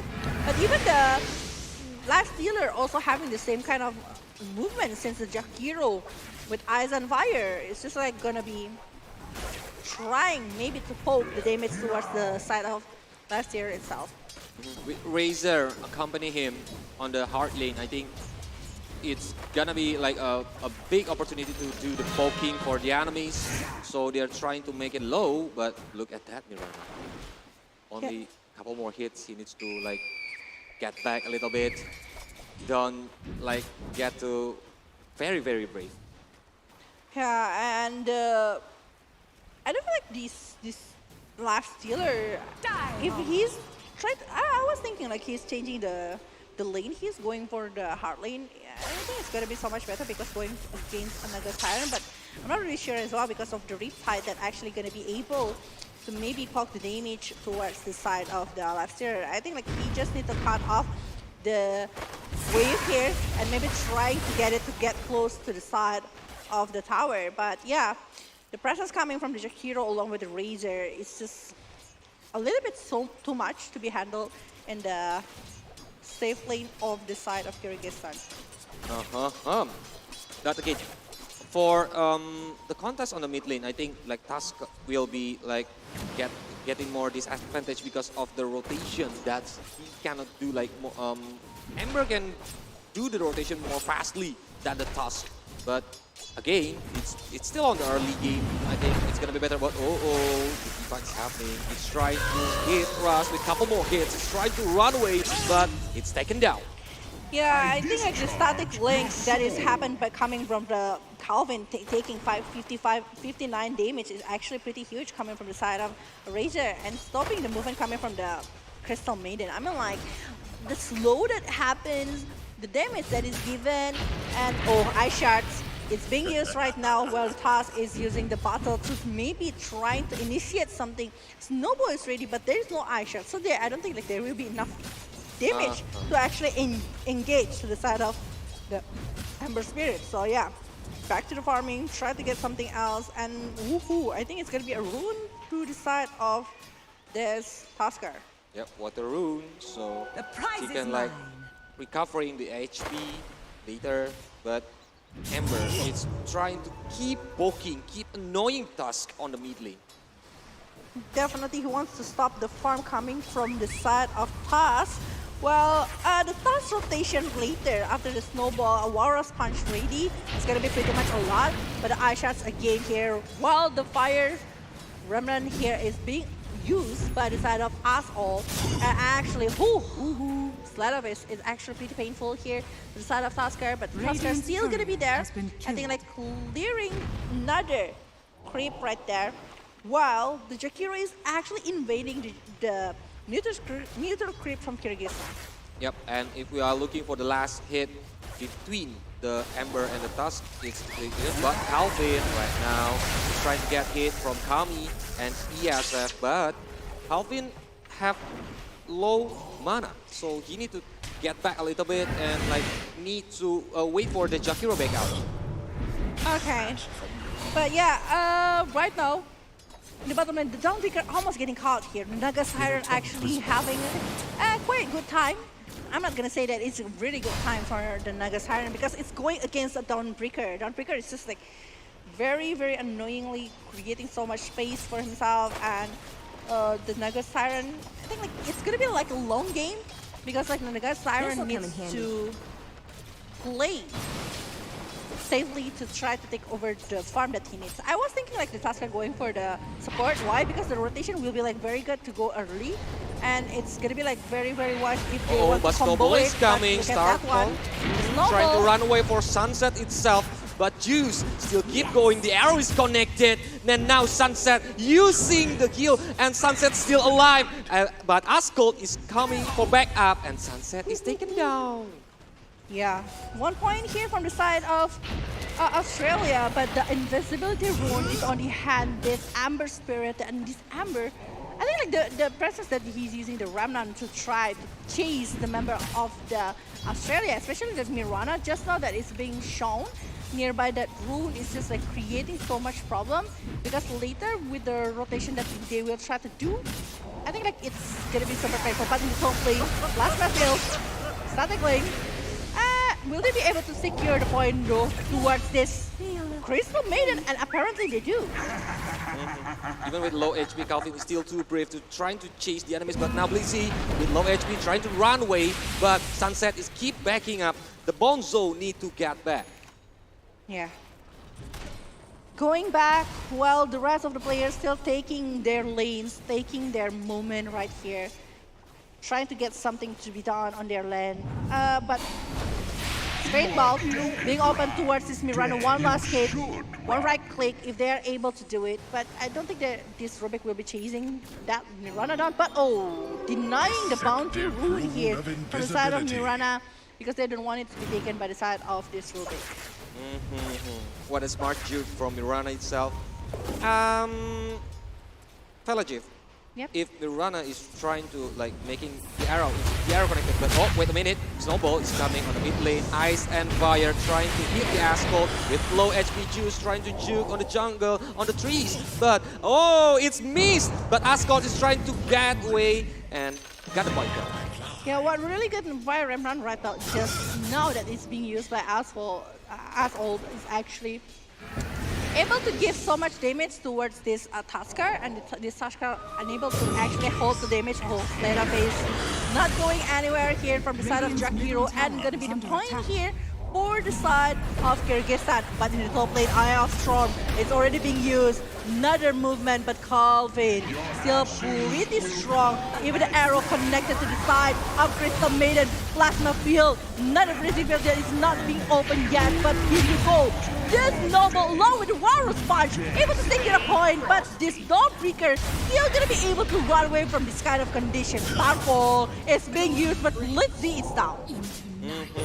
Even now, Juice is trying to be chased by Ascot with low HP. Couple more hits, Juice will take him down. Yup, Ascot successfully getting the kill points.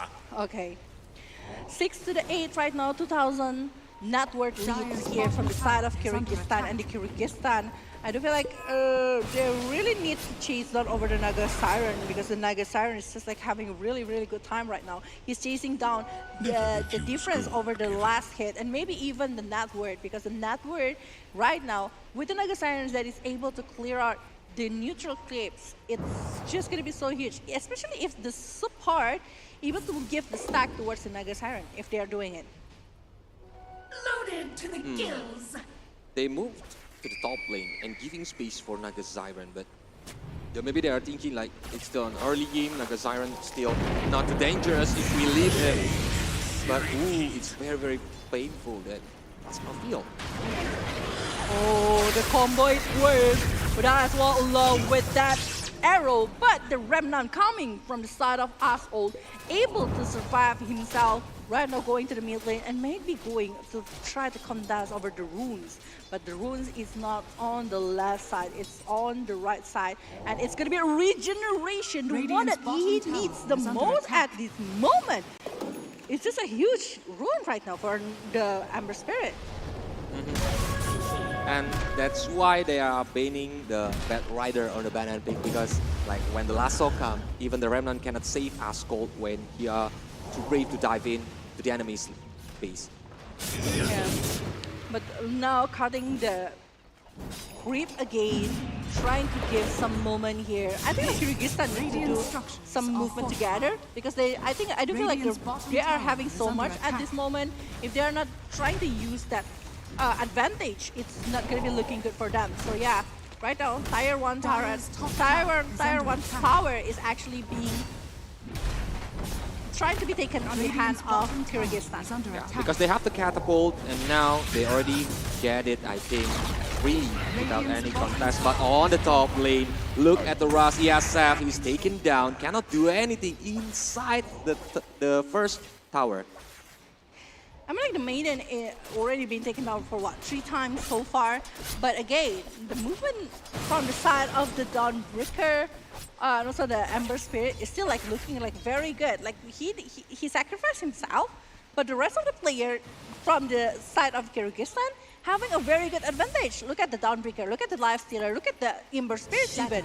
It's just like having so much huge advantage, but Moonlight Shadow is already being used by the side of Miranda. Oh, but the Naga Siren revealing his position with the Moonlight Shadow, and the Song of Siren already been taken by the side of Ruby. But Ruby, oh, actually it's not the Song of Siren. He's taking another things right here, but oh, fake ball! And actually, the Jack Hero will be taken down just like that. A quick back up from the Kyrgyzstan team. Very, very help them when the team wants to like pick them off. Especially when the Ice Shard is connected and the snowball is coming, Pelajev, but they are like doesn't want to like to commit to chase the enemies. Oh. Right now, everything is just like everything's just like max sense now for the side of Kyrgyzstan, and they're just gonna keep doing some movement, and even the smoke is already being initiated here by the side of Kyrgyzstan. But not only that, because they know that actually it might be another Moonlight Shadow or maybe another smoke from the side of the Australia, and they are not seeing it. Actually, the one that is evil is that, but the IF probe is already being off, and look at the Dawnbreaker that is jumping and also coming from that area. Freezing Field is being opened. Miranda using the leap, trying to run away. Another rip right here, but he will be refilling his position, and it's gonna be monster kill for the Amber Spirit with double kill. Because the Bonzo show is getting trapped on the tree, so good night Bonzo. He cannot do anything and getting chased by the Kyrgyzstan team. But now maybe they're trying to like do more rotation because the Naga Siren itself is still getting free. But look at the network now. The Life Stealer is still get a lot of gold under the Ember Spirit. Mirror image from the side of... It's just like a non-stop mirror image right now from the side of Naga Siren. Look at that one. Naga Siren now in the top 3, but oh-ho! Snowball, Ice Shard, along with the Walrus Punch, taking this Crystal Maiden just like that. I think like Crystal Maiden is the only hero that is being chased by the side of Australia. Yep, because that's the easiest way on this early to middle game. That's why Crystal Maiden needs to be careful. I know that he needs to bring the information to the teams, but if he are going too far away, that will be kidnapped. But now, Snowball is coming, trying to do the Task Punch and leap in the front, but the Starfall is getting connected by the Remnants, but now with the Miranda, the Bone Soul is taken down, even with Deuce, cannot do anything. And now the Rust trying to hit Spack here, running away, chased by 3 heroes, but it getting frozen, cannot do anything, and double kill, get it by Blizzy. Yeah, double kill right here after the moment. Without any casualties even. There's no one that is actually been taken down. They are not opening so much skills, big skills even from the side of Kyrgyzstan. They're just like waiting for a moment to do another movement right here. But the Fate Bolt that always being opened by the side of Rubik actually giving so much. It's easier to clear off the mirror image coming from the side of the Naga Siren, but Crystal Maiden, I think like if the Maiden have like maybe BKB or anything, it's gonna be like so much better because he actually can run. Force stop is good. If the Crystal Maiden done it, I think like it's gonna be easier for the Maiden to run away from the condition. But oh my god, the damage is too high, but the Snowball is trying to save him. I don't think so because Juice is too far away from his team and is taken down again and again. Sadly, the Snowball actually going to that direction, to their direction. They don't have any other options from the Tusker to actually save himself. So yeah, I mean like, it's pretty sad because there's no one that actually can save him at that rate.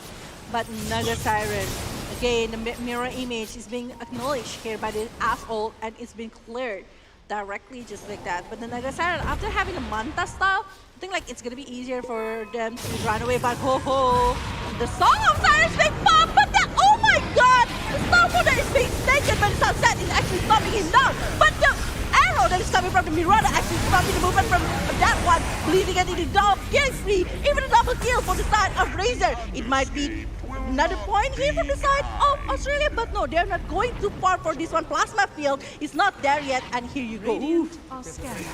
In a split second, almost the TP got cancelled, but he can run away. I think it's a good pick off on the top lane.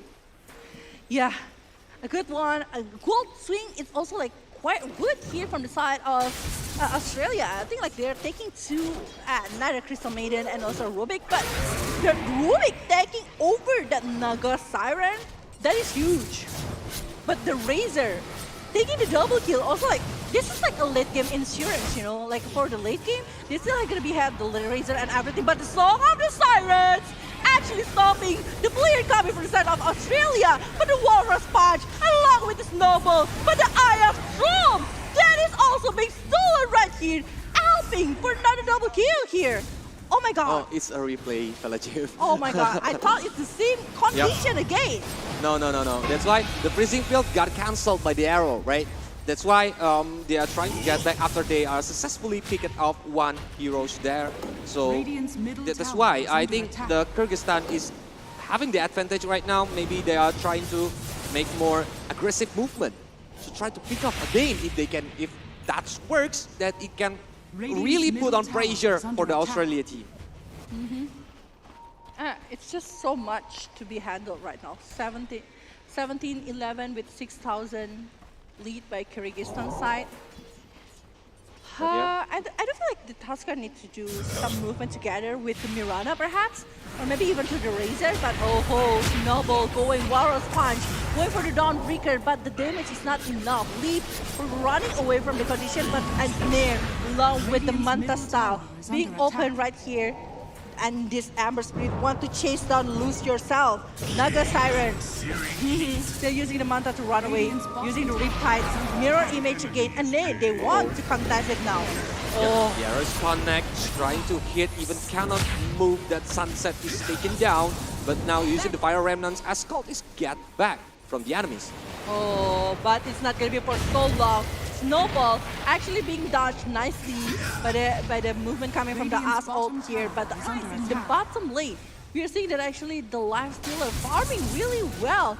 Second on the top network here, but the Lifestealer already finishing up the armlet, going for the BKB now. He already have the Ogre X. Oh, maybe and not. Maybe not BKB as well. So what is it, Mjolnir? Still a possibility. Is under attack. Maelstrom, it's still a possibility, yeah. A lot of things, yeah. So we're gonna wait because No, it's the a Lifestealer BKB. is not even joining the team fight. It is a BKB.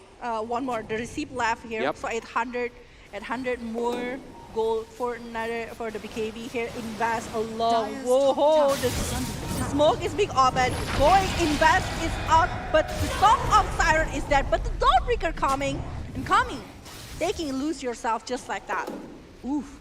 Lose Yourself is having a hard time right now because he's the only, like, the fattest hero from the Australia team, but it's keep going, get picked off by the Kyrgyzstan, so he needs to find more safe spot to do the farming, to like collecting more gold. But now, even the Kyrgyzstan is starting to like hitting the Roshan, initiate the Roshan.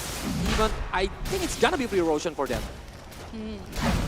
Okay, but so right now Bullseye connected here. The arrow coming from the Mirana, but look at that one. Actually, the Jakiro will be taken by Blizzy, just like that. Blizzy is just taking everything right now with the dominating and the Roshan. I mean, the arrow coming again here, but Mirana, I don't think like he can do so much at this rate. But the Song of Siren by Sunset here. Sunset just playing really well with the stealing that Song of Siren. Yep. Only pop it up in a couple of seconds. Only try to stop the Mirana to running away, and then the Ascult is be the executioner. Yeah. Using everything to try to get more network over and over again, but Razor. Okay. The Razor right now with the BKB and everything, I think like the catch up coming from the Razor, especially if the Razor doing this fatal, the static lane coming to the side of Kami, it's just gonna be so fatal here for the side of Kyrgyzstan, because like every damage will be taken, but Ospag will be able to TP away despite the damage that is given by this Lifestealer. Slowly but sure, but they are trying to looking for the team from Australia. But now Snowball is coming. He cannot run away anywhere because now the sunset is taken down. But look, Ascot alone versus everybody. Kami is coming to for saving the friend. But the song is very, very good. Now the plasma is coming out. But the Blizzy is too strong with low HP trying to hit Calvin. And Calvin is going up to with using the snowball. And now Kami is taken down using Calvin because he is using the BKB. And now, he cannot run away, rooted to the ground.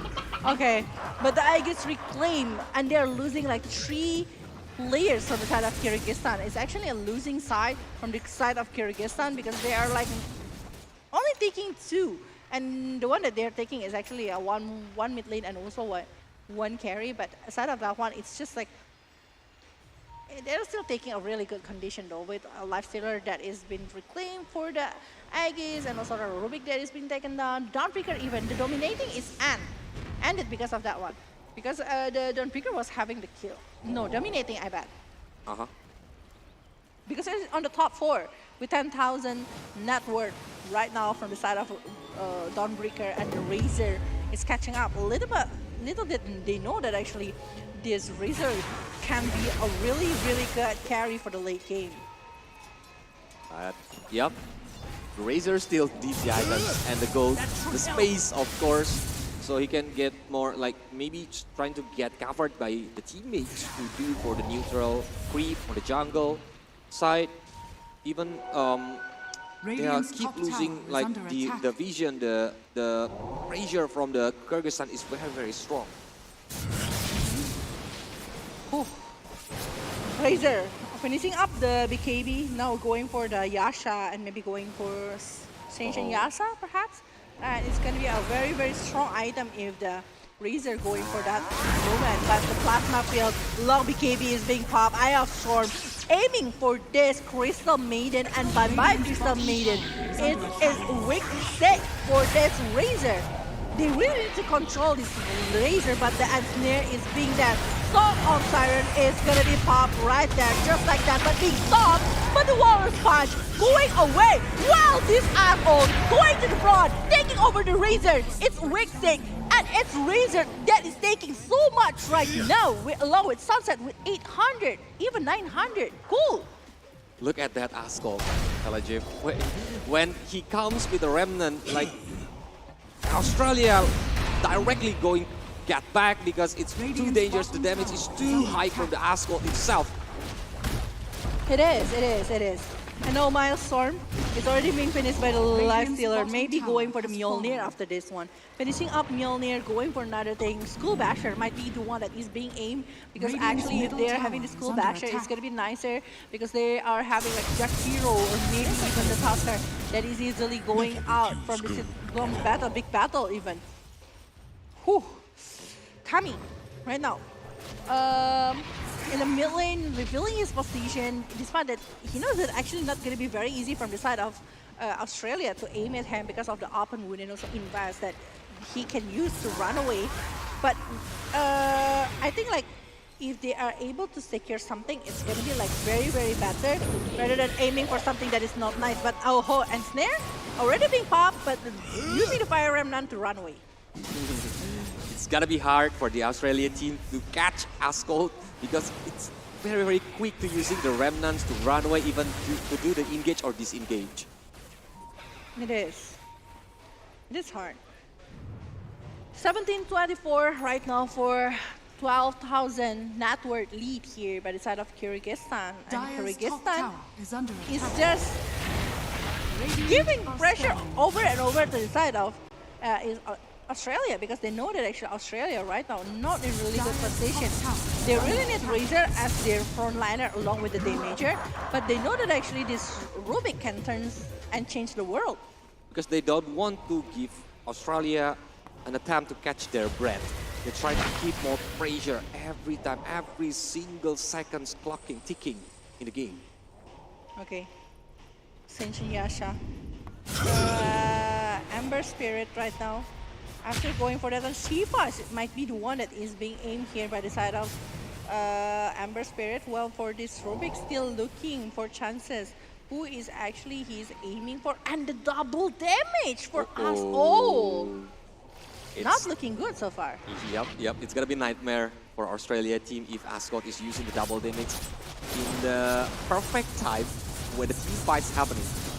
So they need to like maybe do the kiting like back and forth before they are committing on in front. But now when the Jakiro cannot run away, BKB has been popped up, trying to chase, but he's still getting back first, trying to go slowly but sure. Slowly but sure right now. Kyrgyzstan is under attack. I think like Roshan is 1 minute 15 seconds left before he's up, or maybe having another random time from them. Well, for Ascot right now, he's already using the double damage, so maybe there will be another movement. But Song of Siren is there. Song of Siren is there. The arrow is already being popped and being run up, but not only that, the Eye of Thor by this Razor. But Ascot is actually beyond top line, and someone taking it down. But oh, Harris juices! It's killing spree right now. Who decided of Lifestealer? 2 mans down from Australia team. Even right now, the Lifestealer is the damage dealer for the Kyrgyzstan, and they are trying to get the second middle tower. Yeah, and they might be getting it. Might be. They might be getting it. They The creep is coming, yeah. Yeah, they want to actually force it. Maybe they already got enough item right now because of the last year's full item with the School Basher as well. Maybe going for the Aghanim shard, which is going to be very nice because like helping the last year to have more and more damage later, and also the ability as well. But for the Crystal Maiden, 4 stuff is already being done, going for the Glimmer's Cape right now. Oh, nice teamwork by the Sentry right there, but it's quiet. Wasted, I think, for having both of it. Wasted. Yeah, I mean like for having both of it Yeah. in the same place, it's not really good. They just want to like a pair of the nut. It is, but oh, Yep. it's actually it's plasma field that is being used by the side of Rubik Calvin. Just TP away directly after using the BKB here, not wanting someone to stop it. But it's gonna be Roshan appearing right now inside of the Roshan pit. I think it's the time because Calvin didn't have the BKB anymore. He is using it to run away using the TP. So it's the big chance for Kyrgyzstan to start the whole thing right now. Especially when they have lead 14k gold. So the enemies will be having a hard time if they trying to contest Roshan. Yeah, but they really definitely to block the way from the side of Australia to aim for the Roshan, but no. Actually, he's not even checking it, I think. So, Kyrgyzstan taking the second Roshan here with the Aegis on the hand of us. Oh, definitely. And maybe the cheese is going for the side of Lifestealer. Yep. But yeah. Without the Aegis itself, Kyrgyzstan is Australia is already facing the hard time. And now with the Aegis and cheese, Belajev, they are trying to like defense the base from like Kyrgyzstan, who are trying to destroying the high ground tower. Yeah. They are gonna be trying to melt down every tower that is possible. No one is actually want to engage from this kind of condition. I think like from Australia side, they want to play in the high ground moment, because I think like Razor is gonna be better if he stays in the high ground and maybe try to do the vitaling and try to get something to be stolen on the side of Kyrgyzstan. But it's a very good moment, and Kami actually receiving so much damage just now, but Kami able to restore the moment by taking away the movement. But the BKB being popped and TP away happens again. Razor escaping from the death. Okay, so I think they need to be patient again, waiting for the Lifestealer having the full HP before they can go again to trying to pick off some like one or even more for the players from the Australia. Yeah. Arrow again, just to check the presence here. Ice shards to clear the wave as soon as possible right now. But we are seeing that actually the movement. Oh, Shadow here. We are saying that actually Warrior's Punch is already being opened and then Snare. But look at that one actually. Dead face! Everything! Fleazy got a double kill here from the side of Kyrgyzstan. And they are not stopping right there, even though the Eye of Storm is already being opened by Razor. But the confidence coming from this Ember Spirit is just going so hard at Jack Hero. I think it's still going to be the full key from the side of Kyrgyzstan. Triple kill even for Blizzy. Well. 4 men down, but they didn't have the buyback, I think. Even the high ground tower on the mid lane is aimed by the Kyrgyzstan. They are using the fortified, but I think they won't give up. The Blizzy will destroy it. Yeah, they will destroy it. I think they will take the Rex as well. One set of Rex is going to be good if they are able to secure one set of it. So I think like it's going to be like a very huge advantage since the Radiant structures are fortified. It's still like a couple of seconds until the other hero coming from the side of Australia is coming, but Arrow again is not connected, easily being dodged by the side of Kyrgyzstan. And the Rex is still, like one Rex is still survived. Despite they're still having a lot of resource here from the side of Kyrgyzstan, but they don't want to contest a game, maybe forcing things to the side of Australia. Yep, because after this, gonna be the last war if like the Australia team is getting picked off again, or they are wrongly trying to pick up, but BKB is on, trying to use the Fire Remnants, going up. Blizzy is hitting the juice, but look at the right side, Calvin, and then the Mirana cannot survive. Calvin is using the BKB, he's trying to run away, but lose yourself right now is being the target from the life stealer. He kept hitting, he don't want to give up because the BKB is on to. Mjolnir is already popped up to his body, but the song is off. Now with the plasma field, he's trying to back up his friend, and now using the Tusk Punch, Walrus Punch. Ascot is alone. He's trying to run away. Oh, he's dapeting the triple kill. He's trying to more, looking for the Bone Social, but the Bone Social is running away too far from him. Oh, one set of racks in the mid lane.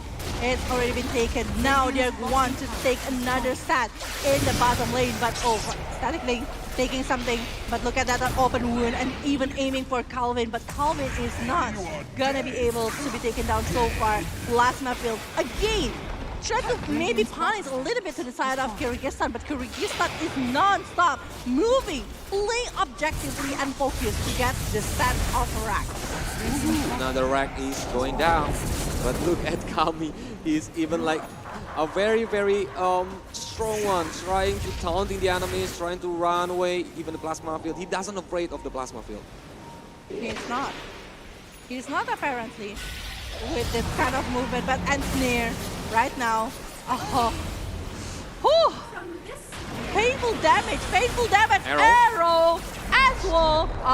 The Aegis will be reclaimed. Will they be having the Song of Siren? But look at that one. Actually, it's going to be open wood along with the Mjolnir here. Calvin will try to do something, but the invest coming, and no! The invest, yo! And this, oh my god, all of them will be taken down. It's like 3 players will be down on the hand of Australia right now, maybe because of the Jack Hero that is being chased down by Blizzy. And not only that, it's triple kill for Kami. Well, it's dangerous because it's only Mirana alone. The one who can buy back is the Razor, and the Jack Hero is trying to waiting on the base. Yeah. I think like the Ancient is the one that needs to aim right now. Yeah. I mean like with all of the gold that is again taken by the side of the Kyrgyzstan, the net worth lead is right now is like 26,000 net worth lead with 39 point kills that they are having, and this life stealer is basically unstoppable. Look at that one. Look at how fast it is with the Aghanim shard, with the BKB, with the Aghanim itself, and also the Milestorm from the Amber Spirit as well. So it's like a mega creep here from the side of the Kyrgyzstan. It's already nightmare for the Australia. Even Kami is trying to taking the 4th and the 5th high ground tower, but it still survive. They are trying to do the kiting, playing around a little bit for the Australia team. hoping like they are trying to comment inside, but oh, BKB saw trying to hit Calvin, but Calvin still have the BKB. But look at the backline, Juice trying to do the wall response, but he cannot do anything because his friend Lose Yourself is taken down. The song itself gets stolen by the Rubik. He's trying to hit Morgan, waited for the downbreaker. Now GG is called and Kyrgyzstan won the 4th match today. Oh my God, congratulations for Kyrgyzstan for winning the match just now. It's an amazing performance coming from them. It's actually like very, very strong lineup they were having. And also like with all of the presence, I mean like the last dealer basically unstoppable and the Dawnbreaker able to actually securing early game while the Crystal Maiden sacrificed himself in the early situation. But after sacrificing, they are actually gaining. And the gaining that they're having is actually leading them to win this game itself. But if I look at that game, the Crystal Maiden is like not trying to trade his life. Because it's like some of the kill points happening when the Crystal Maiden is on off position. Yeah, but I think like that's the only thing to actually prevent the rest of the player coming from the Australia to jump into the deep inside of jungle coming from the side of Kyrgyzstan. They want to keep the neutral creep to the side of last dealer, and it happens to be wise, I think. Because the Amber Spirit also like trying to punish after that one. This is the winner of this match, Kyrgyzstan! Congratulations for Kyrgyzstan because winning the 4th match of the day. Yeah, with an amazing performance that they were showing, actually, Kyrgyzstan taking this one to securing a point for their group stage inside of play-ins, because once again, I want to remind you guys, only the top 2 in each group will be going into the final of play-ins, competing for 3 slots in the main event. Yep. And for Team Australia, don't need to worry because it's still on the group stage, so you guys can collect more points when you are facing the other countries later on. Yeah, because you will be facing the other country. Tomorrow you will be competing as well, so there's plenty of chances to go for the final of the play-ins. But yeah, we will see the highlights to see that actually what is actually happened from the previous match. And we see that actually the Kyrgyzstan with the Dawnbreaker, and no one is actually like gonna be seeing where's this Dawnbreaker will be jumping to, and the Dawnbreaker combo with that last dealer, it's just like so much to be handled. Because I think on the early game, Australia already did well to like counter-attacking the setup from the Kyrgyzstan, but this one is look at the arrow or even like the backup from the freezing field, and the arrow is stopping in the game. I don't even like feel like the Razor is doing a really, really great job to actually like taking some kills from the side of Kyrgyzstan, but it's not only that one. I mean like it's not only one person that actually contributing inside of Kyrgyzstan. I do feel like the Rubik is playing a really huge part with the Song of Siren Steel, or maybe even the Starfall, anything that he is using to actually stop the movement coming from the side of Australia, helping so much and getting so huge advantage from the side of Australia itself. Especially on this moment that Ascot is like counter-attacking the momentum that Australia want to make it, using the BKB, even the Fire Remnants. It's very, very painful. Yeah, but I do feel like Blitzy and also Kami is forcing themselves in this kind of situation, because like Kami even losing the only Aegis when they just got the Aegis, but they'll lose it, and they're losing 3 members as well from the side of Kyrgyzstan. So it's a huge loss, I must say. It's a huge loss. And they're not even stopping there. They're still trying to give the pressure towards the side of Australia. But it's just so crazy, like how is Naga Siren unable to farm and staying like that? Like all of the neutral fleets being taken care of by the side of Kyrgyzstan. Yep. But I think Ascot is really carry the game for his teammates today, especially on this game, because again and again and again, he's keep giving the enemies a hard time when he's got it using the Fire Remnants.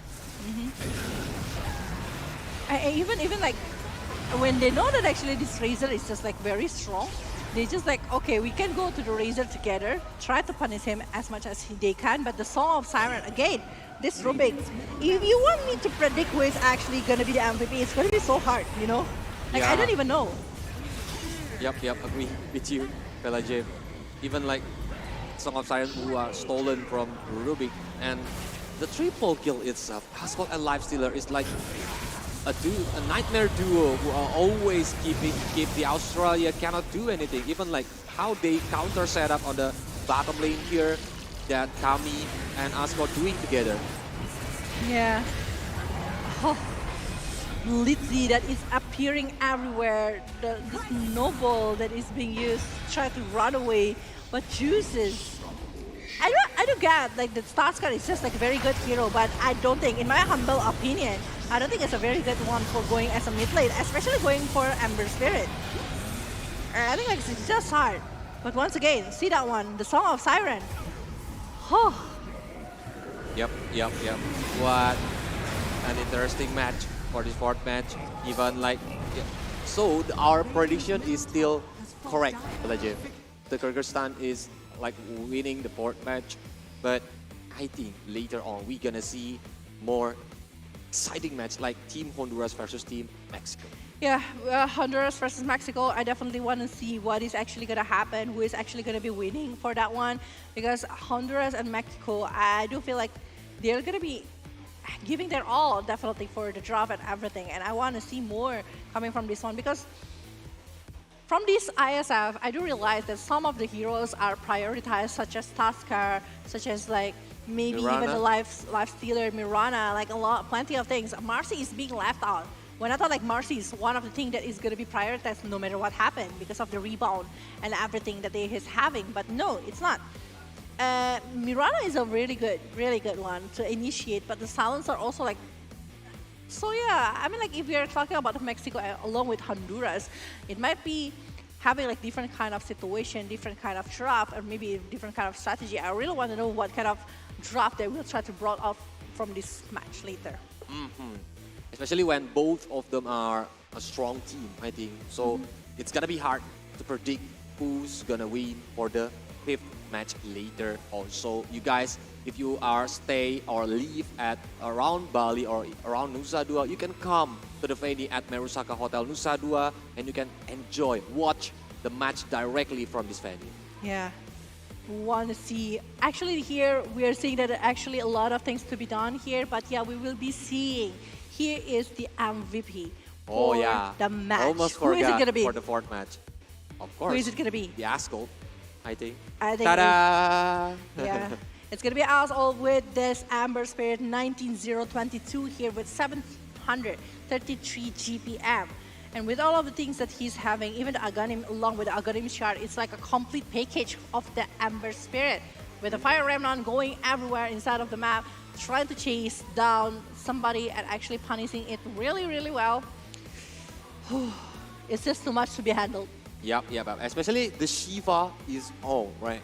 So it can give the enemies hard time because they will get a slow evac and cannot run away and look at the items from Kami. The Cranium, the BKB, Mjolnir, even the Gauntlet and everything.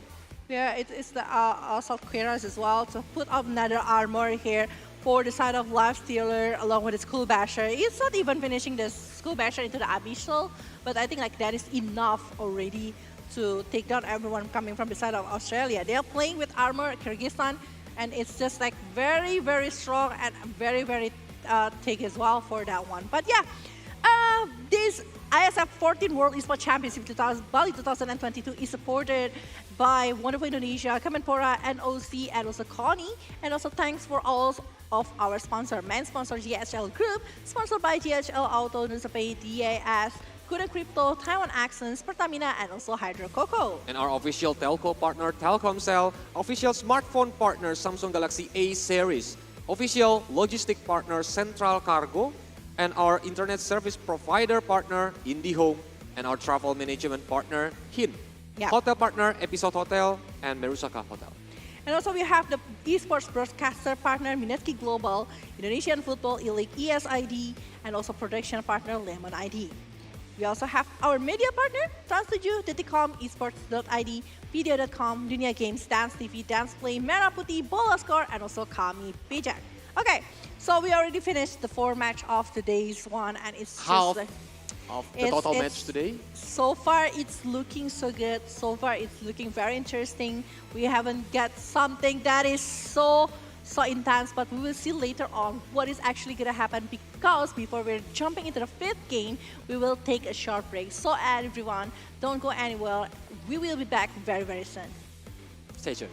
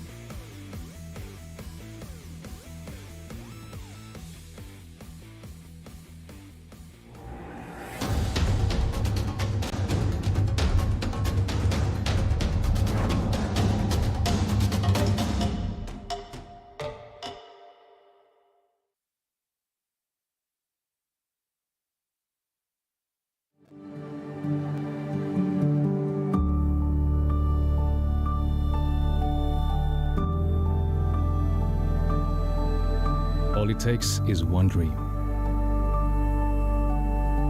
One dream that becomes a journey.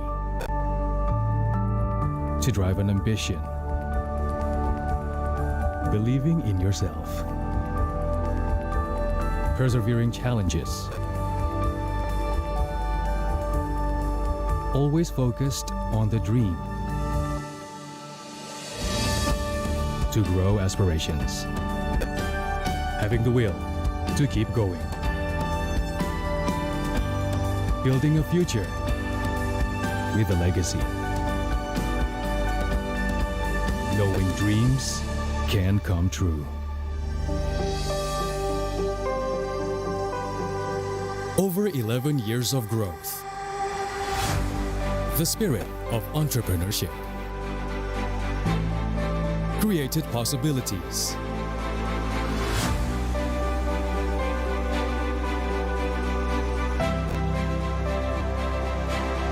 Realized new potentials.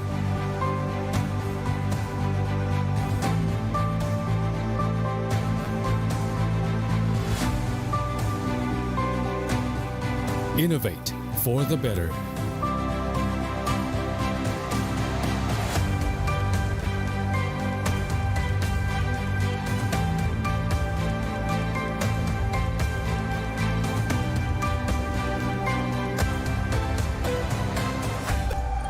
Expand horizons.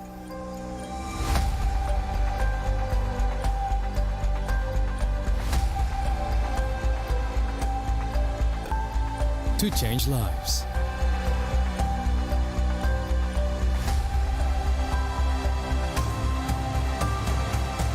To connect new ideas.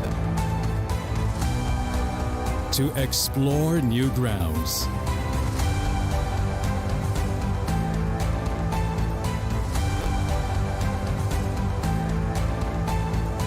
With the future in sight.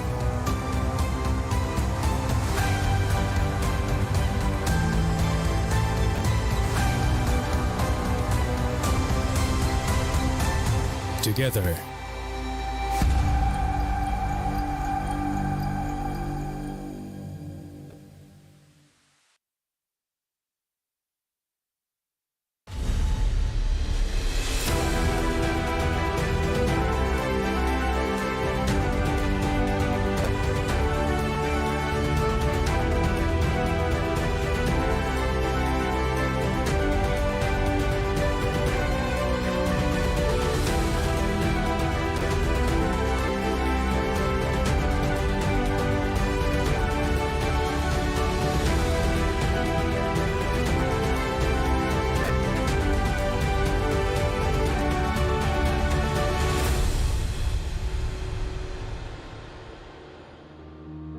Halo, nama gue Wim Reynaldo, gue Asisten Project Director untuk event IESF 14 World Esports Championship Bali 2022 Indonesian Esports Summit. Di IESF 14 World Esports Championship Bali 2022 kita punya 6 game berbeda yang akan dipertandingkan. Tapi ada 7 nomor di mana kita punya game PC, ada Dota 2 dan CSGO. Ada juga game konsol di mana ada eFootball dan Tekken 7. Dan juga ada mobile gaming, Mobile Legends Bang Bang dan juga PUBG Mobile. Dan juga kita ada 1 nomor tambahan yaitu CSGO Women. Nah, makanya karena kita mempunyai game title yang banyak, kita tuh membuat stage-nya menjadi beberapa konsep. Karena di event kali ini kita tuh ada area stage yang terbuka dan juga area stage yang tertutup. Untuk area stage yang terbuka, salah satunya itu main stage-nya kita, yaitu Earth Stage. Itu untuk game title Dota 2 dan juga semua Grand Final nantinya akan bermain di main stage-nya kita. Dan juga kita di belakang kita ini ada area Air Stage. Kenapa Air Stage? Karena di posisinya di paling atas. Ini untuk game Mobile Legends dan juga untuk game konsol nantinya. Dan juga kita ada di area ballroom, di mana kita ada 2 stage yang berbeda, yaitu Ice Stage untuk CSGO dan Fire Stage. Karena ini gamenya game perang, makanya untuk game PUBG Mobile kita namakan Fire Stage juga. Tapi di event kita kali ini, kita juga nggak cuma punya turnamen aja, tapi kita juga punya keseruan yang lain. Kita punya entertainment area di Water Zone, kita juga punya expo, kita juga punya summit. Jadi orang-orang di sini bisa dapetin one stop entertainment kayak gitu. Dan untuk preparasinya ini kita udah mulai dari kurang lebih hampir 1 tahun untuk menyiapkan ini semua. Ketika kita terpilih menjadi tuan rumah ke-14, kita sudah menentukan nih tempat-tempat mana yang paling cocok untuk jadi event venue-nya kita. Makanya kita putuskan di sini di Merasaka Hotel Nusa Dua. Kita harapkan kita start di tanggal 2 Desember sampai 11 Desember dan semua untuk para atlet sudah mulai datang dari tanggal 29 November sampai nanti tanggal 1 Desember. Kita harapin teman-teman dukung juga tim nasional kita karena kita sekarang menjadi tuan rumah untuk IESF World Esports Championship Bali 2022. Datang ke acara kita, jangan cuma nonton online aja, datang karena kalian dapetin keseruan, kalian bisa dukung timnas kalian bisa dapetin keseruan dan juga mendapatkan kesempatan ini karena event perdana di mana kita adalah partisipan terbanyak untuk di event IESF kali ini, yaitu kurang lebih ada di 106 negara yang akan hadir di sini bermain untuk 6 game title.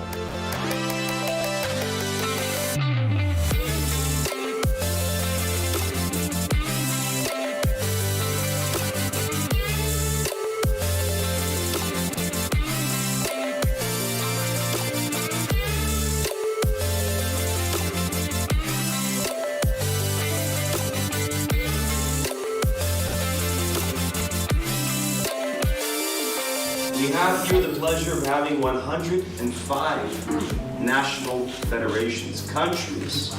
Penyelenggaraan ini bisa menjadikan tonggak sejarah buat bangsa kita, negara kita yang bisa ikut memberikan kontribusi di dalam perkembangan industri digital khususnya e-sport. Dengan PB Esports ingin membuat suatu acara yang semua kegiatan e-sport itu ada di satu puncaknya. Jadi dengan dari seluruh vendor, dari seluruh atlet dan lain-lain ikut berpartisipasi.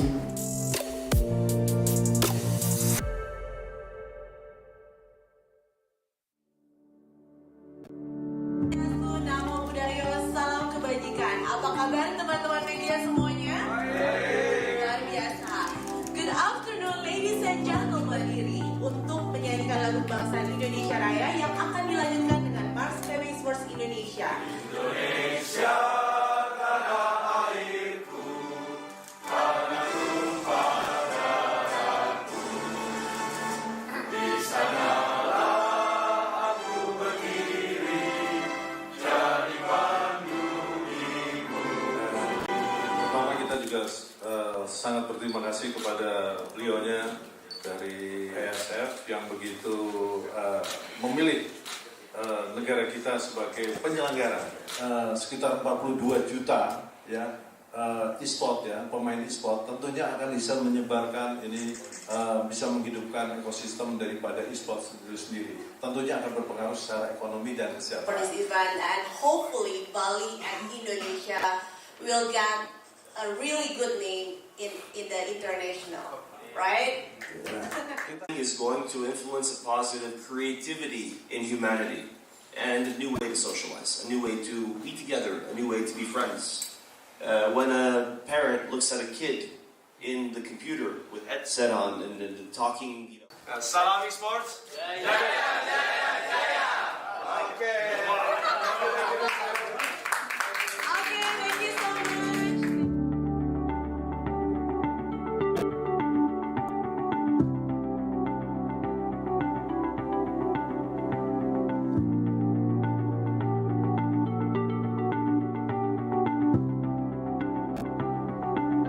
Okay. Let's go Bali. Let's go Bali.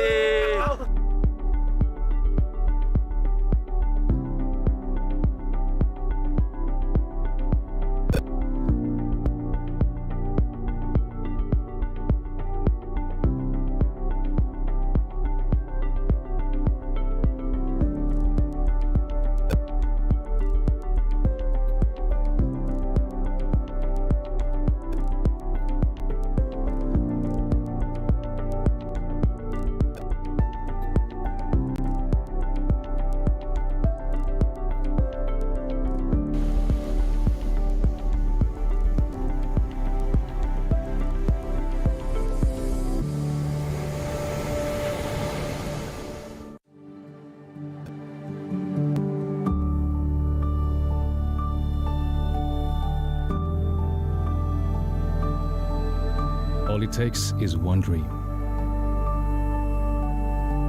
One dream that becomes a journey. To drive an ambition. Believing in yourself. Persevering challenges. Always focused on the dream. To grow aspirations. Having the will to keep going. Building a future with a legacy. Knowing dreams can come true. Over 11 years of growth. The spirit of entrepreneurship. Created possibilities.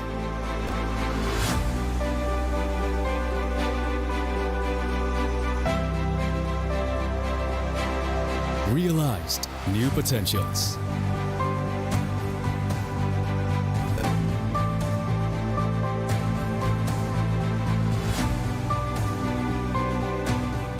Innovate for the better.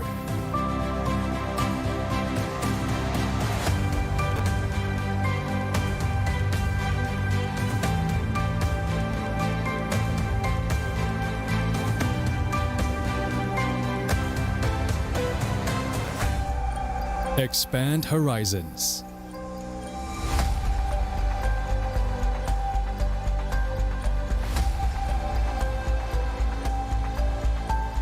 To change lives.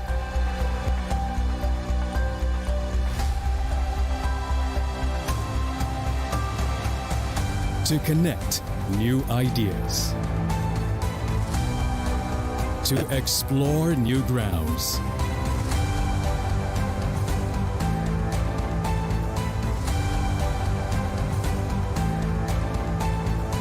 With the future in sight.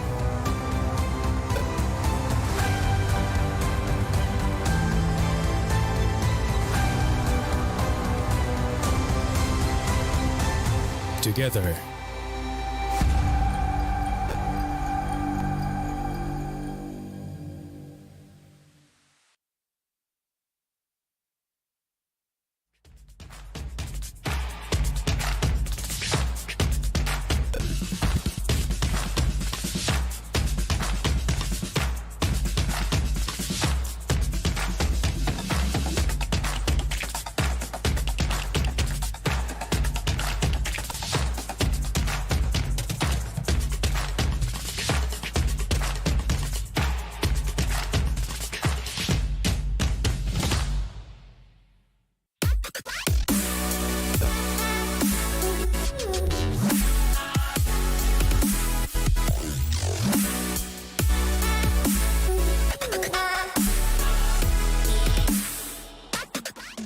Get Galaxy A33 5G.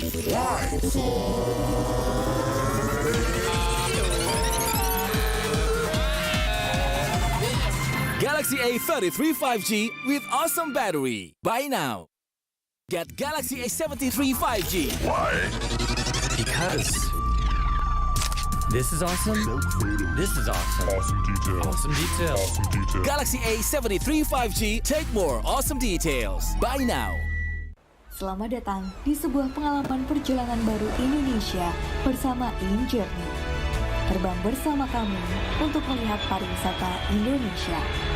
Sirkuit internasional, bentang alam, ragam atraksi budaya, produk lokal asli Indonesia, warisan budaya, keamanan dan kenyamanan.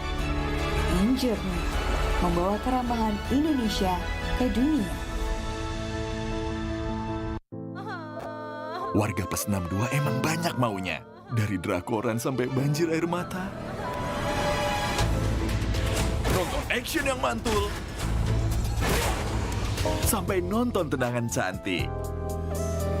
Maksudnya ini. Mau nonton apapun, semua ada di video. Mulai dari yang bikin berbunga-bunga, keringet dingin, ketawa, sampai bikin gak ngedip. Jadi nonton apa sekarang?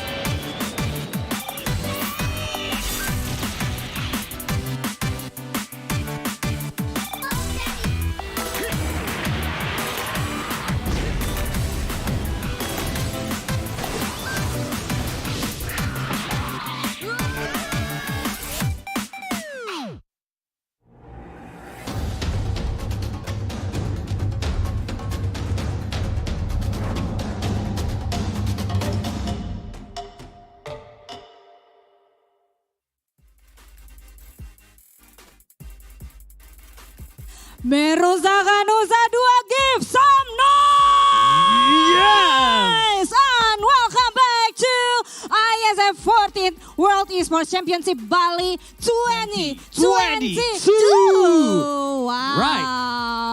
And we are back again. I'm Brenda Kwan with my amazing partner. That is true, and of course, we would like to congratulate the Yes. previous match winner, which is Yes. Team Kyrgyzstan. Congratulations Team to Kyrgyzstan. you. And next, we will heading on to our next match, of course. Yes, this is the 5th match of today that we'll see for the match from Team Honduras versus Team Mexico. Mexico, exactly. So, let's introduce you to both teams. The first one is Team Honduras. And the second team, Mexico. Exactly. So we will begin the match soon. Yes. And you guys will be accompanied, of course, by our two casters. Of course. Our two great casters. We have Brother Lius and also Anoni. Woohoo! Yeah. So, are you ready, casters? Not yet, of course, because they're still waiting for the setup. Yep. And then after the setup, we will heading on to the max as fast as we can. As right now, so caster, take it away.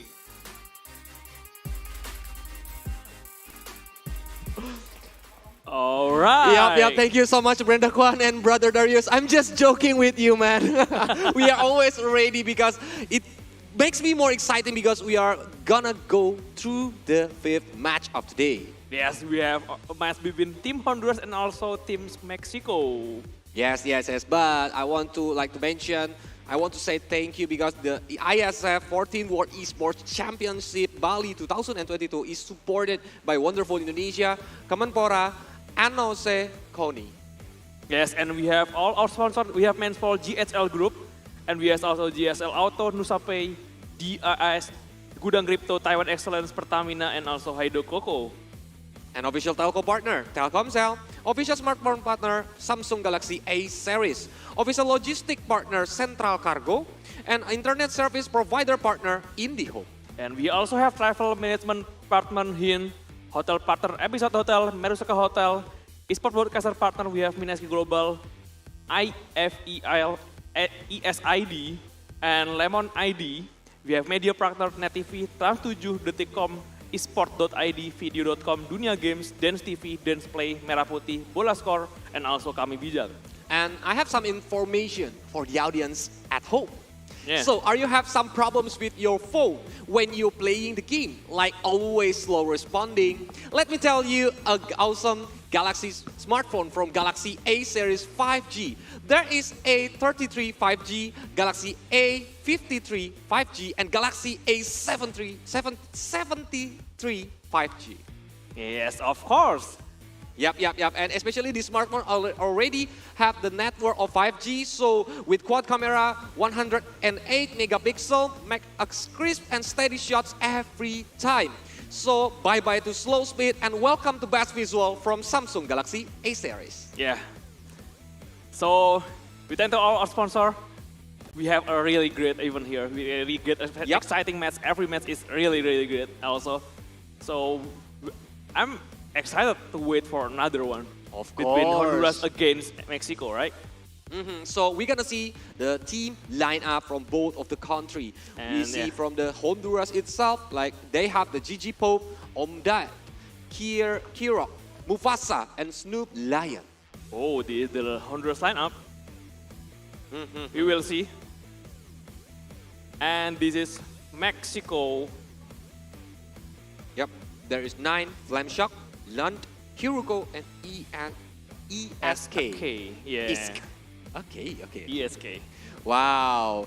I heard from Belgium, Yeah. both of them is a strong team, Anoni. Oh yeah. A lot of teams surprised me actually. It's pretty fun to, catch country against country. And we have our prediction, Colius. Of course, I think Mexico is gonna win on the fifth. So I will go with Honduras right now Wow. because I believe them. Yeah. 1-1 for the prediction from both of us. So who's gonna win? So the loose one gonna need to jump to the sea. Okay. From here. After this. After this, yeah. Actually, I really want to do that. And then we already got wet, right? Yeah. So Drew and Brenda will go cast to be the caster.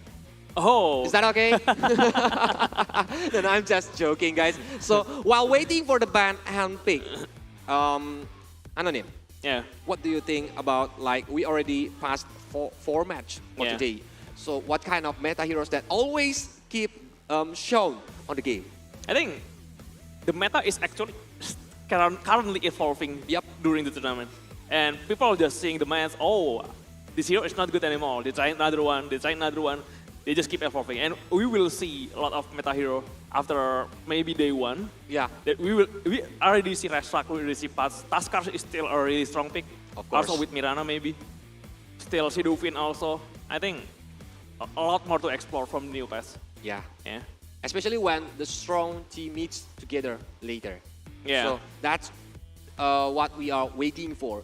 Like the team who are already win or got the winning points from the first day, but on the second day, they need to meet each other. Yeah. After this, Bulgaria will play again, so yeah, we will Yeah. see another one. Maybe different lineup, different play. The second match of the day for the same team. Yeah. Yep. That's why if you look at the screen right now, we are going to the ban and pick. From 10 seconds Honduras, remaining. we already see Radiant that team Tiny banned. Naga Siren is already getting banned, and Lesra plus Lich is Lesra picked Lich by combo, them. yeah? Yeah.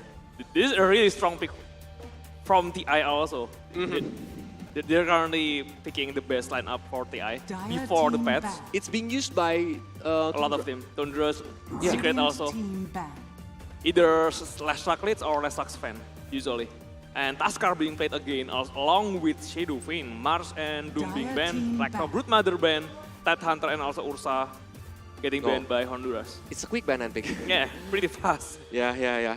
That's why we're gonna see for the fourth ban from Mexico what kind of hero that they don't want to see on this fifth match of the day. Lesrak is pretty 10 flexible pick. They can use it as a mid lane, they can use it as a safe lane, even off lane. Yeah. Usually, they can still do that. So yeah. Depends on the needs of the team, Yeah. right? Also And the with strategy. Shadowfin and Taskar. Yeah. Shadowfin can be played as a mid lane. It's okay with a carry. Taskar is also okay being a mid lane. Yeah, on the last match we see Taskar mid lane, right? Taskar mid lane, Taskar off lane, also Taskar support. So yeah. But LC is banned. LC banned. No duel. Probably they will go with Mirana, I think. 10 seconds remaining. Banning dispelling, banning strong dispel hero maybe. Yep, 5 because seconds the arrow from remaining. Mirana is Yeah. really annoying if Or maybe it's connected. something like Bad Rider, I don't know. It's pretty decent against Restrak also. Dire team banned. Okay, but Bad Rider no getting Bad banned. Rider, no Better is- Lasso. Yeah, better pretty decent against Restrak, and also that's kind of sus because LC, the counter from Bad Rider getting banned by Mexico, yeah. So Yeah. probably Honduras smell something fishy here about Bad Rider, you know. Yep. We already know it. Yeah. And then they just banned it, the Bad Rider. But for the 5th ban from Mexico. 5 seconds remaining. Is it the tanky heroes, or like who is the best heroes to following up the combo from Lich and Leshrac? There is still Marcy, there is still Spirit Breaker. Yeah, Spirit oh Breaker. yeah, It's getting banned. Spirit Breaker. It's rare to see like the Spirit Breaker is getting banned. Yeah, Spirit Breaker is really strong against spell immune. Yeah. If you play maybe left seater, or you play maybe 10 some hero that remaining. really demanding, really relying on BKB, maybe Spirit Breaker. 5 You don't want to seconds face Spirit remaining. Breaker. So maybe we will see left seater, or maybe we will see something like that. Yeah, because he can charge and just chasing Yeah. everywhere Yeah. like he wants. The most annoying part is he pierce spell immune. So yeah, you don't want to fight Radiant against it. team pick. Disruptor. Finally, Disruptor is coming.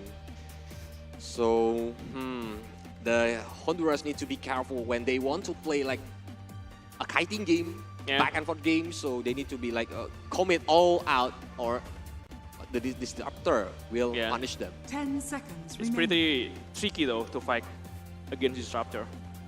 5 seconds remaining. And the third pick coming from Honduras here, they already have one core, Leshrac, Yeah, and one support. Probably support 5 in leads. supposed to be. Maybe they will show another support. So yeah, they don't. Another magic Yeah. damage heroes, or Or another support and another flexible pick maybe. yeah, So they don't. to make the enemies confused. Yeah, so they don't refill the matchup. Yeah. Sometimes it's a good strategy to Yeah. make the enemies confused and like they are like guessing, oh, the Leshrac gonna be on the mid lane, and then Yeah. boom, yeah, everything is different. Everything is different. Different matchup, different play. So they're still thinking. Still having 1 minute reserve time. 1 minute and 20 seconds. Yeah. Radiant team pick. Hoodwing. Oh. Pretty decent though. This is a really annoying hero because of the range. He just throwing spell, throwing disable at people. So yeah. So it's like a poking heroes, utility heroes. Yeah. Disable is really surprised actually. It's really hard to 10 dodge the seconds disable remaining. coming from Hoodwing. Yeah.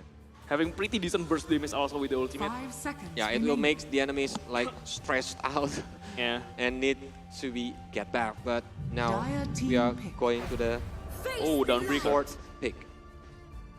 Oh, Dawnbreaker. Dawnbreaker. Pretty okay against Disruptor though, after getting the Aghanim Shard. Because the spell immune can dodge the glimpse, can dodge snowball maybe, something like that. So the Dawnbreaker will be like the frontliner. Yeah, For Honduras. especially glimpse, you know. You don't want to get glimpse. 5 pretty decent. seconds remaining. Okay, but the fourth pick for Mexico before we are going to the 6th ban later on. What kind of heroes that they want to pick or want to prioritize before it will getting banned by the opponent? Yeah. If they pick support right now, they will reveal that the Tuskar is core hero. Yeah. Maybe they will pick another core, either a hero that can play offlane and mid lane, maybe, if they still want a flexible pick. I'm thinking about the combo wombo for Disruptor, right? Yeah, Disruptor. Maybe. Or like the big AoE CC hero. What do you think, Anonim? Actually, Sidufin is already pretty decent against Dawnbreaker though.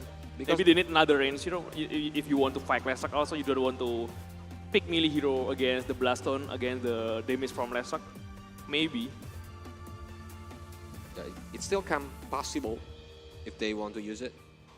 But or if they want to pick the range hero, what kind of hero that will be fit for this kind of draft? Lina is good though. Yeah. Lina mid lane and Sidufin actually being carry. Radiant team. Draw is also good. Draw. So this is Sidufin mid lane. Sidufin mid lane, draw ranger carry. Okay. A good range hero. The Aghanim Shard also prevent actually reducing the regeneration from the Blastone. Yeah. From Leshrac, right? Yep. Yep. So yeah, perfect for Restock, perfect 10 against seconds Dawnbreaker also. You remaining. don't want to fight Dawnbreaker against a lot of melee hero, yeah. Yeah, but it's so squishy on 5 the early game, seconds so remaining. the draw need to be careful. Yeah, 3 range hero, 3 range, Dire team pretty back. decent. But Beastmaster is getting banned right Getting now. banned, yeah. Yeah, especially from the combo like the Frost Nova, Chain Frost from the Lich itself. It will be very painful for Crow. So he needs to like get back up a little bit. So waiting for the right momentum, especially like see he needs like 10 finding seconds some remaining. space to collecting more gold. Yeah. 5 seconds remaining. They will ban some carry though, I think. Radiant Because team they expect back. Slug, Life Stealer. expect Restock to be mid lane and Dawnbreaker to be off lane. Maybe Life Stealer getting banned. A good hero against Disruptor, a good hero against Sedufin also, pretty decent. Okay. One last hero to getting 10 banned seconds from remaining. Honduras. They expect Taskar to be a support, so they will ban off lane. Maybe 5 Enigma, seconds maybe... remaining. Yeah, with Enigma, the combo will be very crazy if they can make it works. Yeah, or something like... I don't know. There is still a lot of... Possibilities. Yeah, possibilities. Yeah. That's why they did to Even T Visage very is hard. pretty decent though. Yeah. They can use Visage as like the summoned unit will be very useful to like opening Yeah. the map, like damaging the opponent. Even something like Underlord is still work So you can do it. for Mexico, yeah. You need to ban some offlane hero. 40 more reserve time for Honduras right now. They are thinking very hard like what kind of heroes that the Mexico want to use, because like we already mentioned before, every country don't want to face like defeat from Yeah. the opponent. So every country wants to win every game because every point matters. Dire team back. Only top 2, Underlord getting banned, yeah. Underlord is pretty decent. I think they hurt you. no. Because they're on what is it? Yeah. Boot? Yeah, so Enclosed room, yeah, enclosed in booth, a yeah. closed booth or room, so they cannot hear the caster. Of course. But one last ban, 2 for 10 Mexico. seconds remaining. Another carry you don't want to face. Maybe What about Slark? 5 Slug seconds pretty okay. remaining. If they want to ban it, right? Yeah. If they don't want to... If a hero that can really good against them, maybe Juggernaut, something like that. A spell immune hero. Yeah, Juggernaut can be a messy. Not really a meta hero right now, but pretty decent against Sedufin and also against Disruptor especially. But I don't think it's good against Taskar, so yeah, I don't know. Yeah. So we're gonna see. Radiant team And Juggernaut. yeah, Juggernaut. Oh my God, Coach Anonym, salute for you. I just think a spell immune hero that can really do pretty good against Yeah. games. Yeah. You don't want to face spell immune Rift Stealer, spell immune Juggernaut with Blade Fury, Yeah. right? So you want your glimpse to be effective in this match. Because So, you play range. 10 like seconds they remaining. need to like count on the glimpse, the wall response, and even 5 the seconds requiem, remaining. right? Yeah, So that's why yeah. Juggernaut is the best option if the A Honduras lot want to of pick it. disable, magical disable, yeah. Spell immune is pretty decent in this game. Dire team pick. And But, Faceless Void. Faceless Void. Faceless Void will come, Chronosphere, no one can move. Yeah, the offlane right now.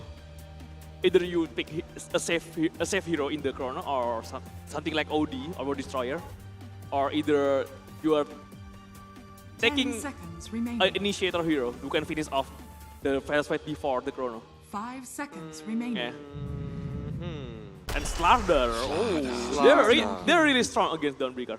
Yeah, especially it can mark the Downbreaker, so minus armor. It's really strong also against every melee hero, actually. Yeah. So for first fight, we're gonna be having a really hard time if the support losing out. Okay, based on the draft, what do you think, Anonym? Who is strongest on I think this match? in terms of objective potential, Yeah. in terms of fighting potential, I think Mexico is actually better. But they need to be careful for the Faceless Void, right? Yeah, Fast Void, when they have Chrono, they're actually the better team in team fight. But if Chrono cooldown, I think Mexico Yeah. can just force the fight, trying to take some things. They And, need to you bait know, it. Yeah. They need to bait the Chrono, maybe. Yep. And then later on, if the Chrono is already cooled down, they can fight back. They can Yeah. counter the setup. They need to find the right timing for Lesakto for Honduras. Okay, so for the audience, you can write on the comment section whose team are you supporting right now. For the team Honduras, you can write it on the comment section and using the Honduras flag, or even for the Mexico. Yeah, we can see who you are supporting, who you're rooting for in this game maybe. Yep. Yeah, keep supporting the team. We will see a really exciting match after this. So they're gonna play right now. This is it. Honduras versus Mexico on the 5th match of the day for Dota 2. And this best of 1 series, anything can happen. So yeah, they want to be careful in the game. But still, it's still on the group stage. So if they lose, it doesn't mean that they didn't have any chance. So they can like collecting more points when facing other countries. Yeah. Oh, here we go. Honduras will be in the Radiant and Mexico is the one playing in the dire sides. 5-man smoke in both of the team actually, except for Hoodwing. They're waiting for someone who are going to pass. Actually, Hoodwing come pretty close with them to break the smoke. And yeah, it's just on time for the smoke to actually being expired. So yeah, fine. You don't see anything. They're putting any wards, they're putting sentry to block the camp also. So there will be no first blood on the very early game. Yeah, we will see about the bounty though.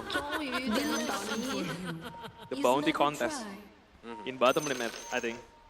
It's supposed to be on the bottom lane, so they need to well prepared later if they want to go. But like, there's 4 men waiting for the contest.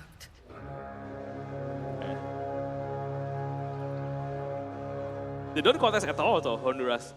They don't go down into the river they're playing. The stun next ladder is alone in the bottom lane. And the Celestial Hammer also the last hit from Snook Lion. Lastrak is the one getting the first blood, so a really huge advantage to Honduras. Yeah, nicely done. Nicely done by 3 of them. That's why they are waiting for Sladder to come. And Sladder is getting taken down. You don't want to give the enemy mid lane hero first blood, like early battle in one-on-one match. It's in very mid lane, important. it's really advantage. Because he will like no need. Snoop Lion, the Sado race. Hits. But, I don't know, man. Oh my God, Sedupin getting the kill also. Lastrak, the solo kill coming from Sedupin. The Sado race is really painful in the early game. Yep, I think the Lastrak is like having a miscalculation about the damage output from the Shadowfin. They want to kite into the fire, right? Yeah. They want to kite into the range of tower, but the stun from Lastrak doesn't even connect. So yeah. But this is a really huge advantage already from the Sedupin. Like a wise man said, don't play with the fire. Of course, the stun coming in just to try to last hit the range script. Because it's still on the early game, that draw need to be covered by this 9. Yeah, okay, second. There is a pause here coming from Hiruko, Mexico. Mouse issue. Okay. Yeah, so we will wait. The early momentum actually, I thought will be really good for Lesakto. But I don't know, he kind of miscalculated the race maybe. The first race, the second race, third race, every race is connected.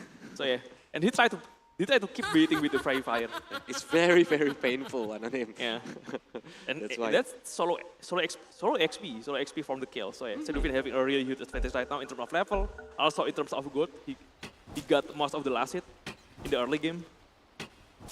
Yep. And that kind of advantage, it can help the Shadowfin to get more gold or even like the more last hit on the creep lane. And Drow Ranger here just trying to harassing the Bloodwing and also Dawnbreaker in the top lane. Pretty decent last hit, 6 last hit 3d9 against Dawnbreaker who got 5 last hit right now, and they even have more creep that haven't been last hit. So yeah, this is a really good lane from Drow Ranger right now. Oh, again with the solo kill! What happened? The same spot actually. Yeah. What happened to Snoop Lion? Because he already got killed twice. Well, even from when the Asap lane itself. is pushing, you lose one creep wave, you lose your life, and give this really good advantage to Shadowfin. This is gonna be a really rough game for Lesrak, I think. Because like the Shadowfin already level 4 and Lesrak is still on level 3. Yeah. Unless the support helps Lesrak, I don't think he can contest run. I don't think he can fight against Shadowfin as of it right now. Yeah, if the support like helping the Lesrak, I think the safe lane will be facing a hard time. But now, 9 is trying to go forward. Nice snowball, nice Yep. timing actually. Oh, actually, to the downbreaker, I think. And one more hit should do it. No, not really. No, it still can survive by the Omdat here. And it's Oh, still yeah. bravely trying to poking to 9. Yeah. Removing his healing salve. So pretty decent, the ice shot coming, the blocking the way, and the snowball coming, that's a kill. Shield the deal. See? Yeah. Don't play with the fire, man. You can just go back because you have a very Oh, low SP. another And now solo Snoop kill! Lion, yeah. This is the third one. Wow. This is gonna really bad for Lesrak. I think he really needs help now. If you keep giving one-on-one against Shadowfin to Lesrak, I think he cannot do it anymore. Yeah, The Shadowfin level will be difference, too fat. the gold difference is already far.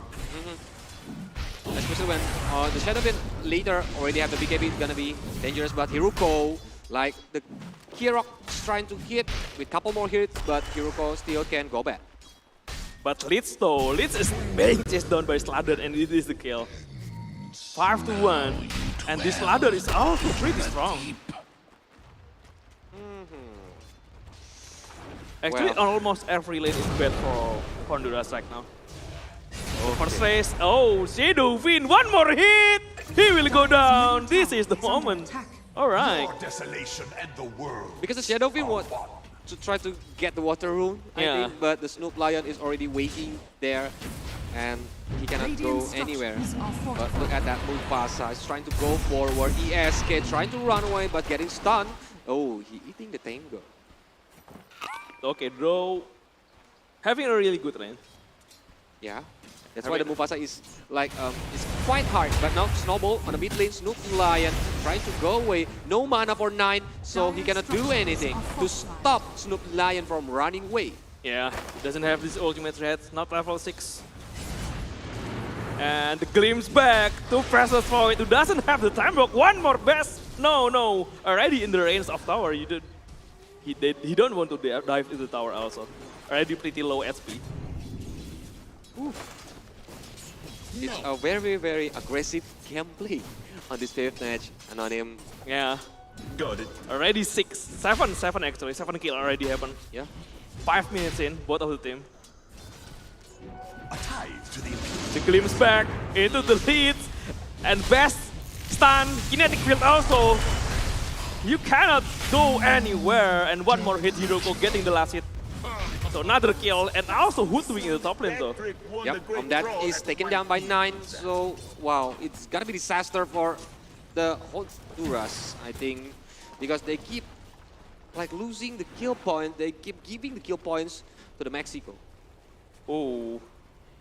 Mexico having a really good advantage. For the early game. On early game, the 6 minutes runs. Even spawn on the bottom lane, and it's regeneration runs on Shadowfin. You can use it to spam race. Just spamming Shadow race in jungle maybe. Oh, bottom lane, Sladder taking a lot of damage. Just one more hit. The Frost Nova from Leeds getting the kill to Sladder. But on the mid lane, Snoop Lion doesn't have mana anymore for 9. It's trying to run away from Omdat and Snoop Lion, but the twist is still hitting. Nice quelling. Doesn't even give the Hoodwing chance to use the bushwalk. Yeah, slowly but sure, but like the Mexico is trying to Dire's make middle more tower is pressure under attack. to the Honduras. Oh, I thought this is gonna be one-sided at the moment, but Honduras getting pretty good kill too. They got Shadowfin, they got Slardar in the bottom lane. They got 2 cores already. Only Draw Ranger is the problem. Draw having a really easy lane. Radiant's middle tower is under attack. And Fast Forward still trying to just scout out to Draw in terms of last hit and farms. You have to be careful though. The glimpse back is pretty scary even though you have time walk. Time walk doesn't help you if the glimpse is being popped up and Sladder is already waiting with the bash. That is 9. Where do you find the time?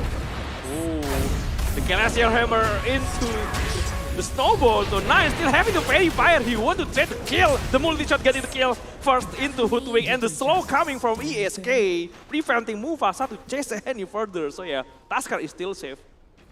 But Drow cannot giving a big damage to the enemies yet because he need to like collecting more item first. That's why Mufasa doesn't care about the Drow on the last T-part. Pretty good lane from Drow Ranger. He getting a lot of gold, he getting a lot of farm. It's gonna be really dangerous though into the late game, this Drow Ranger. Of course. Look, he already like have 46 last hits and 21 deny. That's too much though. You're giving him too much deny. Dawnbreaker really fall behind in terms of experience and also level. Kiero right now just keep being stunned. He has the chrono though, but no one there. The Gleam is back into the kinetic field, but Frame Shock doesn't have the confidence. He don't know who else is there. He doesn't see. He just being careful right now. Because he doesn't have the vision. Yeah. He are like not knowing where is his teammates. Whether someone TP. But here it is. Leech has been shown on the map for GG Pope because he is looking for the Leech. Jeduvin and Drow Ranger really rich in terms of network. And Leech is alone in the bottom lane. Frame Shock trying to find something, but it's pretty dangerous. They still have TP, they still have the chance to back up in the bottom lane. But they need to be patient. Anonym, I think, because they cannot make it rush. And now look at the top lane. Chronosphere is being put out. ESK alone facing Kierok and back up by Hiruko coming to help. And now Kierok cannot do anything. Oh my god, doesn't have the time block. Yeah, because he already used it when he want to dive in. Yeah. For the ESK. That's a dangerous spot to use your time block, right? Every support can TP there. There's a tower. Yeah, when you do they will try to boost walk into a conscious stun the Lesrak, and Drow Ranger is down. The TP is snowball, so preventing the Lesrak to get away. They still have the glimpse, is it? They still have the just enough vision. The glimpse back coming, and this is pretty much dead. Hoodwink. No, the boost walk. The boost walk is really good. They got Sladder kill also in the bottom, and the race doesn't connect. They even doesn't know if Amda's still there. The TP away. He doesn't have any glimpse at all. Just 1 more second will do it. Yeah, but still on cooldown. So successfully running away in a split second. Yeah.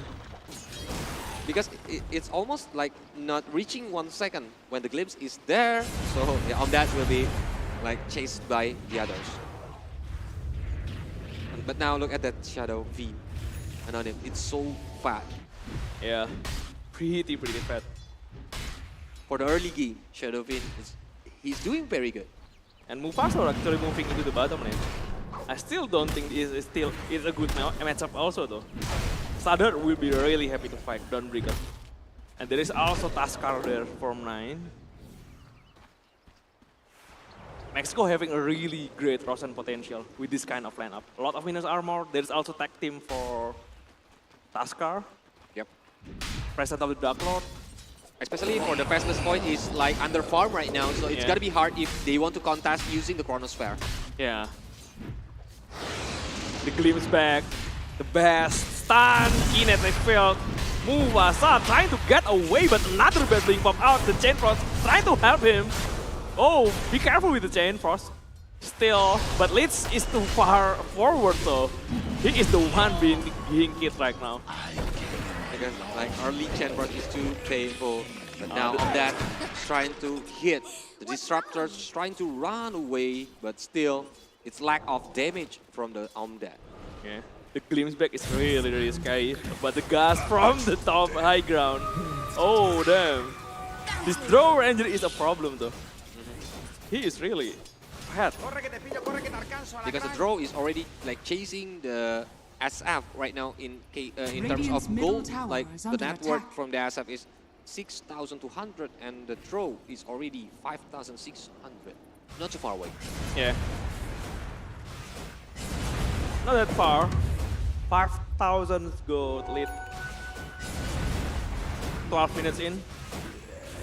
Still in the favor of Mexico. Right now. Yeah. But I think Honduras still have the chance Radiant's if they bottom got the tower is under momentum attack. or like pick it off some kind of heroes, especially when Lich have the chain cross. I think on the team fight it's gonna be useful. Of course. Bottom lane, Radiant's bottom they will tower take the is under first attack. objective. The safe lane tower for Honduras. 3-man smoke though, they move into the top lane. They try to find the draw, Radiant's but they will bottom only tower find is Taskar in there. radiant are scanning. So This scan doesn't reveal anything, but Shadowfiend is dead, the smoke is breaking, but Requiem of Soul! Perfect timing! Oh, but just defensive measure. Radiant's middle to tower is under like to attack. shooing the enemies away because when they already seen that Requiem has been used, they need to go away, not get too close to the Shadow V. But I think it's their chance to like making space for Kira. Yeah. Mexico have the vision there in the high ground. So also Honduras having the vision also is for the Shadowfiend. So both actually see each other. Because of the Radiant's offshore middle robot. tower is under attack. Radiant's middle tower Slardar, is so Dire's just forcing the top TP tower is for under Hoodwing, attack. and Hoodwing is canceling his Radiant's TP. bottom tower is under attack. But I already see like the first tower on the mid lane is already destroyed underneath. Oh yeah. Dire's top tower has fallen. For the Radiant. And also the top tower, the safe lane tower, the first objective coming from Honduras. There is no Lion taking that. Radiant's middle tower is under attack. But Lan is alone. He even like farming from the enemy's jungle. He doesn't even care like when the enemies can come and getting him because they already destroyed the first middle tower. That's why like they have more vision for the enemy's high ground. Yeah, I think for Mexico right now, if they're finding a Dire's fight middle near the tower Russian, is under attack. especially if they are getting a big kill like Lestrak or Vessels Void maybe, they can stack up Ross. Dire's structures Yep, are they have a fortified. really huge minus armor and also a damage from the Russian. With Slardar and SF, I think. Slardar and Shadowfiend, yeah. Also with the tag team from Taskar, and that's really a lot. I think they need to find some fact glimpse tie into static storm. This is Vessels Void, but there is no core there. There is only 2 support. They don't have any enough damage. The Shadowfiend just come. They take down one hero into Requiem of Soul. Pretty. Alright, Downbreaker. The snowball coming, the Chronosphere coming in. Doesn't even connect to anyone. Lestrak is the one being taken down. Flame Shock. 1 for 3 right now. Still in the favor of Honduras especially, but the kill the Draw Ranger is free hit from behind. 3 from 3 and Hoodwing is being chased down. He used the Shadow Blade, so Hoodwing doesn't even know that Shadowfiend is there. There's no cancel for his TP, but it's still 3 for 3. It's pretty decent though for Mexico. Yeah. There's 2 main heroes. The Shadowfiend and Draw Ranger doesn't even get killed, yeah? So yeah. It's already good initiation from the Disruptor, using the kinetic field and glimpse, but there's no follow-up because there's no core near him. So that's why the fastest Void is like do the guiding, like get back a little bit and then go forward using the Chronosphere. Even though the Chron doesn't connect to any enemy hero, right? That's the problem, yeah. If it's connected, I think it's gonna be disaster for Mexico. Radiant structures are fortified. And it actually connect to Lestrak, his own team, I think. His own team. Look at that. He's pretty confident. The Requiem combo is really, really painful. The Chronosphere though, only connect to Lestrak and Downbreaker, no enemy hero inside. That's really huge. Wow, a big skill resource is wasted on that moment. Oh, okay. That's the problem. That's the problem for Honduras. But this Downbreaker defensive glimpse being popped out. He tried to run away, but I don't think he can. This is pretty much a dead disruptor. Even at a fraction of my slow. best, I outshine you Because immeasurably. you want to plant the observer, right? Okay. Still a good lead. Still a good lead for Mexico. This gas coming. Taskar from behind doesn't even hit him. The solo kill coming from ESK. Oh, wait. Yeah. The ESK is already leading the goal. No. Yeah. With 9,800, almost 10,000. I think it's gonna be a disaster for Honduras if ESK is joining the team fight. Already pretty painful though. Cannot let Draw Ranger doing a free hit. You need to chrono him, you need to combo, maybe use your spell for Draw Ranger, I think. That's the problem. Are scanning. Go all out on the draw. It's gonna be better, but if you miscalculate it, I think the draw gonna fight back and even get double or even triple kill. Tower is under attack. The problem is Lesak and also Dawnbreaker is pretty bad against range hero. The hero that can deal damage from behind. So yeah, Dawnbreaker doesn't do much against Shadowfiend, also doesn't do much against Draw Ranger. Maybe he need Blink Dagger maybe, but I don't think it's a good item right now for Dawnbreaker. Opposed to taking the occasional bounty. Okay, but the smoke is trying to maybe looking for the enemies or trying to planting some ice. They want to connect with ESK. Yeah. So if they find enemy, ESK can also follow up. That's why they run into bottom lane. They don't know where the enemy is. Just try to find something and try to include the ESK to the fight. Oh, the glimpse back. Dawnbreaker, they are waiting for him. He bring up to the high ground, but the snowball is there. Mufasa using the ultimate to best cancel him. But Team and Chrono, into Lesak and also Chen Frost, the Ranger from behind, pretty painfully the one shot. They got to kill. Dawnbreaker is still alive and 9 is the one being killed also. 3 men down from Mexico. A really huge team fight from Honduras also with the Draw Ranger. They want to keep chasing. Radiant's top tower has fallen. Alright. The draw already know the result. That's why the draw disengaging from the team fight. He's running to the right side. Yeah. That's a bad position for Draw Ranger. Yeah. He is at the low ground when the fight happened at the high ground. The Celestial Hammer actually, that's a really huge skill from Dawnbreaker. Bring him up into the high ground. Yeah. That's the best spot to bring your friend to fight. Because on that kind of situation that you better be back, then you do the gambling. Yeah. The moment when he still have the time to release the Celestial Hammer after the glimpse, that's the problem. Oh, the glimpse back again. Yep. They're really prayed into the glimpse, right? Yeah. For the Lich itself, it cannot sustain any more damage from the enemies. But now it's time to rush for the Mexico team. I think it's gonna be fast because they have ESK there with already a good item. Yeah, even without Taskar tag team, right? It's really fast. Oh, Mufasa though, again, this Dawnbreaker doesn't have ultimate right now. Mufasa, one more hit. Will be taken down by Slardar. I think he moved too far away. Yeah. With no vision, with no backup. Because no tower anymore on the first tower on the top lane. Yeah, you cannot do that. Especially when enemy Slardar is really strong and having the potential to solo kill you. Everywhere you move is really dangerous area. And Slardar is really strong against Dawnbreaker right now. Can do even solo kill, right? Without their friends' help. They want to find something. Moving to outpost area, they try to connect also with the Shadowfiend, who is pushing the lanes. Yep, slowly. Haste. And Snowplion got the haste route. Haste runs from Snowplion. They need to take tier 2 tower though. Oh. The Blossom pop out, the gas also pop out from Draw Ranger. He's really confident because of the Aegis, right? Wow, look, but the draw already have the Manta.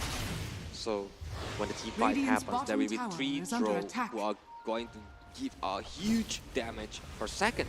Yeah, already the win probability 93%, yeah. The edge is playing a huge role.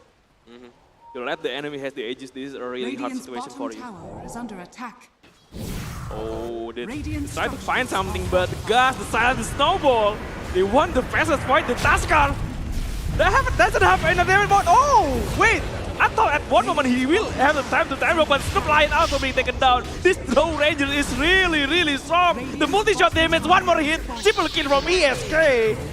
And he will find another one flame shock. Actually getting a kill, ultra kill. Oh no! No, yeah. Ultra kill without a Shadow Fin. You only lose one support in Tuskar. Almost rampage. Almost. Yeah, on the first day of Dota 2 match, but now is their chances to like pushing the creep to go forward, to aim more of the objective, like the second tower on the top lane and the second tower on the mid lane. Yeah. It's already pretty hard game for Honduras, I think. Radiant's top tower is under attack. The damage from Drow Ranger though. With the corrosive has, I mean, minus armor, the tag team also. That's really painful. Look at the damage, look at the damage. And look at the... At one moment I thought the time walk is available and he can use it, but he doesn't have time. The Stroke Lion with the corrosive haze on, he just can't do anything. Even the multi-shot is... Oh damn. The triple kill. And flame shot taken down by Tuskar. Oh, the life situation though. The Chronosphere coming out. He will find less luck though, but in the backend, and also Dawnbreaker cannot do anything. The sharpshooter connect into the Slaughter, but the fast point and also less luck is being taken down, and Mufasa just waiting his fate. Drow just throwing his arrow from behind, and triple kill again, and full team wipe for Mexico. Oh my god. Wipe out, gotten by the Mexico, and they're trying for the wreck, get for the wreck, and it's gonna be disaster for the Honduras right now. Even they have the fortified, they cannot do anything. Yeah, they doesn't have any chrono at all. They cannot fight and cannot do anything even all after resources. Yeah, even after they buyback or even after they respawn, just one Rex and they got away, even forcing the buyback. Yeah, I think he doesn't need to do the buyback, right? Yeah, there is no more Rex, and they cannot do into the mid lane because there is still a second tier tower. And how they can want it like the Mexico is always giving much pressure, especially when the SF and the Drow is already fat enough, already big. A gift from the having a big damage deals to Honduras, so like no one can stop them. No one can stop both of them even. Oh, the vision though, they see a lot of Honduras player there. Ready for the glimpse, the Drow doesn't want to do anything because 10 more seconds until the aggressive claim. He just doesn't want to raise it. Maybe Zedufin won though. The glimpse back though, the glimpse back! Alright, easy kill. Easy kill. 2 damage dealer into the glimpse, the Shadow Fin and also Drow. He really won one more, but no cancel. No cancel, but one hit! Oh wait! Where will you go? Oh my god. Wait, that's a really long TP. Well, too painful for him. Oh wait. Multi-shot, just one more! No. Oh damn, that's a scary perfect one more hit! And another kill from ESK. 3 men down. Damn. All right. Well, middle tower is under attack. Honduras, they're having a nightmare right now. Yeah. No one can stop ESK with that kind of damage. Even like he's soloing everybody. He doesn't need to be afraid. Like the Mufasa, even like he's trying to do the TP, but like the deep damage per second from ESK is too painful. And there is a chance for glimpse again. You have to be careful when you get back though. Every glimpse is matters. End up getting killed, right? As long as there is like the damage Drow up, or even the Shadow Fin near either one. Yeah, near the disruptor. Even Sadar can get the kill though. I think so. Yeah. Oh, they see another one, Dawnbreaker here. Easy glimpse, easy target for glimpse. Glimpse back. Wait. They're still trying to... He doesn't want to miss glimpse. because of the Agarim shot. Okay, yes. Still a kill for Hiroko. As others have the sprint. Ooh, cancel TP in front of Taskar. That's a wrong position for TP. But Zeduvin, look at Zeduvin though. Zeduvin in the, oh wait. Going to the high ground. All right. That's pretty huge. I am speechless now, and not even. It's too one-sided game presented on this match. But suddenly we don't know anything, and Shadowfin is being taken down. Yeah, because like we didn't know the information. I think Shadowfin is trying to get inside alone on the high ground, on the enemy's high ground. Oh wait, the ice shard and the easy kill. To the impurities. They still want to chase for more, but they doesn't have the vision. They should wait for the next Roshan though. 25 more seconds before random time. We don't know how long the random time will be though. Yep, when the Roshan is coming on the Roshan pit, I think like they don't want to wait anymore. The Mexico is gonna try to get the Aegis and the cheese, and I think it's gonna be last fight. Yeah, if you give Mexico one more Aegis, I think that's gonna be the game. I don't think you can defend the Aegis in Mexico right now. You have to contest, maybe do or die. The last fight in Roshan. 5 more seconds for the random time before the second Rosh is respawn. Yeah, even with only maybe around 2% winning probability for the contest itself later. I think it's really hard right now for Honduras. But they should try, They need to try using the chronosphere, I think. Yeah. That's the when the miracles happen, if you are getting inside with the time wall on the perfect moment. Dire's bottom tower is under attack. 5 more seconds and this is pretty much a free Roshan. I don't think Honduras can do anything about it. They set up a vision inside the Roshan by just putting the illusion, the Ranger illusion inside the Rosh. And they're starting the Rosh right now. A mere second before the Roshan being taken care of. There is Aegis, there is also a getting shard for Shadowfin.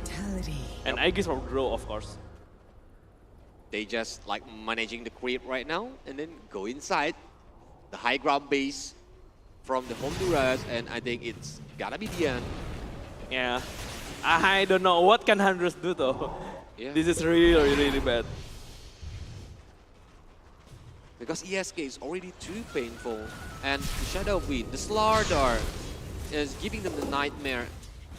When it comes up, they have the glimpse, they have the kinetic field to make them all silence on that area. Bro, but he is the one that bringing the Aegis. You don't want to fight, bro. The BKB being popped out. Slardar is having also the BKB. The damage from the multi-shot is really painful. The buyback coming from this. Slardar needs to get out. The Chrono's been into the hero. They need to fight someone. But the Blink, he gets into the Chrono himself. The fastest point almost being taken care into the Chrono requirement of Soul. The buyback coming from Slardar. Slardar also know that this will be the last fight. He want to keep the buyback also. He want to use the buyback. You know this is the last fight that could happen. They smell blood here. Smell blood. That's going to happen. Yeah, the mid lane creep is already getting pushed by the teammates with no the Doombreaker. I think there will be no front liner for them. Even the Chronosphere already on cooldown. Oh, this is a really hard situation. You don't have any Chrono right now. Radiant's bottom tower. And right. Radiant's bottom Ghost barracks Captor. are under attack. Yep. Just in time. But the right moment. 3 Rex, 1 more Rex into the Mega Crypt. And I don't think Honduras can defend it. The edge is still there in the Row Ranger, so he is pretty confident, even in the front line. Now they don't have. Oh, you don't want to get hit by that. The boost were coming, the stun coming, the sharpshooter. But this is the hero who still have the edges, and you don't have any more damage into the Draw Ranger. Tesla coming, just chasing Shadowfin. They don't want to deal the draw, so Shadowfin is the one being taken care of. The next one, nice decision actually. Zatik from through the Feather's Point, and Feather's Point is down. The glimpse back, and it's supposed to be GG. I don't think you can do anything about it. Yep. Buyback from Lesluck, but yeah. I don't think it can save the racks because all racks gonna be broken, gonna be destroyed. But now look at the top lane. The dieback will be coming into the Snoop Lion, and this is gonna be the end. Ultra kill again. The GG being called, and Mexico take the win against Honduras. Well. I think it's a one-sided game on him where Mexico is too strong. Yeah, on this fifth match. Pretty much one-sided game.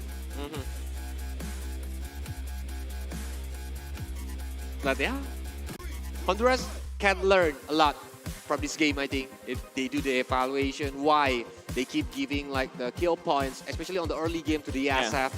3 kill points to IESF. And especially solo kill, right?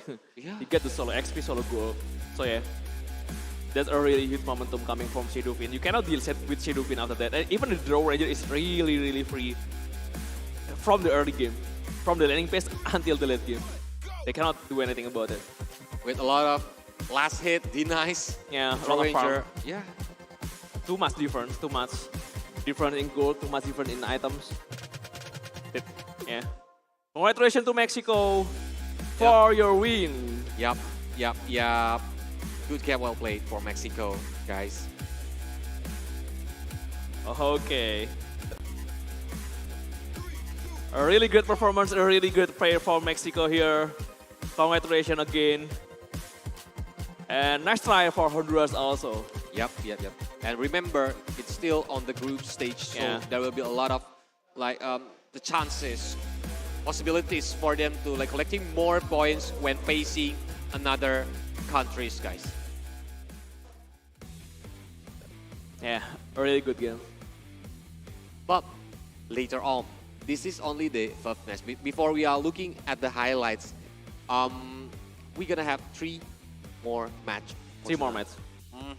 But if we are talking about the highlights, like on the early game, like we already mentioned before, the IESF has already got 3 solo kill.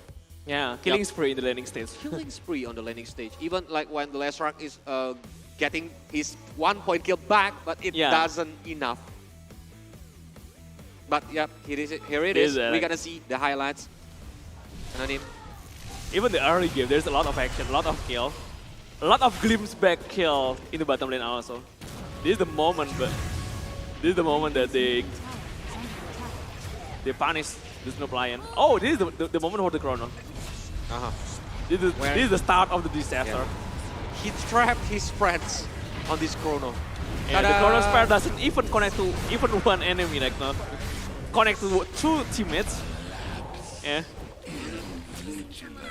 So it's a very wasted chronosphere. Yeah, and they keep chasing into the Shadowfin when Draw Ranger is really free on the back line.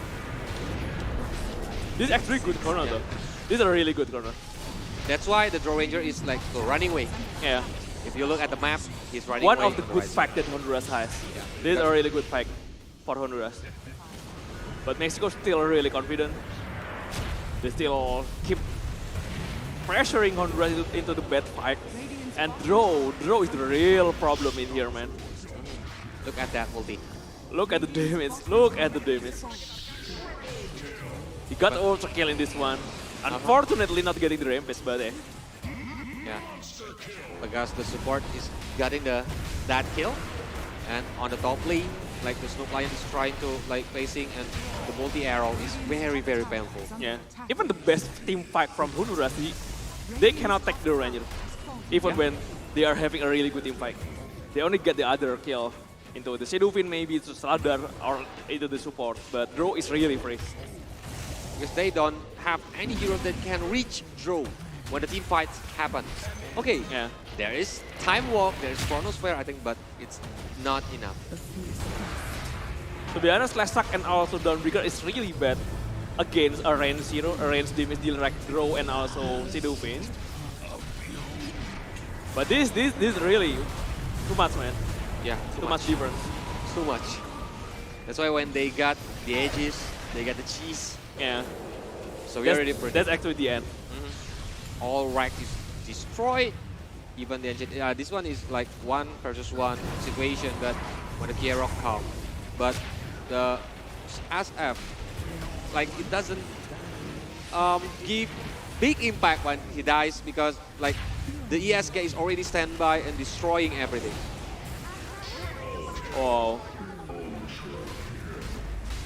Wow, really, really good performance from the draw. Yep.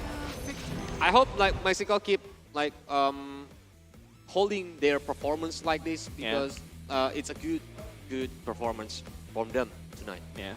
There's a lot of good team already that we're casting. Bulgaria, Mexico, Philippines. Philippines, Kyrgyzstan also maybe. So they are really great. Yeah. Anonim, who do you think will be the MVP? I think you don't need to answer. We already know who is the MVP. Draw actually. ESK? ESK. Of course. He is really free. From the start, from the landing phase, he is really free. He's farm free. He getting a lot of CS. He getting lots of kills also. Even when the fight is really not good, Draw is still getting killed and only the teammates that is being taken down by the enemies. So yeah. Yep. While waiting, the producer is creating the MVP right now. We already know. Maybe we're gonna see like the KDA, the items, and this is it. The MVP, ESK. Yeah. 20 point kills. Point kills and one dead. Only in the top lane, still in the landing phase. But although the one dead that he get actually in overall kills, Mexico is still being on top. The trade, the finish from the fight is actually on the favor of Mexico. So yeah, the one that is still a win that. Even like with 20 kills, only one dead on the top lane. Yeah. Or on the early game. On early game. Yeah. 9 assists, then a lot of last hit though. Yeah. 326, oh my god.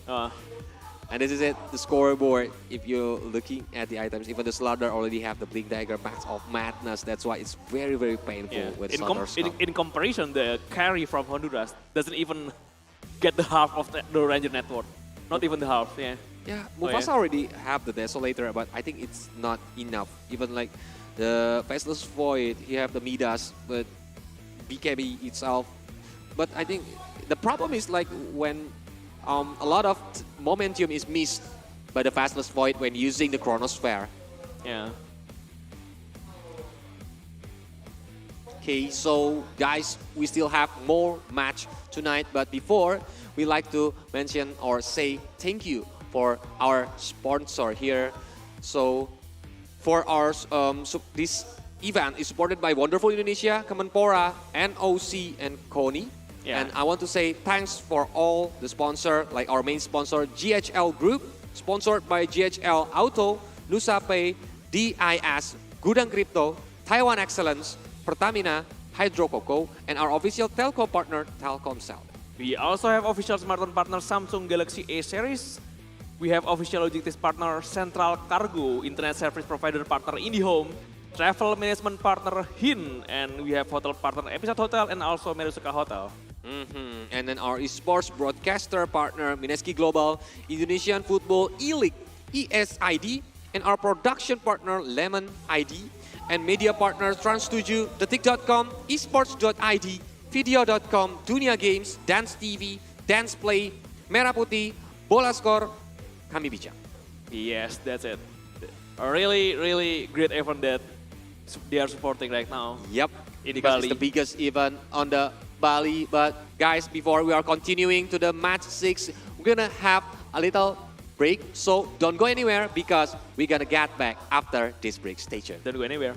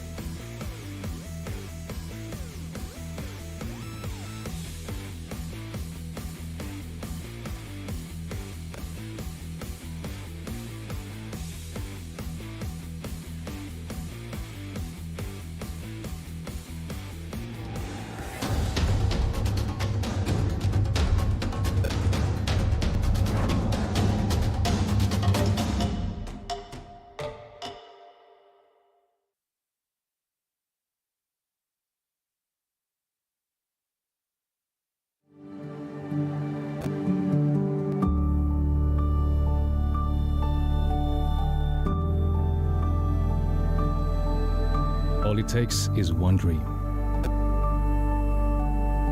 One dream that becomes a journey. To drive an ambition. Believing in yourself. Persevering challenges. Always focused on the dream. To grow aspirations. Having the will to keep going. Building a future with a legacy. Knowing dreams can come true. Over 11 years of growth. The spirit of entrepreneurship. Created possibilities.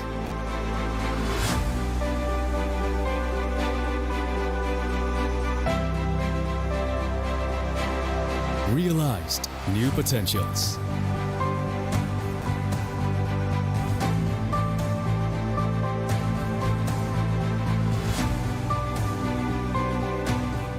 Innovate for the better.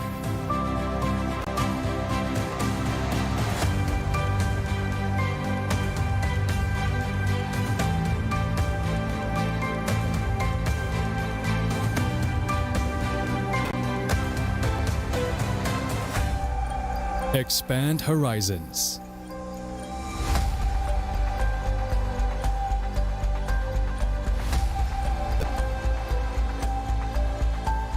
To change lives.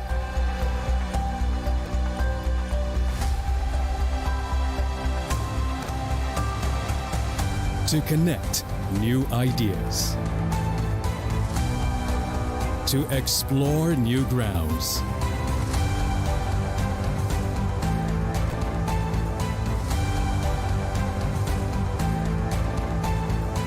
With the future in sight.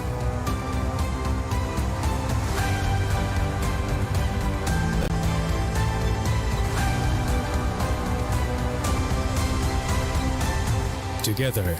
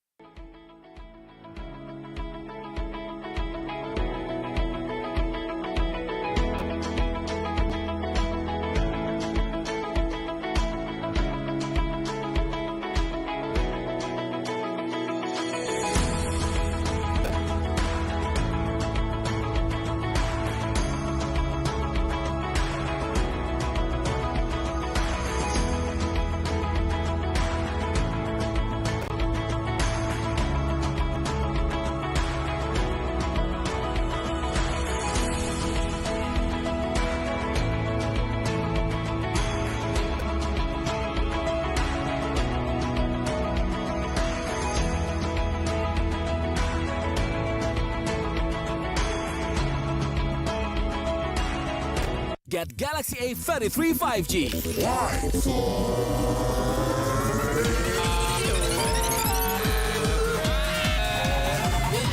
Galaxy A33 5G with awesome battery. Buy now.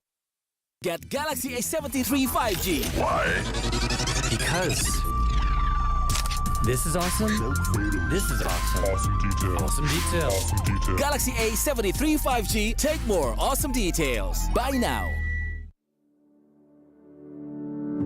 Nama budaya, salam kebajikan. Apa kabar teman-teman media semuanya? Luar biasa.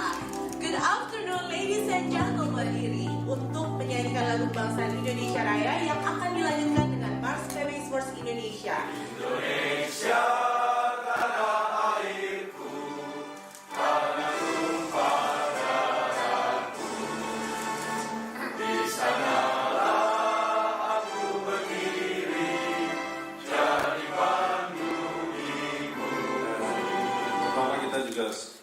Sangat berterima kasih kepada beliaunya dari IESF yang begitu memilih negara kita sebagai penyelenggara. Sekitar 42 juta ya e-sport ya, pemain e-sport tentunya akan bisa menyebarkan ini, bisa menghidupkan ekosistem daripada e-sport itu sendiri. Tentunya akan berpengaruh secara ekonomi dan kesehatan. For this event, and hopefully Bali and Indonesia will get a really good name in the international, right? Is going to influence a positive creativity in humanity and a new way to socialize, a new way to be together, a new way to be friends. When a parent looks at a kid in the computer with headset on and talking, Salam Esports.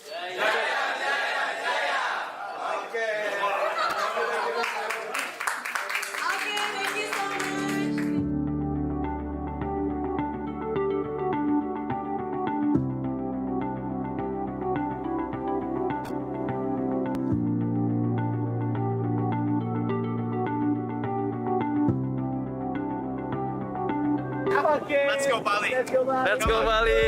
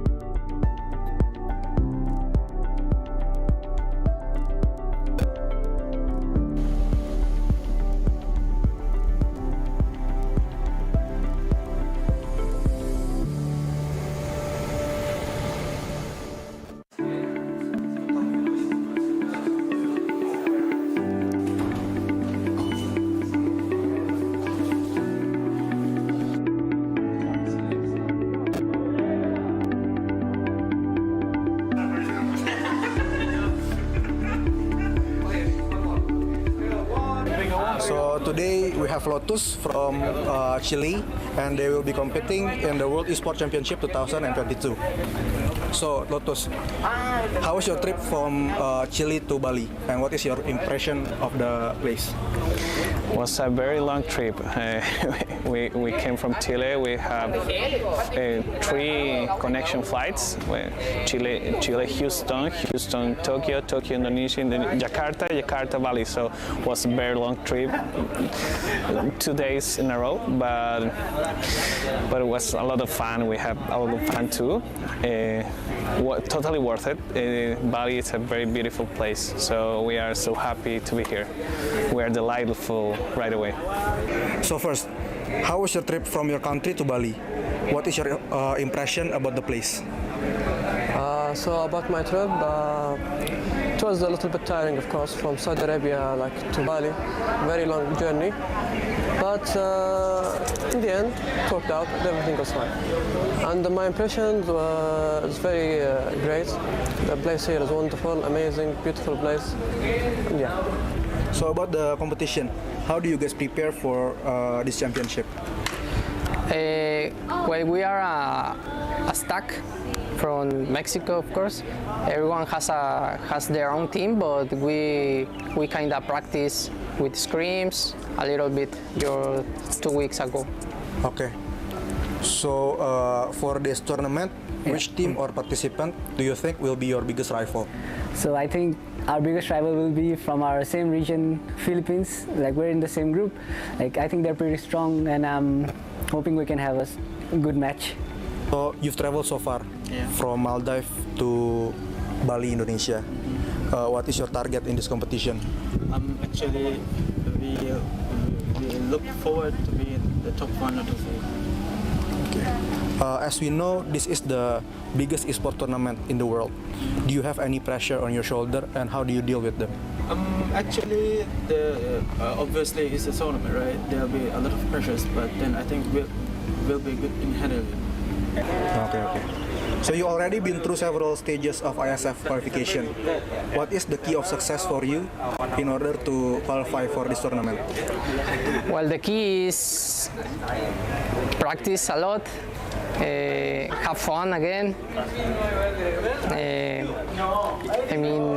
Focus on the game, study the game. The game is your life in a competition. We also know that there have been a significant growth of the esport industry for the past few years, and there are many esport fans that want to represent their country, just like you. Yeah. Do you have any advice or tips for them so they can achieve that dream? So I think we should all remember, like, it's a team game, so we should solely not only focus on ourselves, and we should maybe focus on the team and how to grow as a team together, and sticking together through the thick and thin. I think that would be the greatest tip I can give. Okay, so that's all for my questions. Thank you. Thank you for your time, and I hope you the best. Thank you for this tournament. I hope the best for Mexico team. Thank you so much. We hope that too. Thanks to you, Pong. Thank you so much. Thank you.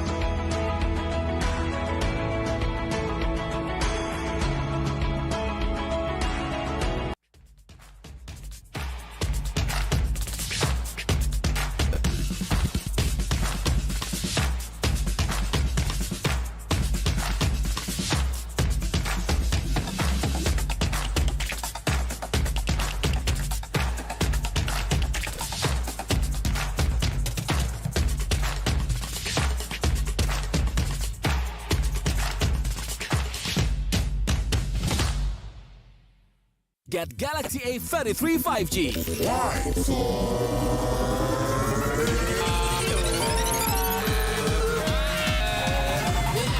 Galaxy A33 5G with awesome battery. Buy now. Get Galaxy A73 5G. Why?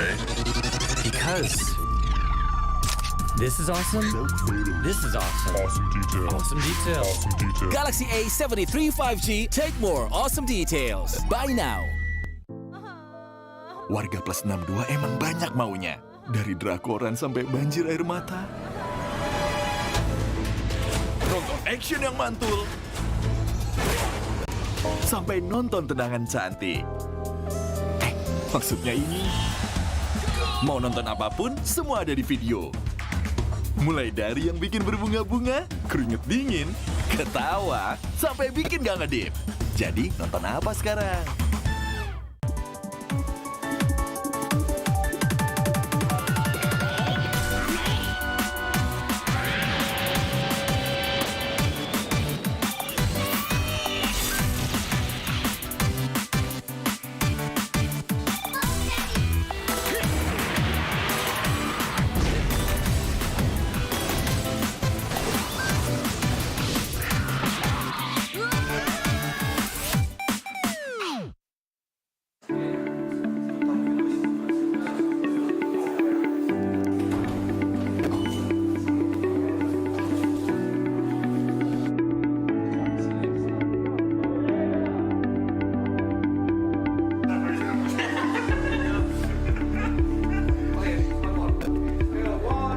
So today we have Lotus from Chile, and they will be competing in the World Esports Championship 2022.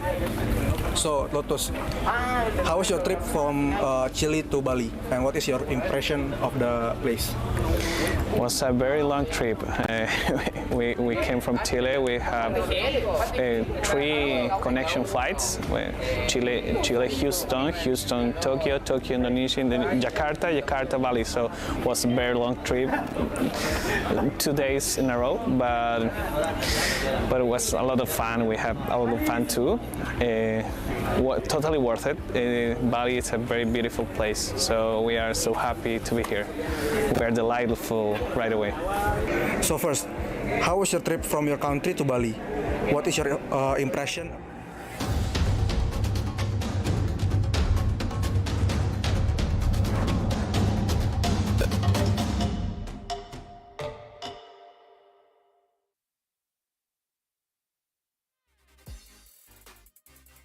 All right.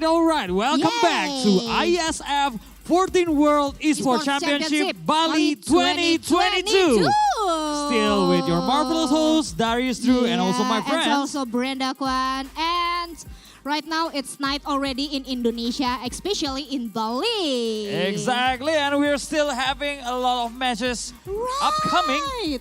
We just watched the previous match between Honduras versus Team Mexico. And absolutely, that was amazing, exciting match. Exactly, and Team Mexico win the 5th match. And now we're head on to the match number 6 or the 6th match. And who will be playing in this match? Exactly, there will be 2 teams. There will be 2 great teams between Team Bulgaria versus a Team Colombia. Oh, so I cannot wait to see the gameplay for today. So I would like to throw to this session to our beloved and also amazing casters. Exactly. To Village Affair and also Anonym. So to the caster, please take it away. There you go.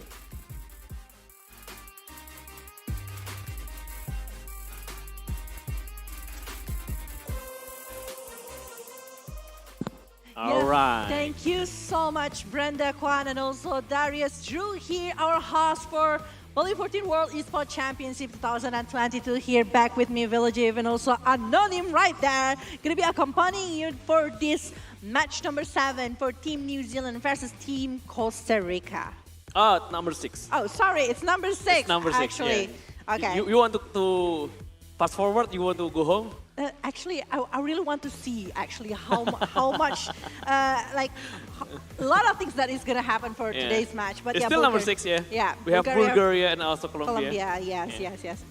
Yeah, but before we're going and jumping into the match number 6 here for our today's match, we are going to be so grateful for our sponsor that is going to be playing IESF 14 World Esports Championship Bali 2022 is supported by Wonderful Indonesia, Kemenpora, NOC, and also Connie. And also thanks for all of our main sponsor, GSL Group, sponsored by GHL Auto, Nusapay, DAS, Gudang Crypto, Taiwan Excellence, Pertamina, Hydro Coco, official telco partner, Telkomsel. And also we have official smartphone partner, Samsung Galaxy A series, official logistic partner, Central Cargo, and also we have our internet service provider, IndiHome. And we also have travel management partner, HIN, hotel partner, Episode Hotel, Merusaka Hotel. We have esports broadcast partner, Mineski Global, Indonesian Football E-League, ESID, production partner, Lemon ID, Trans7, Detik.com, Esport.id, Video.com, Dunia Games, Dance TV, Dance Play, Merah Putih, Bola Skor, dan Kami Bijak. Yep. But we are going to be seeing the match of Bulgaria versus Colombia, which is going to be very interesting because we will be seeing the lineup here for the team that is going to be competing for this match. So this is going to be the lineup coming from the side of Bulgaria. It's going to be Pilots, Mastermind, Flap, BSM, and also the La Joya. Yes, the 5 from Bulgaria again. The second match for the day for them, right? Yeah. After the second one for them. Because the first one they were going against Poland. Yeah. In our second game, second match of the day just now. But this is going to be the team lineup from Colombia. There is Jesus, El Bendito, Seso Machine, Aldena, and also Mapu. Yeah. For the Colombian lineup. Yeah, this is going to be the Colombian lineup that is going to be competing for this one, going against Bulgaria, which we know that actually Bulgaria have like some known players that is playing in the DPC and everything. We are going to be seeing actually the prediction that is going to be done for this match because, again, we don't know yet what is actually going to happen. We still have no data about Colombia, right? Yeah, it's still a mystery to us. It's still a mystery to us, but the prediction that we were having for this one is actually, for me, I'll just be honest, I was thinking like Bulgaria performing really well in the second match of the day. So I was like, thinking like they will do a great job as well for this match. Yeah, that's pretty safe choice also with me. Yeah. Because I don't know anything about Colombia, but I want to know something in this game. Yeah. But I still go for Bulgaria still. Yeah, with their player, with their performance before. So yeah, I still expect them to do well in this tournament. Definitely. I mean, like we witnessed how like Bulgaria playing with a really good combo with the tiny Mirana and also like with the Beth Rider that is being brought into the game as well, and actually showing a really good performance coming from the side of Bulgaria. But again, just like what you mentioned, Colombia. I really want to know what kind of things that they will try to pick over this one, because so far I do feel like the teams that is competing inside of ISF right now playing more into the safer choice, like more into the draft they're more comfortable with and they're confident with. Yeah. Right? Because this is best of one. Anything can happen in the best inside of best of one. Anything, even if you're a favorite, a team favorite, we have a really strong player. Yeah. You can be beaten by a second tier team maybe. That's the thing. Yeah. That is best of one. Anything can happen, yes. And you need more points for qualifying into the main stage, right? That's true. The main event. Because it's only 2 teams, top 2 of each group will be going further into the final of the play-in. But this is it. This is Ban and Peak Pace Anonym. We are going directly for our match number 6. Yeah. Yep. 6 game for the day between Bulgaria and also Colombia. And this is it. Rubik and also Beastmaster are already being picked. Dari Sedovin and also Phoenix. That's the first time in this today, right? Yeah. Actually, for Phoenix, that is the first to be picked right now. Yeah. Directly like that, like a priority here. I do feel like that's the thing about Colombia. We mentioned it just now that they, all of the teams playing more into the safer choice. Even the Dark Willow ban, it's just like very unique coming from the side of Bulgaria. It means that they are having and preparing something for the draft itself. Yeah. Maybe they see something about Colombia. Then Bad Rider ban from before, maybe they don't want to face against Bad Rider again from BGM maybe. Yeah. A lot of BGM hero though in the ban list. Invoker, always Invoker in the ban pool. Always Invoker. I mean, like Invoker is just like just a signature, pure signature hero for BGM. I mean, like, I really want to see Invoker. I've mentioned it a couple of times today that I want to see Invoker. I want it to be picked, but with the Sedovin that is on the side of Colombia, I think like there's still plenty of options to go in the mid lane against the Sedovin itself. It can be Lina, it can be Queen of Pain, a lot of options that can be picked. But also I want to mention that actually Lastrak, despite the item that is being nerfed, but he is still like, Lastrak is still like very, very good to be big as well. Still being used a lot in this meta. And Sedovin is actually pretty flexible though. You can use it as a carry, as Bulgaria have used it before. Still usable is safe. It is in the mid lane, of course. Definitely. So yeah, that's a flexible choice. Dawnbreaker is also getting banned by Bulgaria. They don't want to face against Dawn. Yeah, I mean like Dawnbreaker, how many times that we are seeing Dawnbreaker pick today? It's plenty of them, and most of them also like having this combo. Maybe with the Last Stealer, so they can combo Invest along with the Dawnbreakers coming through the map itself. Or maybe like right now, Beastmaster. Previously, we saw in a couple of matches that Beastmaster is actually being banned, but with the Princess coming with the Rubik as well from the side of Bulgaria, is it going to be like very, very early rotation with the Roar, the ability to stop the movement coming from the side of Colombia? Yeah, it's overall, Beastmaster is a really good hero at invading the jungle enemy. And also having a really good pressure on the lane. Of course, especially when he's Dominator already on. It's really pressure kind of hero. And Mars also getting banned. Sniper is really good against Sedovin and also against Phoenix, that's why. It's a really good ban though. Morpling also. Lina is actually good. Mirana is actually still there. I think Mirana is really good against Phoenix also. Other than that, maybe Snapfire. Alright, Snapfire. The one who has attack speed to hit the egg arc, right? The Supernova from Phoenix. But it means that it's Toss Phoenix that is going to... Toss is pretty flexible. We saw it as an offlaner today. We saw it as a mid lane along with the support 4. I think like it's a very flexible one. But I do feel like if the Tusker is the support 4 right here and Phoenix is going for the 5, I think like it's still going to be very good as well. It can be a combo to the Sedovin. And if they want to, I think like that is the best at optimal condition, because I do feel Tusker as a 4th position, it's much more useful. Yeah. The impact is higher as well. It's still actually, he's just a Blink Dagger maybe, so that's why he doesn't really need a lot of item. He does deal a really good damage if he's playing as a core. Agree? Yeah. And Medusa, oh, I haven't seen that in a while. Maybe in the final, I see that. Okay. In the third game. So without any CC, that actually big CC, I was meaning like that Tidehunter kind of Ravage or maybe Earthshakers kind of thing. And they are choosing over the Silencer right here.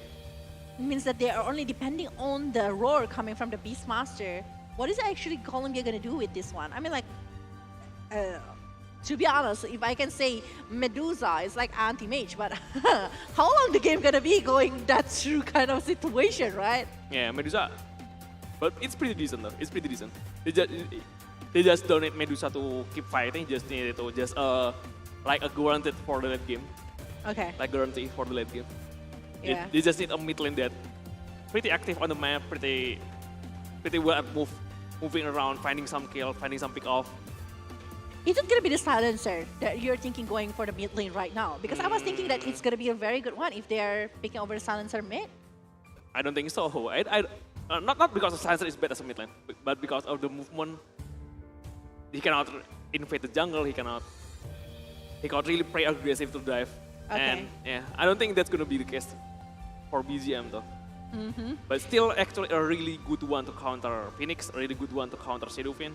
You don't want Shadowfin to use the requiem. You see that before. We saw it before, and how you prevent the Supernova for getting blown out by Phoenix. So yeah. But Visage directly being Visage, picked. yeah. Visage here directly being picked for the side of Columbia. So this is gonna be a Visage off lane, and maybe supposed to be Taskar support and Phoenix support. Shadowfin still a possibility being in the safe lane or in the mid lane. There is still possibility of Taskar being in the mid lane also though, but we will see about that. But not a Visage, like isn't like Visage is like very good for the mid lane, right? Usually in the off lane, but it still depends. It's still doable. It's still doable. It's still doable, but yeah, Pangolier is the one that's getting banned here from the side of Bulgaria, of Colombia. Based on the things that they are having right now, Bulgaria might be needing the mid lane here. So eliminating that one will be a very good options. But Dota right now, I mean, like everyone can be the mid laner. Yeah. That's the thing, right? That's the case. But Puck, yes, you don't want to fight against Puck if you're playing that kind of hero. Puck, maybe Ember Spirit, I think. Or Amber is gonna be nice. You're saying it right, actually. Or what else? Pango is actually pretty good also for Bulgaria, but he's the one that banning it. Yeah. So yeah, Pango mid lane, I mean. Yeah, I do get what you're trying to say with the Pangolier going to the mid lane. But also eliminating over the Draw Ranger. We saw it in the previous match. How was like Seraphine, Draw Ranger's combo is just like very painful situation right there that is been brought by the previous team just now. But yeah, it's Zeus that is getting back. Zeus, yeah. Actually, it's a really strong hero right now. I forgot about it. It's really strong against Shadowfin, especially against Shadowfin in the lane, and also against Visage. Because he doesn't commit at all. He just keeps spamming the spell from behind. And Taskar doesn't really like that. Because, but Magnus, this is really surprising. Magnus mid lane. This is an old combo, right? I think they are just trying something. They're just trying something here. Yeah. But Magnus mid lane, it's been a while. Like, it's really been a while. Usually, you want to go like a melee carry with a Magnus. Because you want to utilize the empower, right? That's the thing. But this is not the case. This is not the case. They use Medusa as a carry, and they have BGM playing Magnus. It means that the Magnus... Shadowfin mid lane and Terrorbit as a carry. Actually... What if the Magnus going for the hard lane and then... Beastmaster mid lane? Yeah. I don't think so. You don't think so? Especially, I don't think so. That will be a waste for the Beastmaster potential. They should keep the lane pushing. Okay. He's not the one who rotates very well, but Magnus is. Magnus is really, really strong. Very interesting. Very interesting draft here coming from the side of Bulgaria along with Colombia. What is actually going to happen, ladies and gentlemen? Don't forget to support your favorite team in the comment section below, and also the one that is watching directly into the venue here in front of the Earth stage for this Bulgaria versus Colombia for this match number 6. Put the hashtag with the flag of the country, Bulgaria and Colombia, if you want to support them. Yes, And pretty exciting though from the draft. Yeah. We see a lot of new hero coming from Bulgaria. We see Magnus, we see Medusa. Phoenix Phoenix also Terrorblade. coming from Colombia, yeah, with the Terrorblade coming. Yeah, along with Visage as well. I think in terms of team fight, there's a really high chance that Bulgaria will easily win it. If they have all their priority cooldown, like Global Silence, like RP maybe, and also with the Stone Gaze from Medusa. It's really hard to deal with Global already, let alone with the combo from Medusa and also the Magnus. Especially if Magnus isn't playing in mid lane, you will have an early, maybe a Grim Shard Dagger or something. Okay. Yeah. Okay. He will keep pulling you with the Horn Toss skewer. That's a problem though. Understandable like this, but yeah. I really want to see like the Visage here. I mean, like the Visage with the Soul Assumption is just like very painful. So I want to see if the combo will be done here by the side of Colombia, and the position of the Phoenix later with Supernova. It will like determine a lot of stuff for the war later for the Colombia. Yeah. Right. And so one thing, the defensive aspect for the Grim Shard in Visage, that's a really game-changing spell. Although it's just being nerfed the aspects, the cooldown I think. But it's still a really strong spell. Because of the burst that they are having with that one. Yeah, just the stone form, just the Okay. Okay. So yeah, we will just going right now into the game to see what is actually gonna happen right now for the teams that is competing for the Bulgaria along with Colombia, which is gonna be so crazy coming from both of the side here. And Terrorblade, I do feel like Terrorblade is just like the Metamorph. The presence that they were going to be giving from the side of Colombia, the pressure is just going to be super high, especially later on if the Eye of Skadi is already been done and already giving so much damage from the side of Colombia. It's just going to be so huge later. Yes, here we go. Bulgaria against Colombia, and Bulgaria is the one playing in the Radiant. And there is Colombia playing on the Dire side. Their move already in the outpost, in the right side of outpost. Oh, already some skirmish here. Valets, he gets down the Soul Assumption from Visage, taking down Silencer. Oh, what a nice kill. First blood from Visage. Oh my god, oh my god, oh my god. This is gonna be like so bad right now.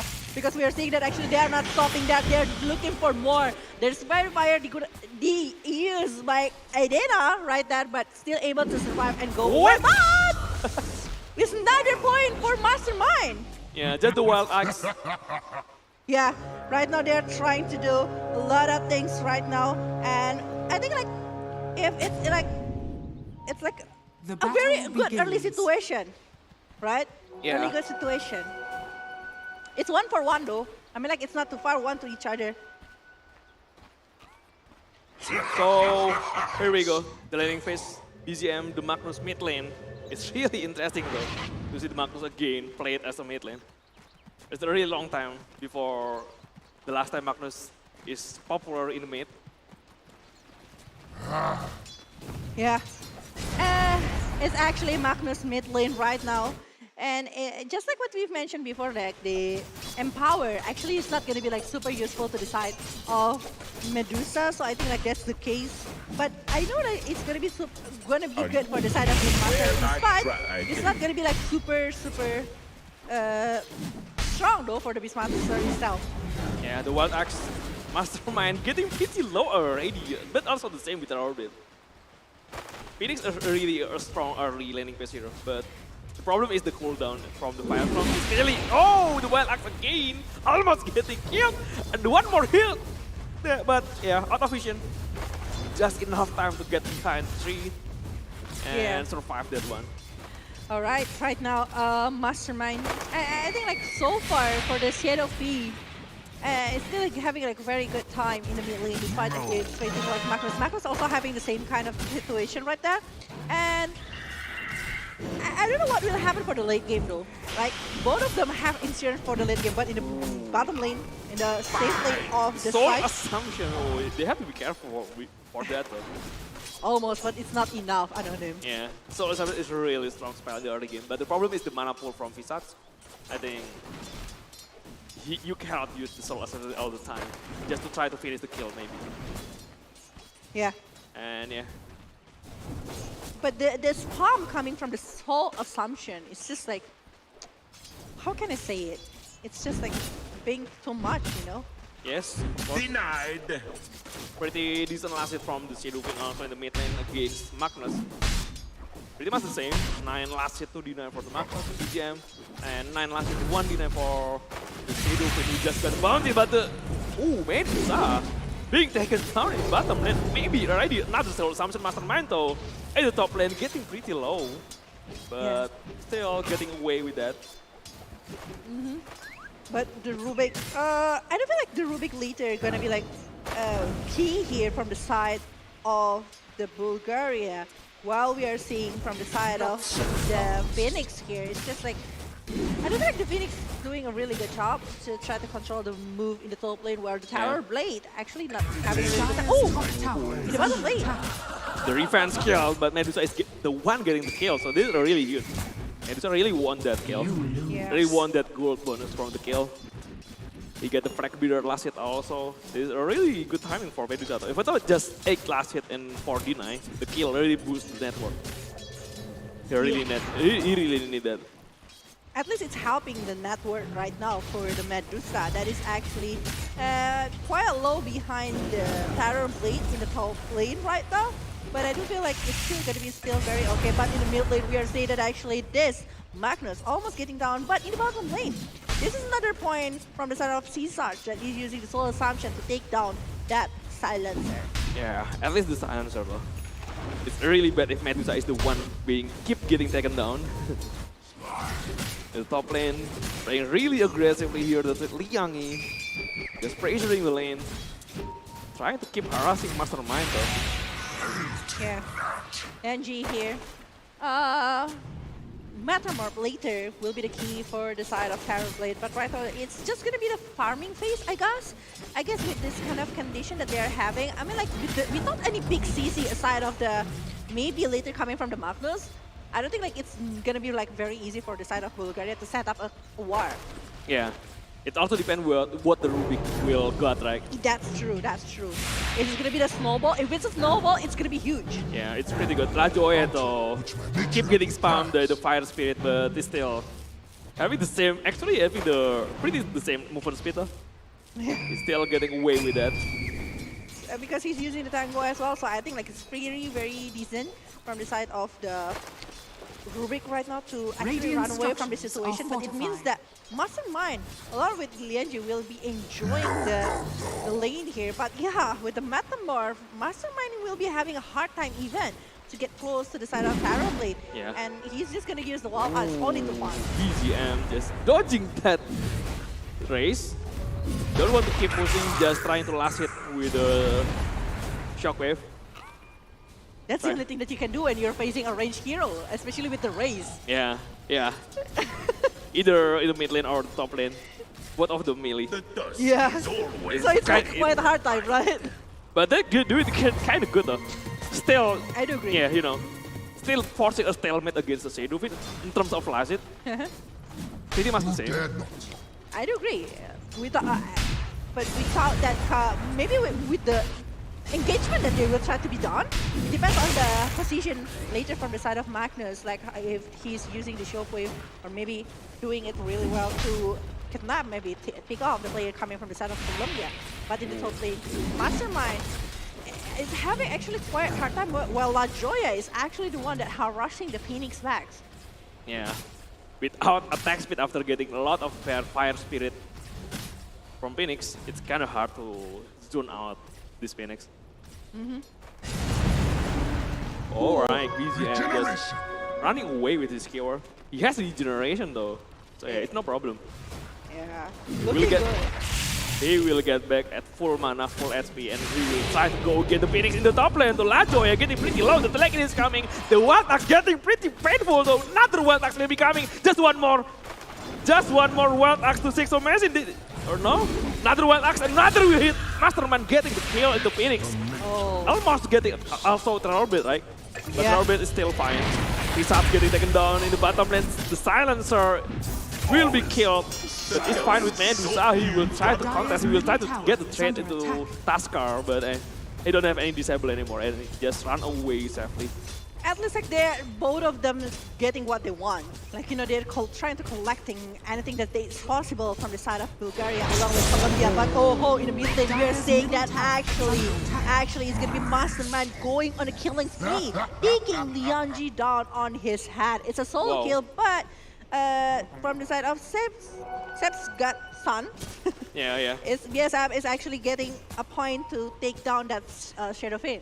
Wow. Two core in the different lanes. In the top lane they got Orbit, in the mid lane they got Shadowfiend. That's a really huge moment though. The first RP being used by BGM. Getting a really huge one. Yeah, even though like slight network was on the head of Colombia, and now Bulgaria trying to taking it back. Despite that, it's still plenty of things that's gonna happen, and this is Dota, this is best of one, everything can happen. Oh, the smoke. He tried to find Mastermind, but the Hawk revealing all of them. So yeah, he is aware. He bringing BGM along the stumble coming, but BGM is ready to fight back. Taskar to scale into the tower bed. He doesn't have Thunder. He will being chased by the Fire Speed. The Fire Speed is helping him. He get the kill first into the Mastermind, but alone Liang is still survive. What a play by the Phoenix. The Fire Spirit, he focusing on BGM. He doesn't have any attack speed at all to keep killing the Terror Blade. But one more hit for the Taskar should do it. Taskar still has Snowball. He cannot run away though. BGM taking a lot of damage, he has to be careful. Oh, okay, but I think they are not going to be doing so much for this one. IESF is actually the one that is contested right now. I think he needs to get back as soon as possible. It's not a really good one if he's the one that's getting taken down. But on the other hand, we are seeing that actually the Medusa taking the Medusa down. But Mapu right now, oh my god, it's going to be getting double kill from the side of Colombia, punishing the Madness along with Beastmaster, and they're not stopping. They're looking for more because the Rubik is down. Wow, two different spots for the fight. Behind the creep wave and in front of the creep wave. So, they're taking a win in the front of the creep wave. They got the tower bit, but they're losing a lot in the behind the creep wave. There is Shadowfiend there. Yeah. They're just clearing up a lot of low SP here, right? So it's easy for him. Because actually Magnus is cooling down the time for too long. I guess like he's not supposed to stay there for too long. Yeah. He's still trying to get the kill over the Terror Blade, which is quite hard to do because he doesn't have any other resources. And if he's going in, it's still on the metamorphosis mode, which is not nice. Yeah, but look at the Medusa though. He's really good. Oh my god. He's really free though. Getting a lot of network, getting a lot of free farm. It is. That's gonna be a problem later in the game from Colombia if they don't do it. They don't do something about it. And the thing is, like, they're having the Beastmaster to try to approach the objective gameplay that they can try to get overtaking the tower. Yeah. But it's not really happening. Since also from the side of Colombia, they're having this Terror Blade with a lot of illusion that he can use to take back a lot of things from Bulgaria, but in the mid lane we're seeing the last one, Requiem of Gold is being used right there, and everyone is being feared away. Yeah, a defensive Requiem, still fine. Yeah. Doesn't have the RP though to cancel. top tower has fallen. Yeah, sadly he doesn't have Radiant's that one. bottom If tower he's has having it, fallen. I think like it's gonna be very hard for the Shadowfiend to handle it, but Silencer, I think it's still gonna be taken down. But on the other hand, we are seeing that actually the Shadowfiend is being taken, but yes, BZM. Actually, he's very low, but still wants to aim for something. But he the went Master down. Morph and also the Illusion coming from the side of Terror Blade, taking him down. Wow. What a nice play though from BGM for getting the Shadowfiend kill. Unfortunately, he cannot run away. There is an enemy in the high ground, there is an enemy in the front, the low ground. He can't get away at all. And just after he used the skewer, so he doesn't have skewer to run. Oh, the Visage here. Actually, oh, La Joya! Alright. Again. Medusa start to join the fight though. After like, Because he just want to farm the ancient. Yeah.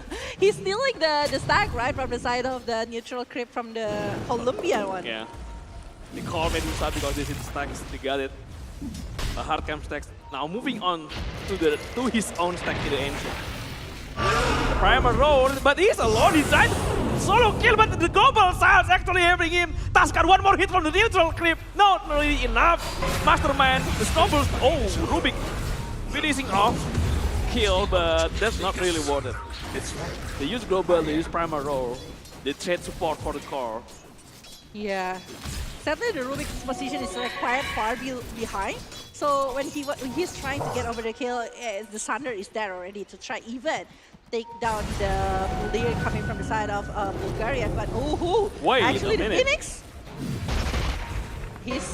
he's having the hate run, so he is That's very why confident. Yeah. he's really confident, playing really aggressive. The Vision just scouting Laju movement there. He want to take down the Rubik, but it's really far away. BZM doesn't have any skewer.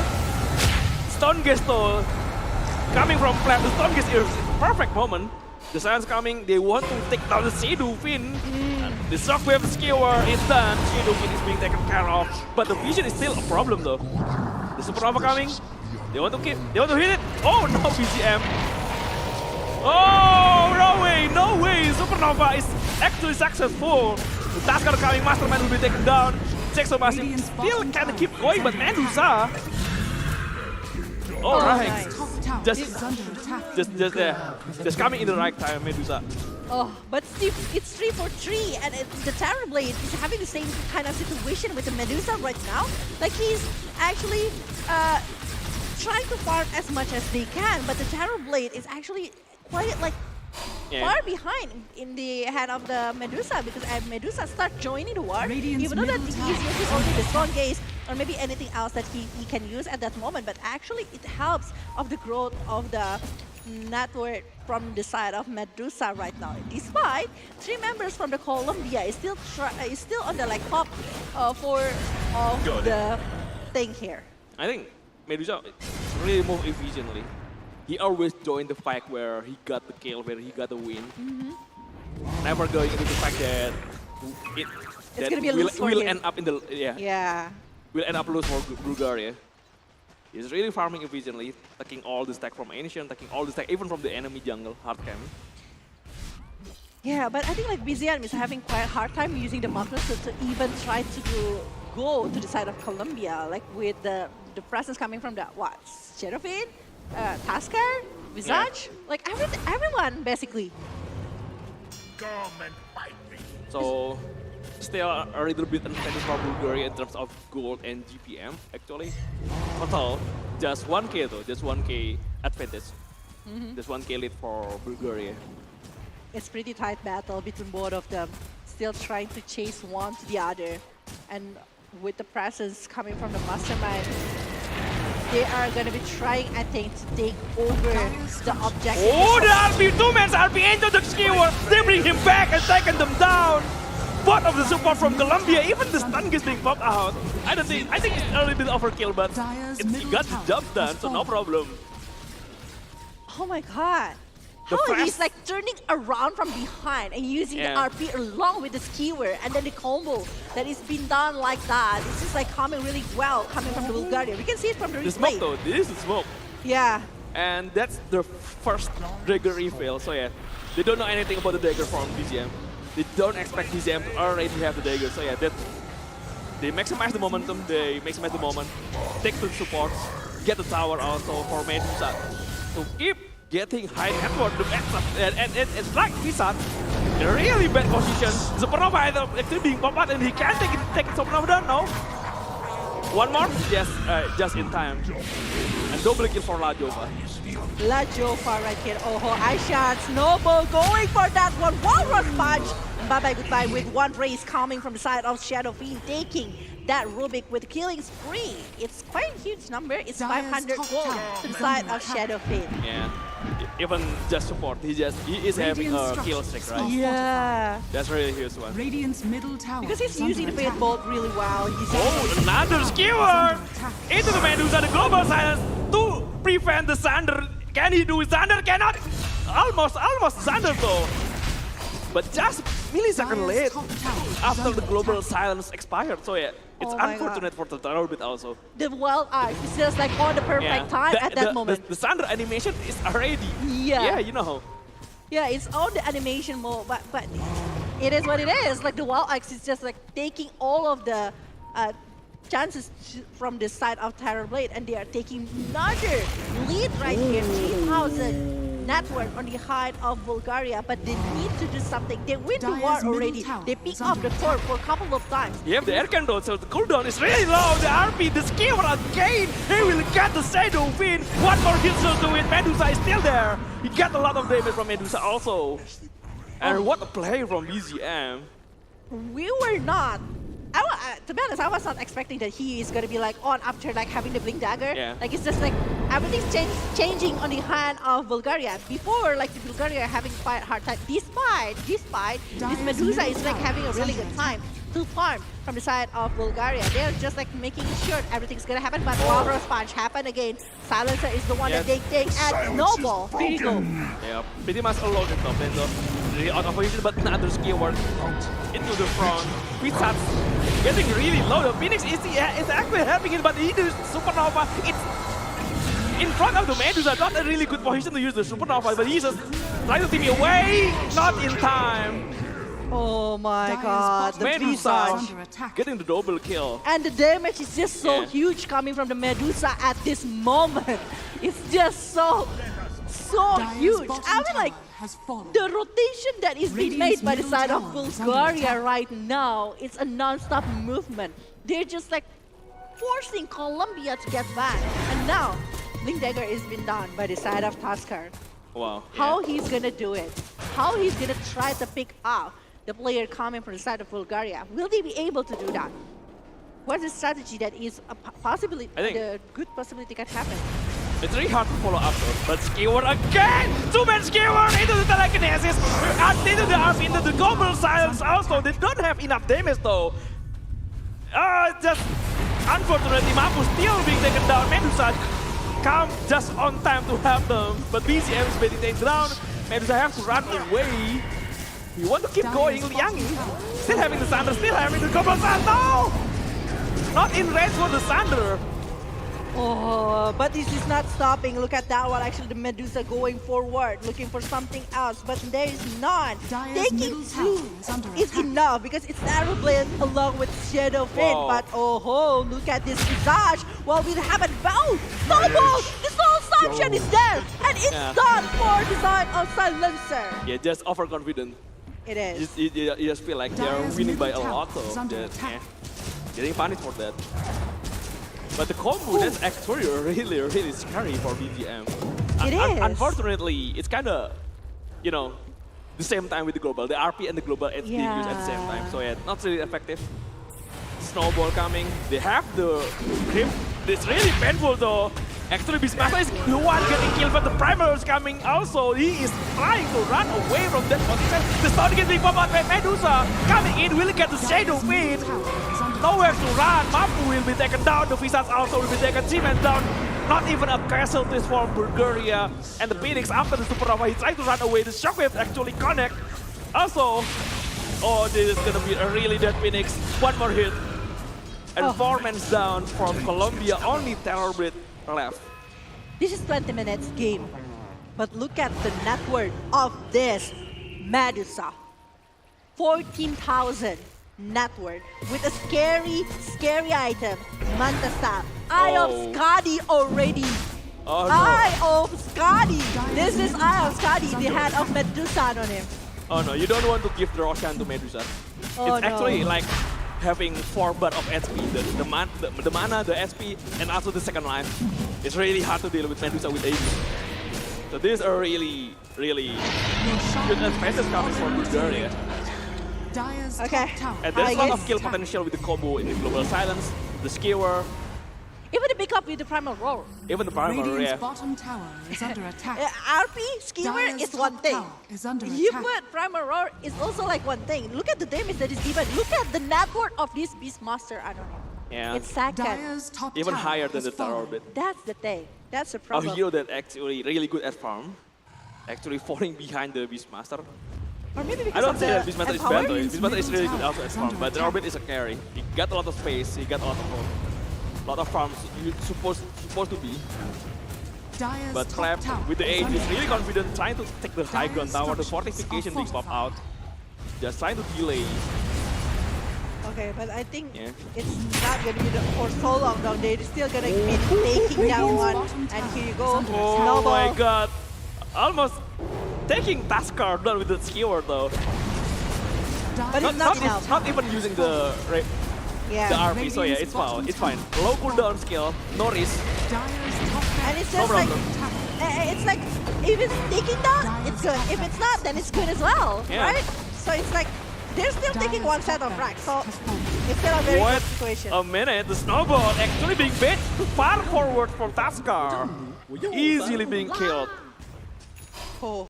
The horn toss is ready, the Agam shot for Magnus, so yeah, that's why. Right now, for Terrorblade, he still wants to go for the horn ice toss cannon. into the skewer again.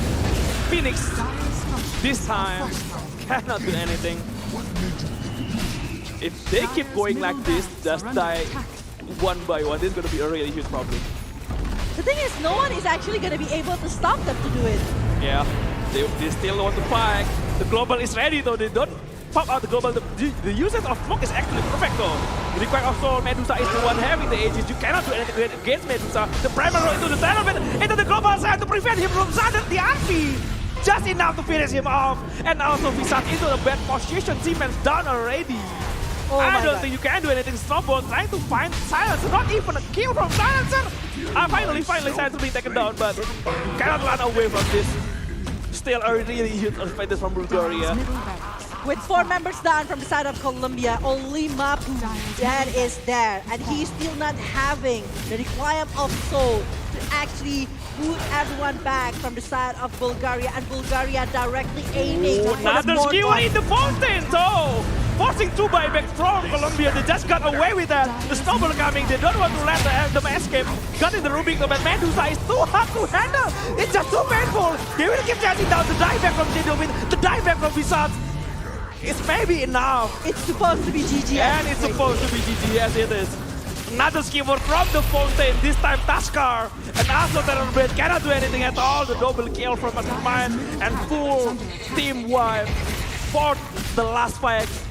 Just killing the GG call, the win for Bulgaria. Oh my god. This is just like very solid movement coming from Bulgarian side. How they are able to control the movement. How they are, after like one moment, they are just like non-stop moving around. Blink Dagger from Magnus. That's the start of the war from Bulgaria. They are doing a non-stop movement. They are picking off everybody. Not only that one, because the Primal Roar along with the Wild Axe, it's enough. Wow. It is enough to take down 1 or 2 hero coming from the side of Colombia. Bulgaria is just going wild for this, Anonim. They're not even stopping.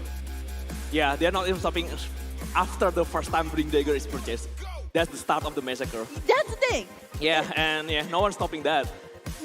How? How are you gonna stop that? Okay, you have Taskar, you have Visage, you have the burst, and also you have the CC, but you are not gonna be able to easily go in and try to pick off because of the global silence. Not forgetting last word. Not forgetting how the skewer along with the RP will try to save them. But this is the champion for this match. This is Bulgaria. Congratulations for the win against Colombia. A very well-deserved win for Bulgaria though. Very strong movement coming from the side of Bulgaria. They're doing a really great job for this one. Yeah. So crazy. The pressure, it's non-stop pressure, you know? Like, keep going. Blink Dagger is the key coming from Magnus. When we saw, actually, the Magnus were having a hard time to initiate, facing Phoenix with the Supernova. He just need Dagger. He just need just one item to start killing everyone. Even the hard-to-kill hero, he have the RP, he has the telekinesis, he have the global sand. They don't let any Sunder getting used by Terrorblade, right? It is used, but it's not so much compared to what actually happened. And we can see it from the highlight. Actually, the moment the Wild Axe actually giving so much damage, but the Visage using full assumption that is actually coming really well from the side of Colombia. But La Joya is also like very annoying player, you know? Yeah, in the early game, in fact, I feel like they are just trading kills after kill. Just trade after trade, not really having an advantage, not really having a real advantage. The moment for Bulgaria is actually the first time BGM having this dagger. It is. It's a really huge moment. Even we can see from that one that BZM actually having so much hard time to take something, and the one that is getting punished is actually coming from the side of Bulgaria. Yeah. Right? It's pretty balanced though. But this is the moment, the first dagger surprise, getting two supports at the same time with the RP also. That's the start of, yeah, you know.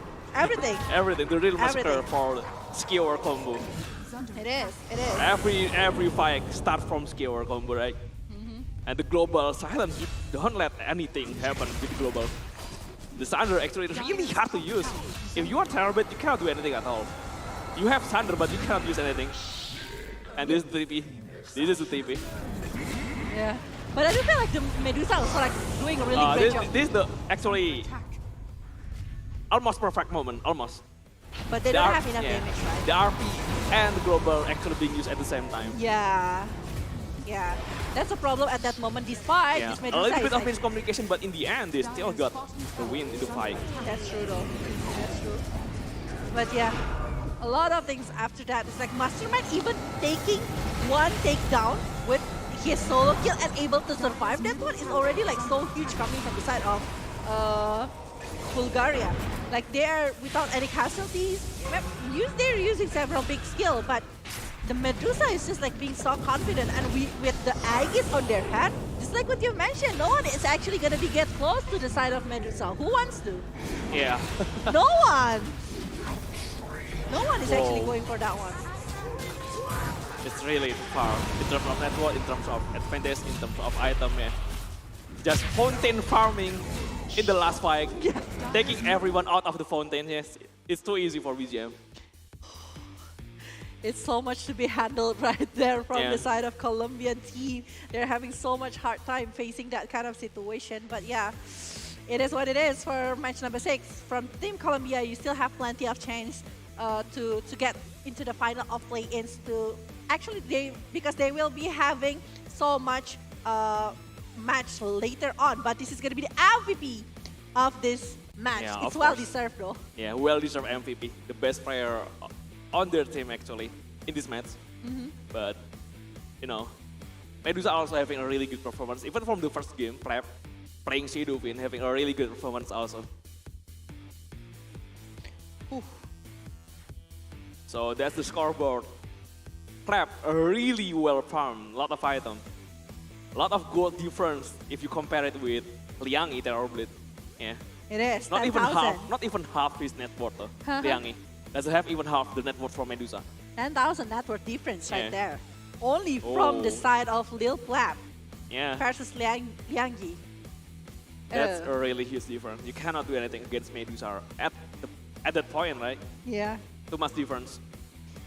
And even a Mastermind doesn't have like very big damage kind of item. He's more into the something else, but he's have enough, more than enough even, with the Empower coming from the Magnus. Yeah.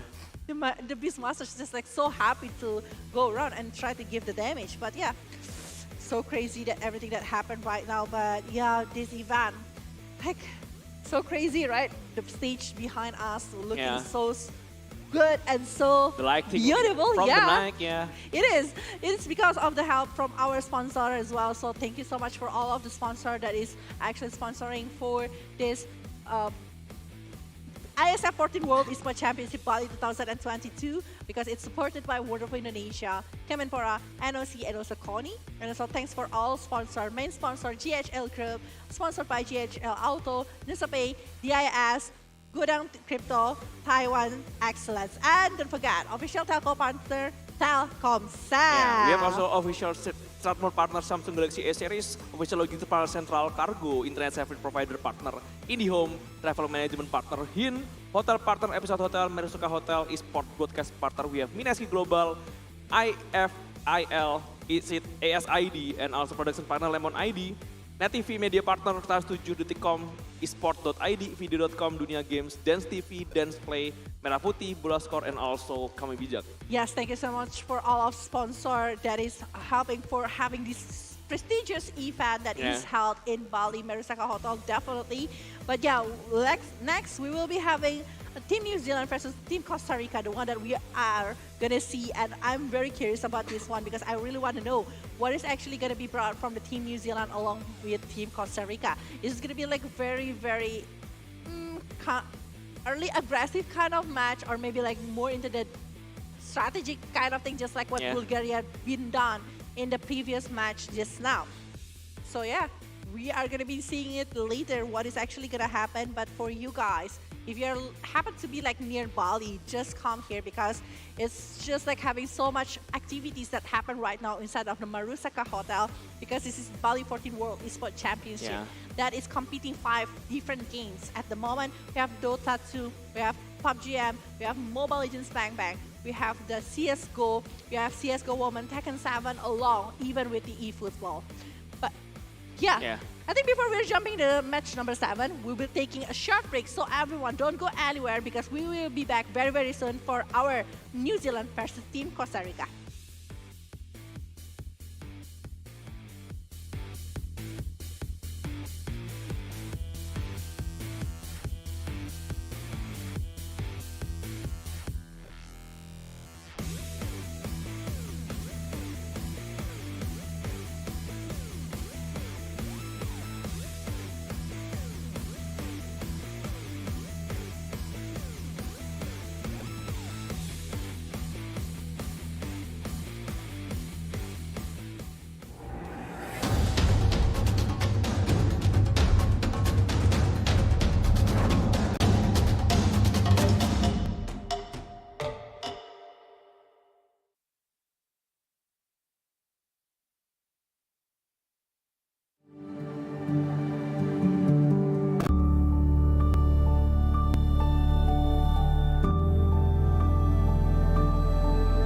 All it takes is one dream. One dream that becomes a journey. To drive an ambition. Believing in yourself. Persevering challenges. Always focused on the dream. To grow aspirations. Having the will to keep going. Building a future with a legacy. Knowing dreams can come true. Over 11 years of growth. The spirit of entrepreneurship. Created possibilities.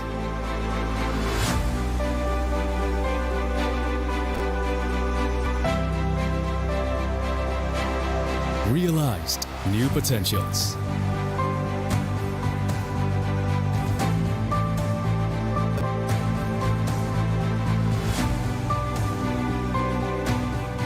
Innovate for the better.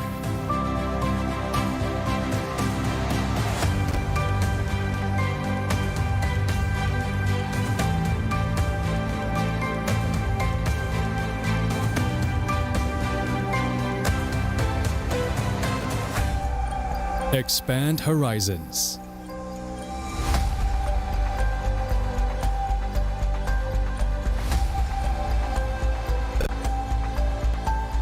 To change lives.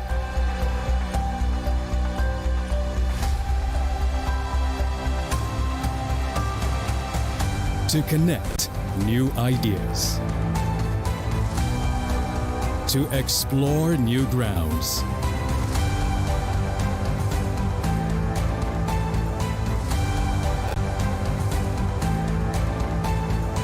With the future in sight.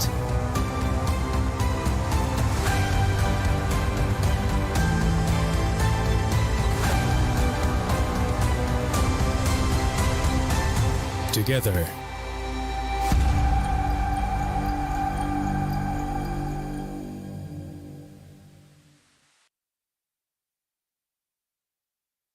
Get Galaxy A33 5G.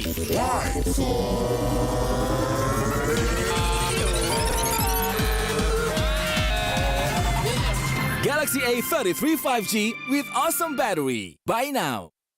Get Galaxy A73 5G. Why? Because this is awesome. This is awesome. Awesome details. Awesome details. Awesome details. Galaxy A73 5G. Take more awesome details. Buy now. Nama budaya, salam kebajikan. Apa kabar teman-teman media semuanya? Luar biasa. Good afternoon ladies and gentlemen. Berdiri untuk menyanyikan lagu kebangsaan Indonesia Raya yang akan dilanjutkan dengan Mars PB Esports Indonesia.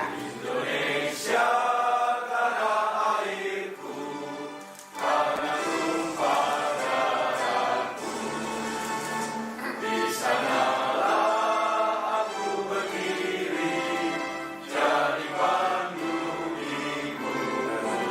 Pertama kita juga sangat berterima kasih kepada beliaunya dari IESF yang begitu memilih negara kita sebagai penyelenggara. Sekitar 42 juta ya e-sport ya, pemain e-sport tentunya akan bisa menyebarkan ini, bisa menghidupkan ekosistem daripada e-sport itu sendiri. Tentunya akan berpengaruh secara ekonomi dan kesehatan. For this event, and hopefully Bali and Indonesia will get a really good name in the international, right? Is going to influence a positive creativity in humanity and a new way to socialize, a new way to be together, a new way to be friends. When a parent looks at a kid in the computer with headset on and talking, Salam Esports.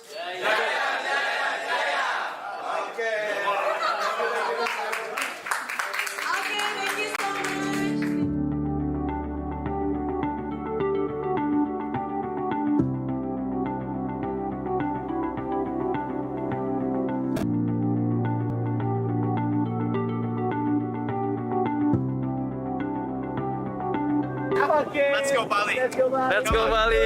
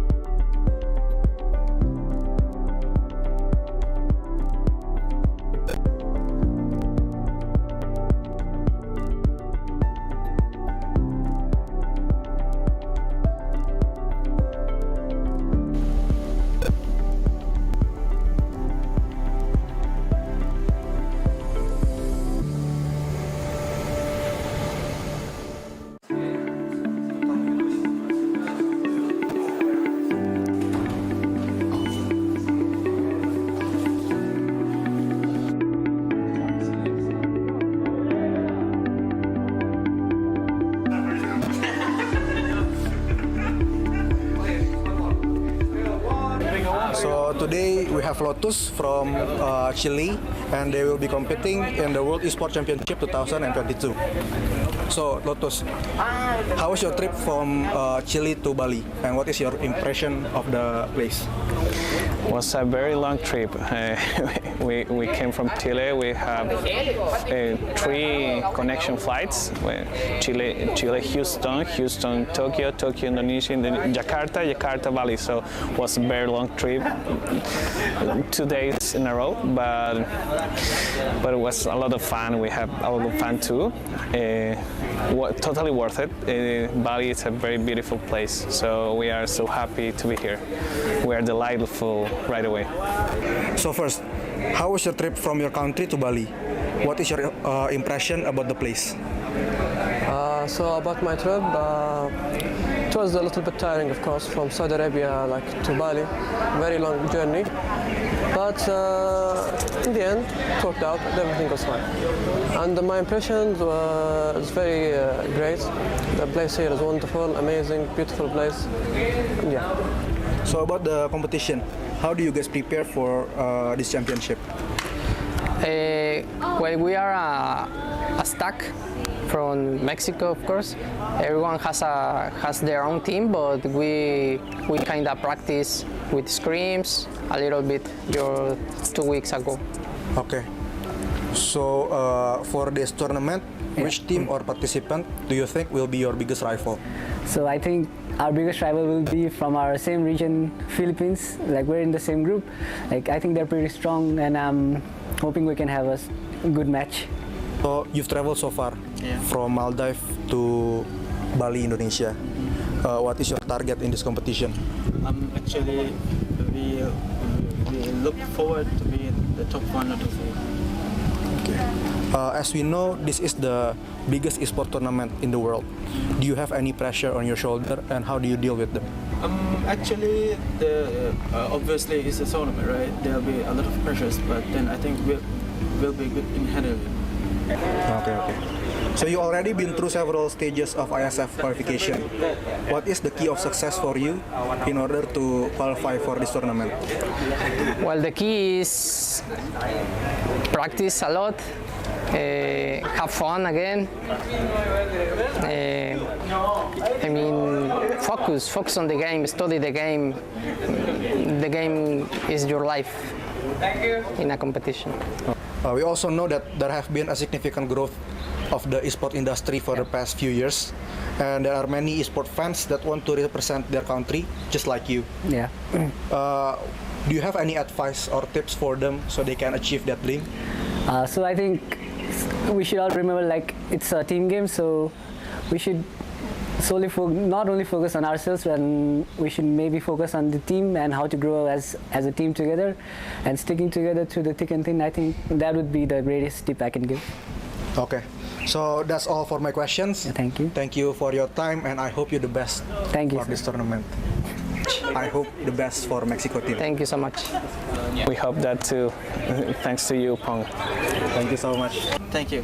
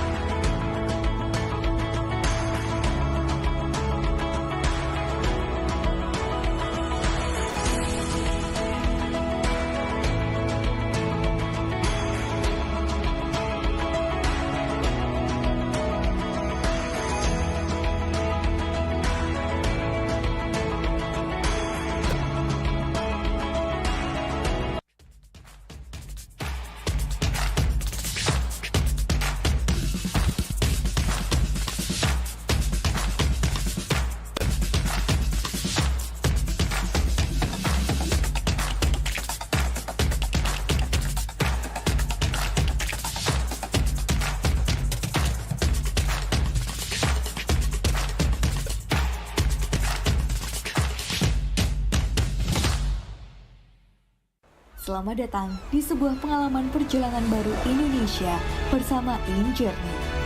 Terbang bersama kami untuk melihat pariwisata Indonesia, sirkuit internasional, bentang alam, ragam atraksi budaya, produk lokal asli Indonesia, warisan budaya, keamanan dan kenyamanan.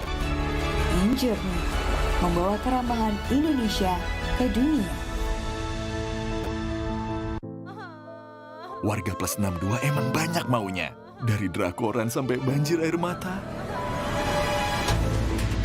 Nonton action yang mantul.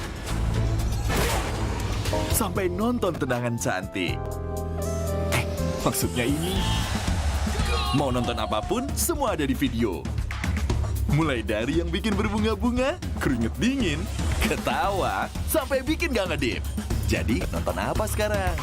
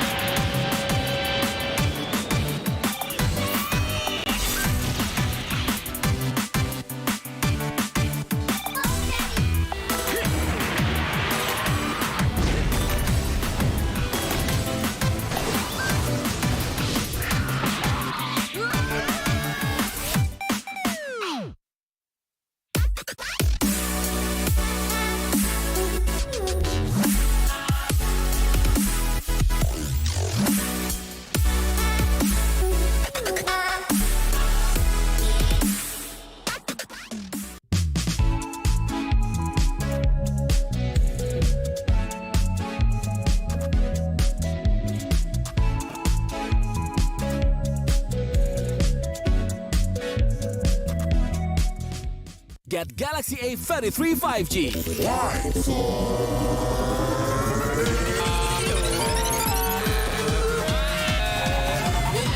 Galaxy A33 5G with awesome battery. Buy now. Get Galaxy A53 5G. Why? Because this is smooth. Galaxy A53 5G with awesome smooth display. Buy now.